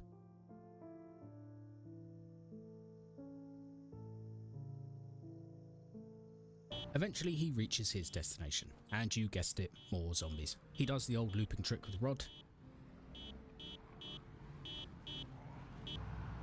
Loop the loop trick, just round and round. So many farmers here. Once the zombies have been dispersed by the glorious honker, he parks up, deals with a few stragglers, and settles in for the evening. Good night, Leslie. We're back on day 39 with a little Leslie Stump. He has recently arrived close to the military surplus store, and he'll spend the next couple of days sneaking and smashing his way towards that holy grail of bullets and Brita's armour. He begins by sneaksies, but of course Leslie sneezes. He's got his crowbar out and no tissue to hand. There are still a bunch of zombies here that weren't attracted by Rod the RV's glorious honker, so Leslie begins to loop them into the woods once again. Oh god, I sneezed. I should have been using my tissue. You fool, Leslie, you fool. Be careful in the woods now, Leslie, you know what happened last time. Les makes it with no accidents in the trees and then returns to start bonking zombies on the head again. He finds a rare piece of treasure. Remember this sword. Leslie becomes one with the sword, a true warrior.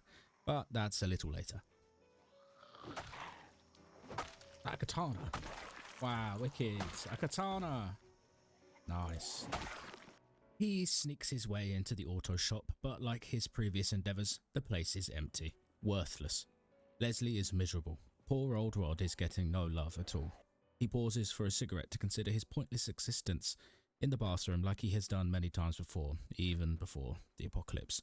Then he returns to Rod before things get too existential. The rain is torrential outside. The rat-a-tat-tat of the water on Rod's roof is soothing to him, though. As he's prepping dinner, a familiar sound roars from outside. Well then. Semi-productive day. Not like overly, really. But every zombie that dies is another zombie, clearing the path to the joy of the military surplus store. Another helicopter. Rather than cause a nuisance, Leslie just carries on reading and making a scrumptious fish and canned roast dinner. Helicopter, schmelicopter. Imagine being that helicopter. Come back twice. See, the same RV, the same guy. Still not helping. Scumbags, yeah, they've gone already. Get out of here. Helicopters come back again. Why?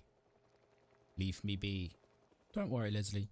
You just sit and read your book. Ignore the helicopter outside. I'm sure it won't cause any massive glaring issues.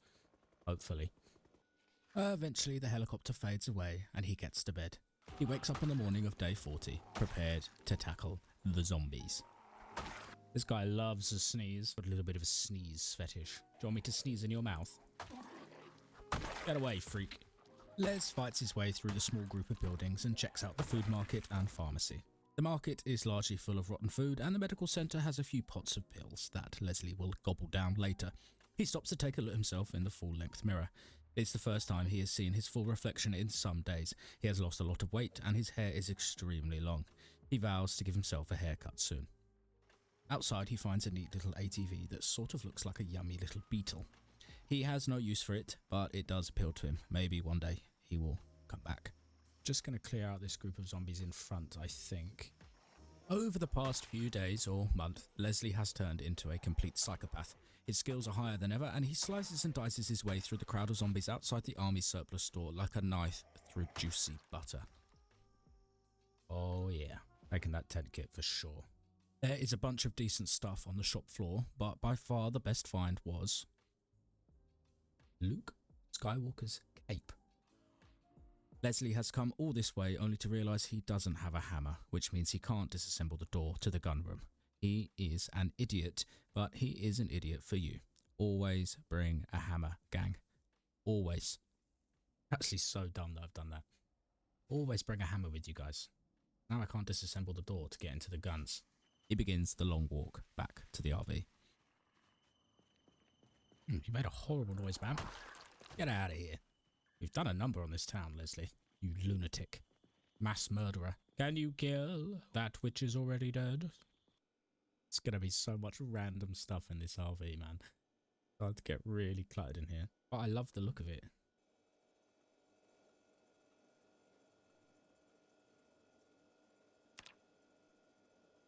Sleep, Leslie, sleep. On day 41, rather than walk all the way back to the shop, Leslie just drives Rod right up to the door of the surplus store. He knocks down the door, the gunroom door, and picks all the ammo and shotguns and other bits and pieces. There's a bunch of useful stuff here, although Leslie is yet to fire a gun at all, not even once. Nice. Restricted area. Reserved for me, the badger, and the pancake hedgehog. No one else is allowed here. Now it's off to Rosewood to loot the police station and fire station. An old familiar destination for Leslie. His parents lived in Rosewood once, but that was a long time ago.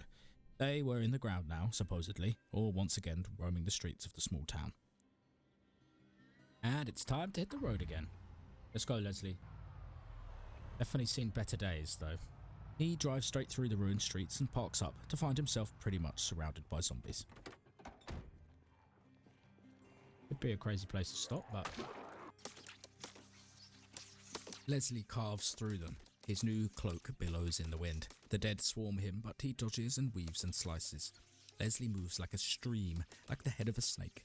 The graceful Leslie Stump. The entire horde falls at his feet. The grass is stained blood red. Leslie Stump is the victor. Nice. Easy peasy. Leslie has come a long way. No longer afraid.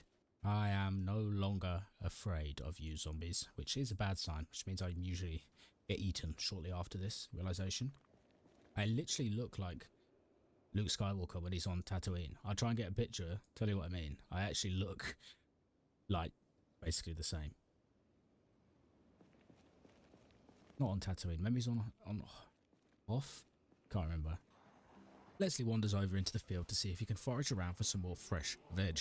However, the group of zombies over there has other ideas. You know what I just said about overconfidence getting you killed in Project Zomboid? Well, yeah, it also comes with Leslie's hyperfixation on this big bubba, the zombie in a bomb suit. He really wants the bomb suit, even if he has no real purpose for it. He wants to be big. Leslie gets quite tired, so he pulls out the katana and begins slicing the zombies to pieces. He doesn't want to damage the bomb suit, which leads to this pretty awkward back and forwards as Leslie tries to fight off the other zombies while switching to the crowbar to bonk the big zombie. He is also fighting exhaustion. Being a bit of an idiot all round, really, our stump. Leslie does, in the end, take down the zombie and claims his prize. Bloody bomb suit. That was an absolute massacre. Leslie also returns to the RV with another type of prize, the little weirdo. Picked up the bra too, for good measure. Leslie, you really have an issue with underwear. Good job today, Les. Really impressive stuff, man. Absolute monster. Put the bra on the badger.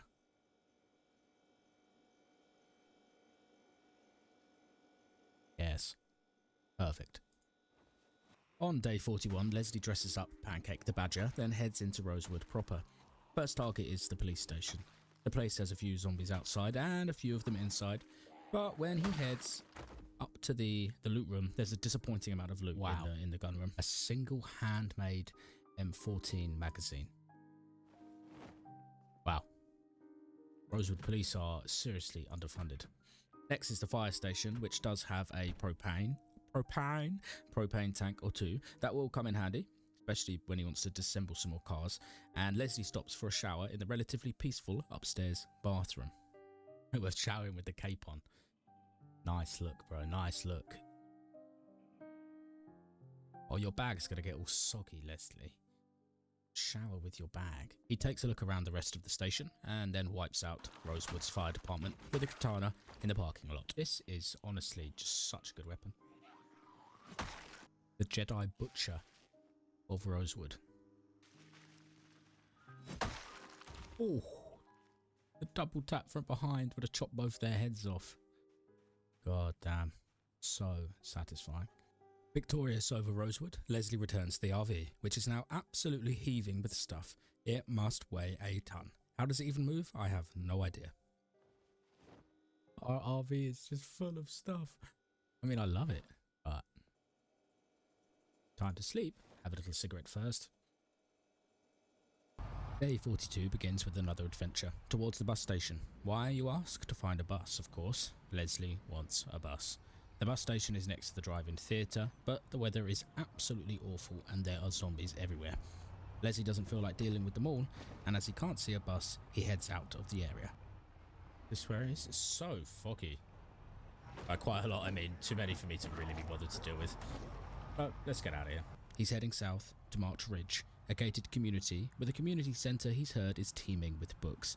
If he's going to find that magical intermediate mechanics book somewhere, he thinks he might find it there. Now we can make our way into March Ridge. The goal is to look for the community centre because we need that intermediate mechanics magazine desperately, Leslie, desperately.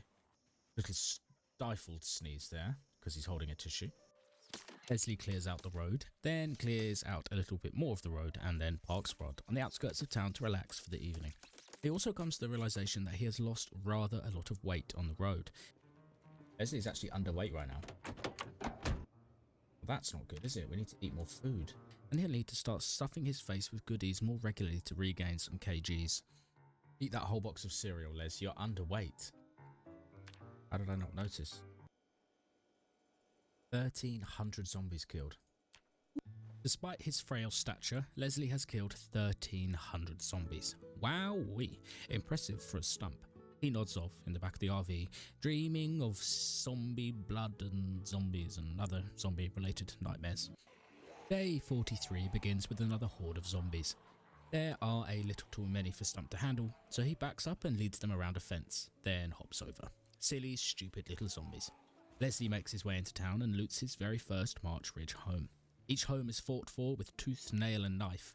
He loots building to building and finds scraps of food and other tidbits here and there, but finds the real prize on a dead zombie in a driveway. Black silk boxers. Yes, Leslie, it's time for you to swap your boxes. Haloing. We're putting leather strips on our crotch. He returns to the van after clearing out some nearby zombies and falls asleep, exhausted after his day of looting and rooting and tooting. It's excellent news in March Ridge, because pretty much every house he loots has a stick of lard in, perfect for a skinny little boy. Leslie loves milk. Shrimp. More lard.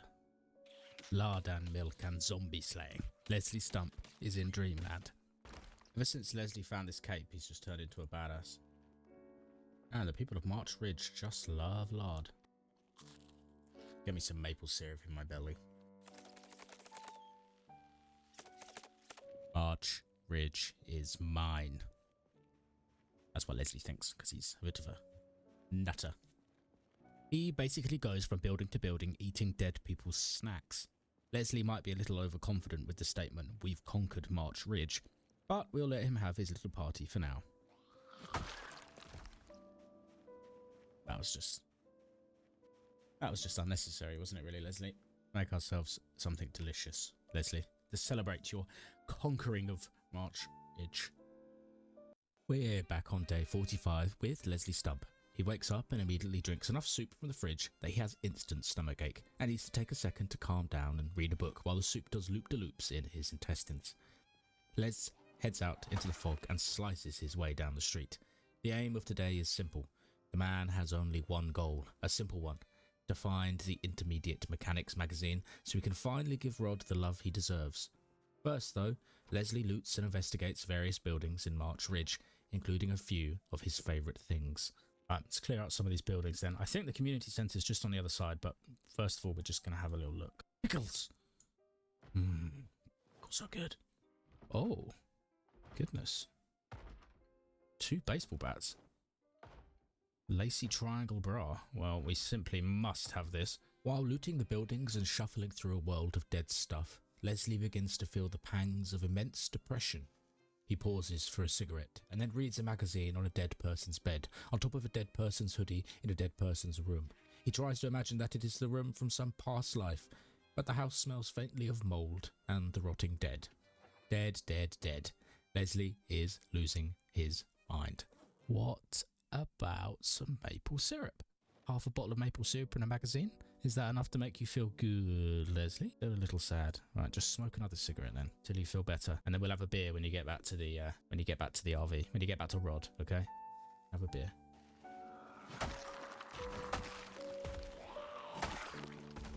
God, this is brutal. Such a good weapon. To cheer himself up, he slices some zombies to bits with the katana, then heads back to Rod. He drives the RV into town a little further, skirting around the pile of zombie flesh in the middle of the road, and parks up behind the cinema. As a reminder of the harsh world he lives in, Leslie finds the Stabby McStab zombie in the lot. It's like some kind of zombie defense mechanism. He's just covered himself in spikes. Obviously didn't work.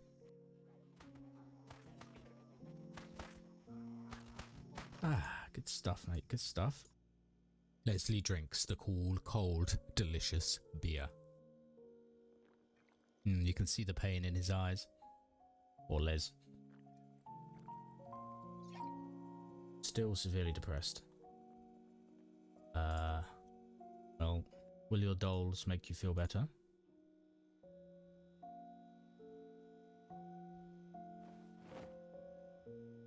You have 4 of them now, Leslie.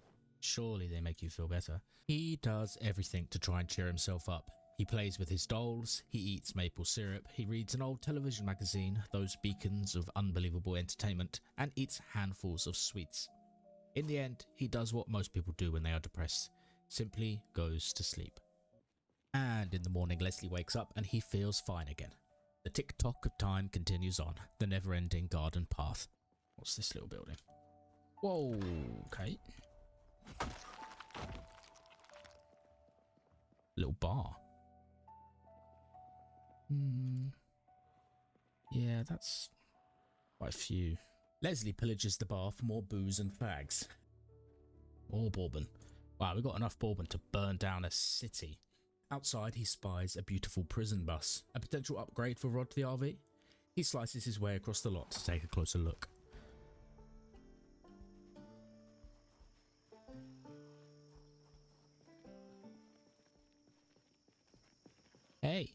whispering at you. Hey. Hey, listen. Hey, listen. You did. You did. Let's investigate this little bus, shall we? The inside is about the same size as Rod, and when Les checks under the bonnet, he sees that it's actually in pretty good shape. In theory, this prison bus is able to be modified, Leslie presumes, but for now he'll leave it where it is. It's not exactly the space upgrade he was expecting, and he can't just abandon Rod the RV for his slightly uglier cousin Pete the prison bus. While clearing the parking lot, Leslie stumbles across a recognisable face. What is that on that guy's back? Shotgun. Yes, please. Ellis. Hey, it's Ellis. So, it was Coach, and this is Ellis. We've killed them both. Alright, I don't mean to be cursing myself, but I think I'm gonna die. Rest in peace, Ellis. Maybe the community centre's over there. We sneak past these, do you reckon? Oh, okay. After dispatching another famous zombie slayer, Leslie works his way across the lot and finally sets eyes on the prize, the majestic, the lovely, the fantastic March Ridge Community Centre, home of magazines and books. He hopes. There are, however, quite a few zombies around. He takes it nice and slowly, because Leslie Stump does not want to die. Thankfully, he has the katana. The satisfying thuds as they hit the ground. I think the best thing to do is just try and kill as many zombies around here as possible, really. The fewer zombies there are, the easier my life will be.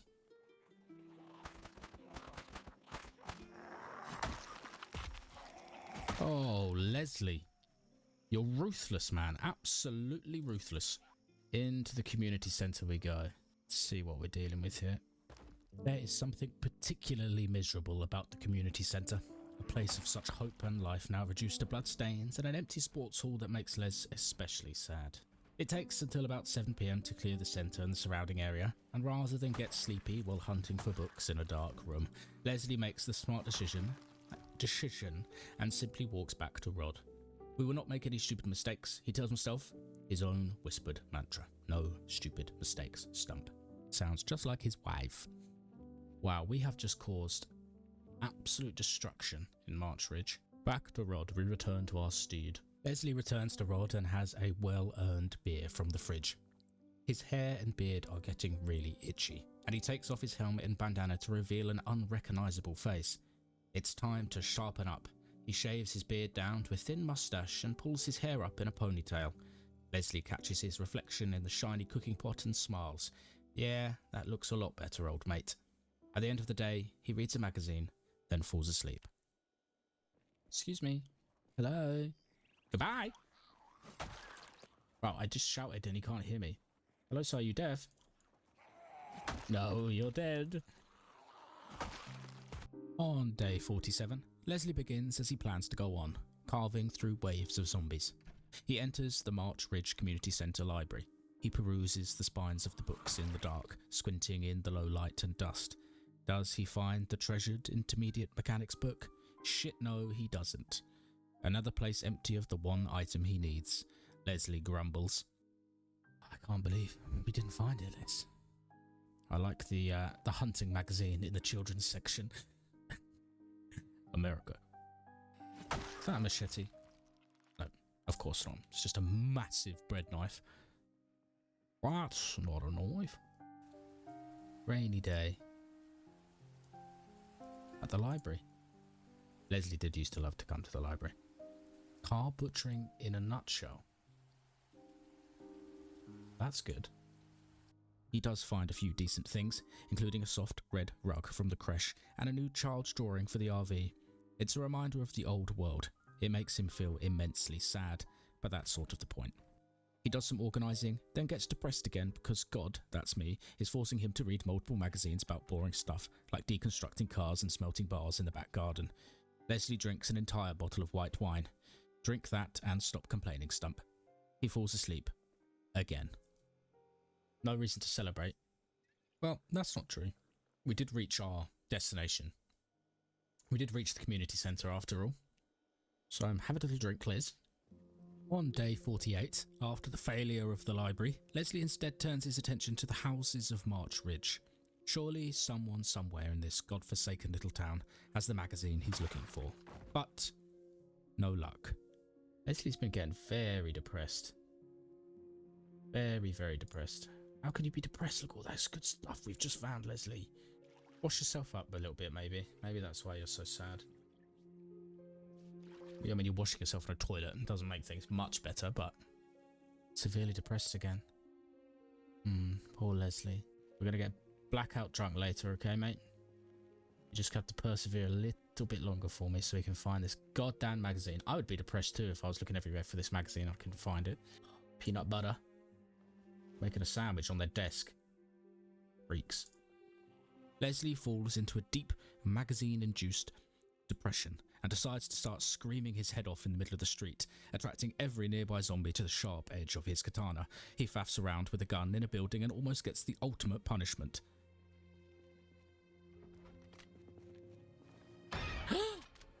Oh my god, Leslie.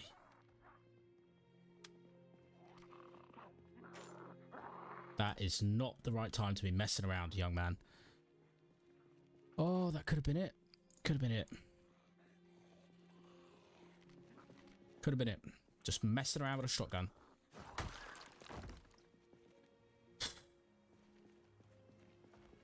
Jesus. Leslie. Give me a heart attack. Thankfully, little Leslie still has got a spring in his step. He returns to the RV after a slog through the streets, has a beer, and then goes to bed. A pretty much unproductive day. Day 49 is all about guns. He whips out a heavily kitted rifle that he found a little earlier and tries his luck. With such low aiming skill, he hardly hits a shot. But damn, Leslie is having fun. The gun sounds outrageous, echoing down the empty streets. Shooting didn't really go to plan. Should have been using a shotgun. Unfortunately, this does mean that every zombie in a rather large area is now shambling towards him. He slices most of the other Zeds up, then switches to the shotgun, a much more preferable weapon for taking out shamblers. He spends most of the afternoon rounding them up and blasting them down. Leslie does this all day, up and down and round and up and down and round until he's completely out of shotgun shells. Then he drives back into town and tries to pick up a bed and destroys it in the process. Good job, Mr. Stump. No. After a day of sheer brutality, Leslie returns to the warm, humming, throbbing belly of Rod. Leslie's little dolls. Delicious fruit. Leslie fruit. There we go. Now let's read our mechanics book. Oh my god, there's just stuff everywhere. There's stuff everywhere. The dawn of day 50. Halfway through the adventure, and Leslie feels better than ever. Except for the missing magazine, bouts of crippling depression, and an RV that is so full of shite that it puts a hoarder's home to shame. Then those familiar flying pricks turn up again. The helicopter. This one is not so good. That's gonna draw a lot of folks towards me. Okay. Well, I think the best bet then is, honestly, it's time to leave. March Ridge, I've had quite enough of you. You cursed place! Just like that, Leslie's time in March Ridge comes to an end, with no magazine in sight. Oh well, on he goes, persevering in the rain, on to the next fabled land, Moldor, and its line of shops, warehouses, and all sorts of other goodies. But first, a stop at the crossroads. Yes. Helicopter roaring overhead, Leslie has his first cooked meal in a couple of days. Get this first. Cook this delicious meal. Kidney bean rice with soy sauce. Scrumptious. Gonna have half of that. Pour it directly over my head like I'm showering in rice and kidney beans. Then he heads out with his welding tools to destroy some cars. It's here that Leslie realizes that he'll need screws to fix Rod and his busted bonnet, but he has no screws to his name. This is going to be a problem. This dropped me screws then. No. How do I get screws? And the helicopter's come back again. Hello? Can't you see I'm just doing my thing out here? Oh, Les, you idiot. Cut yourself again by smashing through a window, Leslie. So, realizing he can't really do anything to Rod without screws, Leslie heads on down the road. Only he stops when he remembers something very important. My cooking pot. Don't forget your cooking pot, Les. Run for the cooking pot. Retrieve it. Did I already bring it back inside? Maybe I already brought it back inside. No, I didn't. Phew, and my saucepan. I remembered. Oh, Leslie. One day someone will run after me like you've just run after that cooking pot full of rainwater. I think we're going to park up here. We're actually going to do some foraging.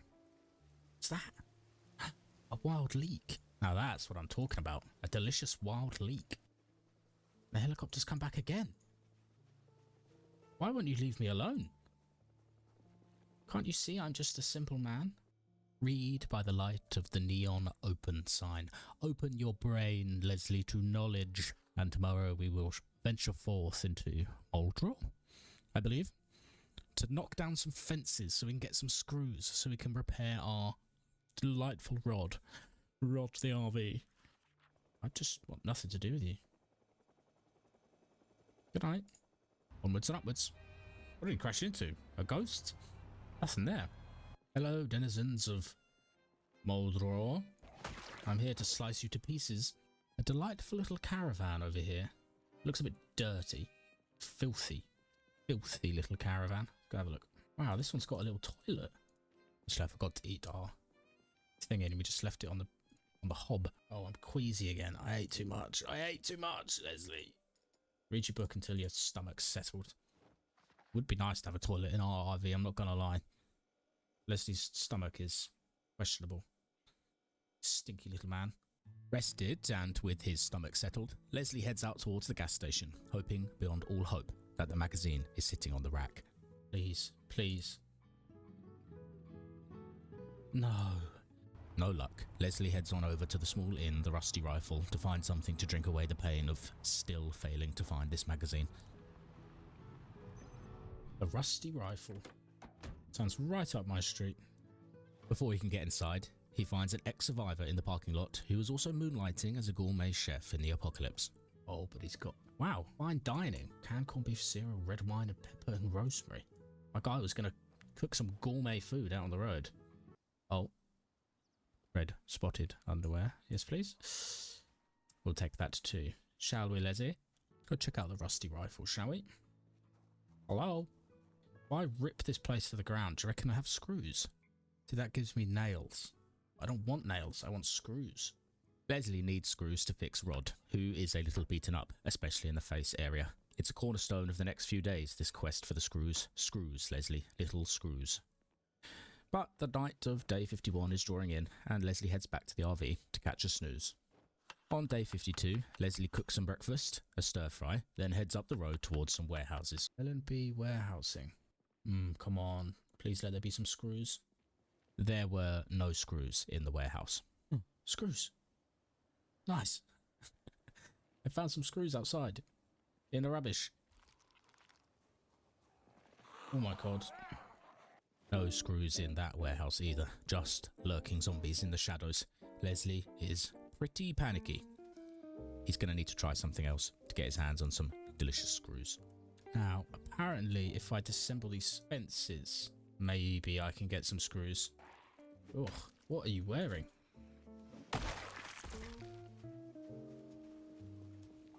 Disgusting. However, before he can dismantle any of the fences, Leslie is a man of wandering mind, and he gets distracted by the potential bounties in these little trailers. As if I'm squeezing through that tiny gap. As expected, the trailers are empty, and while Leslie clears out some more zombies, he dreams of the sharp blade of the katana, replaced now by a heavy, head-cleaving axe. Little drowsy, little bitly, moderately exhausted, Leslie. Don't get carried away now, mate.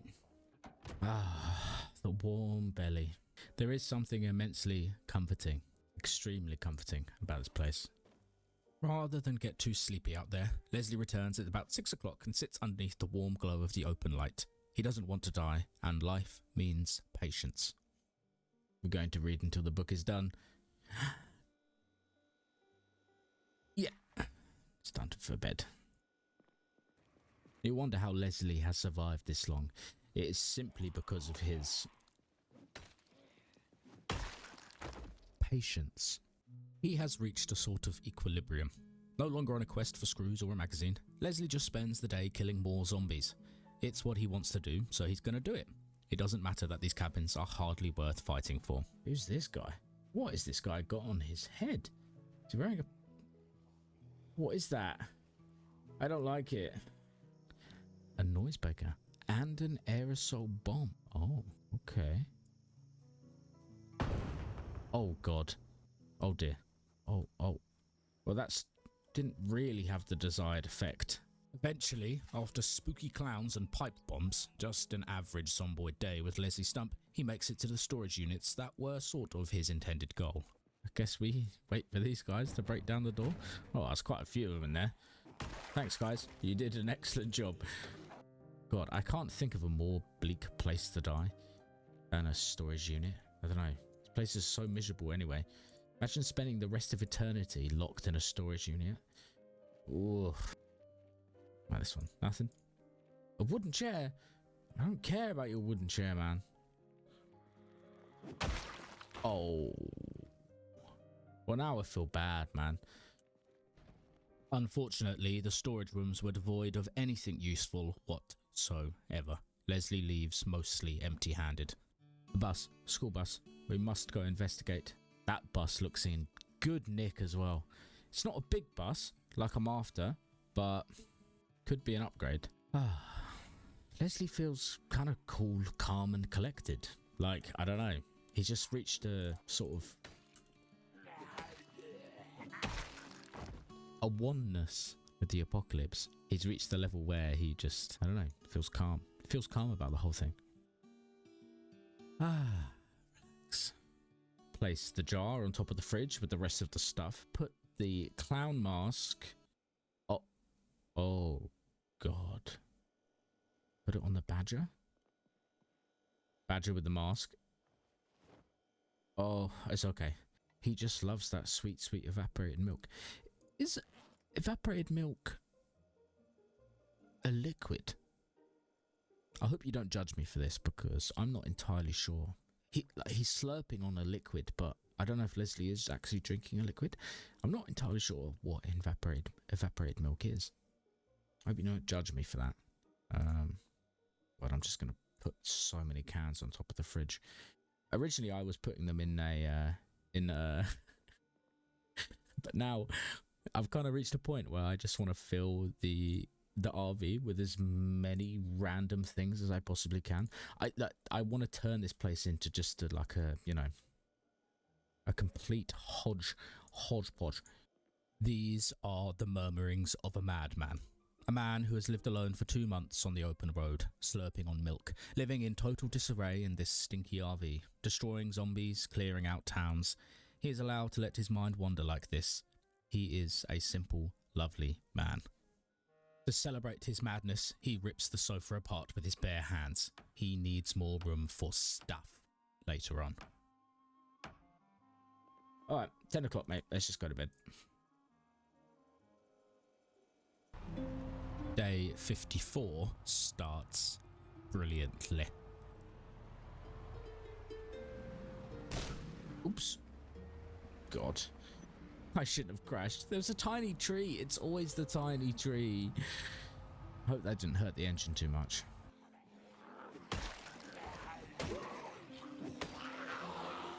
Oh, they sneak up on you and like that sometimes, these little creepy little guys. Few people? Zombies. They're not people anymore. Die. They seem to have been attracted to Rod, and he does give off some very pleasurable scents. Our little Rod. Certain pheromones. Oh, it's because his engine's still running. That can't be good. It's raining and the place is disgusting and covered in zombies and trash, but Les does find some carrots on the side of the road. Delicious road carrots. Soft sounds of the rain, the cooking food. It's what life's about, really. That's all it boils down to. Simple pleasures. Enjoy what you can when you can. Gunshot in the distance. Just like real life.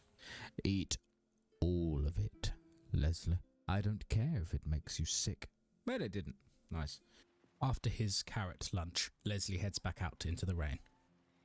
You know, Leslie's so lonely that even one zombie, recognizing that he exists like that, out of a crowd, quite humbling. It's quite a nice experience. Leslie looks upon the offices and busts and decides neither of them are really of any interest at all. So he heads back to complete the task that he was meant to do 2 days ago. God, we were meant to dismantle these fences down here. I forgot that was the whole point of the episode.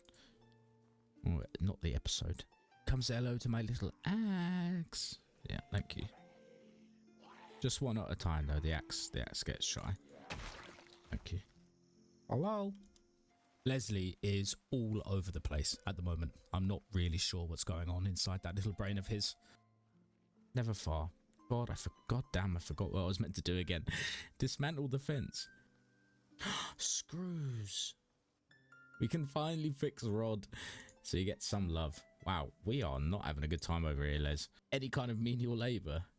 Leslie just gives up. He's tired, severely depressed, moist, anxious, fairly heavy load, and yeah. Alright, mate. Alright. Jesus Christ. Oh my god, that literally made me feel sick. Oh, it made me feel so sick. I literally jumped out of my skin. It's okay. Calm down. Walk nice and calmly back to Rod. To warm Rod's womb. Climb into Rod's womb and forget about that. Leslie notices that it's the 1st of September. He has survived most of the summer. But after almost getting eaten while trying to take down a fence, Leslie returns to the RV to take a breather. He is severely depressed, so he tries to cheer himself up with a comic or two, then falls asleep. Just pour it through your tubes. Drink it through your tubes, Leslie. On day 55, he tries to fix Rod's face but realises he doesn't have enough screws, so it's back to the fences. Who are you? Who are you? Got a nick out of my boot. Out of my boot. Where did you come from? I pressed all the buttons on my keyboard at the same time. He spends the entire day knocking them down and ends up with 16 screws in total. He's exhausted, so he heads back to the RV and eats a quarter jar of peanut butter and falls asleep. On day 56, Leslie repairs Rod's face, a whopping 8%. He's going to need a lot more screws to make any meaningful repairs. So we just need a lot of screws. He wanders around a bit, takes a look at some useless offices, then finds some ginseng in the grass. Leslie cooks roast potatoes to cheer himself up. There is nothing better for the mood than a crispy potato on the outside with a delicate white fluff on the inside. Comic book finished. The RV is filling with the smell of potato. Roasted potatoes. Roast potatoes are yummy. After lunch, he drives up the road and quickly gets pretty swarmed by the hordes of zombies. He hops out and deals with a few, but he's getting very sleepy, so he has to head back down the road. Les doesn't want to fall asleep at 2 PM, so for the rest of day 56, he just reads books in the back of the RV. Why are you feeling so sad, Les? I know that didn't really go to plan. Alright, he's feeling better now. He's very tired. Very weird time to go to bed though. So we're just going to read books, I think, instead. What needs to be upgraded? Foraging level 7. Cool. So that means today we're just going to read this book because he's so tired. Okay. Just until it's a reasonable time to go to sleep, you know. Because he's ridiculously tired at half past 5. Oh my god. They're here. That made me jump so much. I thought I was going to die then. God, that made me jump so much. Once Leslie's calmed down, he decides that the best way to approach is by foot, slowly and steadily, just like old Grandma Stump. It's his dream, his one desire and hope that he will find the Intermediate Mechanics magazine somewhere in a bin or a mailbox. So begins the day's quest. Fill up my canteen in the toilet. Delicious apocalypse toilet water. He drinks from toilets, loots the buildings, and constantly searches for the magazine of his dreams. Unfortunately, it is nowhere to be found. Normally, I wouldn't bother going in here, but imagine... Oh. Well, there you go. Karma. Instant karma. Actually kind of good, though. That means I can go, like, this way. Leslie uses the alarm to his advantage and sneaks around the shambling masses to the other side of the buildings. That's a nice poster. Just try a few more of these small buildings. Hoping, dreaming of the intermediate mechanics magazine. In this bin? In this bin? No. Oh my god, I thought it was... If I see Lane's auto manual one more time, I'm gonna have a full meltdown. Climbed over the bins. Oh yeah. Come on, sweet magazine. He is cursed. The magazine haunts his every waking moment. Lane's Auto Magazine. Lane's Auto Magazine. Cruel mother zomboid. That Lady Luck spares his life but denies him the one magazine he needs to give Rod the massage he deserves. With these thoughts rolling around his head, Leslie sleeps in a big double bed in one of the houses. Lane's Auto Magazine, whispers a voice. Sleeps in a real bed. I was going to eat some fake meat. Oh. Leslie's going to scream. Another one that's not right. Come on, game. Please don't do this to me. Somewhere in this town, there's going to be that magazine. I'm almost certain of it. Please, please, please, please. God, that scared the hell out of me.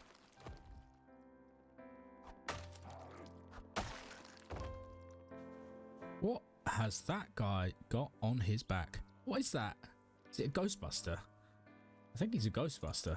Yeah, it's a proton pack. So Leslie has no magazine, but he does find a proton pack and a pretty poster of a lady. Leslie returns to the RV for a light snack and to put away some of his treasures, like a magpie. The proton pack on top of the coffee machine, that would be nice. Sure, why not? So we put up the Betty poster, but he doesn't really want to see her face. He's got the more interesting bit to look at anyway. Little weirdo Leslie. Put the duck with the badger. It's also time for him to whip together a meal, and he actually cooks something that sounds pretty delicious. God damn, Leslie, you're learning. Red wine and canned tomato pasta with rosemary. You know what, Les? That actually sounds delicious. Smoke a cigarette, Les. He eats the yummy pasta, smokes a cigarette, then falls asleep on a pile of badgers, clown masks, dolls, ducks, magazines, and other assorted detritus. Day 59 is one of almost total, complete, unbelievable disaster. Just watch for yourself.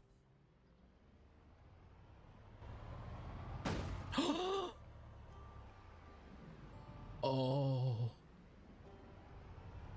I was not even going very fast.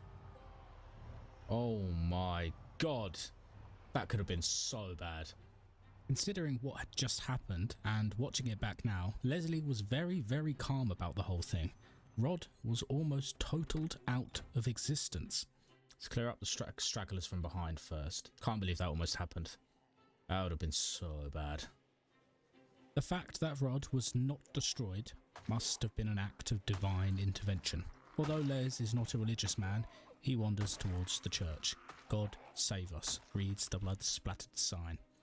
A bride collapses through a smashed window. A groom stumbles from the front door. An undead marriage. The whole place makes Leslie feel very queasy. She's wearing some black frilly underpants. Fair enough. You probably want to wear nice underwear on your wedding, don't you? Wedding car with a pistol in it. God, what kind of story was evolving here? Leslie does not pick up the zombie bride's underwear. Even he has a limit. And after examining the wedding car with the pistol in the glove compartment, a sinister thing in itself, he continues towards the storage lots and warehouses. Screws are on the agenda again. Les loots around but finds nothing he needs, and he does walk out with a massive crate in his backpack. Perfect for Rod. There's got to be some screws around here somewhere, surely. Put the crate in our backpack. Yeah, makes perfect sense. Don't question it. Ah, yes, storage. Nice, and we're going to be super organized. And... ta-da! I'm going to fix all this, don't worry. Leslie will make his living conditions better at some point. Maybe.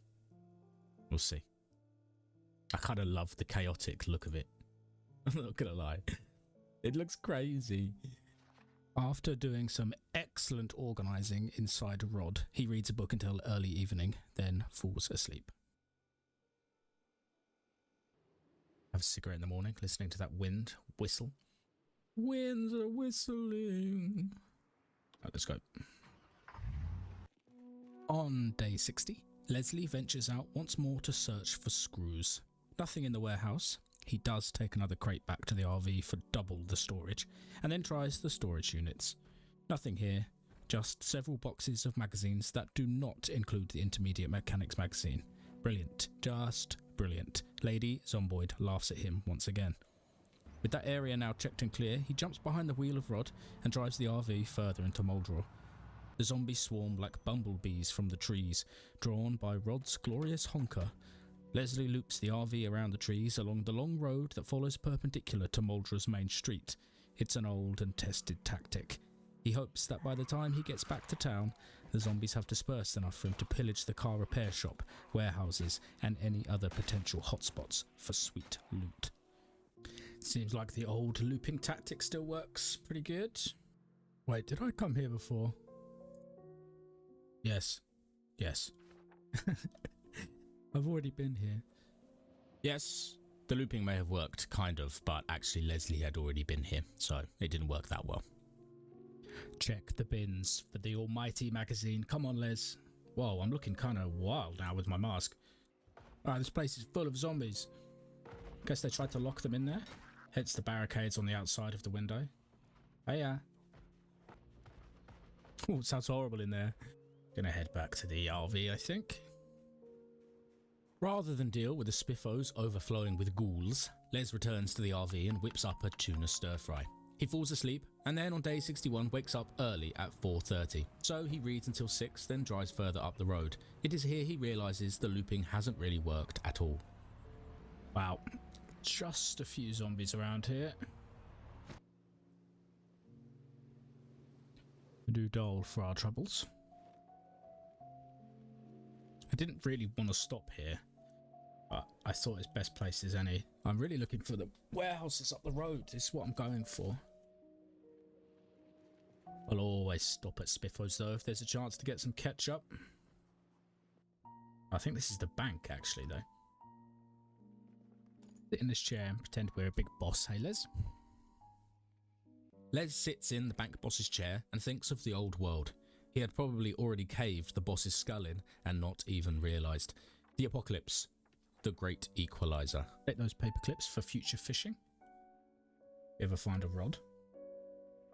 We already have a rod, but a different kind of rod. I mean, a fishing rod. Not a stinky, overflowing with rubbish rod. Les breaks down the bank's safe door and finds... Wow. A big defensive door for one paperclip. And a pen. Don't forget the pen. There are more zombies he has to deal with, even though he's getting a bit knackered. The crowbar is heavy in his hands.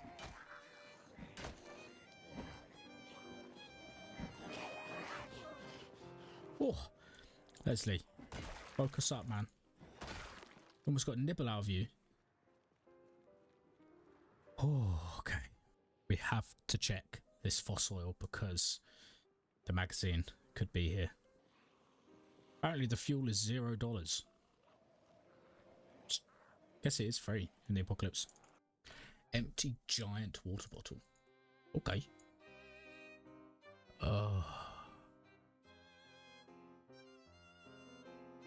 Thought that was going to be it. Oh, it's for the buses. God damn. Cursed. Once again, no magazine in sight. Now he has to kill a bunch of zombies while staving off exhaustion. Eventually, he does clear the crowd and can return to Rod. After a long, hard and disappointing day, he falls asleep and in the morning roasts potatoes. There is nothing quite like roast potatoes for breakfast. Some more delicious roast potatoes. Canned potato roast potatoes with lard. Oh, lard roasted potatoes are delicious.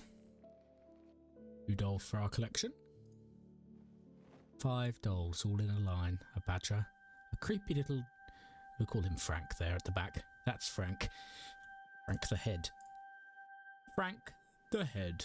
Right then. He heads out and this time does investigate Spiffos, mostly so he can collect enough ketchup to bathe in it. Ketchup, so much ketchup. Just wanted to ketchup. I will go to the market too, because there might be magazines there. At the market, he stumbles across an odd scene. Zombies with weapons and police officers. What happened here? Were they looting during the early outbreak, or was it something more sinister? What is this? What has happened here? It's like some kind of... No idea. Exciting though. Shotguns are in good nick too. And some butter hiding there too. Maybe that was what they were all fighting for. Single stick of butter. No! Performance manual. I don't need that. I can't believe it. As per usual, we'll just put everything into one single crate. I do apologise for Leslie's awful management. Just a single skull. It's quite intriguing. Back down here, I wonder what the skull means. Does it happen to mean loads of zombies? Because that's what's here. Against his better judgment, Leslie decides to follow the map to the skull symbol. Symbol. Because what could possibly go wrong? Oh boy. There's a lot of zombies down here.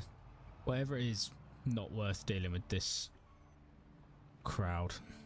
What on earth? I thought it was a penguin. I thought that was a penguin. Yes, every now and then, Leslie can be a wise man. He doesn't bother with whatever that skull was and continues up the main strip instead, passing the chicken shop and the crepe shop and driving into another crowd of zombies. Oh my god, it's busy here. This was a mistake. This was a mistake. Get me out of here. It's too late in the day. 3 o'clock already. Don't have my machete out. Another wise decision. Leslie is full of wise decisions today. Leslie and Rod scarper up the road and find a more quiet place to stop. Right, this is a little bit more chill. He clears out a few more zombies and then starts to prepare dinner. Project Zomboid is really pushing Leslie to the limit, suggesting that he add bleach to his food. Why is it suggesting that I add bleach? Like, I don't want to add bleach, thank you. After dinner, he does some early evening foraging, finds only zombies, then returns once more to the sweet stinky belly of the RV. It's time for a book and for bed. What a few days. Leslie just needs a bit of time to chill out and recuperate, which is really the plan for the next couple of days.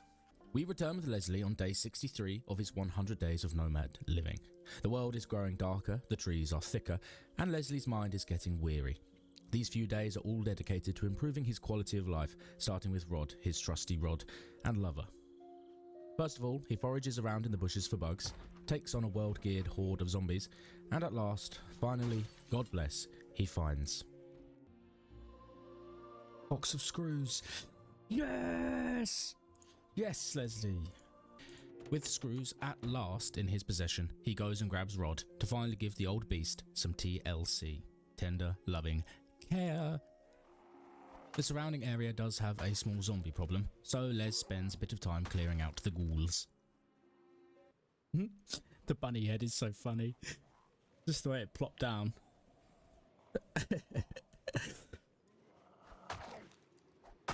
So I'll take that. The colour of the trees is so pretty at this time of year. Leslie remembers autumns long, long ago. What on earth? Zombie on the roof! Zombie on the roof! How have you ended up there, man? How strange. How very strange. Alright, that's enough. Let's head back to the RV. We'll continue our nonsense tomorrow, where we begin bringing Rod back to life. Give him the love he deserves. Before bed, he adds the new blood-soaked rabbit head to his bedroom companions and then reads a book. On day 64, Leslie begins the day with a handful of berries. Then it's out off again to check the last set of warehouses before beginning the Rob therapy session. Les, being Les, forgets to carry his tissue, so he sneezes. Then has to slice his way through the zombies like he's playing Fruit Ninja. Of course, this is the 90s, and he doesn't know what Fruit Ninja is, but there's a voice whispering in his head about brightly coloured melons and a katana. Leslie is going mad, of course. Visions of the future.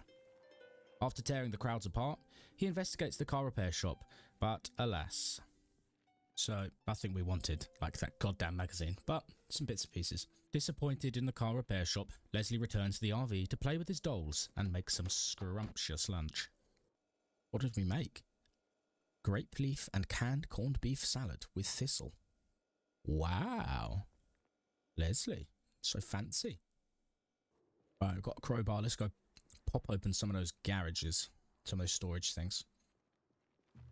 He spends the afternoon busting open garages to find juicy loot inside. Moley the Mole, a new toy. Yes, yes, yes, yes. Yes, yes, yes. When he returns to the RV, he makes a promise to himself that he will fix up and organise the inside of Rod's belly. Right, time to sort my life out. Wow, look at little Moley. Yes, what a cutie. Kind of looks like a human being. Right. This is quite a daunting task to begin to organise this, but let's do it. So, in here is all just books on this little shelf that we could replace with one of these. In here, a bomb suit, cigarettes, a metal sheet for some reason, some food for some reason. Wow, it is very confusing in here. Alright, but because he has apocalypse-induced ADHD and anti-OCD, he gets distracted by doing a bit of tailoring, then tidies up his bed so he can see the dolls and other toys better. At the end of day 64, the RV is not more organised, but at least his toys look very nice. Look at our little friends. Kinda nice. Oh, the bunny rabbit has a bloody face. That is horrible. Let me show you. Oh, imagine sleeping next to that. Let's put the bra back on the badger. We need to put our dolls down before we can go to bed. Drink some soup for breakfast. Some cold soup straight out the fridge. Gross. Right. Put the book in the fridge. Yes, Leslie. These can all go. On day 65, he begins the day with a cold can of soup and then puts a book in the fridge.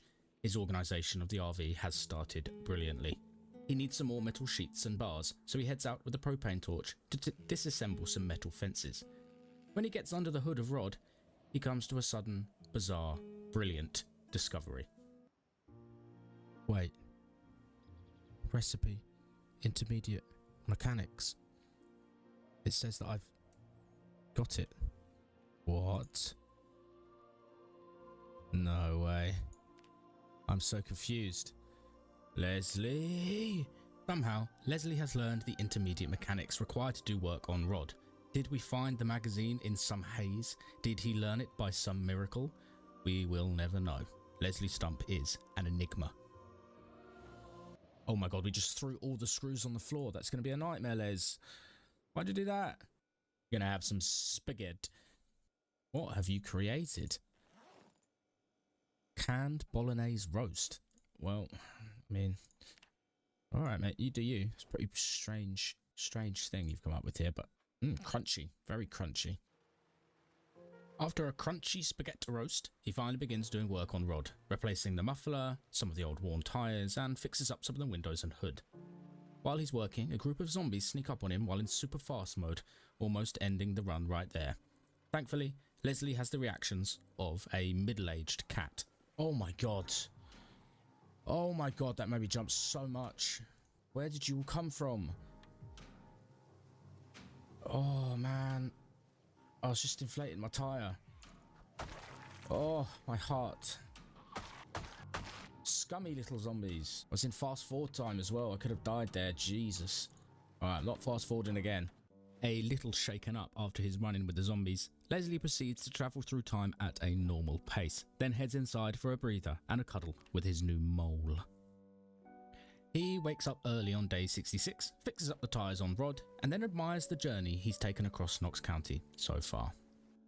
Wow, so he went from here, all the way around here, round here, round here, round here, round here, round here, round here, all the way down here, up here, round here. We've covered almost the entire map. The last destination. Louisville. Before he can get to Louisville though, it's time to head back to the crossroads so he can begin disassembling cars for more metal. He stumbles across a dead survivor on the way. Lovely jubbly. Right. Go check out this guy's stuff. Mint candy. Some painkillers. Hunting knife. Some butter. Some bullets. And she had sausages coming out of her belly. Human sausage. Leslie makes it to the crossroads and begins his work, and those old pals in the helicopter turn up to watch him like he's in the Truman Show. Les now ignores the helicopter. If they won't rescue him, he won't acknowledge them. He does some more work on the vehicles, stops for some stew, then sits down on the ground outside the RV amongst the husks of ruined vehicles. He smokes a cigarette and watches the helicopter strafe side to side above him. Who are they, and why are they watching him? He heads inside for some sleep and dreams of helicopters. Day 67 is a foggy one. He spends the entire morning taking apart cars and repairing Rod. The RV is in better shape than ever, if just a combination of screws, metal bars and sheets, but Leslie loves it regardless. However, he is now out of screws again, so it's back out onto the open road they go. What sort of adventure awaits? Butter.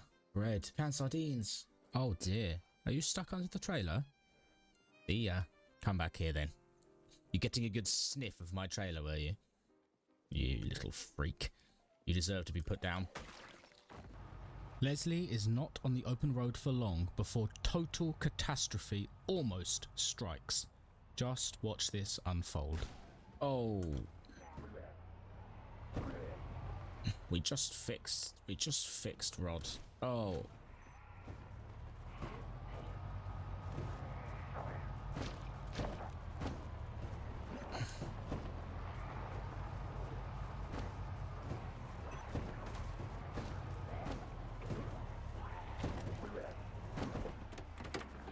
Oh my god. Oh my god. Oh.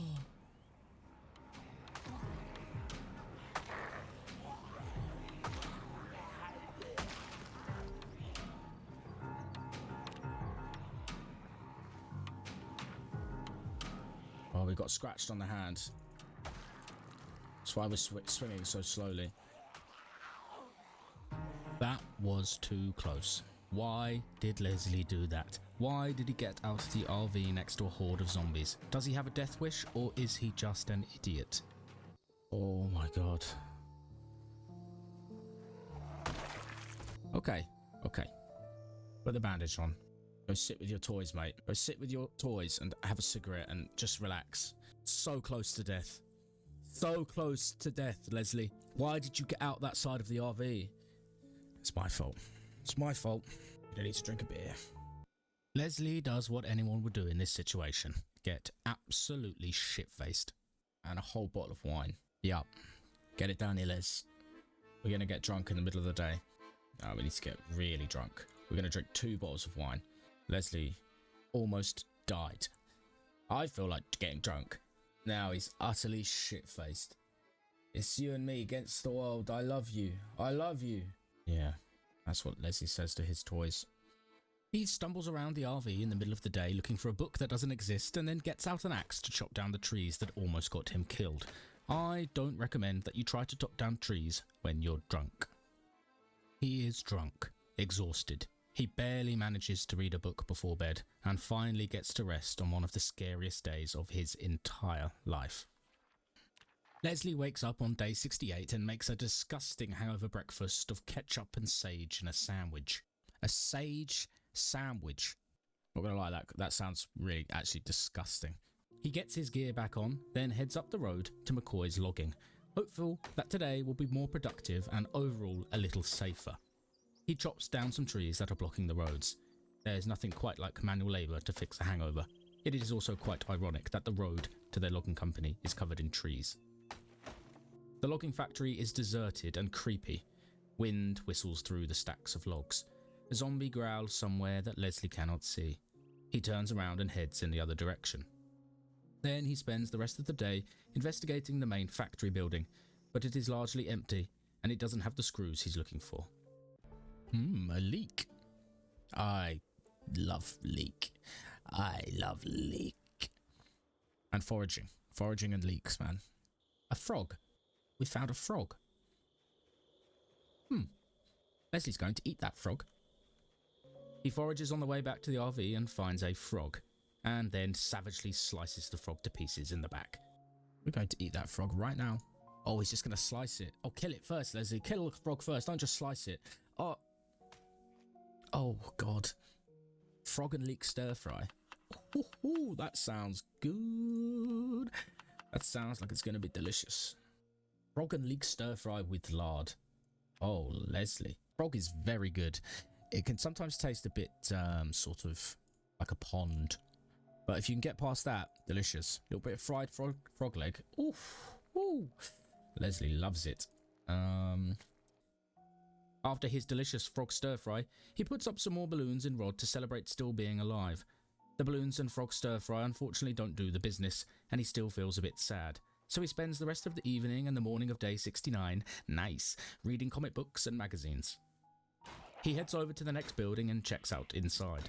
After a close call with another zombie bite, unfortunately Leslie doesn't find much of anything. After a largely unsuccessful trip to McCoy's, he grabs a leek roast for dinner, then jumps in the driving seat to continue their journey. Quite a lot of them just came through that window. Oh, leek roast with oil and butter and salt. Sounds really good, actually. Leek roast. There is just one more set of buildings to check out at McCoy's, and before bed, Leslie deals with the waves of zombies, reads a book, and then falls asleep. What a busy week with little old Leslie Stump. First up, it's straight into the warehouse to hunt for more screws. It's an excellent start. Box of screws, let's go! Let's kill this guy who's banging on the door because he's making my head hurt. In true Stump fashion, he starts rummaging around in the rubbish outside. A spatula in the rubbish pile. What is that? What is that? It is perfectly spherical. A golf ball. Axeman! Ski ba ba ba da boop. We get a copyright strike for that. My impression is too good. Leslie also spends a bit of time foraging in the trees, thinking to himself and sniffing the leaves on the trees. They are turning red and he bathes in their majestic timber. Then he checks out the next warehouse. What a horrible place to go to the toilet. Gross. No screws though, unfortunately, in this warehouse, but still a pretty good haul, nonetheless. Let's make a tomato, roast tomatoes. Like we're in Italy. After lunch, Leslie sits on the floor of the RV and listens to constant worship. The dulcet tones of the preacher are a little unnerving, but Leslie can't turn it off. It's a faint reminder of the old world, as creepy as it is. Kind of a haunting sound. Not gonna lie. With God in his ears, it's time to hit the road again. The never-ending road stretches out in front of him. Exactly. Oops. Do not look at the map whilst driving, Leslie. Terrible idea, buddy. He drives and drives until he reaches a part of the highway that is covered in ruined cars. It's an okay place to stop for the night. But yeah, the engine's seen better days, which is why we're gonna take some engine parts out of these cars. Leslie extracts some engine parts from some of the cars to repair Rod's beautiful belly, then returns for a cold can of vegetable soup and a book before bed. Okay, now we're going to read about foraging till about 10 o'clock. Day 71 begins with Leslie taking apart cars for metal and bits and bobs. Sweet bits, sweet bobs. Dismantling cars, and he's going to stop for a smoke. My little Leslie. I love you, Leslie. Once a bunch of cars have been ripped apart by our beloved Leslie, he begins to repair various parts of Rod's body with the 200 screws acquired from McCoy's. This lasts most of the day, but it is necessary work. Snail. Slugging along, moving along. He decides to forage in the woods for lunch, as it is becoming one of his favourite pastimes. 3 wild eggs. Oh yes, Leslie. Delicious eggs, eggs, eggs! It's destiny. Or pine cones, not interested. Stop trying to seduce me, ma'am. I'm just looking for eggs. What can we cook with these eggs then? Prepare an omelette. Leslie is overjoyed to eat an egg. His first egg in months and months and months. And everyone knows that eggs are the ultimate form of food. After that delectable lunch, it's back to the toil and hard work for little Leslie. Tiring work this, isn't it, Les? Sorry, buddy. Just realised I haven't been wearing my welder mask. Very dangerous, kids. Do not do work involving welding on a car without wearing your welding mask. We're actually out of screws again, which is bonkers. We went through over 100 screws. Sheesh. Sit with your toys for a little bit, mate, and just have a cigarette. Leslie continues the grind into the early evening, then bashes a Christmas zombie's head in. Why was this fella dressed up as Santa in the middle of summer? We will never know. I'm not sure I want to know. A quite sizable group begins to gather, so instead of fighting them after a hard day's work, he jumps into Rod and drives off. Unfortunately, the road ahead is blocked. It's getting darker, and Leslie is even more tired than before, and it all devolves into a bit of a desperate struggle along the wreckage-strewn highway. Alright, a little bit desperate. Just gonna calm down for a second. We're gonna have a little snack, because that was a little bit intense. Thankfully, Leslie is just fine, if not a bit shaken up. He reads before bed, in the comfort of Rod's humming gut. Another morning, another day in the apocalypse. Lovely smooth fit, that. He drives on, then stops at another pile-up, checks out an unfortunately empty fuel tanker, kills some zombies, then pops back inside for a nibble on some luncheon.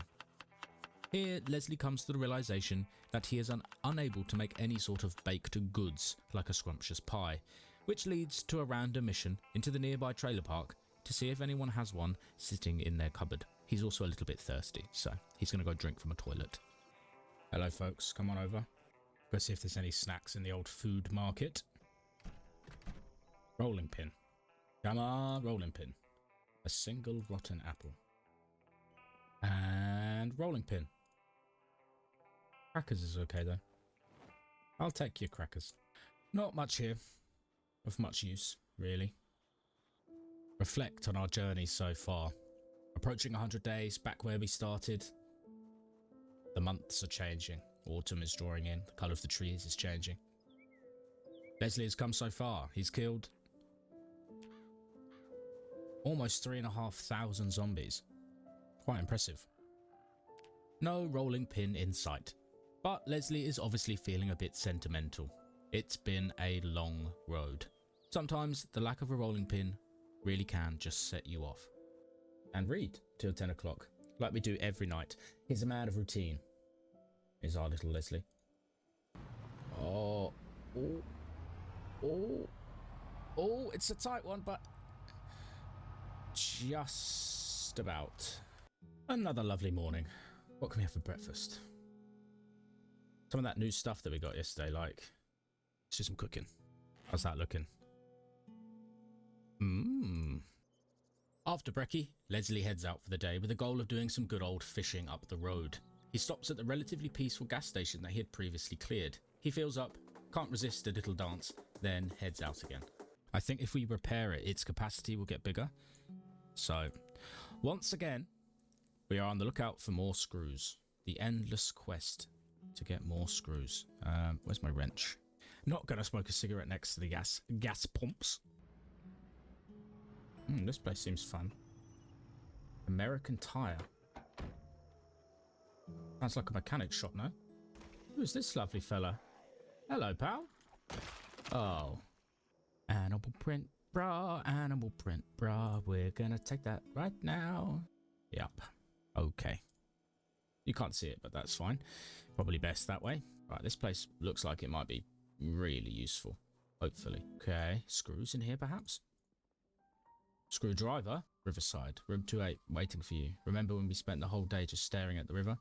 Don't leave me alone here. Ah.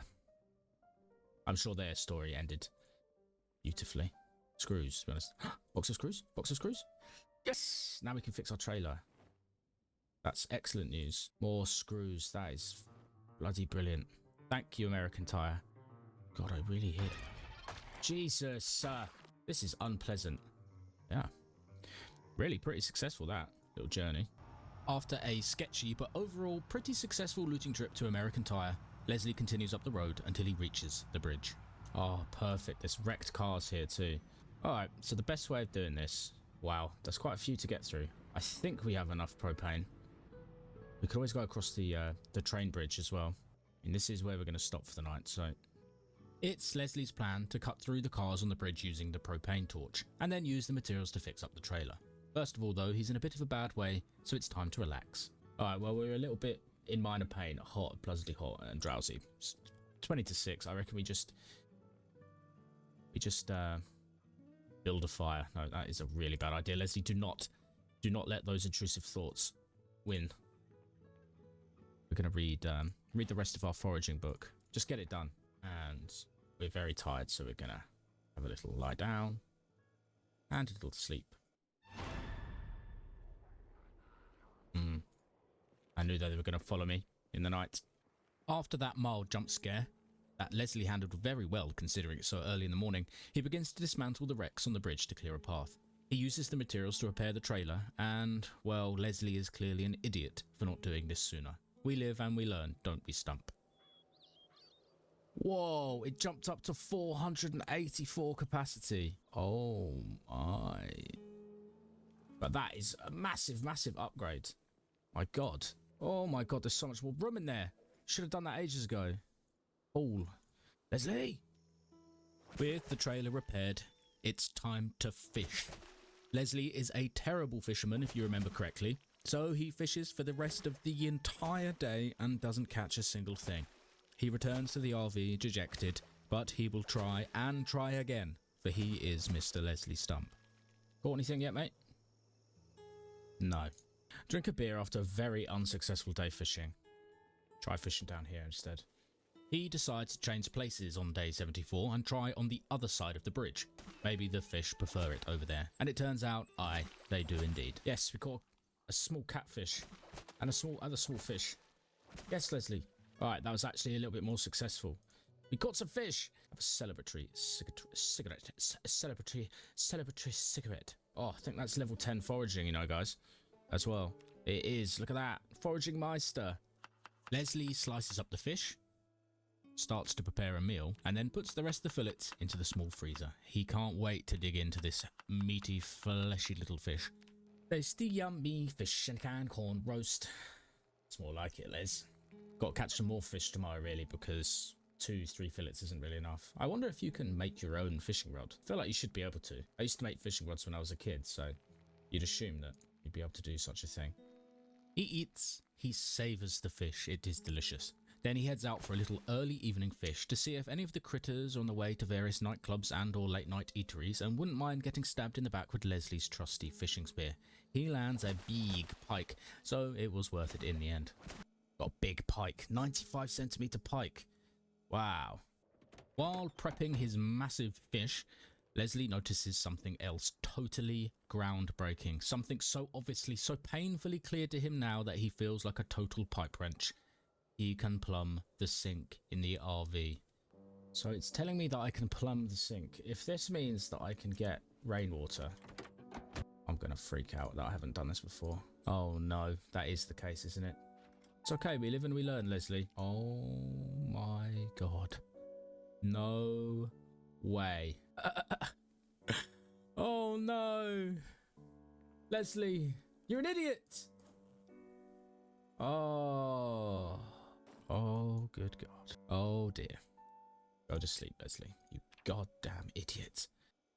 Although Leslie feels like an idiot on the morning of day 75, he quickly puts it behind him and celebrates with the delicious beer soup. Wouldn't you? Beer, fish, and grape leaf soup. Well, don't mind if I do. Wow, this has been a really peaceful couple of days for Leslie. He's just living the good life, really. Oh, random gunshots in the distance.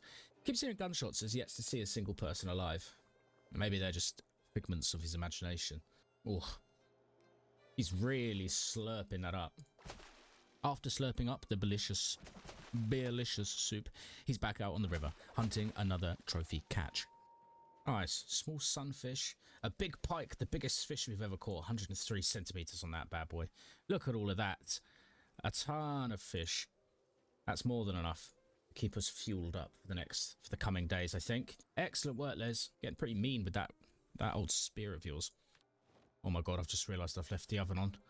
That could have been an absolute disaster, Leslie. You left the oven on all day. Oh my God, the whole RV could have exploded, Leslie. Oh my God, can you imagine? Oh, even thinking about that makes me feel extremely sick. Right, slice all fillets, please. Thankfully, Rod did not explode in a glorious fireball while Leslie was still out fishing, and thankfully he still has somewhere to live. He falls asleep and has nightmares about spontaneous combustion.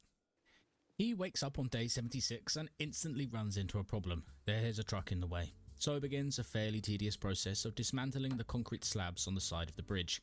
But eventually, Leslie does get it out of the way by hot wiring it and putting a bit of fuel in.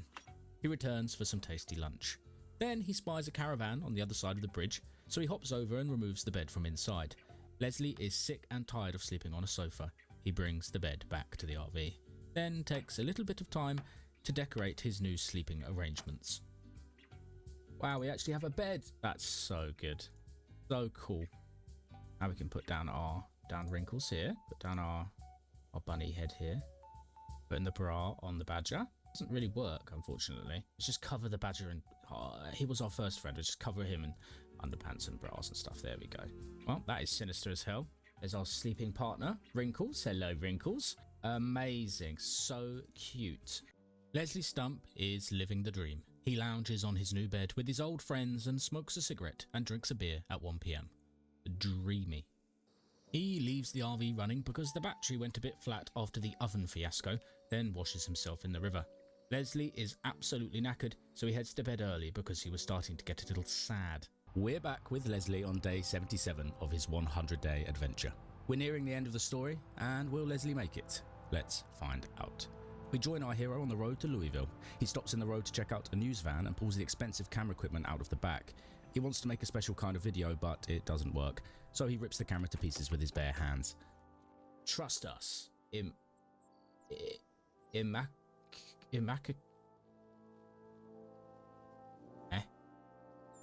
Oh, I think it's like an extremely expensive camera. I can't put it down, unfortunately. But maybe Leslie could make some home videos with his pet friends. What do you think? I don't think we should encourage that kind of behavior, so we're gonna just rip that apart. He takes a small detour off the main road to explore the woods. Yeah, we do. The country roads take me home. Drag racing. A drag racing track. Leslie stumbles across a drag racing track in the woods, and while Rod is healthier than ever, Leslie decides it's probably not a good idea to test the old boy too much. That's what I was looking for. Little garage there. Could be useful. Some useful stuff in there. Oh, never mind, I take it back. That's the exact mechanics book we're missing. Thank you, drag racers. Mechanics Volume 4 in hand, Leslie continues down the track to the next set of buildings. Oh, that was a tiny tree that I managed to just about miss. Don't crawl under my trailer, you idiot. Where are these guys getting this fresh bread from? Is there a bakery out there? I assume they're not making it on the road. You know what that means though? Is we can have a delicious fish sandwich later for lunch, I think. He continues on and pauses for a moment to soak in the afternoon light dappled through the forest. It's beautiful and peaceful, and the calm before the storm of Louisville. Beautiful trees.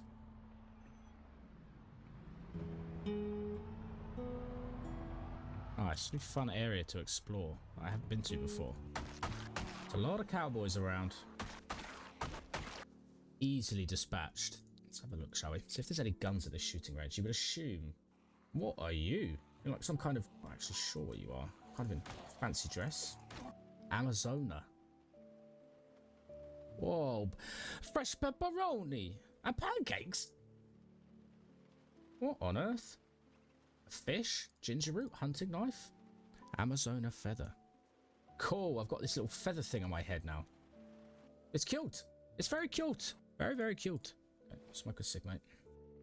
Looking extremely fetch with his new feather, Leslie investigates the shooting range but doesn't find much except another box of screws and a propane tank. Looters have already been through this area probably a long time ago. Before bed, he makes a pepperoni and grape leaf sandwich, and then falls asleep. On the morning of day 78, Leslie nibbles on the leftover sandwich, then pulls off this slick maneuver with Rod. What a maneuver! Good stuff, Les. On the way out, Rod notices another Amazona warrior in the group. He has to stop and take a look. Wow, so cool. I think we got a new cloak too. That's better than the one we're currently wearing. We're gonna go for the double cloak. Oh, now that's nice. Ooh. Got a new hip bag too. Man, we are looking at 70 sexy, Leslie. Decked out in his snazzy new gear, Leslie turns into the hunting lodge parking lot. There could be all kinds of treasures inside. Oh. Really hoping I could get through there. Knob Creek. Zombies dispatched and knob jokes made. Leslie heads into the lodge to see what he can find. Hello there. Goodbye. It's very cozy in here, isn't it? I definitely want the deer trophy for the van. He does take the deer head trophy and doesn't find much else. And when he heads outside, some old friends appear in the sky. Excellent driving, Leslie. Oh god. Quite a lot of zombies here though. As expected, the closer he gets to Louisville, the more the zombie numbers increase, and the helicopter gets much more annoying. Leslie sticks his middle finger up at the helicopter through Rod's open window. Oh boy. But Leslie Stump is no coward. Not anymore. He jumps from the RV with his machete and goes to town on the horde. He wants peace. He wants peaceful fish sandwiches in the back of his beloved RV, and no stinking zombies are going to take that from him. Whew. The battle rages on for most of the afternoon. In the near distance, a machine gun rat-a-tat-tats. That sounded very close. Eventually, Leslie deals with the last two zombies on the road and can return for that scrumptious fish sandwich that he'd been dreaming of all day. He rests on the sofa for a moment after the bloodshed, blood-drenched and exhausted. Leslie goddamn Stump. Oh my good god. Okay, welcome to Louisville, I guess. Jesus Christ, okay. Leslie has arrived in Louisville. Can you tell? And this is just the outskirts. It's going to get a lot worse than this for little old Leslie, but he's prepared and stronger than ever. To be able to pop inside Rod, he needs to kill all the zombies nearby, so he gets to it. As a little distraction, he puts up the deer head on the wall. It looks amazing. Nice. That looks amazing. Then it's back out to kill more zombies. This will become a bit of a running theme of Leslie's life. He is finally getting revenge on these fleshy little freaks. Leslie kills zombies until almost lunchtime, and all that slicing has made Leslie a very hungry man. Yeah, I need to get something to eat. Won't eat this now then, because we might actually explode in a poopy mess. We'll die!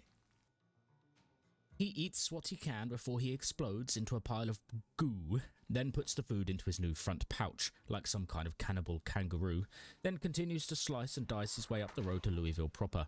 It's slow but methodical work, and Leslie has all the time in the world. There's no need to rush in the apocalypse. Okay.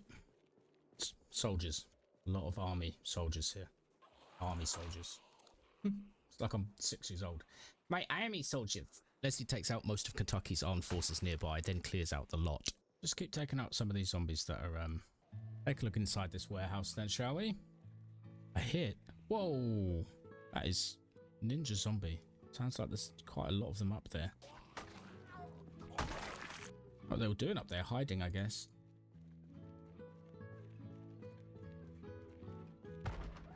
Oh. Wow, that really made me jump. There's something about warehouses that just really freak Leslie out. So he grabs a few bits and pieces and heads back outside. They're cold and empty and lifeless, like being inside of a zombie's head. Quite enough for one day. I think we can just relax. And relax he does. Good night, little Leslie. Right. We're going to approach on foot. So I think this place is going to be pretty lit. Get my tissue ready. Get Leslie's tissue ready. Or soldiers. Army of the dead. Day 80's plan is to make his way towards the military checkpoint, which he reckons is just up the road. It's the gateway to Louisville and is likely infested with zombies. He takes some out on the way to clear a path for Rod. God, the machete's so good. Really is. So good. Such a good weapon. Wow, absolute chaos here. Wonder what happened. Must have been a total disaster. A lovely tissue out of the back of a van. Lovely. I love the idea that someone was bringing their tanker to the military checkpoint. After pondering on the nutcase that brought their tanker of whiskey to the military checkpoint, Leslie sneaks into the base. We'll have to move those roadblocks out of the way if we want to bring Rod in here. After clearing out a few more zombies in the general area, Leslie backtracks to pick up Rod and bring the RV closer. The butcher of Louisville smokes a cigarette. Leslie, being Leslie, stuffs his face with pancakes the moment he gets back to Rod. Pancakes? Yes, please. Oh, we ate too many pancakes, Leslie. Now you feel a bit poorly. He drives Rod up to the roadblock. He has to cut down a few trees to actually get through. To avoid situations like we've experienced before, we're going to hop out and deal with these zombies here. He's a little bit thirsty, so he'll have a little sip of Rod's juice. I'd like some juice, please, Rod. Give me some of your sweet juice. Thank you, honey. Leslie is losing his mind. Oh, that's very satisfying. Leslie is just absolutely screaming his head off. Screaming. Come to me. Now Rod is within the gated area and it's safe to pop inside. Leslie has some dinner. Dry ramen noodles and fish stir fry with olive oil. That sounds just delectable, Leslie. You really are becoming quite the little chef. He's in pain again. He keeps eating too much. I love this routine of Leslie eating meals and then having painkillers immediately afterwards because he's eating too much food. After dinner and before bed, Leslie does a wee bit of tailoring to pad up his new Amazona cloak. Wow, Leslie really needs a wash, doesn't he? He's absolutely filthy. Oh, filthy little Leslie. Covered in blood and gore and mud and dirt and filth. Let's give Badger a tie. He's got a big interview in the morning. Oh, it's disappeared. Lost forever into Leslie's bed. With God knows what else is in there. With Badger dressed appropriately for his big day, Leslie heads out on the morning of day 81 to start clearing out the base and looting some tents. What on earth are you? Ugh. What on... What? Looks like an ood. Some kind of alien creature. Not only did he take out a handful of noodles with his bare hands, he then just stuffed the rest of the noodles directly into his pocket. Asleep. Noodles in his pocket, nice and warm on his leg, Leslie begins upgrading his bag. It looks sick. Oh, now we have a balloon. Oh, well, we're gonna have to use this, aren't we? Oh, we can take Badger with us too. Boris can come with us. Oh, Leslie, how can you be depressed? Look what we've created for you. Take those antidepressants and buck up, Leslie. Look, Boris has come with us, our lucky good luck charm. Let's drive the RV in, shall we? Imagine if you saw this maniac walking towards you in the apocalypse with a balloon and a badger. Completely lost his mind, our little Leslie. Completely lost his mind. Leslie begins looting here and there, but doesn't find much to begin with, and he gets peckish again, of course. Just taking it nice and slow. We're going to do all of Louisville like this, basically. Otherwise, Leslie will die. And we don't want Leslie to die, do we? Not really. Have another fish stir fry whilst we're here. With ginger. Full up with fish, he begins looting more of the military tents. He finds a medical tent with supplies inside and a bunch of armor and bullets in a few of the different tents, but no real big hauls, like a nice weapon or anything. Leslie takes a moment to admire himself in the back of the RV. He's looking very snazzy, and then he goes to sleep on day 81, full with optimism. Check out a few more of these tents. See what goodies lay inside. Guns, please. On day 82, Leslie's back at it, and he comes to the realization that he's probably wearing just too many clothes. Problem is that we're, permanently encumbered because we're just wearing so many clothes. We're wearing both cloaks right now, Les. I can even see your beautiful little eyes now, Leslie. Apparently this army was just about looking good rather than actually killing zombies. Which might explain why they're all dead. I feel like this backpack would be hugely impractical. Zombies would definitely grab hold of it. Just eat the noodles out of the back of the trailer, Les. Trailer noodles. Going to talk into it. Just going to say, hello, my name's Leslie Stump. I'm the last man on Earth and I've completely lost my mind. Do you like my balloon? And then he's going to rip the camera up with his bare hands. Destroy it, Leslie. Destroy it. And we're going to read a couple of hours before bed. Day 82 passes in a bit of a confused blur. Just know that Leslie looted all of the tents and found almost nothing of value except some snazzy new gear. On day 83, he moves into the camping area and pillages some propane from various barbecues dotted around. Oh, this car is gorgeous. Little burger van set up. Oh, well, that's just tragic, isn't it? Hello? I'd like a burger, please. Gravy mix, though. Oh, Leslie. You love gravy, don't you, Leslie? Gravy. Leslie is a gravy man. Always has been, always will be. He sets off again up the road to see what awaits him. So the slaughter of Louisville begins. That wasn't so bad. We are a little bit exhausted, though. Make gravy. Yes! We're gonna have a bowl of gravy for lunch. Yes! Cold gravy. Mmm. Yummy. Get it in you, son. Go check out Spiffos for more ketchup. I'm just gonna raid every Spiffos on the map. Eat every bottle of ketchup available in town. So much ketchup. Leslie's gonna have a ketchup bath. You have more ketchup for me, ma'am. I like your glasses. Knocked them right off your face. Let's keep moving, Les. Deeper and deeper into the spider's web of Louisville. Leslie passes the hospital, but decides that's the last place he ever wants to be, so he keeps on moving. Oh boy, here's the whole gang. Someone there having a little nibble. There are zombies everywhere.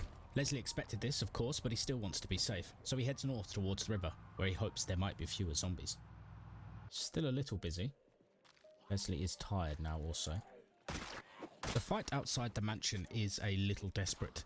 Leslie is very tired, and the spear is heavy in its hands. Oh god, quite a few down there. Might have to sleep in this house tonight. To stay safe and live for another day, another week, to reach that illustrious 100-day goal, he retreats into the mansion and finds a quiet room with a big bed to sleep in. Good job, Leslie. You're still alive. Oh, I didn't go to plan.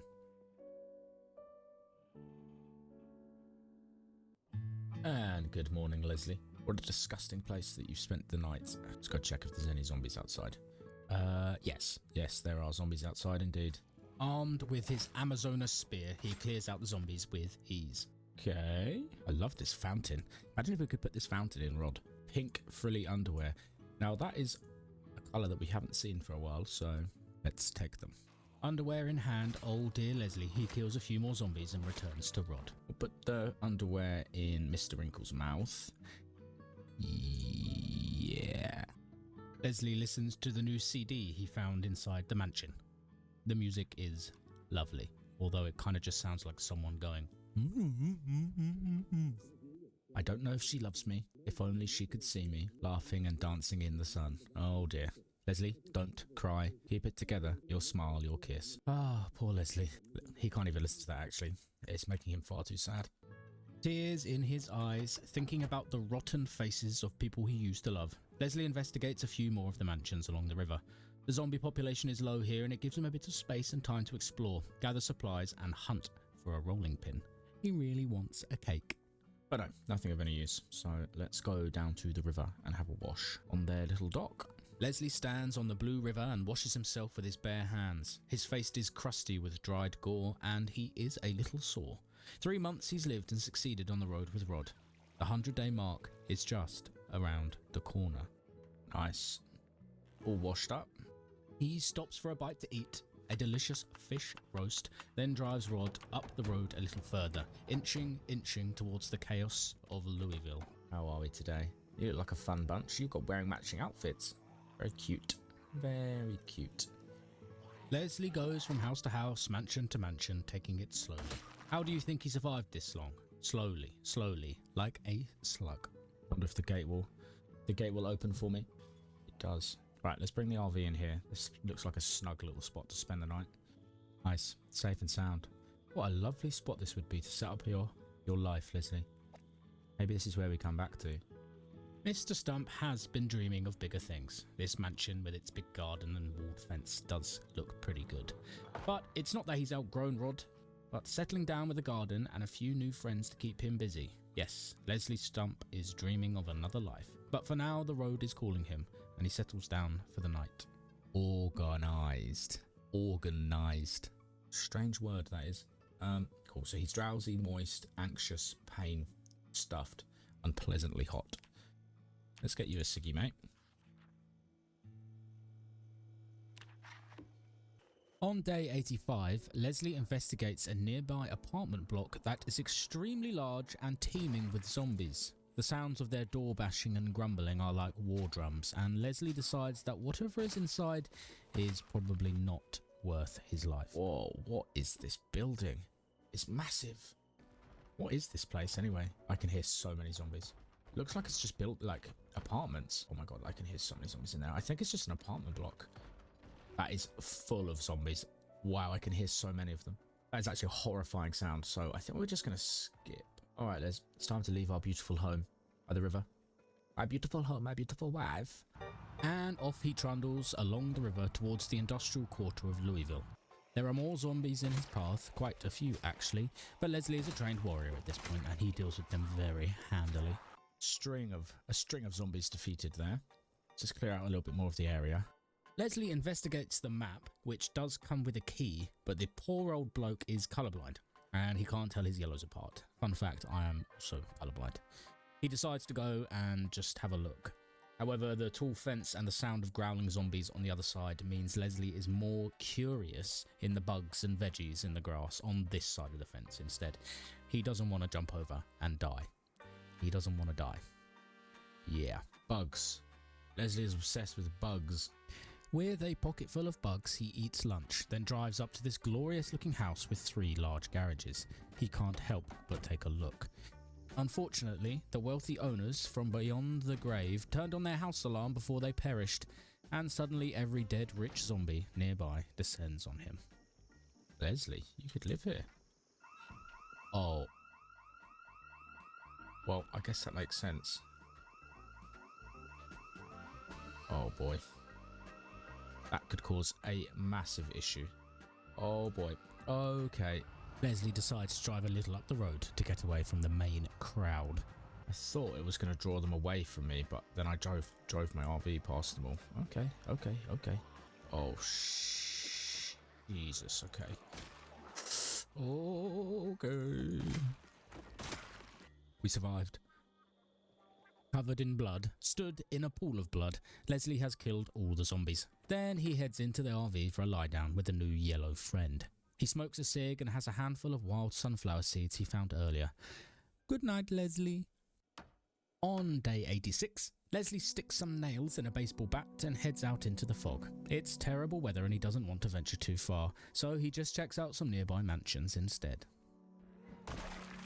Oh, that underhand swing is... Rolling pin. Nice. The surrounding area is eerily quiet in the fog, and he does find a rolling pin, so he's actually in a pretty good mood. A rotten sausage. That's what Leslie's friend used to call him in school. Leslie Rotten Sausage Stump. He's glad they're all dead, of course. Throwing caution to the fog, which has begun to thin a bit, he pulls into the lot of the distillery just up the road. What's this place? Full of zombies is what it is, but what? Distillery? Oh, Leslie. We're gonna get crunk. Leslie, stop getting crunk. I wonder what's in the distillery, Leslie. Distillery. Booze, hopefully. Oh, I see the booze. Oh goodness, hello. Leslie investigates the distillery but can't find where the storage room is. He does, however, arrive back at Rod with a bunch of plants to fill the back of the stinky RV. Leslie hopes they will cleanse the air of dirty underwear, fish, and beans. Sure. Where can we put our bonsai tree? Don't really have much room, do we, Les, really, to be honest? Okay. Yeah, it's on the edge of the counter. Nice, we're turning it into a little jungle in here now. Okay. I'm all for it, Les. I'm all for it. I'm all for it. Depressed? How can you be depressed, Leslie? We just got some new plants. Actually, is it time at last to read hotties? Yes. We're going to leave Leslie in peace for a second here whilst he reads his magazine. Magazine. Yeah, just reading a normal magazine.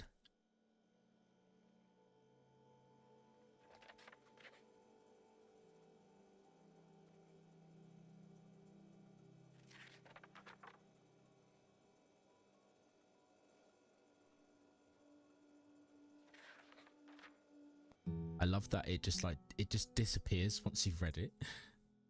He's still depressed, so I mean, I don't really know what to do about that. After Leslie reads his special magazine, he feels suddenly extremely tired, so he heads to bed relatively early after a bit of reading. On day 87, things get a little weird.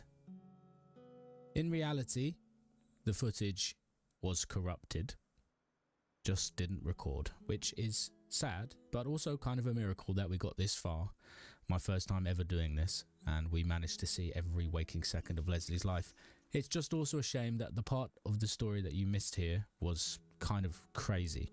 He managed to set himself on fire with a Molotov cocktail, which, as you will see, well, I'm not going to say too much. I think you should probably just watch the next and final days of the 100 days.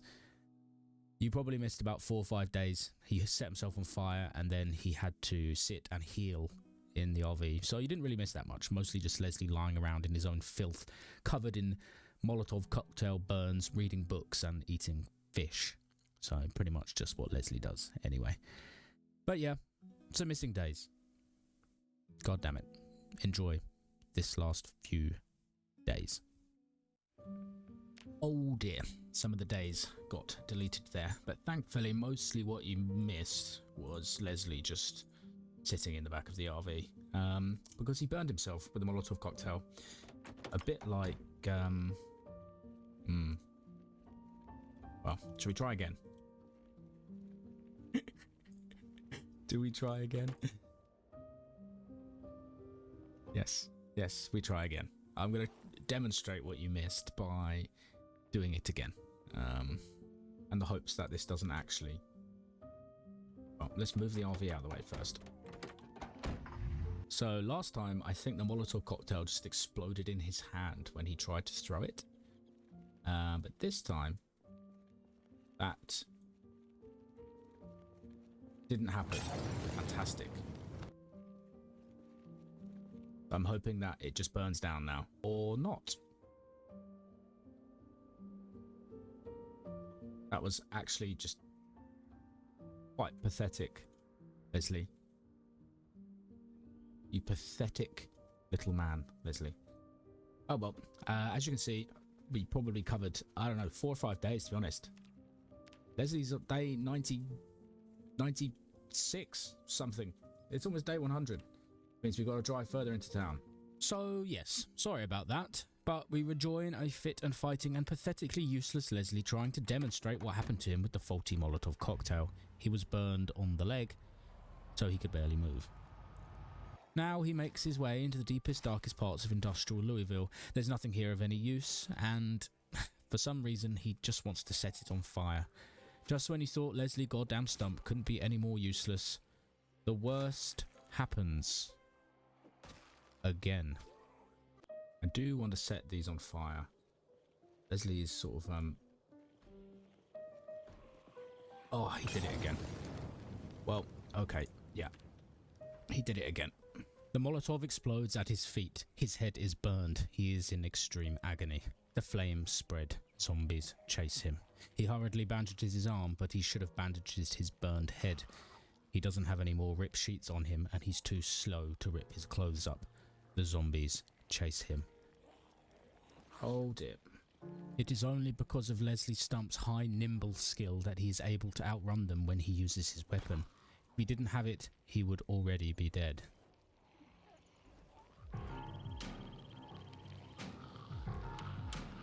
It happened again. We shouldn't mess around with Molotov cocktails anymore. He cannot bandage his head. He has no bandages, no ripped sheets. The zombies surround him. Our poor Leslie Stump begins to deal with the hard truth of his own mortality. He is not a hero, he is just a stinky man. Oh god. I think Leslie's gonna die.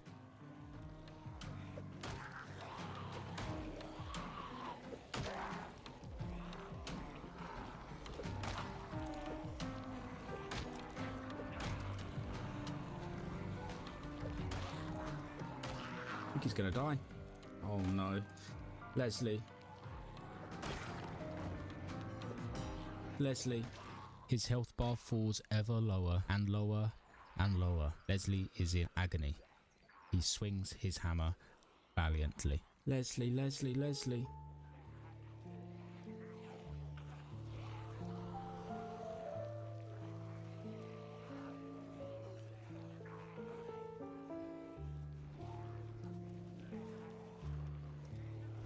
He shuffles through the woods, thinking, I am a massive idiot.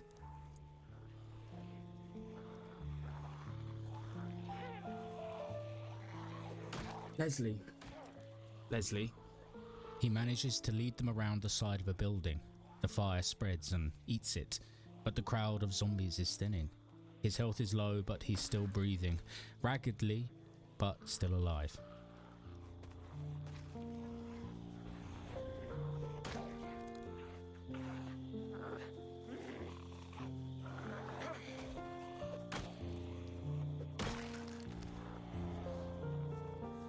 More zombies approach from the river.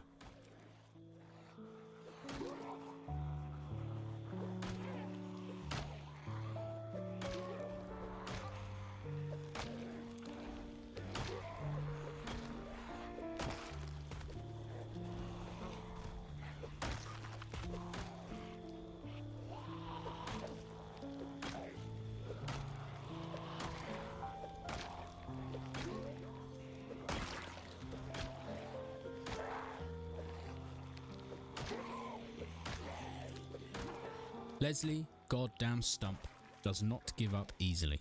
Not Rotten Sausage Stump. Not Leslie, our underwear-loving hero. The final zombie falls, and he hurriedly rips up his Calvin Klein bra that he put on earlier for some reason. Okay.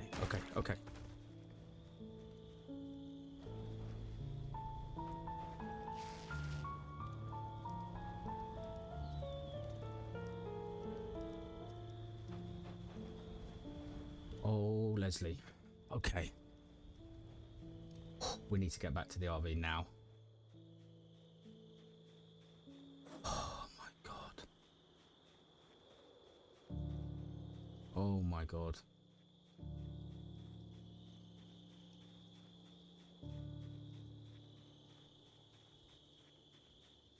I really hope the RV hasn't been burned to the ground by the Molotov cocktail. Oh, did you hear the panic in my voice?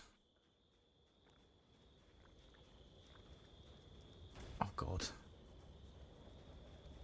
That whole place is on fire. If I didn't have high-level nimble there, we were dead. Please be okay, Rod. Please be okay. Although Leslie is alive, he's in a bad way, and now all we can think of is his beloved Rod and dear brother RV, toasted alive because of his own stupidity.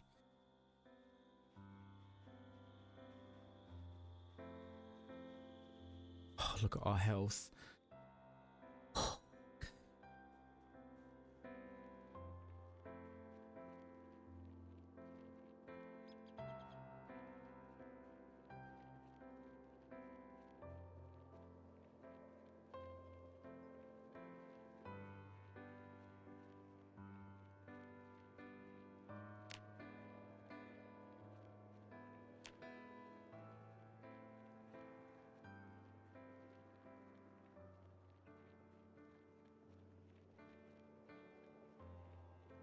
It's okay.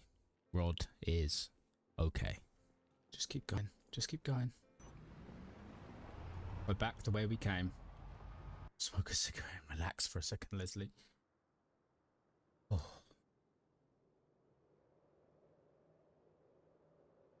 It's okay, it's just a couple of lacerations. We did get a burn on our head though, which is hardly good.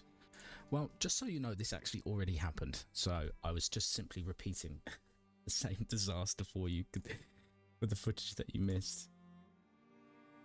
Oh god, Leslie. He's still okay.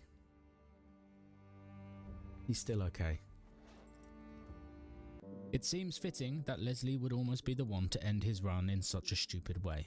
Not only did he repeat the same mistake, he did it mere days after the previous Molotov cocktail attempt. It seems fitting that he would spend the next few days in the run-up to the wonderful 100-day Nomad Adventure finale sitting in the back of the RV, sitting in silence, pondering on his life, his existence, and the 3 months leading up to this brush with death. It seems fitting for Leslie to end the 100 days where he began, sat in a pile of shit in the back of his beloved RV. Oh, Leslie. Oh. Oh, we're almost there. It's almost 100 days. Feels sort of like a, you know, not a bit of an anticlimax, but it seems very fitting for Leslie. After a while, Leslie has nothing left to do. He is extremely injured, in massive pain, and has no books to read or VHSs to watch. So he just lies there and rod and thanks the universe that he is still alive and that he will make it to 100 days. Just about. Leslie Stump falls asleep and then wakes up on that fateful day. And there we have it. Day 100. And, as if by magic, oh no, one of them's gone. Just his head, just his thigh is still damaged, which means he's going to walk slowly, but his head burn is fixed on day 100.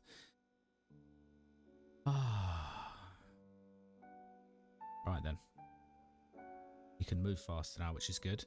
We're going to grab some white wine. Slightly foggy day. Foggy, miserable day. The weather's changing. It's cold. Cold today. Gonna walk out here. Somehow climb over. Nice one. Gonna sit by the river. Just think about everything that we've been through. Leslie.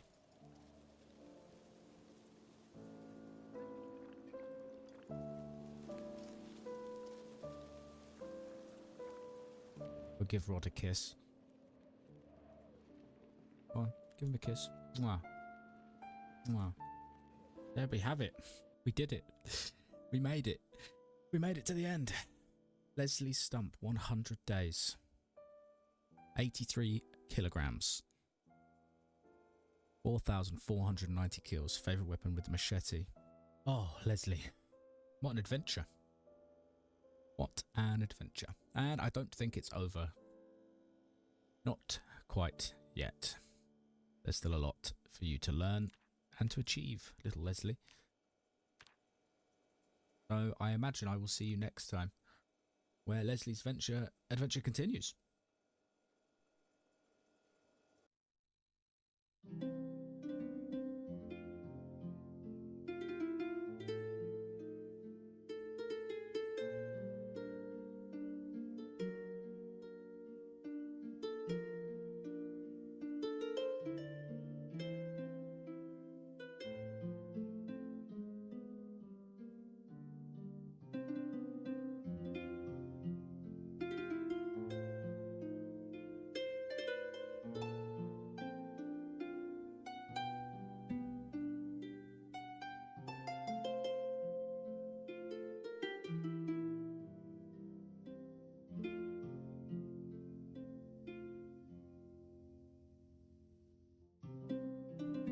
When starting on Insane Population in Louisville, I really didn't expect to have a character make it over 100 days, or the span of the series as a whole, or the support.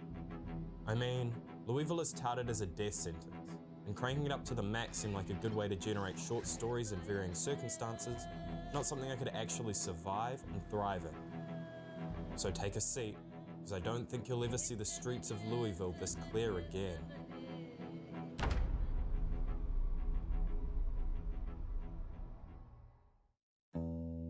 Spawning in, I searched the building for any sheets to put on the windows or a weapon to protect myself, but nothing. All I found was a hiking bag, and while incredibly useful, it would do nothing if a group detected me. With no other choice, I made my way to a nearby house and checked the front door. I would need to kill to get in.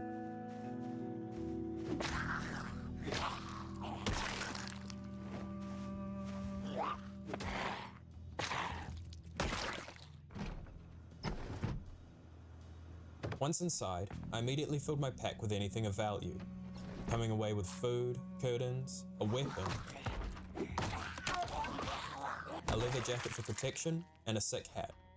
Laden, I experienced my poor fitness firsthand and already knew staying on top of my exhaustion would be a tedious but necessary endeavor. After returning home and unloading my loot, I found my location and investigated the nearby area. There wasn't anything standout close by, but the fenced houses across the street afforded more protection than the standalone one I found myself in. I'll admit, it wasn't great, but it would serve. Now tired, I turned in for the day. I awoke after only a few hours of sleep due to my wakeful and night owl traits. Seizing the time afforded to me, I immediately started clearing any nearby zombies. Without a weapon, it was imperative I only drew in a couple at most. I got lucky and found a kitchen knife on one of the corpses, which I promptly used.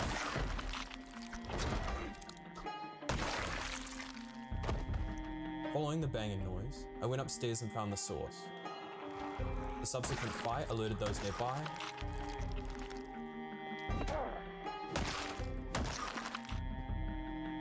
and the threat of being overwhelmed and exhausted forced me to retreat. Rested, I skirted around the building and cleared the surrounding area before heading inside.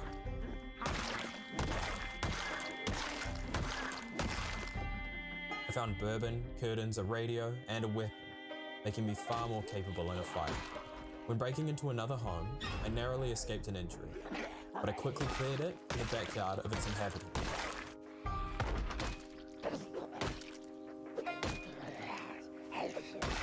I left with another full backpack, but the most valuable item was a saw. If I could find a hammer, I could finally engage with the carpentry mechanics. The next house had its gate broken down, but its intact windows made it a better choice for a base than its neighbor. Continuing my momentum, I made my way one house further and scored some more bourbon before turning back. The remainder of my day was spent locking down my home, transferring items from across the street, and heading to bed. I welcomed the next day by exercising, choosing burpees as they improve both fitness and strength. With the meager gains, this would be a long process. After clearing off the blood and dirt of the previous day, I returned to my old base, gathered what was left, and crossed the street.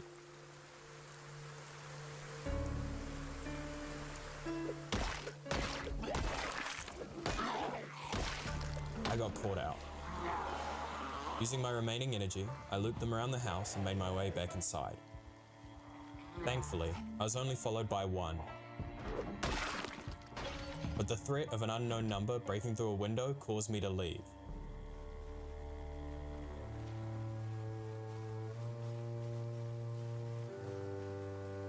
After catching my breath, I finally deposited everything and set to work on the group I had lost. One zombie gave me a bulletproof vest, but the rest showed me how fruitless fighting was. Ignoring the nearby horde, I continued ransacking my neighbor's properties.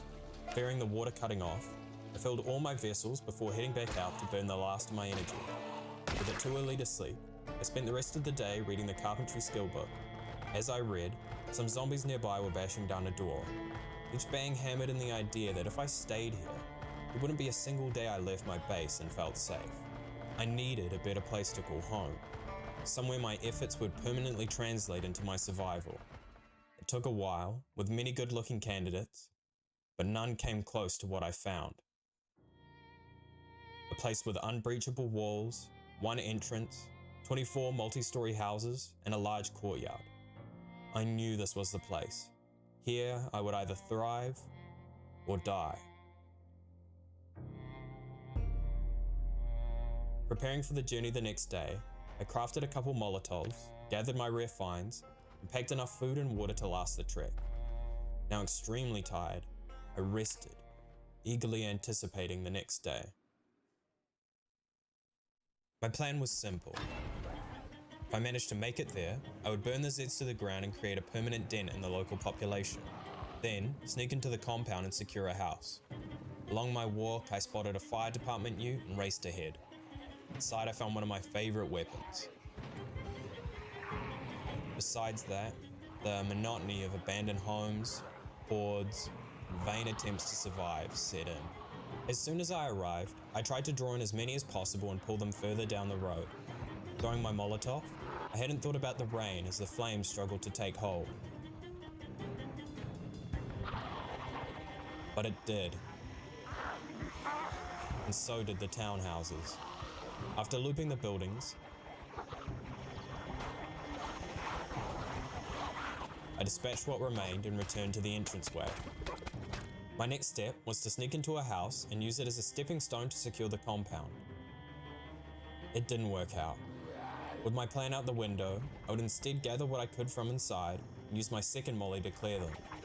If I succeeded, I would find myself in a relatively safe house and have most of the work around the compound done.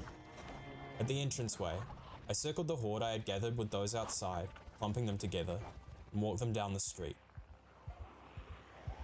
Waiting for them to burn to death risked stretching into the night, so after igniting them all and pulling them away from the road, I gave them the slip and repeated my attempt to sneak in.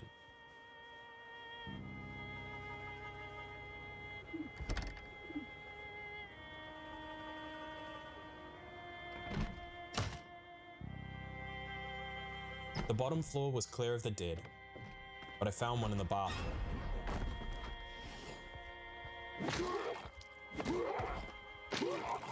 That was a mistake. The noise drew the attention of zombies nearby. Attention I really didn't need.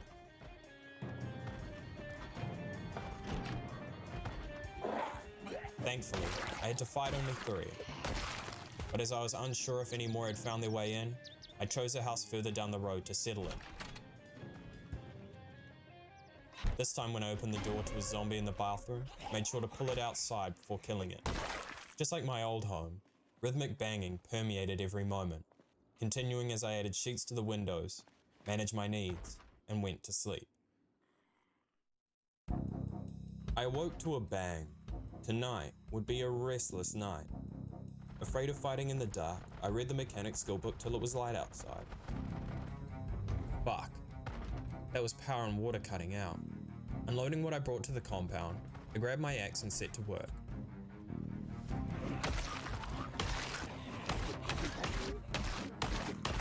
I stomped to preserve my axe's durability, but in groups where time was critical, I brought it down instead. The first thing on my agenda was to close off the entranceway, without any cars or place furniture across its width. Zombies could bust it down and make their way inside, but it would deter them, give me more time to react. Looking for more furniture, I took it as an opportunity to clear and loot some more homes, though I usually tried to steal it from under their tenants' noses. After considerable effort and many risks,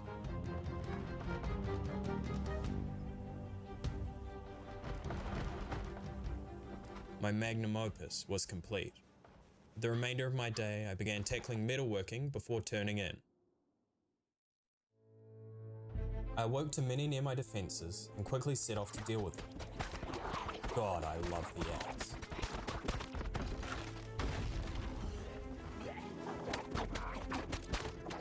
After rebuilding my wall and exercising, it was time to clear the compound. I planned to sweep the outer road, tackle the courtyard, and then create noise to lure them out of the buildings. Chipping away at a group on the corner, I fell victim to the isometric perspective. It was time to run. Unwilling to bring them down the road, I took a risk and cut through the unseen courtyard to lose them.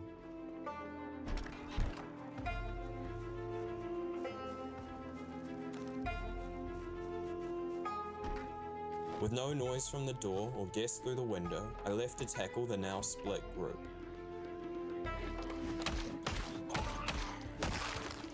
Dispatched, I stole a look into the courtyard and continued to push west along the northern face of the compound, making sure to take frequent breaks. Eventually, my axe's condition reached critical levels, so I swapped it for the pipe wrench. It was far less effective, but it got the job done. Overheating from the hard labor, I cut down on all clothing that didn't offer protection and kept pushing.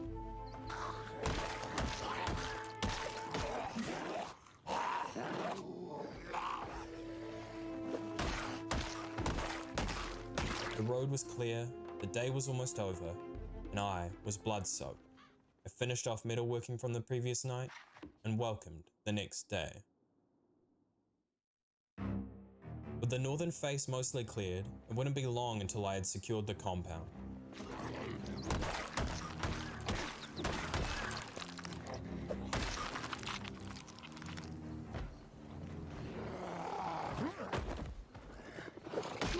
Nope, nope, nope, nope, nope, unequivocally nope.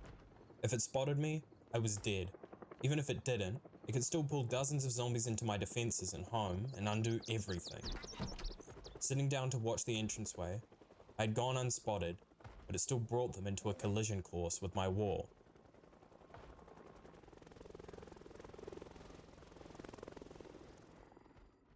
The silence that fell over Louisville ushered my way down the stairs. One had broken in, but fighting inside was unwise, so I moved the battle outside.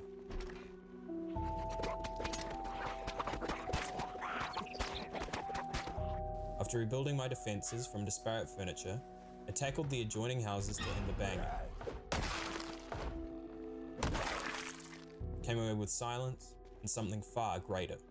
Right before falling asleep, I noticed a difference in my weight.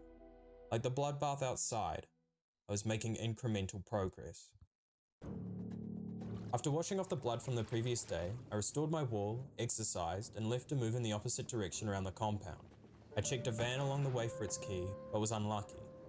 There was a chance I could find it in a container nearby, but I had more than likely burned it with my earlier stunt. My killing spree continued as I did the same for 2 vehicles involved in an accident and the 2 cars in the northwest corner. Reaching the northern side, I'd circumnavigated the compound and achieved the first part of my plan. My arrival at the entranceway was met by the breaking down of my defenses, but I had momentum. With the exterior cleared, it was time to move on to the courtyard. There were far fewer than I expected. It wasn't long until I began yelling to draw the remainder out of the houses. I was quickly overwhelmed,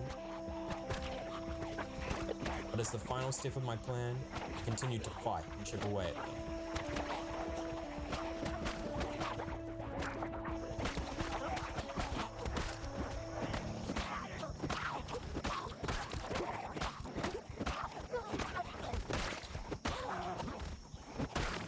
The compound almost secure, and the entrance defenses intact, I could feel safe in the street outside my home for the first time.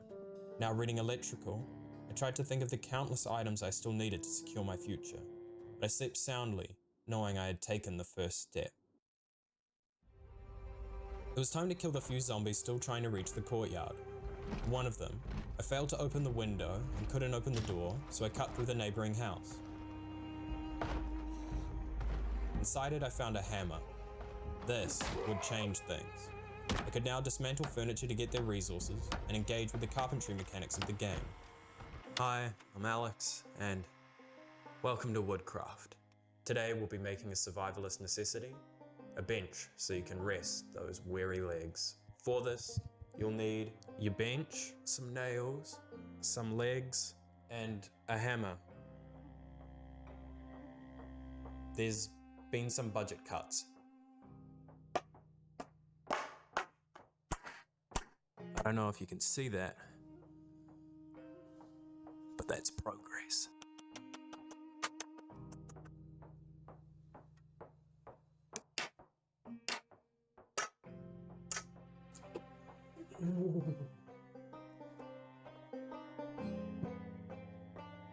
Wow.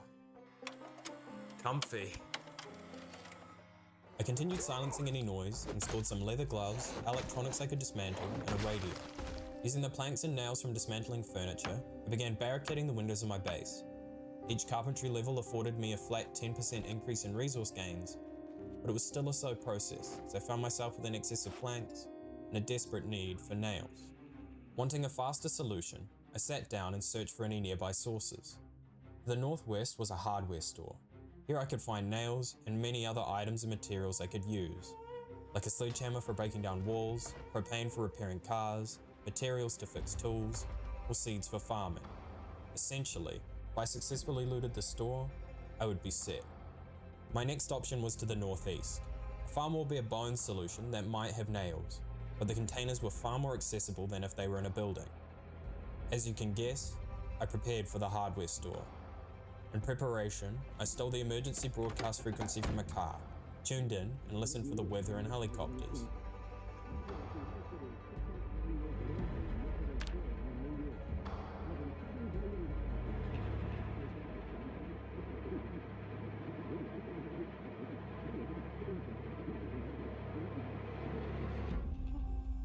With seeds on the horizon, I welcomed in the next day by reading the farming skill book. I immediately crafted a Molotov, dropped my tools, and set off. I was once again walking through the streets of a dead city. As I approached the city centre, the size of the groups quickly went from scary to terrifying, pushing my resolve and that of my PCs. Now at the hardware store, I did my best to pull the Zeds away and began the arduous task of burning them to the ground.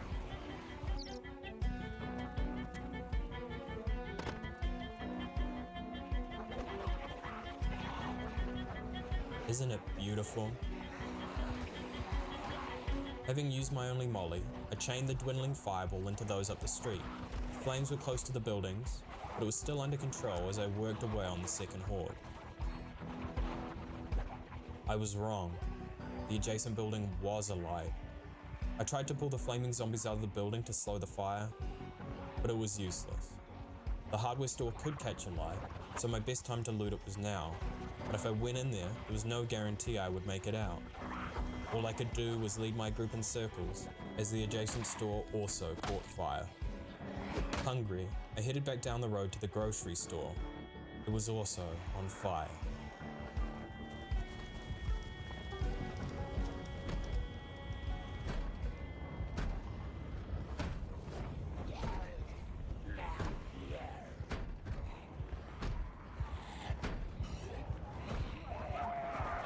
I managed to grab some snacks, but the building was now a write-off. With food in my belly, I returned to the hardware store. It was also on fire. Watching my aspirations burn, I could do nothing, as I needed those following me to die first. With the horde gone and the stragglers cleared, I tried to dash in and grab anything.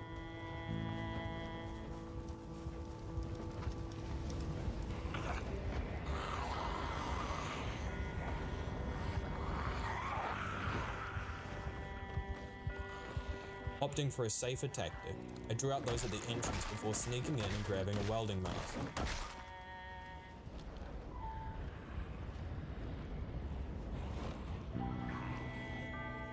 Kept trying, but never seemed to get another opportunity.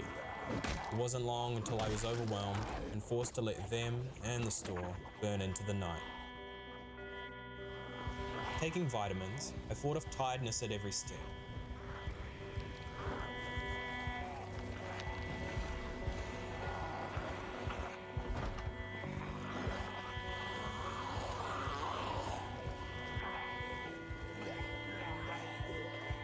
It was 2 a.m. before their groans ceased. I slipped into a house and hoped the day's yelling had cleared it. I couldn't see, but one was up here with me.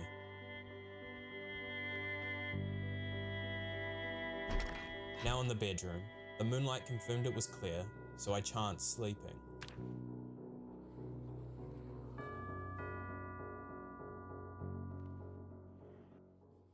Making my way across the street, I went into the store. It was all gone. For all my efforts and everything I had wanted, all I had was a welding mask to show for it. I had failed miserably. Determined to find something of value, I broke into the patrol car outside and came away with a walkie-talkie and shovel. So the last day of tense and exhausting work and the destruction of 2 valuable stores was worth it. The fog set the tone for the day as I returned home in a blank haze. Even the walkie-talkie couldn't tune into the one frequency I cared about. Instead of turning right toward home, I went straight. My aim was a construction site. I would at least find nails. On the bottom floor, I scored some tools.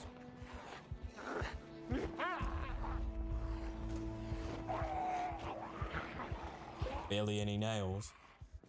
And 2 garbage bags for a water collector. And happy with my haul, I ran up the one set of stairs to the second floor with them hot on my heels. There was nothing. Empty-handed, I now had to pass through the horde I had ditched. Pulling what I could out, I went in.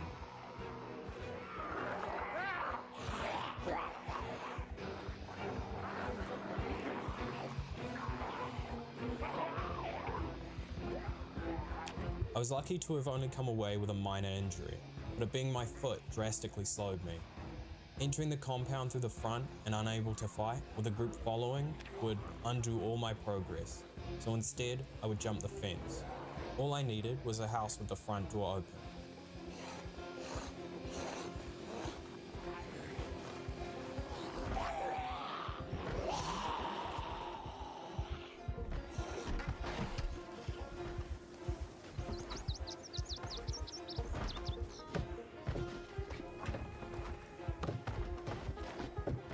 I was safe, and after reblocking the entrance, I'd escape with my life, but failed in every other way.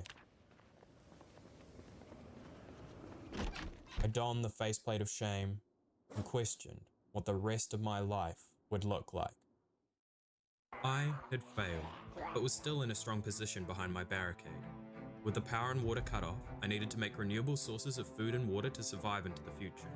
I'd been looking outwards for my salvation, but overlooked what lay at my doorstep, or more accurately, the 23 other doorsteps within the compound. Each house was brimming with food, water, and supplies, all ripe for the picking. So I set off. Breaking the compound into quadrants, I tackled the eastern face and took anything of remote value. By grabbing everything and visiting every home, I aim to confidently say there were no zombies or unaccounted loot left in the houses.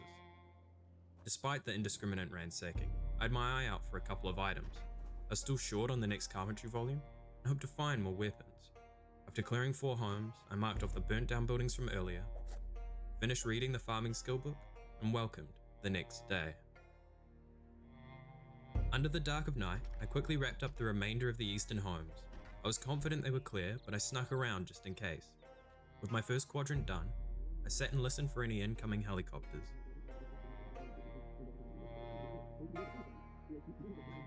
But nothing. It was time to move on to the northern homes. At this point, all perishable food had rotted, and the food left on the countertops of the first home was no exception, but the containers remained useful as they could store water. The house continued to set a strong precedent as I found a hand torch, a magazine to operate generators, and some weapons. Continued working away on the houses and found valuable but ordinary items.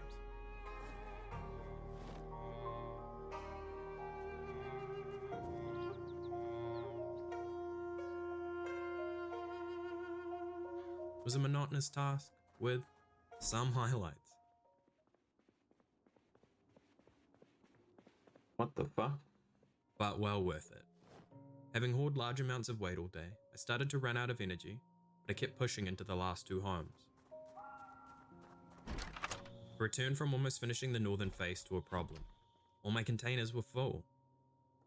As a temporary solution, I dumped my empty water vessels into a corner and called it a day.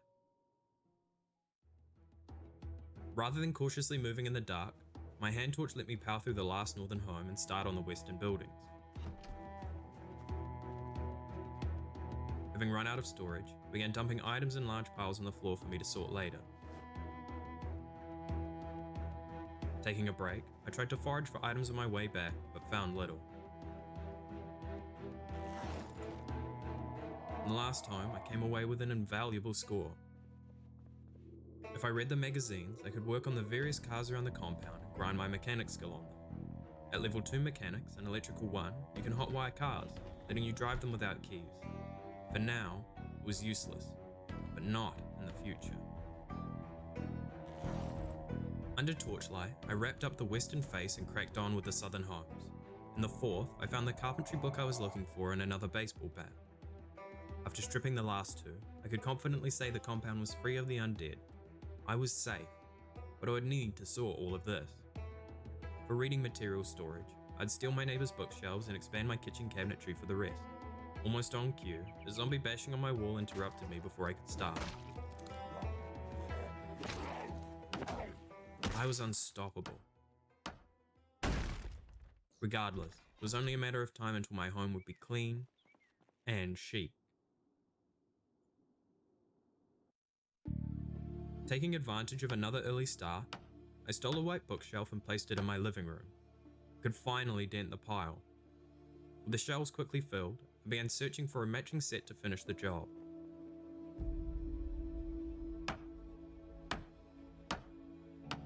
After a quick rest, I added some books to the shelf and remembered the water vessels I had placed in the corner. Rather than doing nothing inside, they could sit on the grass at the back and capture rainwater. I need to boil it to drink it, but I could still wash clothes or water plants with the tainted water. Not knowing what qualified, I placed just about anything onto the lawn and hoped it would work. Once back inside, I loaded the shelves and set up even more storage solutions. I filled the cardboard boxes with an assortment of books, magazines, discs, and VHS tapes. Began expanding the kitchen cabinetry to accommodate the mountain of items still left on my floor. I hit level 2 carpentry, meaning I'd no longer have a multiplier on experience gained, but as I had found the second volume on my looting spree, I read into the night, the morning, and through the emergency broadcast frequency to get it for the next two. Checking my progress on my negative traits, my lean eating strategy was paying off. I had reached 87 kilos. The same could not be said for my fitness or strength, as I was still far from the next level, let alone removing my negative modifiers.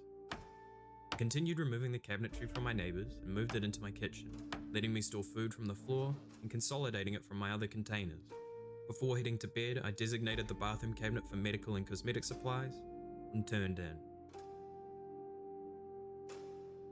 I continued the following day, expanding my kitchen, trying to move my couch, adding more shelving, and filling each container with one item group. These included literature, water, electronics, and weapons. My kitchen was finally clean, and I could afford to add more homey touches. Needing a break, I began foraging. Failing to find anything inside the courtyard, I searched along the road. I'd forgotten about the 2 locked cars in the northwest corner. The Cerise was in good condition, so I broke into it and looked for keys.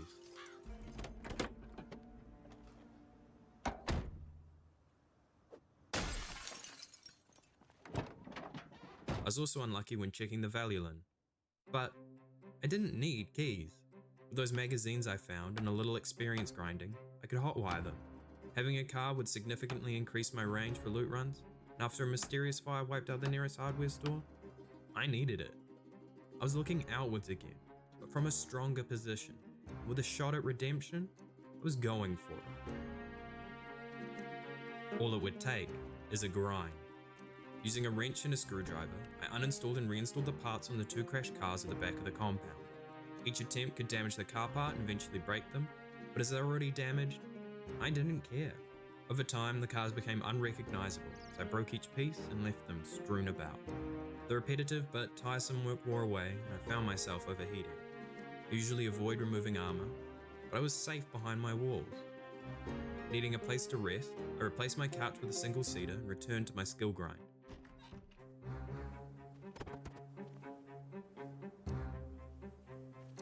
I was almost there. Running out of parts to work on, I sacrificed another car, forgetting that I could only work on standard and performance cars, not commercial ones. Eager to hotwire, I skipped exercising and scrounged the remaining experience on the few parts still left on the 2 cars. When hotwiring cars, every failure can set off an alarm. If the radius was large enough, it could pull the undead inside, but the reward was too great not to try.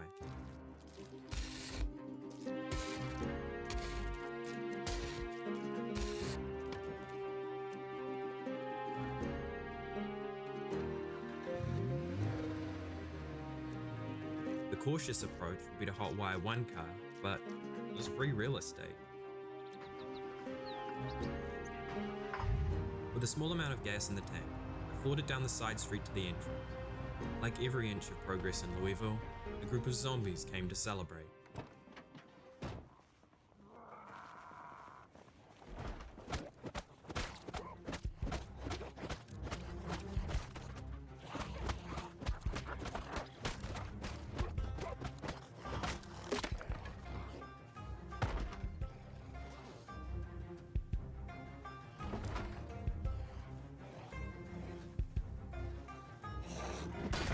broke into the last usable car in the compound and picked up a high quality walkie-talkie from inside. Without gas, the step van wasn't worth hot wiring, so I left it in favor of bringing the gassed up Cerise to the entranceway.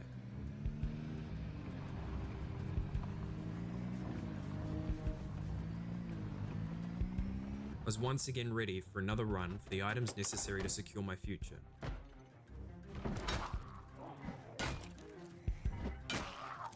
But with limited hardware stores, I couldn't afford to fail again. Heading deeper into the city meant more zombies, so I chose to look further away for my salvation. Closest nearby was on the outskirts, a distance greater than I had ever traveled across Louisville. But if I could surmount it, I could secure my future. I spent the remainder of the day locking down my base. The walkie-talkie I'd picked up had the emergency broadcast frequency, so I tuned in and went to work. No furniture was safe as I dismantled them for planks and nails, or used them in another barricade. Waking in the early hours, I gathered supplies, stocked my Cerise with food and water, and opened my barricade. Today would be a long day. I found myself retracing the steps I had made to get here. Passing all the landmarks reminded me of the early struggles I'd overcome. Despite the nostalgia, it was a slow process traversing the crowded streets with the Sunday driver tray. Eventually, I was in uncharted territory. It felt more feral out here. Along one of the stretches of road, I found myself beset by walls on one side and trees on the other, forcing me to weave between the groups occupying the road. It was close,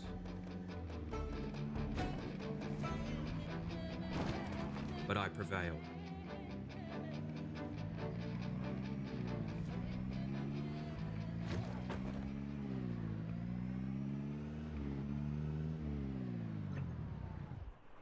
Arriving at the store, I gathered what I could, clustered the undead, and led them to the field.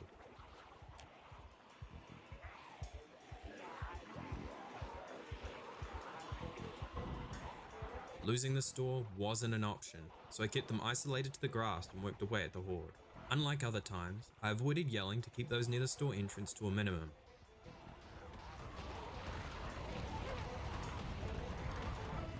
Clearing the area wasn't necessary. I just needed access to the store.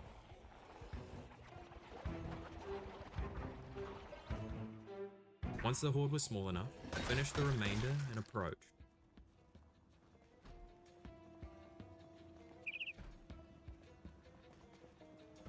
They were close by, but I would at least get one run in. Inside I found the items to repair tools, fishing equipment, seeds, crowbars, screws, nails, metal, and a wood axe.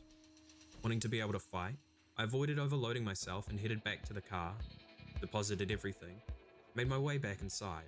Emboldened by the lack of zombies, I began stripping the store. With the boot full, I resorted to using the seats to store items. For my last run, I cleaned out what was left, used what water I could, and prepared to leave.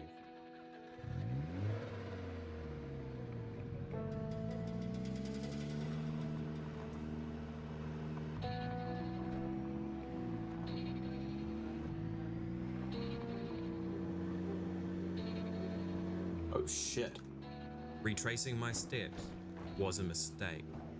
The noise of the car passing through had filled the already cramped street. It was impossible to traverse without hitting something along the way, but with the hood in good condition, it wouldn't affect the engine. For now. With the entire street infested, I took the first way out I spotted. It was a little lost, but with a general bearing, it wasn't long until I returned to familiar streets.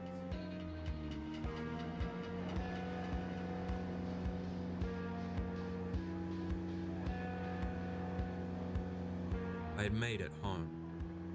Before the undead could catch up, I brought the boot close to the entrance and prepared to fight. Unsure of how many were coming, I sealed much of my barricade to bottleneck them. The dead had arrived.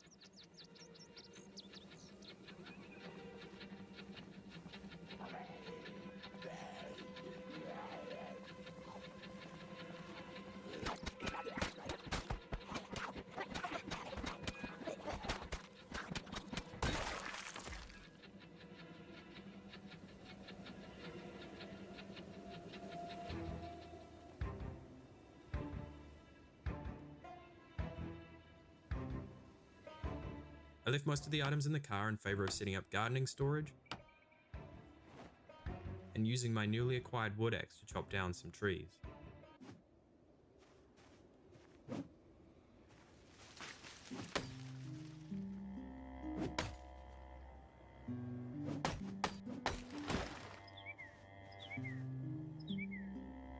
I sawed the felled logs into planks and combined them with the numerous boxes of nails to finish securing the entranceway and my house. After a long and successful day, it was time to sleep.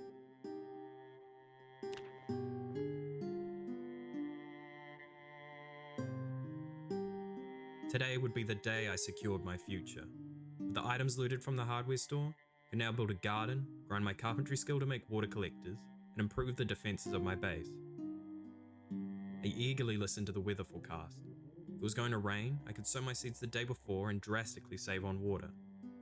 With no such luck, I moved the garden down on my priority list and instead worked on the other issues around my base.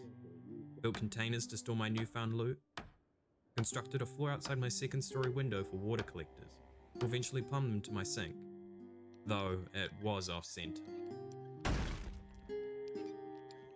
I also expanded my exterior storage to include farming equipment and wood waste. Soon I would have food and water sorted, my future would be secured.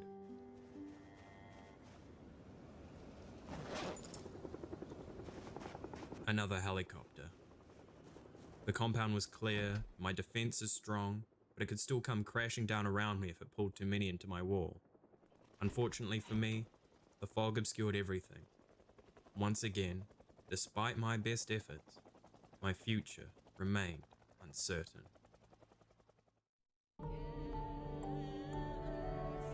With the fog clear and my defenses intact, I'd survived another helicopter event. It was time to use the various items from my successful hardware store run to make meaningful progress on my long-term food and water needs. With those sorted, the scores of undead would be the only thing stopping me from conquering the insanely infested streets of Louisville.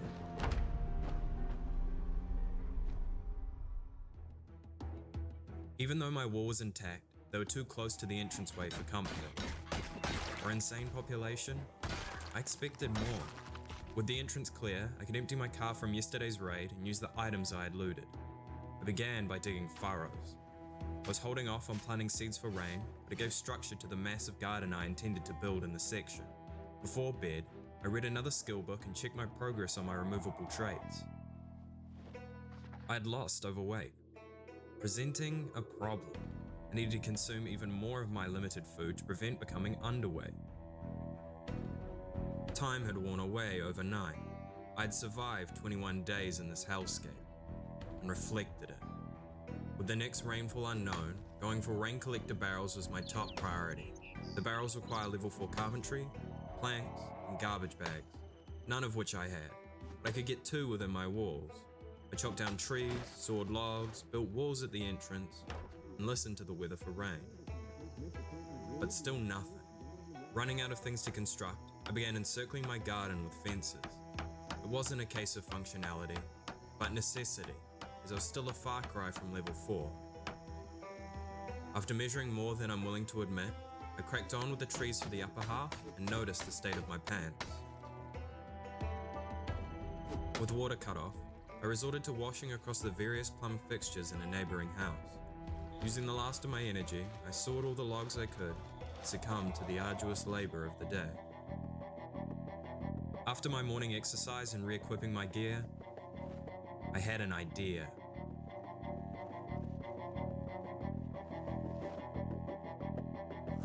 You can dual-wield fanny packs? I am a genius. I filled my new fanny pack with pills and got back to grinding.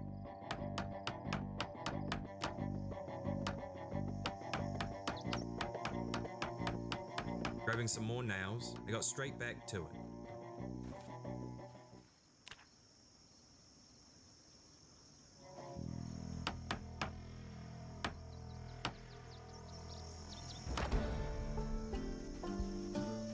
I got it. I now had the level and planks to construct rain collector barrels, but not garbage bags. With only a couple found throughout my life, I need to leave the compound to raid nearby dumpsters and garbage cans. After a quick search, I located the nearest and hatched a plan. Insulated clothing and weight can slow you down and decrease your endurance. Therefore, if I cut all my clothes and ditch my tools, I could run around Louisville nearly naked, cover a greater distance faster. So here I was. Needing something to eat, I took the opportunity to raid the Zippy Mart. The following dead quickly broke in, and I found myself using the shelves to delay them while I took my pick of the snacks. My next stop was the bins outside the Finnegan Research Group building.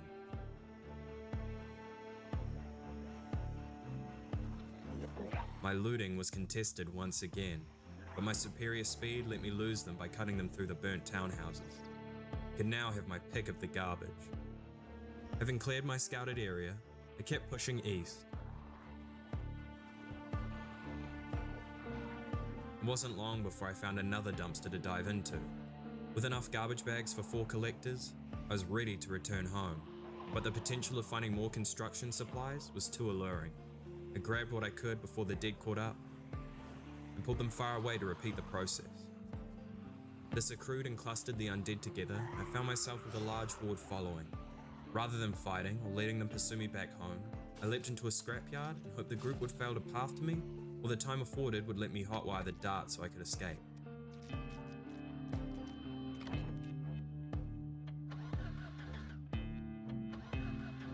It was out of gas. I tried to check the other vehicles, but needed to get closer to know if they had any. There was a chance the chop shop building would have some, but the growing precariousness of the situation meant it was time to head home. For 2 propane tanks, maybe fighting wouldn't be so bad. Without armor, mistake meant death. Yet I was well versed in dancing with large groups. With the area clear, I confirmed each vehicle was out of gas. Nothing. Enough. I transferred everything to the step van, looted what I could from the chop shop, hotwired it,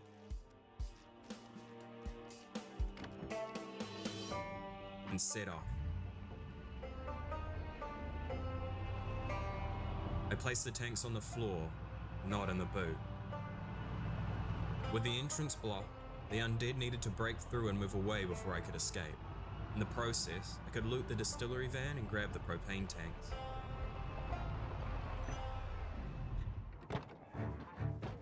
Pulling the horde away and clustering them, it only took one attempt to get the bourbon, but a few for the propane tanks.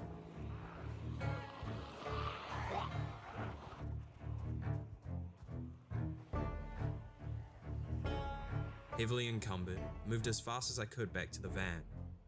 It was time to escape.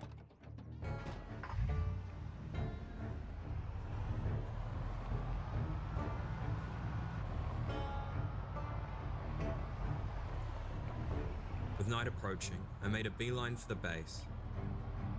Pulling up out the front, I went inside and donned my armor for the upcoming fight.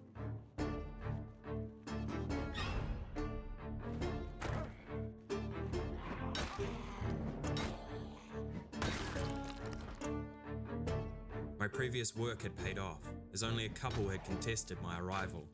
Wrapping up my adventure, I brought the van behind my barricade, killed any stragglers, rearranged my cars, and restored my defenses. I could finally build rain collector barrels.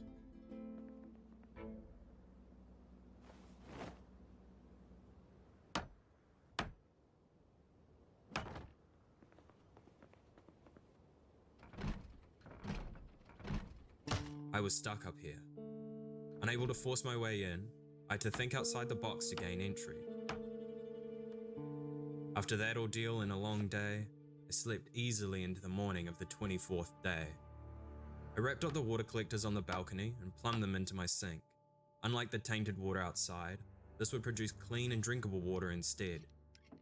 Using the last of my garbage bags, I built a collector by the garden and listened to the weather forecast.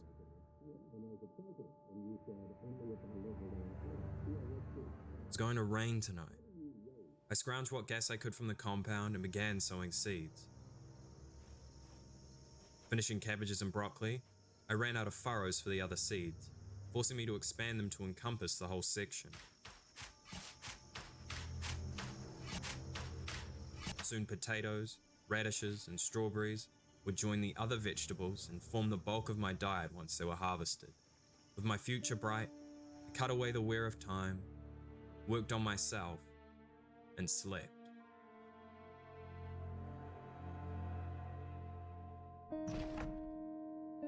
It was a prosperous night.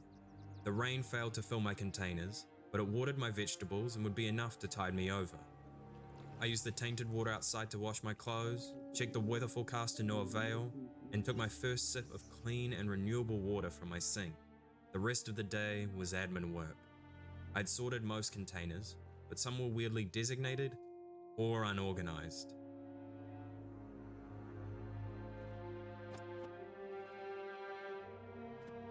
It took a while, but eventually, everything had its place. With the final touch of my base completed, it was time to sleep. With water sorted, my next issue was food. I was going to have far too much. There was no way I could eat the upcoming harvest before it rotted. I needed a way to freeze food. The only solution was to restore power to the compound and fridges within it. But with the Nox grid and a blackout, I would need a generator and fuel to run it. For fuel, the best source is gas stations, but as the gas pumps needed to be powered to run, the generator had to come first. Generators can spawn in sheds, but the most surefire way would be to hit a self-storage lot, as each unit has a chance to have one inside. My plan was simple. Burn away the nearby zombies in the junkyard with bourbon from the distillery van, use the repaired axe to break down the unit's garage doors, secure a generator, be home before dark.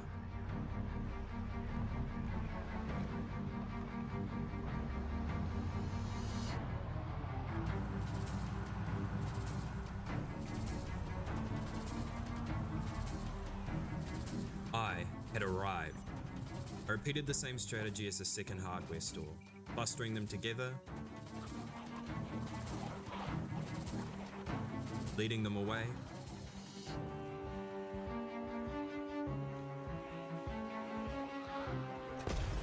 and moving in circles to the following were ash.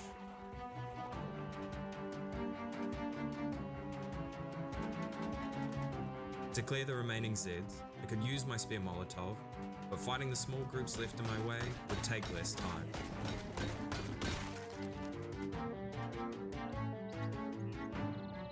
My entrance into the Ustorit lot was contested. The axe on a zombie confirmed the fireless approach was the right choice. Progressing deeper, I raided dumpsters and checked the units.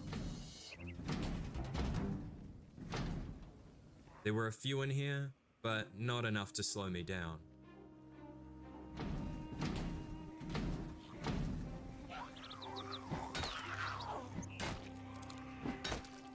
I was tired too quickly. The rest of my day would be breaking down doors with an axe, and exhaustion would leave me vulnerable.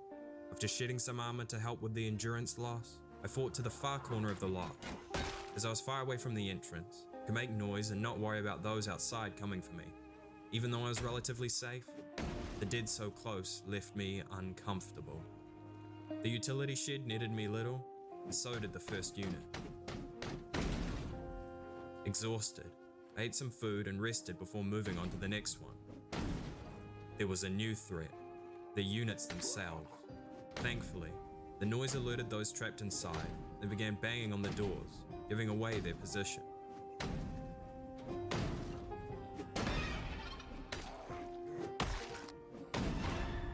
The 6th unit contained my first big score, a propane torch. With it, I was now capable of doing metalworking and repairing cars. Sticking to the far side of the lot, I kept up my momentum, with the only interruption being rest or stragglers. After hitting a stocked unit, my encumbrance became an issue, so I dumped my items close to the entrance and cracked on.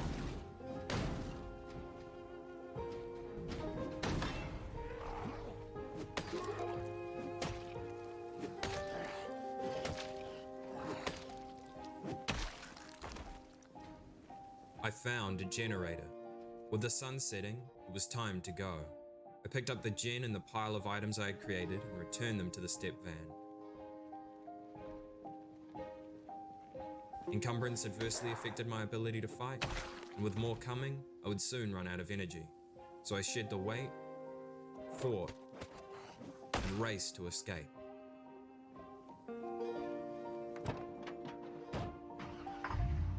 If there were any by my entrance, the weight could kill me, so I dumped what I could into the passenger seat. Oh, shit.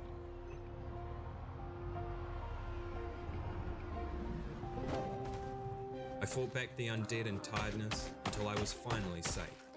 Bloodied and bruised, I stole gas from the Cerise and connected the generator. The compound had power once again. Couldn't understand why my power consumption didn't add up, so after cleaning myself, I disconnected the fridge nearby to fix it. It helped less than it should have. Confused, I turned off the generator to conserve my limited gas and left it as a problem for another day. It was time to get gas. I disconnected my generator, grabbed all my gas vessels, emptied the van, crafted more Molotovs, and set off. My target was the gas station by the Ustorate lot. There were other candidates nearby, but if I wiped out even more zombies in the area, I'd be making a concerted effort to get the zombie population under control there. Even with the extermination yesterday, the number of zombies was frightening, but I kept my cool. Once I was down to stragglers, I finished what was left and began manually clearing the gas station.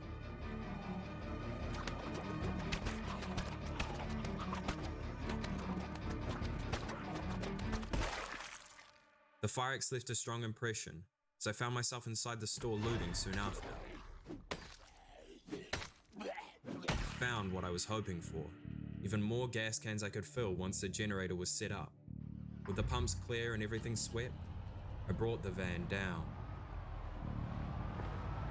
I was going to need another Molotov. Rather than only burning the group that had found me, I moved further down the street to clear the neighboring shops.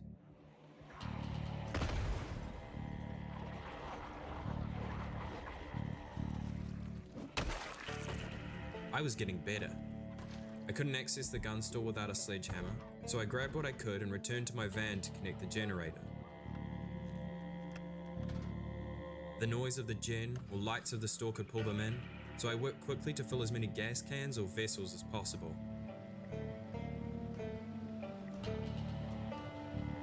I also remembered to top up my vehicle before disconnecting the gen and heading home under darkness.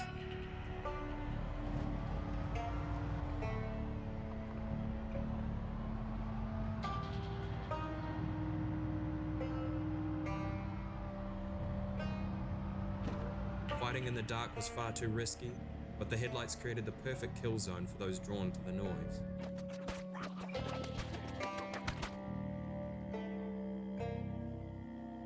Hidden behind my wall once again, I could restore power and do my best to tackle the 26 lights increasing my fuel consumption.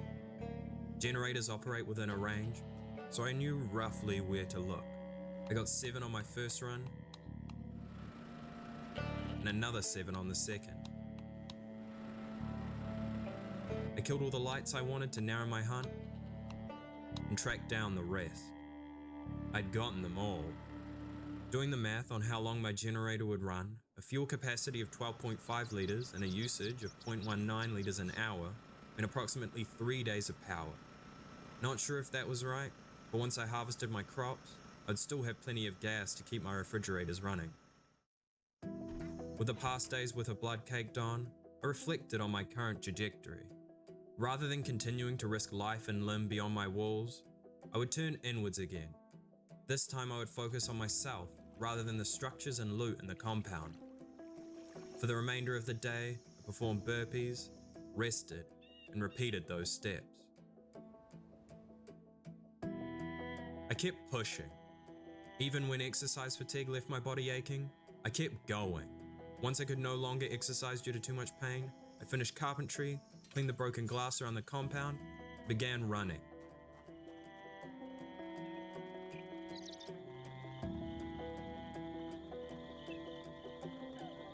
Sprinting into what was a fast pace, crawled to a walk.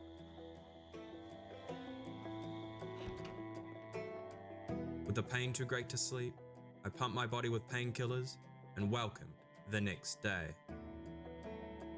But I kept exercising, resting, and running. I was getting tired of heading inside, so I nabbed a chair, claimed my first level, and went right back to it. It was ceaseless. Hello, hello, hello, and hello.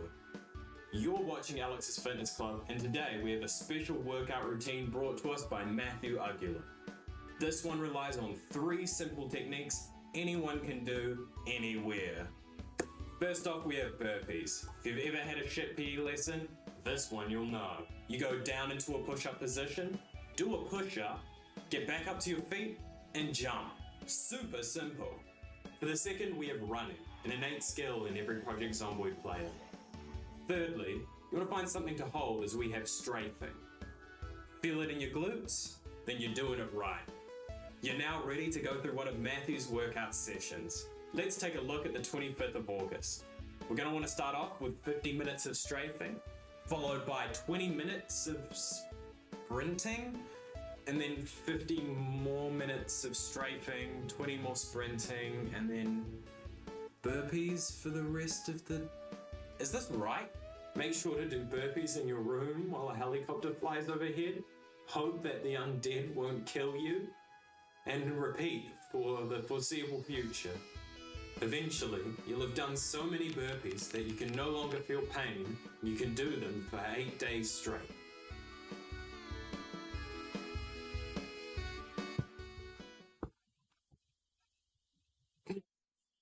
I don't think that's right.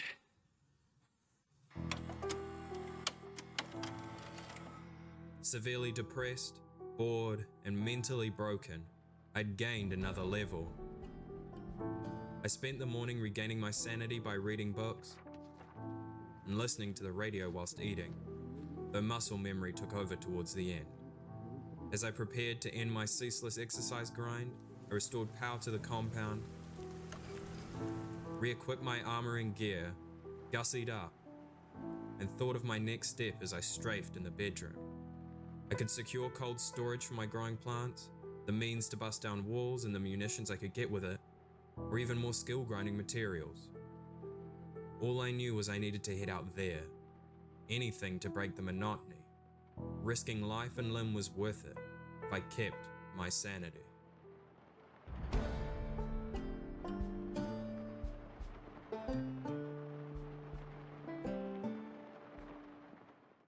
It was time to leave. The impending harvest would overfill my lone fridge's freezer, and as more would be inefficient, my only choice was to grab a chest freezer. After that was connected, I'd have my basic needs met, and I could begin working on my other short-term goals. Arriving at the station, I used the horn to lure them in from the surrounding area before clustering them and pulling them away. The rain would dampen the spread of the flames, but the sheer quantity of the undead would fan them. Leading them in circles, I was oddly calm. The situation didn't require skill, only time and patience. Eventually, the horde began to thin until only a fraction remained. It had been days since I last fought the dead, and it showed, but my greater strength and axe carried me into the gas station. With the dead wiped out, I took my time and grabbed snacks before loading up the chest freezer and heading home.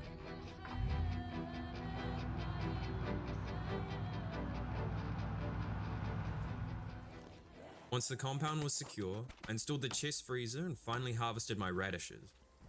That is a lot of experience.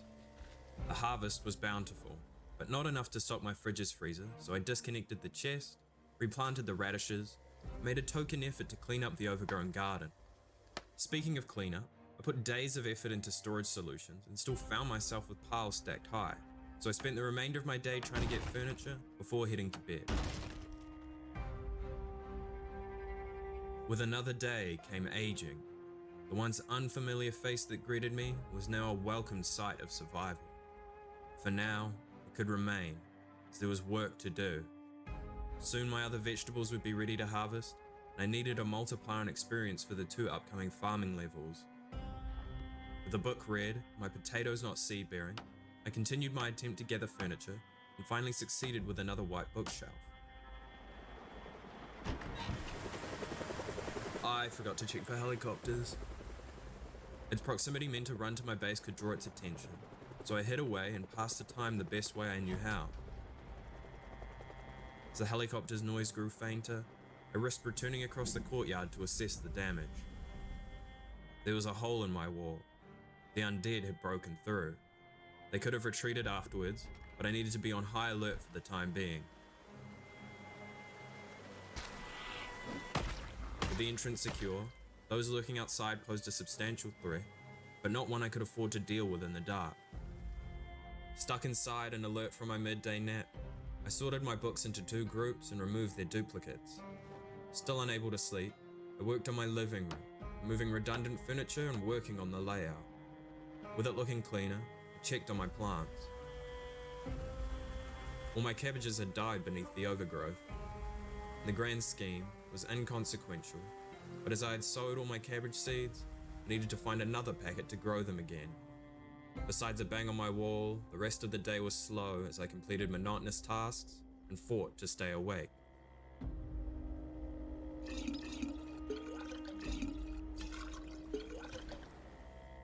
The overgrown section had cost me my cabbages. It would not happen again. I spent my entire morning ripping out grass and weeds and chopping down the bushes and saplings that had begun to grow. Progress. Consuming the first homegrown veggies, I mentally prepped for my next task. Gathering VHS tapes for skill grinding, and a quick stop to the neighbouring liquor store for more Molotov materials. The familiar streets with sizable groups quickly broke into the uncharted city. It was bad this close to the CBD. Oh Jesus. So bad. Outside the store, I almost shied away from using the horn, but I could make an impact here. I was gonna burn them all. The horn pulled in far more than I could have imagined, and I quickly found myself surrounded.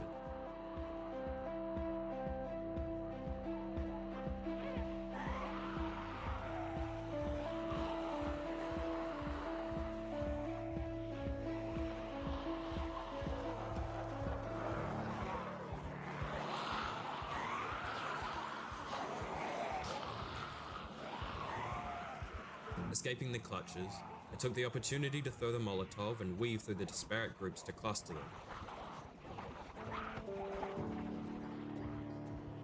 Countless. With the Zeds clustered together, the tension broke, and I could slowly walk whilst the following horde snuffed itself out. Finishing the remainder, I took the opportunity to rummage through the corpses amongst the ashes. Fire axe had survived my purge. It was time to loot the stores. Ideally, I bring the van out the front, but the dead so close meant it would require another Molotov and too much of the remaining daylight. So after pulling those closest, I cleared out the VHS and liquor stores and grabbed a healthy portion of the loot. With the tapes as light as they were, I'd only need one more run for the remaining shelves and those in the back. Keeping a low profile, I managed to go unnoticed when depositing my gains and when sneaking back into the store. After picking the front clean, I entered the back room. If too many Zeds spotted me, I'd need to retreat home. So I clung to the walls and shelves whilst looting.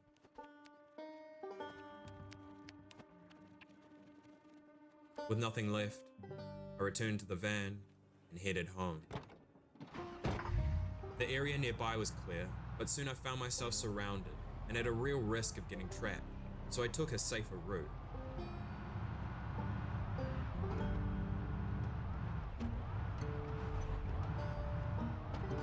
More would follow me home this time. Rusty, I fought all who approached and sealed myself away.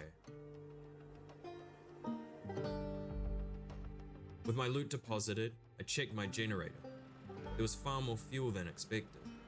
My prediction was for it to last a little over 3 days, but it was set to exceed well over a week without the freezer connected. That wasn't the only good news. My potatoes were ready to harvest. I quickly filled my farming experience to level 4, and the fridge's freezer to capacity. To maximize gains for the remaining crop, I needed to read the next farming skill book, taking me into the night, the morning, and the afternoon. Rounding out at halfway through level 5, I'd eclipsed all other skills in a matter of days and solved any food issues for the near future. Unable to sit idly by, the remainder of the day revolved around maintenance. For my garden, I set about furrowing, sowing, and watering my new potato crop. And for the gen, I repaired its condition with electronic scrap and topped up its fuel. With everything in tip-top shape, I spent the rest of the day working on myself by consuming recipe books and the first volume of first aid before falling asleep. It was time to leave for a hardware store. My next goal was a sledgehammer to break into gun stores. In this city, it was risky to use firearms, but when clustering the undead, it would be an effective tool. Before leaving, I cut away the wear of time again and cleared the entrance for my departure. Despite my purge at the gas station, a recent helicopter and trip through these streets left them barely navigable. Closer to the hardware store, my efforts outside Hit Vids left the area in stark contrast to before. Using the van's horn, I pulled them out of the woodwork and returned the streets to their natural state. After luring them to the old burn-off pile, I ditched the van outside Zach's and returned to gather them together.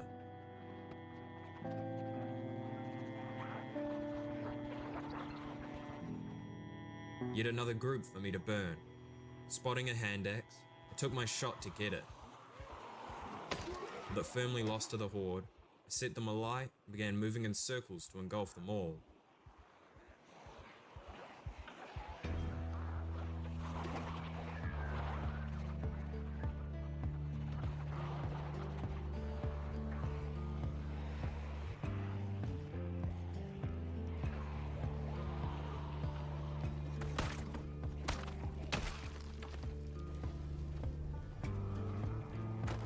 The horn paid off as my return went uncontested, though my entry into the store would not be.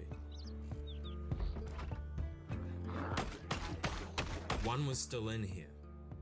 Failing to draw its attention with hushed whispers, I drew closer until it and an unknown number in the back heard me. Before they broke through, I raced to take as much as possible just in case the numbers were overwhelming.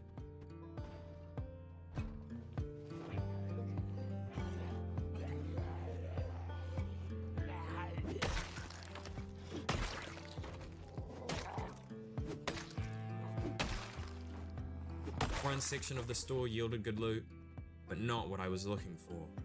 After dumping everything into the boot, I lit my torch and approached the storeroom.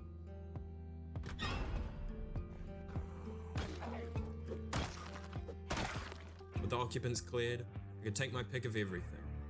If there was a sledgehammer here, I would find it. But there wasn't. My best bet would be to find another hardware store, but that was for another day. Returning under the moonlight, I navigated through the wake of my destruction and the nearby townhouses. Upon my arrival, I met the trailing dead at the entranceway. It was less this time. Safe, I killed the headlights and emptied the boot. I'm a fucking idiot. I am a fucking idiot. I did it again. My loot was still sitting outside the hardware store. After some self-contempt, I checked on my garden, noticed my new skills had their benefits.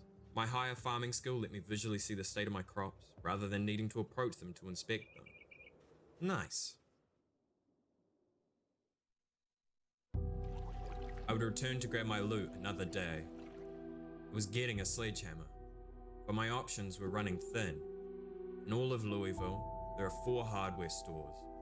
1 burnt down, and 2 had been searched and stripped, so prepared for the journey to the last one.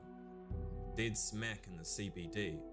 I'd avoided venturing deep into the city, but today would be the day.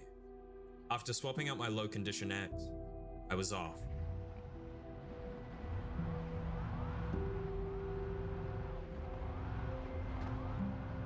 It would be interesting. And after some familiar landmarks, would all be new. This deep, the groups were large, the buildings imposing, and I was out of my depth. I'd never seen so many.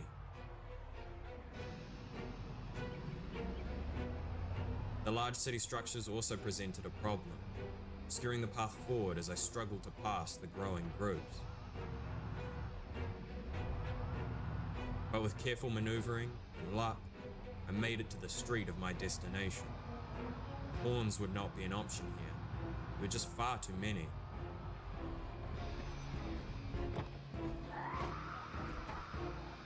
It took ages for the nearby dead to stop wandering in, and me to clump them together. But I could finally light my Molotov.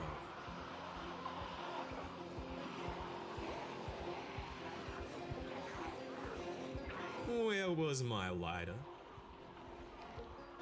Without a lighter, I had no realistic way of dealing with the horde.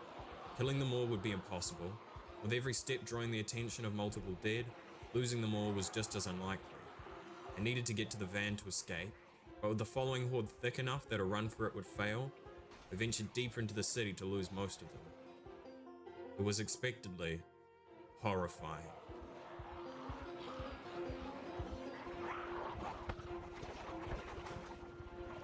Soon the entire street was overflowing with the dead, and I was running out of options. For the same reason my base was safe, the fences of the art gallery provided the opportunity I needed. Jumping it to lose them could work. My plan already bore fruit with a hand axe on a zombie.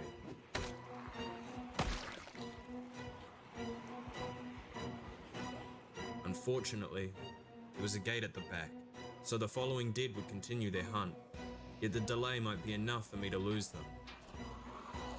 Over the fence, new groups were already on me, desperately reaching for the last meal in the city. But an alleyway and a corner later, their line of sight was broken, and I had some time. Without a driver's seat window, leaving with the dead close could kill me, so I needed to kill them before I could escape.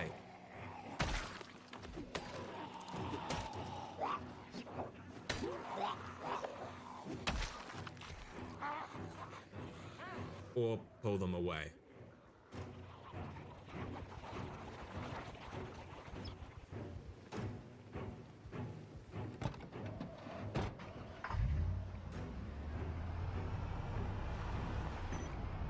The roads already travelled would be swarmed, but it felt like those untraversed were just as bad.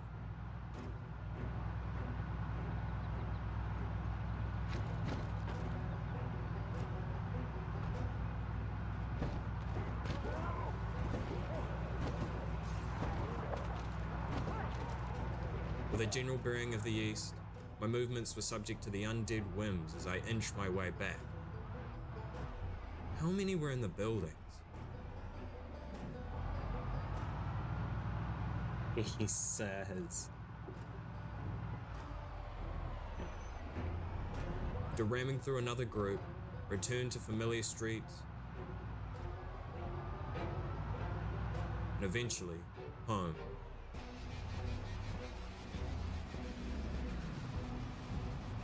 In frustration at myself, I charged forward to meet the followers.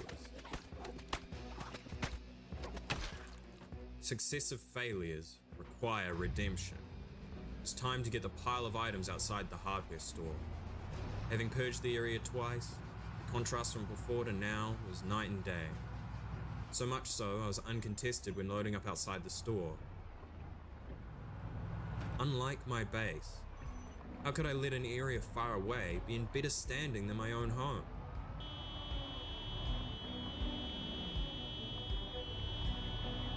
Taking my time, I aim to pull in as many as possible before setting them alight.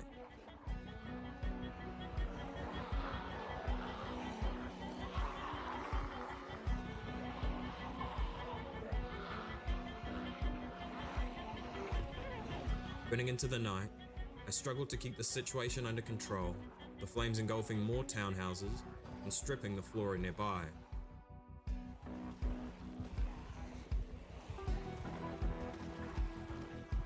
With the fire dwindling, I equipped the pipe wrench and torch and fought the scraps amongst the ashes.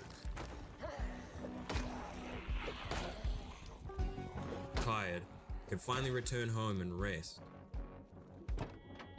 The dead were still here. Avoiding the fight, I looped the block and hoped the northern section of the road was clear.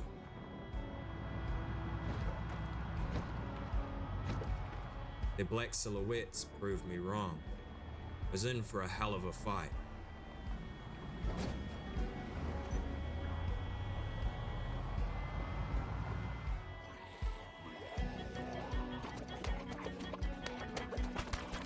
The first wave crushed, took vitamins and assessed what remained.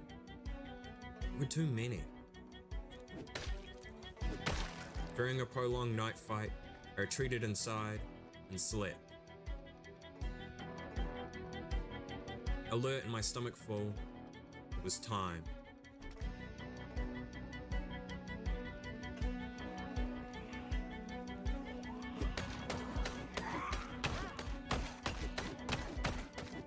Not satisfied, the fight spread into the intersection until the area was mostly free of the dead. How many more were lurking in the shadows? Sealing myself away from the world, I could breathe and deal with small internal matters, like my broccoli being ready to harvest, or digging furrows for the next rainfall. With plenty of the day left, I could remedy my earlier failure. The last hardware store in Louisville remained unlooted, and potentially had a sledgehammer. It was another hard-fought battle through the infested streets to get there.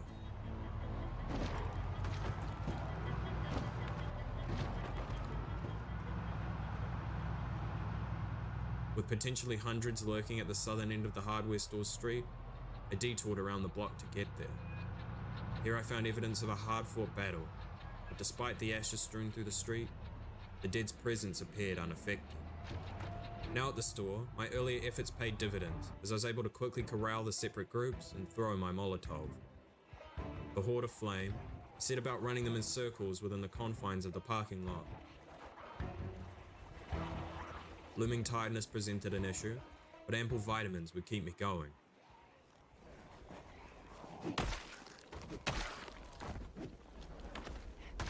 Their flames finally snuffed, I could start working on those inside the hardware store.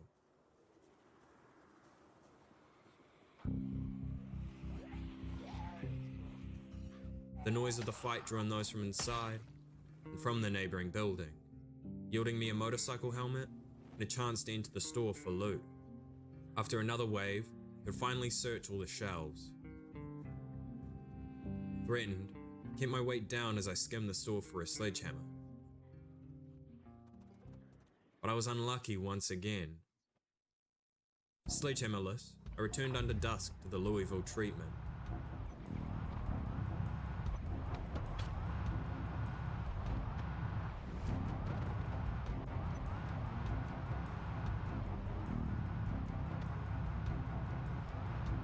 Surrounded from ahead and behind, I doubled back through a car park to escape.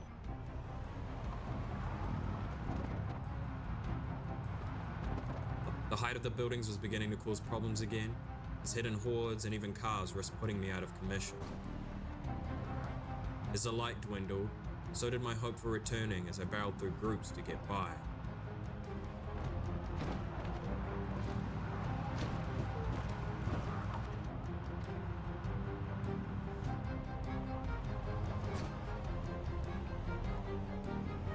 Pressured by the drawn dead, I ditched the van at the entrance and steeled myself for the coming fight. Going for the divide and conquer approach, I pulled a couple into my hand axe and torch. Weighing up my tiredness to the group size, I put faith in the 2 doors of separation between the horde and my bed again, and chanced sleep.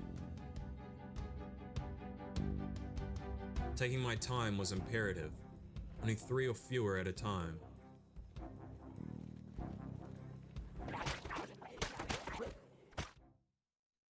After finishing the remainder, cleared the entrance of foliage, brought my van inside.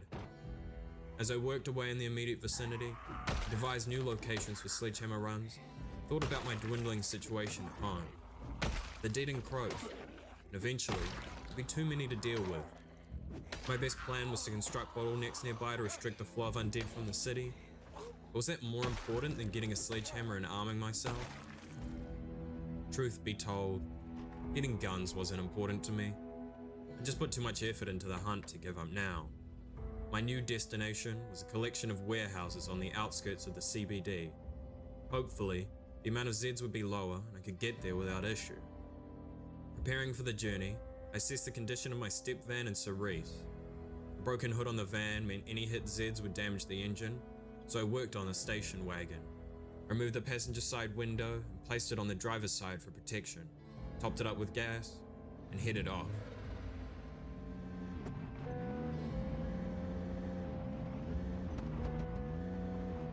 The tight street and overgrown curbs limited my maneuverability, and soon I was overwhelmed. Oh shit.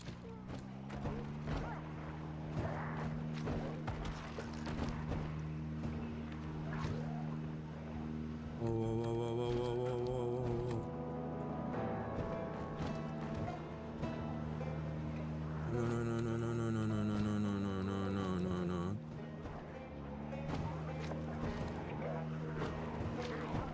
Moving, keep moving, keep moving, keep moving, keep moving. Fuck, what the fuck, what the fuck?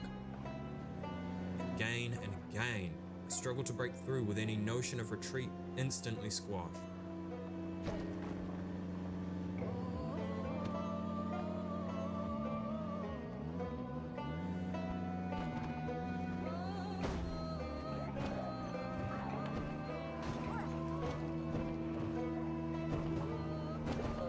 Wiggle, wiggle, wiggle, go.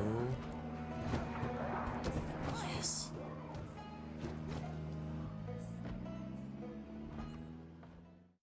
Arriving across the street, I used the horn to pull in those from inside and set about navigating and collecting the swarming dead.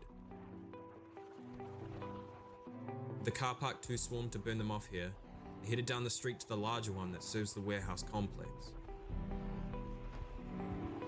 Despite the ever-growing threat, I continued to yell, drawing in as many as I could from inside. Eventually, those joining began to wane, and the large group following started to thin.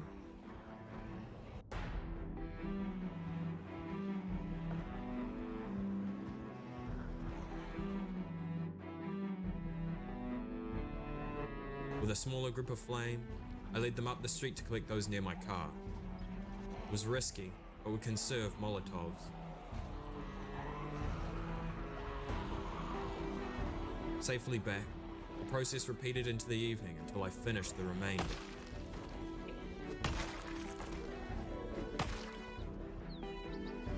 My efforts to clear around my car paid off, but I was stuck with another horde to burn.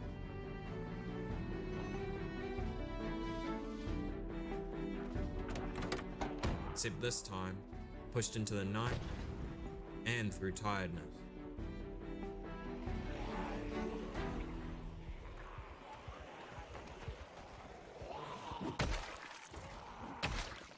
Late at night, getting darker, another horde would burn through my vitamin supplies, so I sneakily killed to enter the building nearby. 2 broken windows, all uncovered, and sleeping out here risked a violent wake-up, so I barricaded myself in the bathroom and slept on a dingy office chair.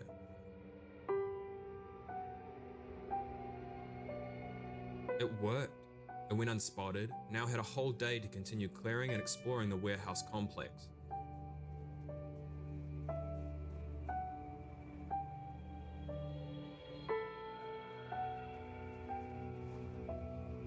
The dead lurking inside was a problem. The area outside being clear meant a direct approach was unlikely to draw too much attention.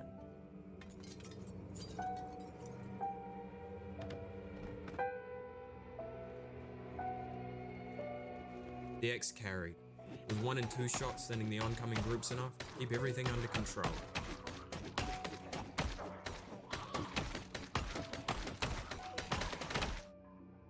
After stripping the corpses of electronics and keys, I could start on the nearby crates. No sledgehammer. Gathering what I could, I approached the next warehouse. It was a lot more promising. As I methodically worked my way across the stacked crates, I found propane torches, wood glue, an assortment of axes, and cabbage seeds. But no sledgehammer.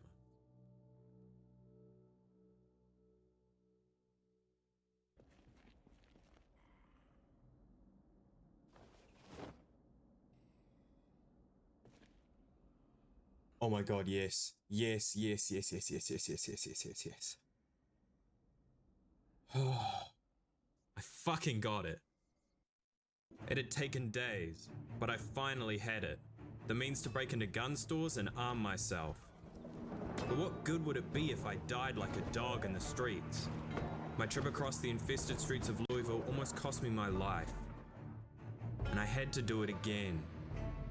Approaching from the south was off the cards, so I opted to head further north and approach from the west. The journey was tense as I navigated through tight streets and around those blocking the way. Now due west of my base, I cut right and began my approach. I cut right and began my approach.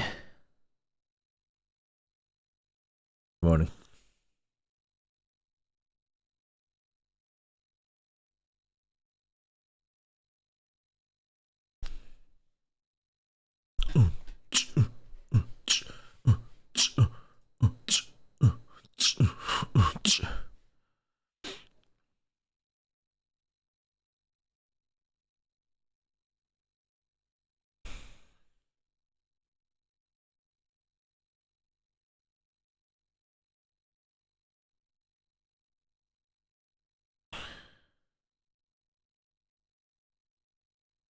I'm really him. Timothée Chalamet.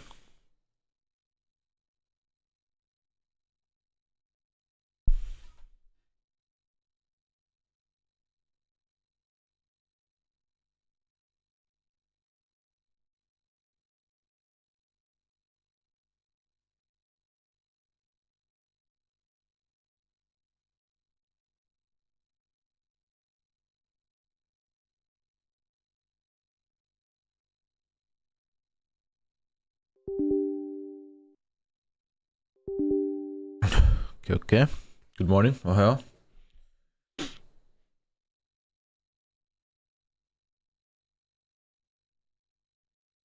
Kaito. More money you have? And less items, it's better for you. Hoarding in this game is not worth it.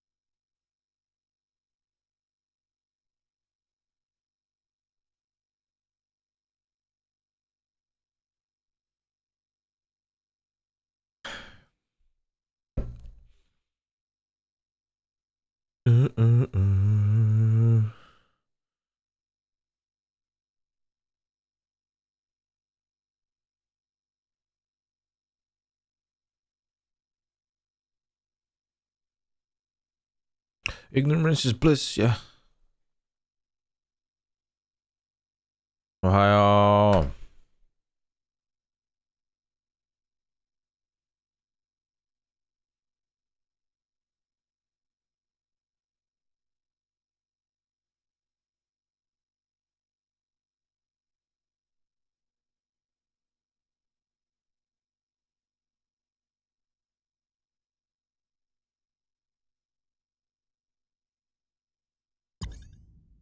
That's the next convention, yeah.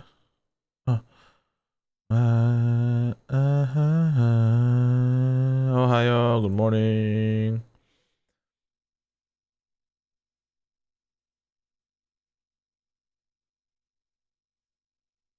In those streets.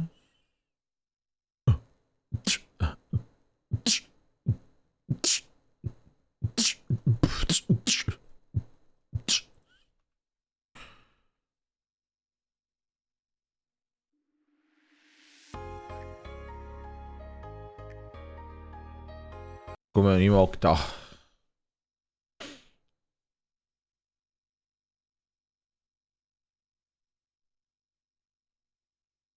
What happens? Fucking cocksuckers happened. There's a 250 gifted subs at the end. There was 3 minutes left on the clock. 3 minutes. And Bridget and Cole all gifted subs. 150 respectively.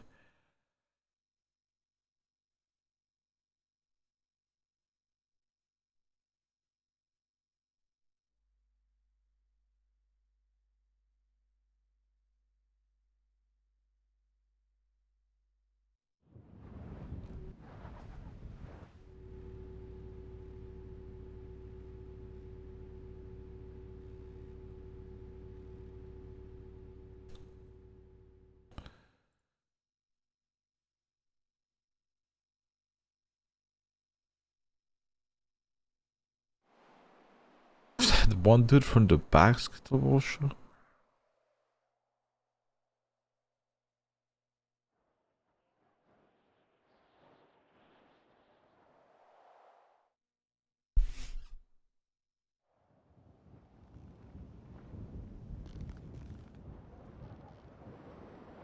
Maybe he's here. Oh, hey, Amina.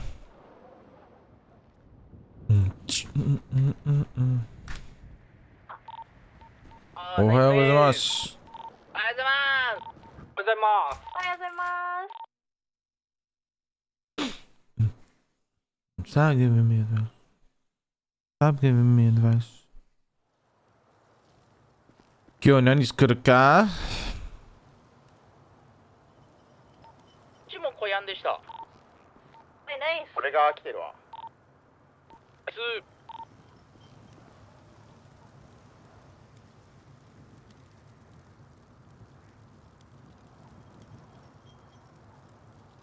やっぱり全然犯罪警察来やんですかね。来やん可能性ありますね。でも後でやってみますわ。それでまた来やんかったらまた連絡します。はい。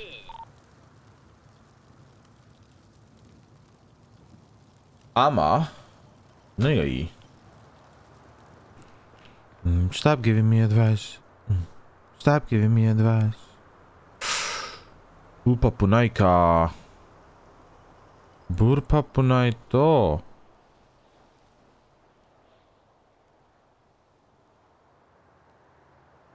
アーマーは大丈夫。じゃあブルパップ作るわ。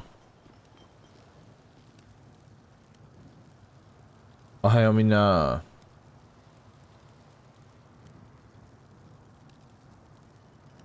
みんな、おちきさんの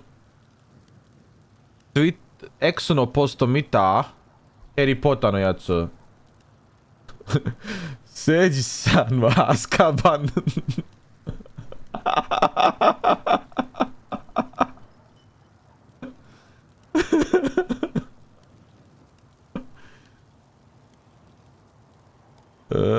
アスカバンはおもろい。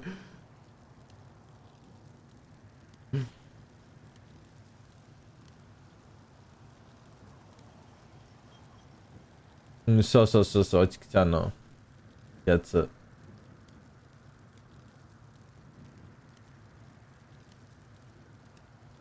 アスカバンはおもろい。ちょっと待って、ザリを見る。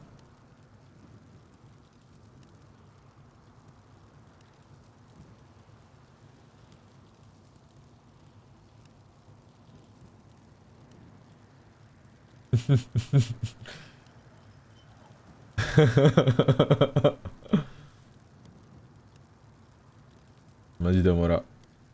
アーマーじゃない。ブルパップね。ブルパップはアイロン、スクラップ、ラバー、布？何の写真？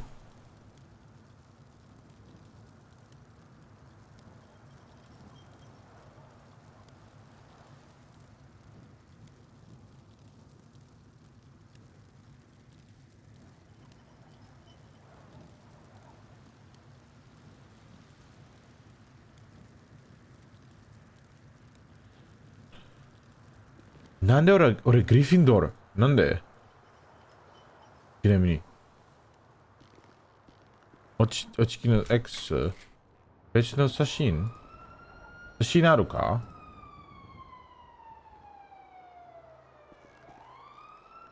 あ。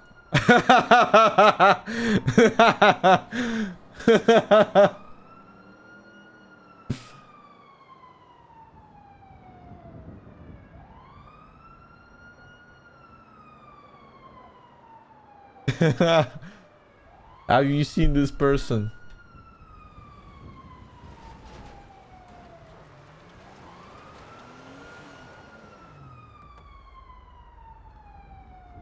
What Gryffindorか。おはようございます。おはよう。俺グリフィンドールか。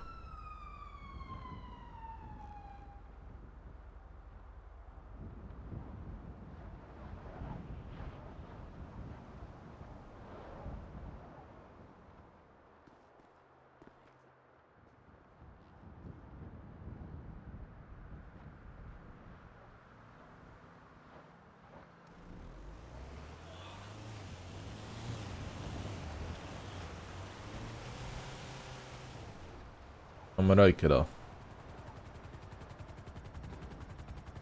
俺、スリッテリンって思った。俺、スリッテリンになると思った。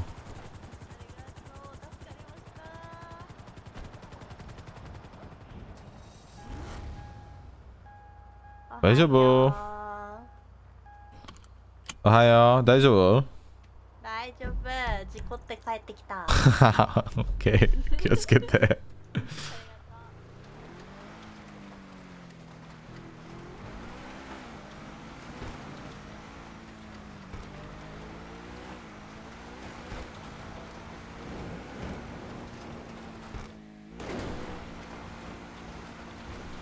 グリフィンドールか？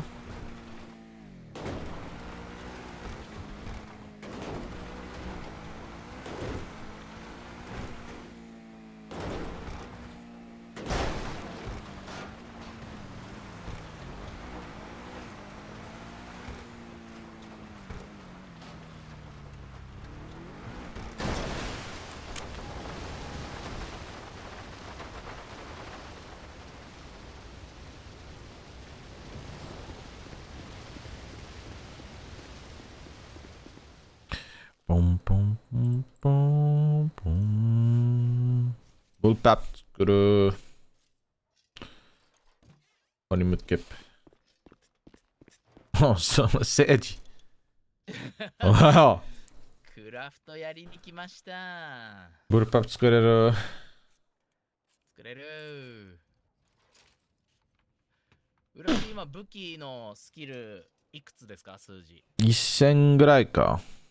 2000。1000じゃない、ごめん。1万？ 1万、ナイス。うん。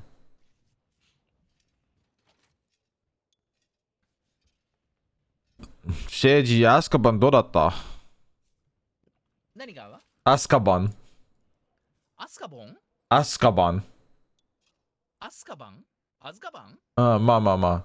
なんでもない。なんすか？アズカバン。囚人？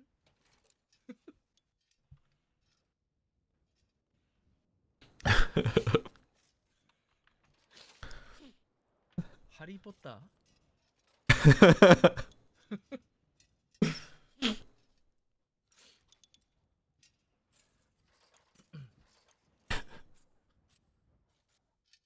知らないか。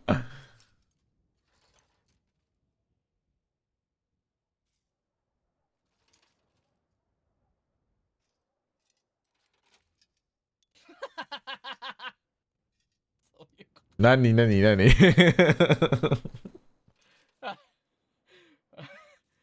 名手配？アズカバン。そういうことか。あと7です。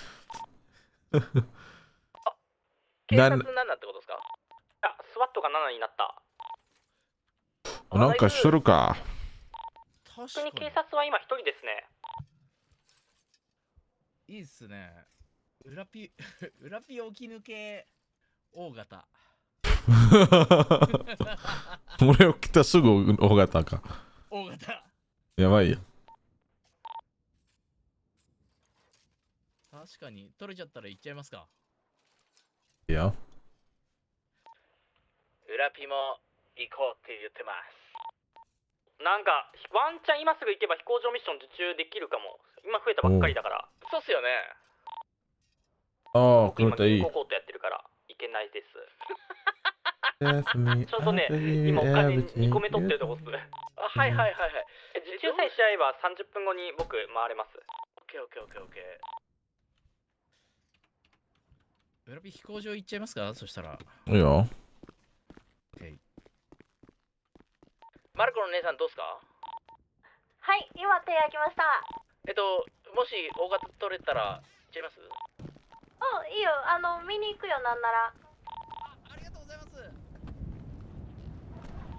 せいじさんどっか行ってる？今クラフト中だった。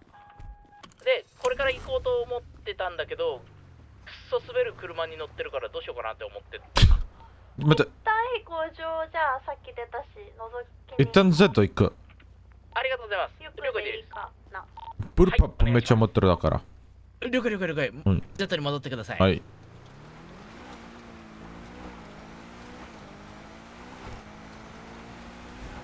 4人飛行場。まあまあまあ。来るかな。ち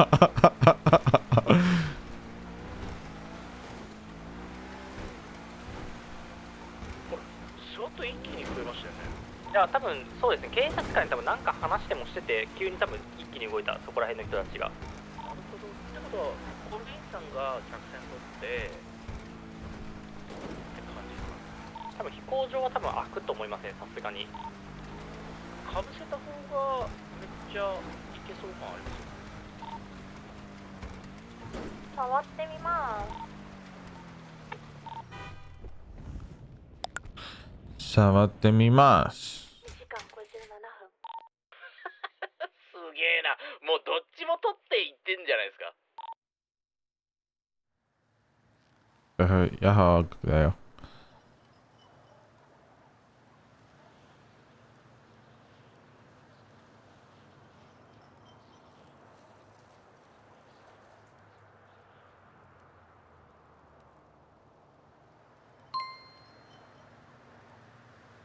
リ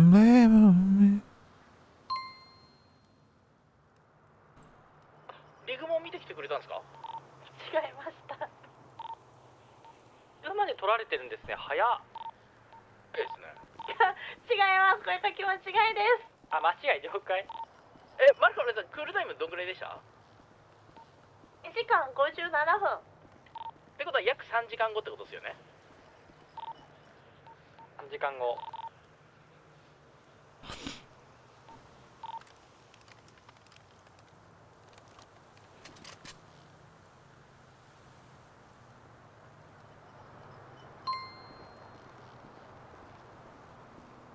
僕も銀行強盗終了です。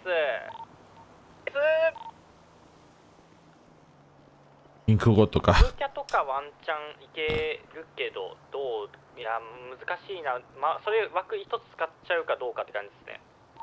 これ飛行場取られたてやから、横取り行ってもいいような気するけど。おお、横取り。横取り行きたい。行きたい。さん飛行場横取り行きません？行きたい。好きやろうし。もうすぐ行きましょう。ほんじゃすぐ準備します。絶対行って。じゃあ行っちゃって。出所しました。おかえりなさい。おかえりなさい。帰り。大木さんってすぐ行っても大丈夫なの？これ？確かに。30分後みたいに言ってたから。できないよ。俺ダメだ。俺ダメ。僕以外で裏ピさんと誰か多分飛行場速攻横取り準備した方がいいかも。行くなら。そうですよね。早そうですもんね。ってことはもう客船はやられたってことですかね。けど全然音しないから、まあワンチャン客船も横取りいけるかもしれない。そうですよね。客船やった後飛行場やるか、もしくは同時にやるみたいなことをやってるんですかね。の音街中聞こえやんね。俺準備できた。そうなんですよ。早っナイス。今 Z ついた。そしたら俺客船は俺船でヘリで様子見てくるよ。ありがとうございます。それでやってるのかやってないか見てくるよ。ありがと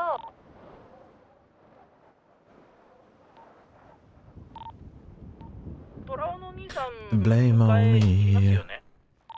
あ、今ね、あれで帰ってる、スケボBlame じゃあ on クラフト終わ me. ったら拾いに行きます。ー。ありがとう。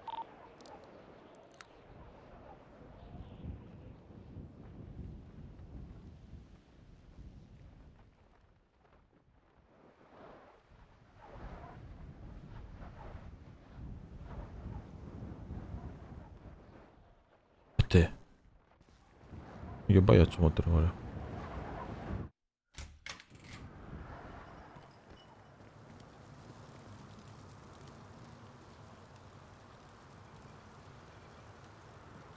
客船心なきまだ出てないしダウンしてないから客船横取りでもありかもしれない。客船にする？横取り？どうだろう。どっちもいいじゃない。ね、どっちでもいい。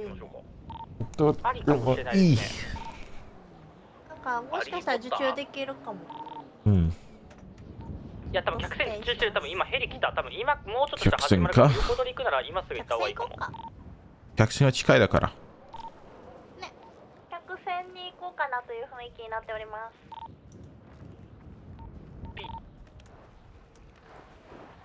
ヘリ見た感じ多分オールインかなでしょうね。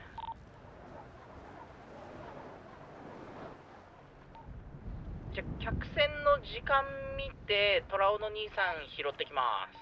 セジ、俺今送ってもらってるから大丈夫。ありがとう。了解です了解です。じゃ客船の時間ちらっと見てきます。これ横取り千野さんと浦ピさんだけですか？そうです。あと1誰？あと1誰か行ってもいい。誠一さん行ってもいいかも。それだったら俺見に行きます。客船の時間見に行く俺が。了解です。でも今はもう客船ついちゃってるんでパッと見てきます。了解。横取りは2人で本じゃ2人だけで後から駆けつけます。了解了解。2人で？ 2時間50分。ちょうど。じゃあ横取り2人で？ヘリ2台出てたからセジさん来るって。警戒されてるかもしれないけど気をつけて。プリズン。プリズンにいた。そうそうそう。逆に山田君お疲れ様です。今どんな状況ですか？お疲れ様です。飛行場本じゃ軽く見てきますよ。そっちの方がワンチャンありそう感ありません？どうだろう、飛行場どこのギャングが受注してるかわかんないから。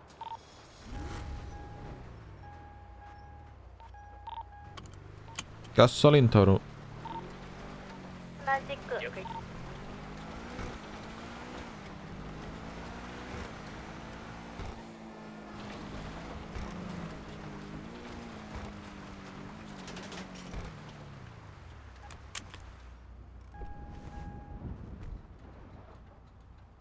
客船の横取りってボートで行く？鉄板な気はしますよね。泳ぎでも大丈夫だよ、多分。ヘンリーとってみたいな。会場レストランから泳いでって感じですかね。泳いで行こうかな。飛行場はバタフライも持ってった方がいいかも。飛行場は飛行機も出てるし、けどまだ心なきもダウンしてないから、で近く全然まだ車見えないから、飛行場でもありっちゃありかも。どっちでもいいかもね。オッケー。俺の予想多分オールインさんがどっちも取ってキープしてる感ありません？さすがに多分そんなことしないんじゃないかな。ですかね。俺やってたら結構なんかさすがにやんちゃすぎるイメージあるし。よし。皆さん泳いで行く？オッケー。泳ぎに行く。はい。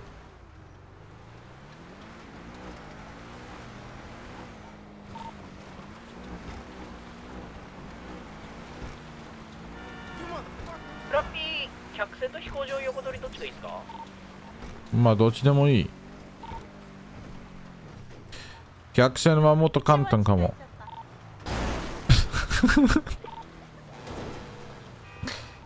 なんかもう、よし、客船で行くかって動いてる。ごめんごめん。レストランから泳ぐつもり。飛行場はもっと簡単かもけど、どっちでもいい、マジで。飛行場ね、まだ全然始まる雰囲気ないと思うよ。じゃあ、客船いなかった飛行場行こそれがいいと思う。そうだよ。向かってるわ。どうしたの？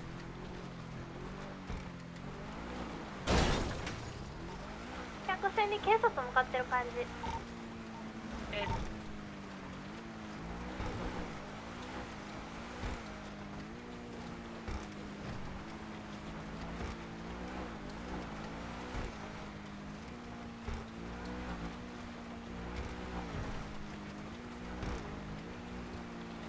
おはようございます。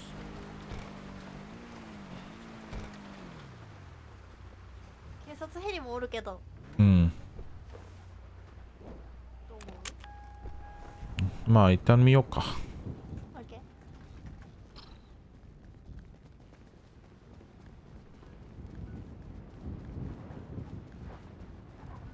ー。出ます。もう警察ヘリ上飛んでるわ。お客さん始まったね。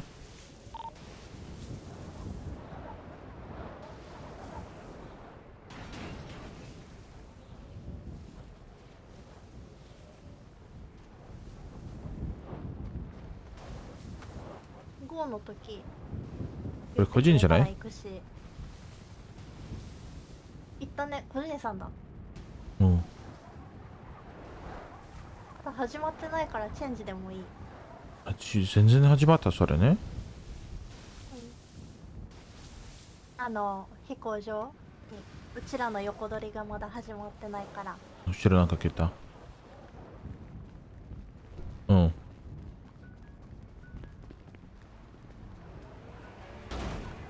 ッセージ。どう行きますか？まあ、今、一旦見ようかな。誰か飛行場見てる？飛行場は多分誰も見てない。たら、カウントされちゃうから、そう、手出したワンカウントになるから、もう行くなら飛行場にチェンジした方がいいかも、すぐ。うん。じゃあ、飛行場しかないか。まあ、飛行場行こうぜ。行こう、飛行場。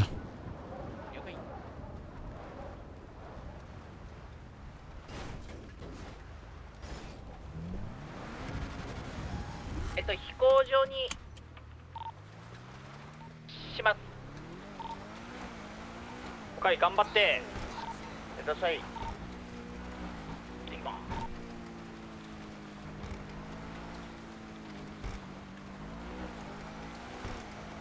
いや、客船はちょっとむずい。車で。横通り。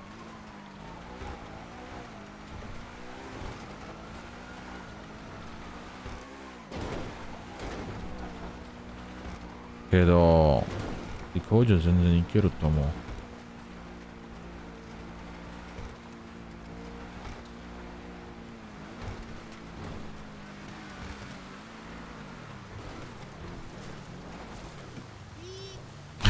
どうしたの？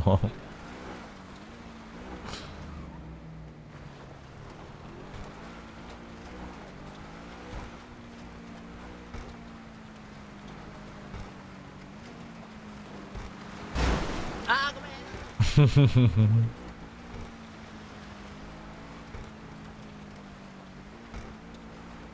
もうすぐ飛行場着く。ね。まずですか。ね。飛行場ちょっとどこの横取りかわからないんで、それだけ気をつけてください。飛行場もしアンブレラさんやったら撤退します？しましょオッケー。う。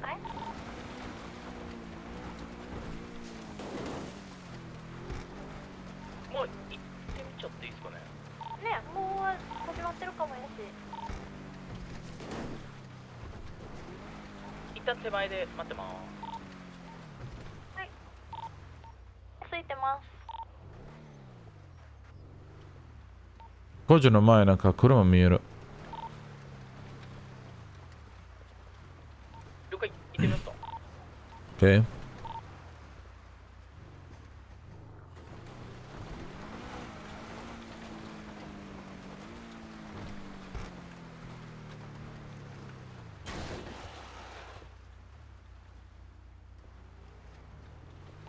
心なきいや、アンダーライトのだった。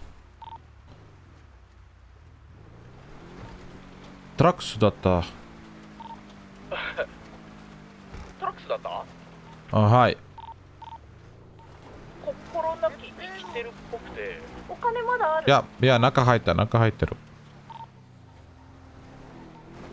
うん、どこ行った？え？お金まだ中にある。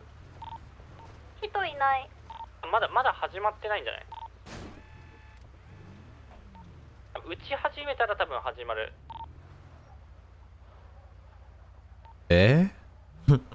コロナ期ダウンしてた？多分してない。多分まだ始まってない。だからまだ始まってないかも。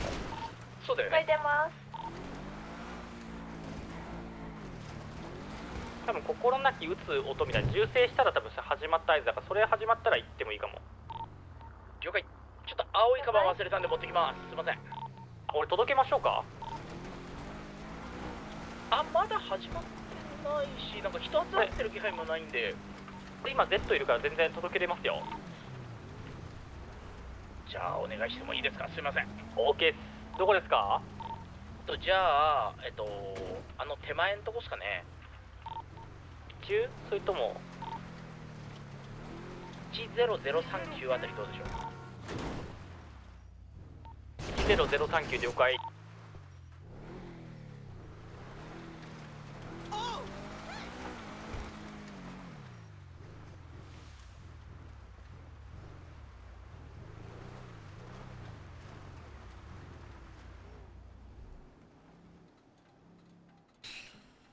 いけ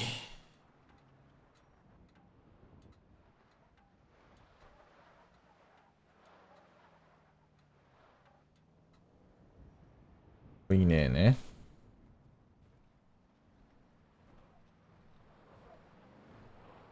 まだ始まってない。オリン、逆線と飛行場取った？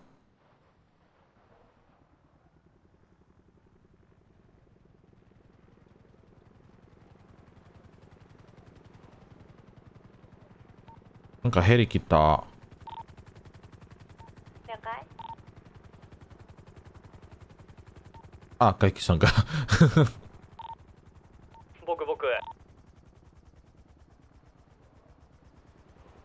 健闘祈ります。ご分を。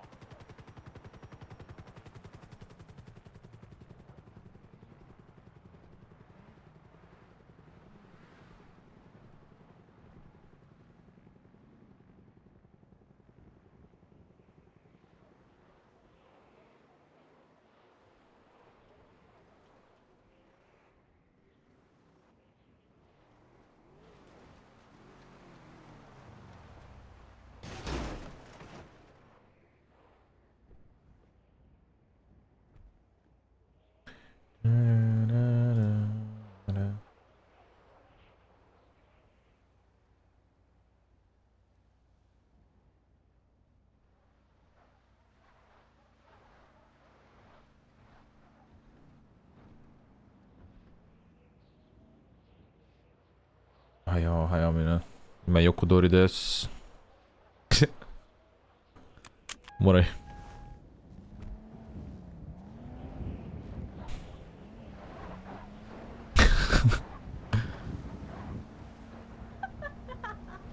だった。いいベンチ。便利ね。便利。横取りベンチだ。横取り。裏ピー今どちらいますか？飛行場。了解。横取りちゃんと成功したことない。まだ？おお。俺の初めてだ。なんか難しいタイミングが。誰は金持ちもむずいね。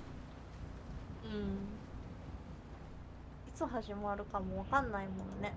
すぐか。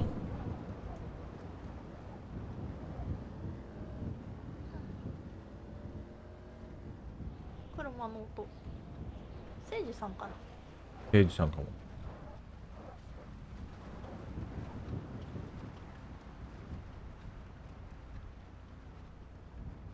アンブレラのカラー知ってる？赤ね。そうそうそう俺ら来たら手伝ってあげる？そう。どうしてるんだろう。横。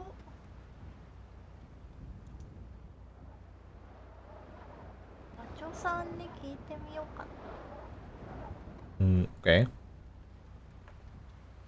マチョさんいます？はい、いるよ。なんかアンブレラさんやった時に、はい。絶対がなんか横取らない感じでちゃちゃ入れるみたいなので、アンブレラさんだった場合は、基本的にはもう撤退だと思う。了解です。はい。トイレになると横取りと変わんないと思うから、撤退でいいと思うよ。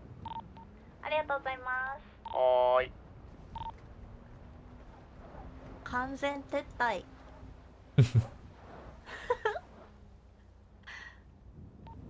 他のところにまた横取り行けるから、他でやろうよ、また。はい、いいね了解です。来るかな。ねえ、結構ゆっくり。まあ絶対来るけど。ね。スワット10だ。やば、多すぎる。急に増えた。無事で。増えてるね。ね。いいね。そうね。大型全部クールダウン今か？大型？うん。ユニオンとかはどうだろうん。う。飛行場百戦リグうん。はクールダウンかな。ダウンね。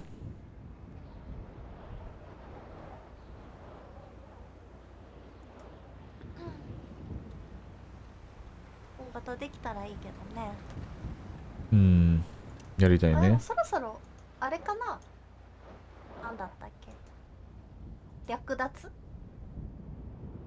メールで来るやつ。そうそうそう。武士コースとか？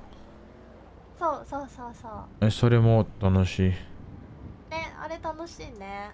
あと、45分ね。45分？うん。始まる？あ、始まる。うん。なんか10時45分。10時じゃない？そうね、昨日47分にメール来てるから。うん。結構遅い時間だ。車の音増えたかな。うん。これ政治か。ね、さっきからドライブしてる。どうだろう。マルコの姉さん今どこいます？ 10039の丸いお部屋の中に2人でおるよ。了解了解、そっちね。ちょっとガソリン入れてきていいですかね。時間ありそうっすもん。オッケー。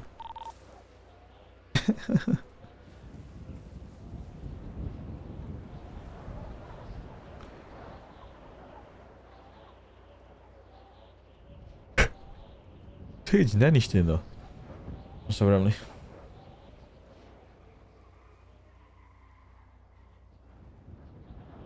誰の車だ？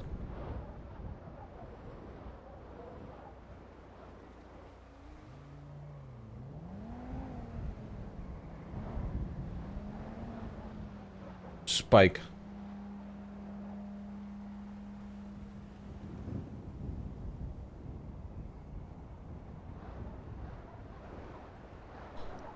来るか。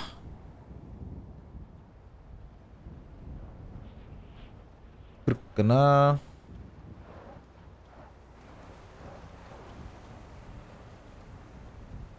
見るわ。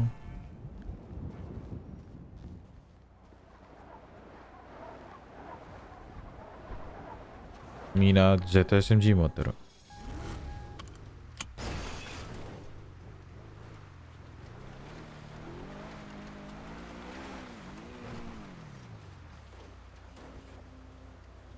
工場中入ってる。行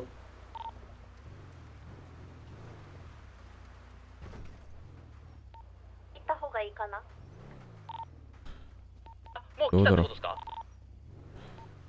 車中入った。銃声はまだ聞こえてないけど、匿名なら聞こえてないだけかも。了解です。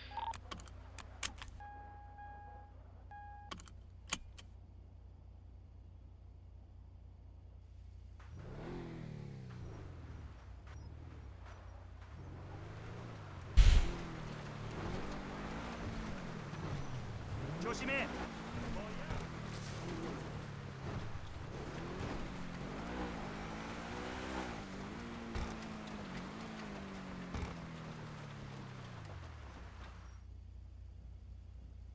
あ、もう始まった。行く？行こうぜ。今向かってます。いつでも入れる。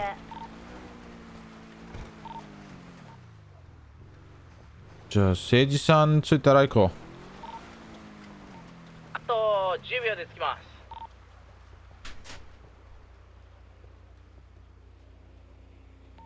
その入り口にいます。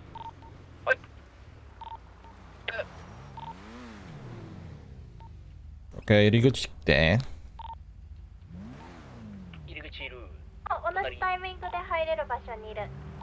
OK、行こう。レッツゴー。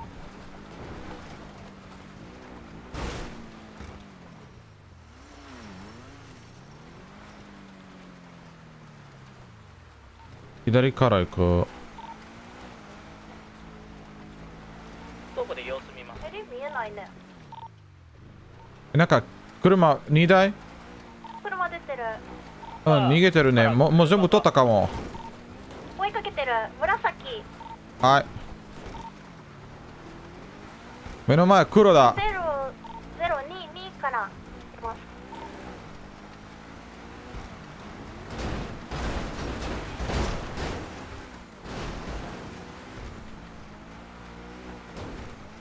金持ちは、マルコさんのやつ多分。知らない。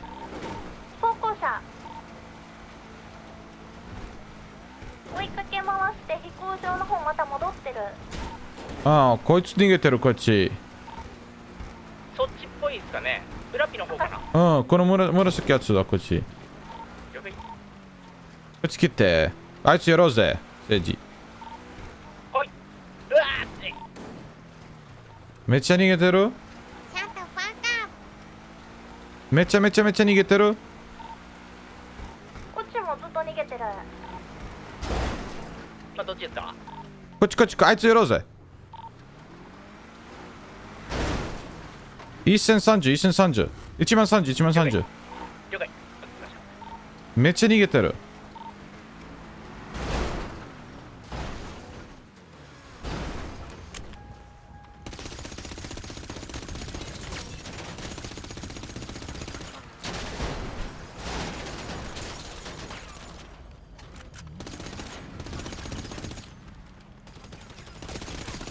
やった。取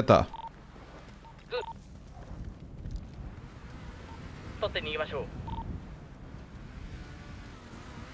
持ってそう。車中見て。はい。こっち見失っちゃった。車からポー。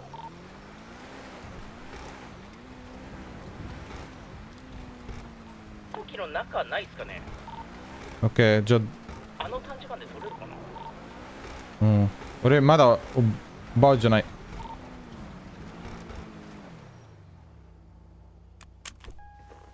1万3いる。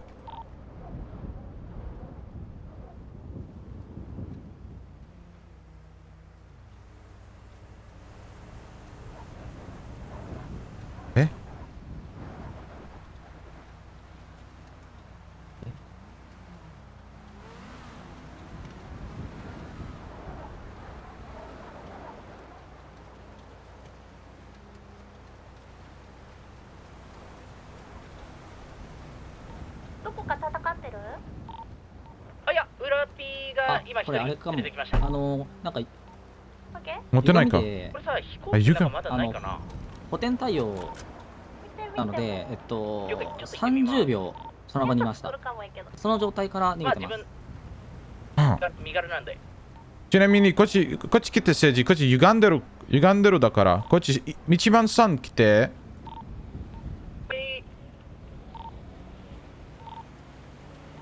飛行機も消えてますね。2だけかちょっとかわいそう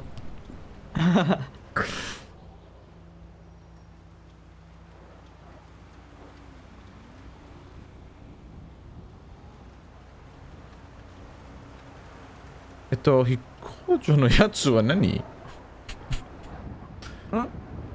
飛行場のザリオは何？すみ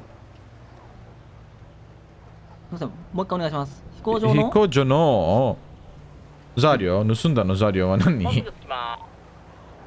何人で盗んだかって2人です。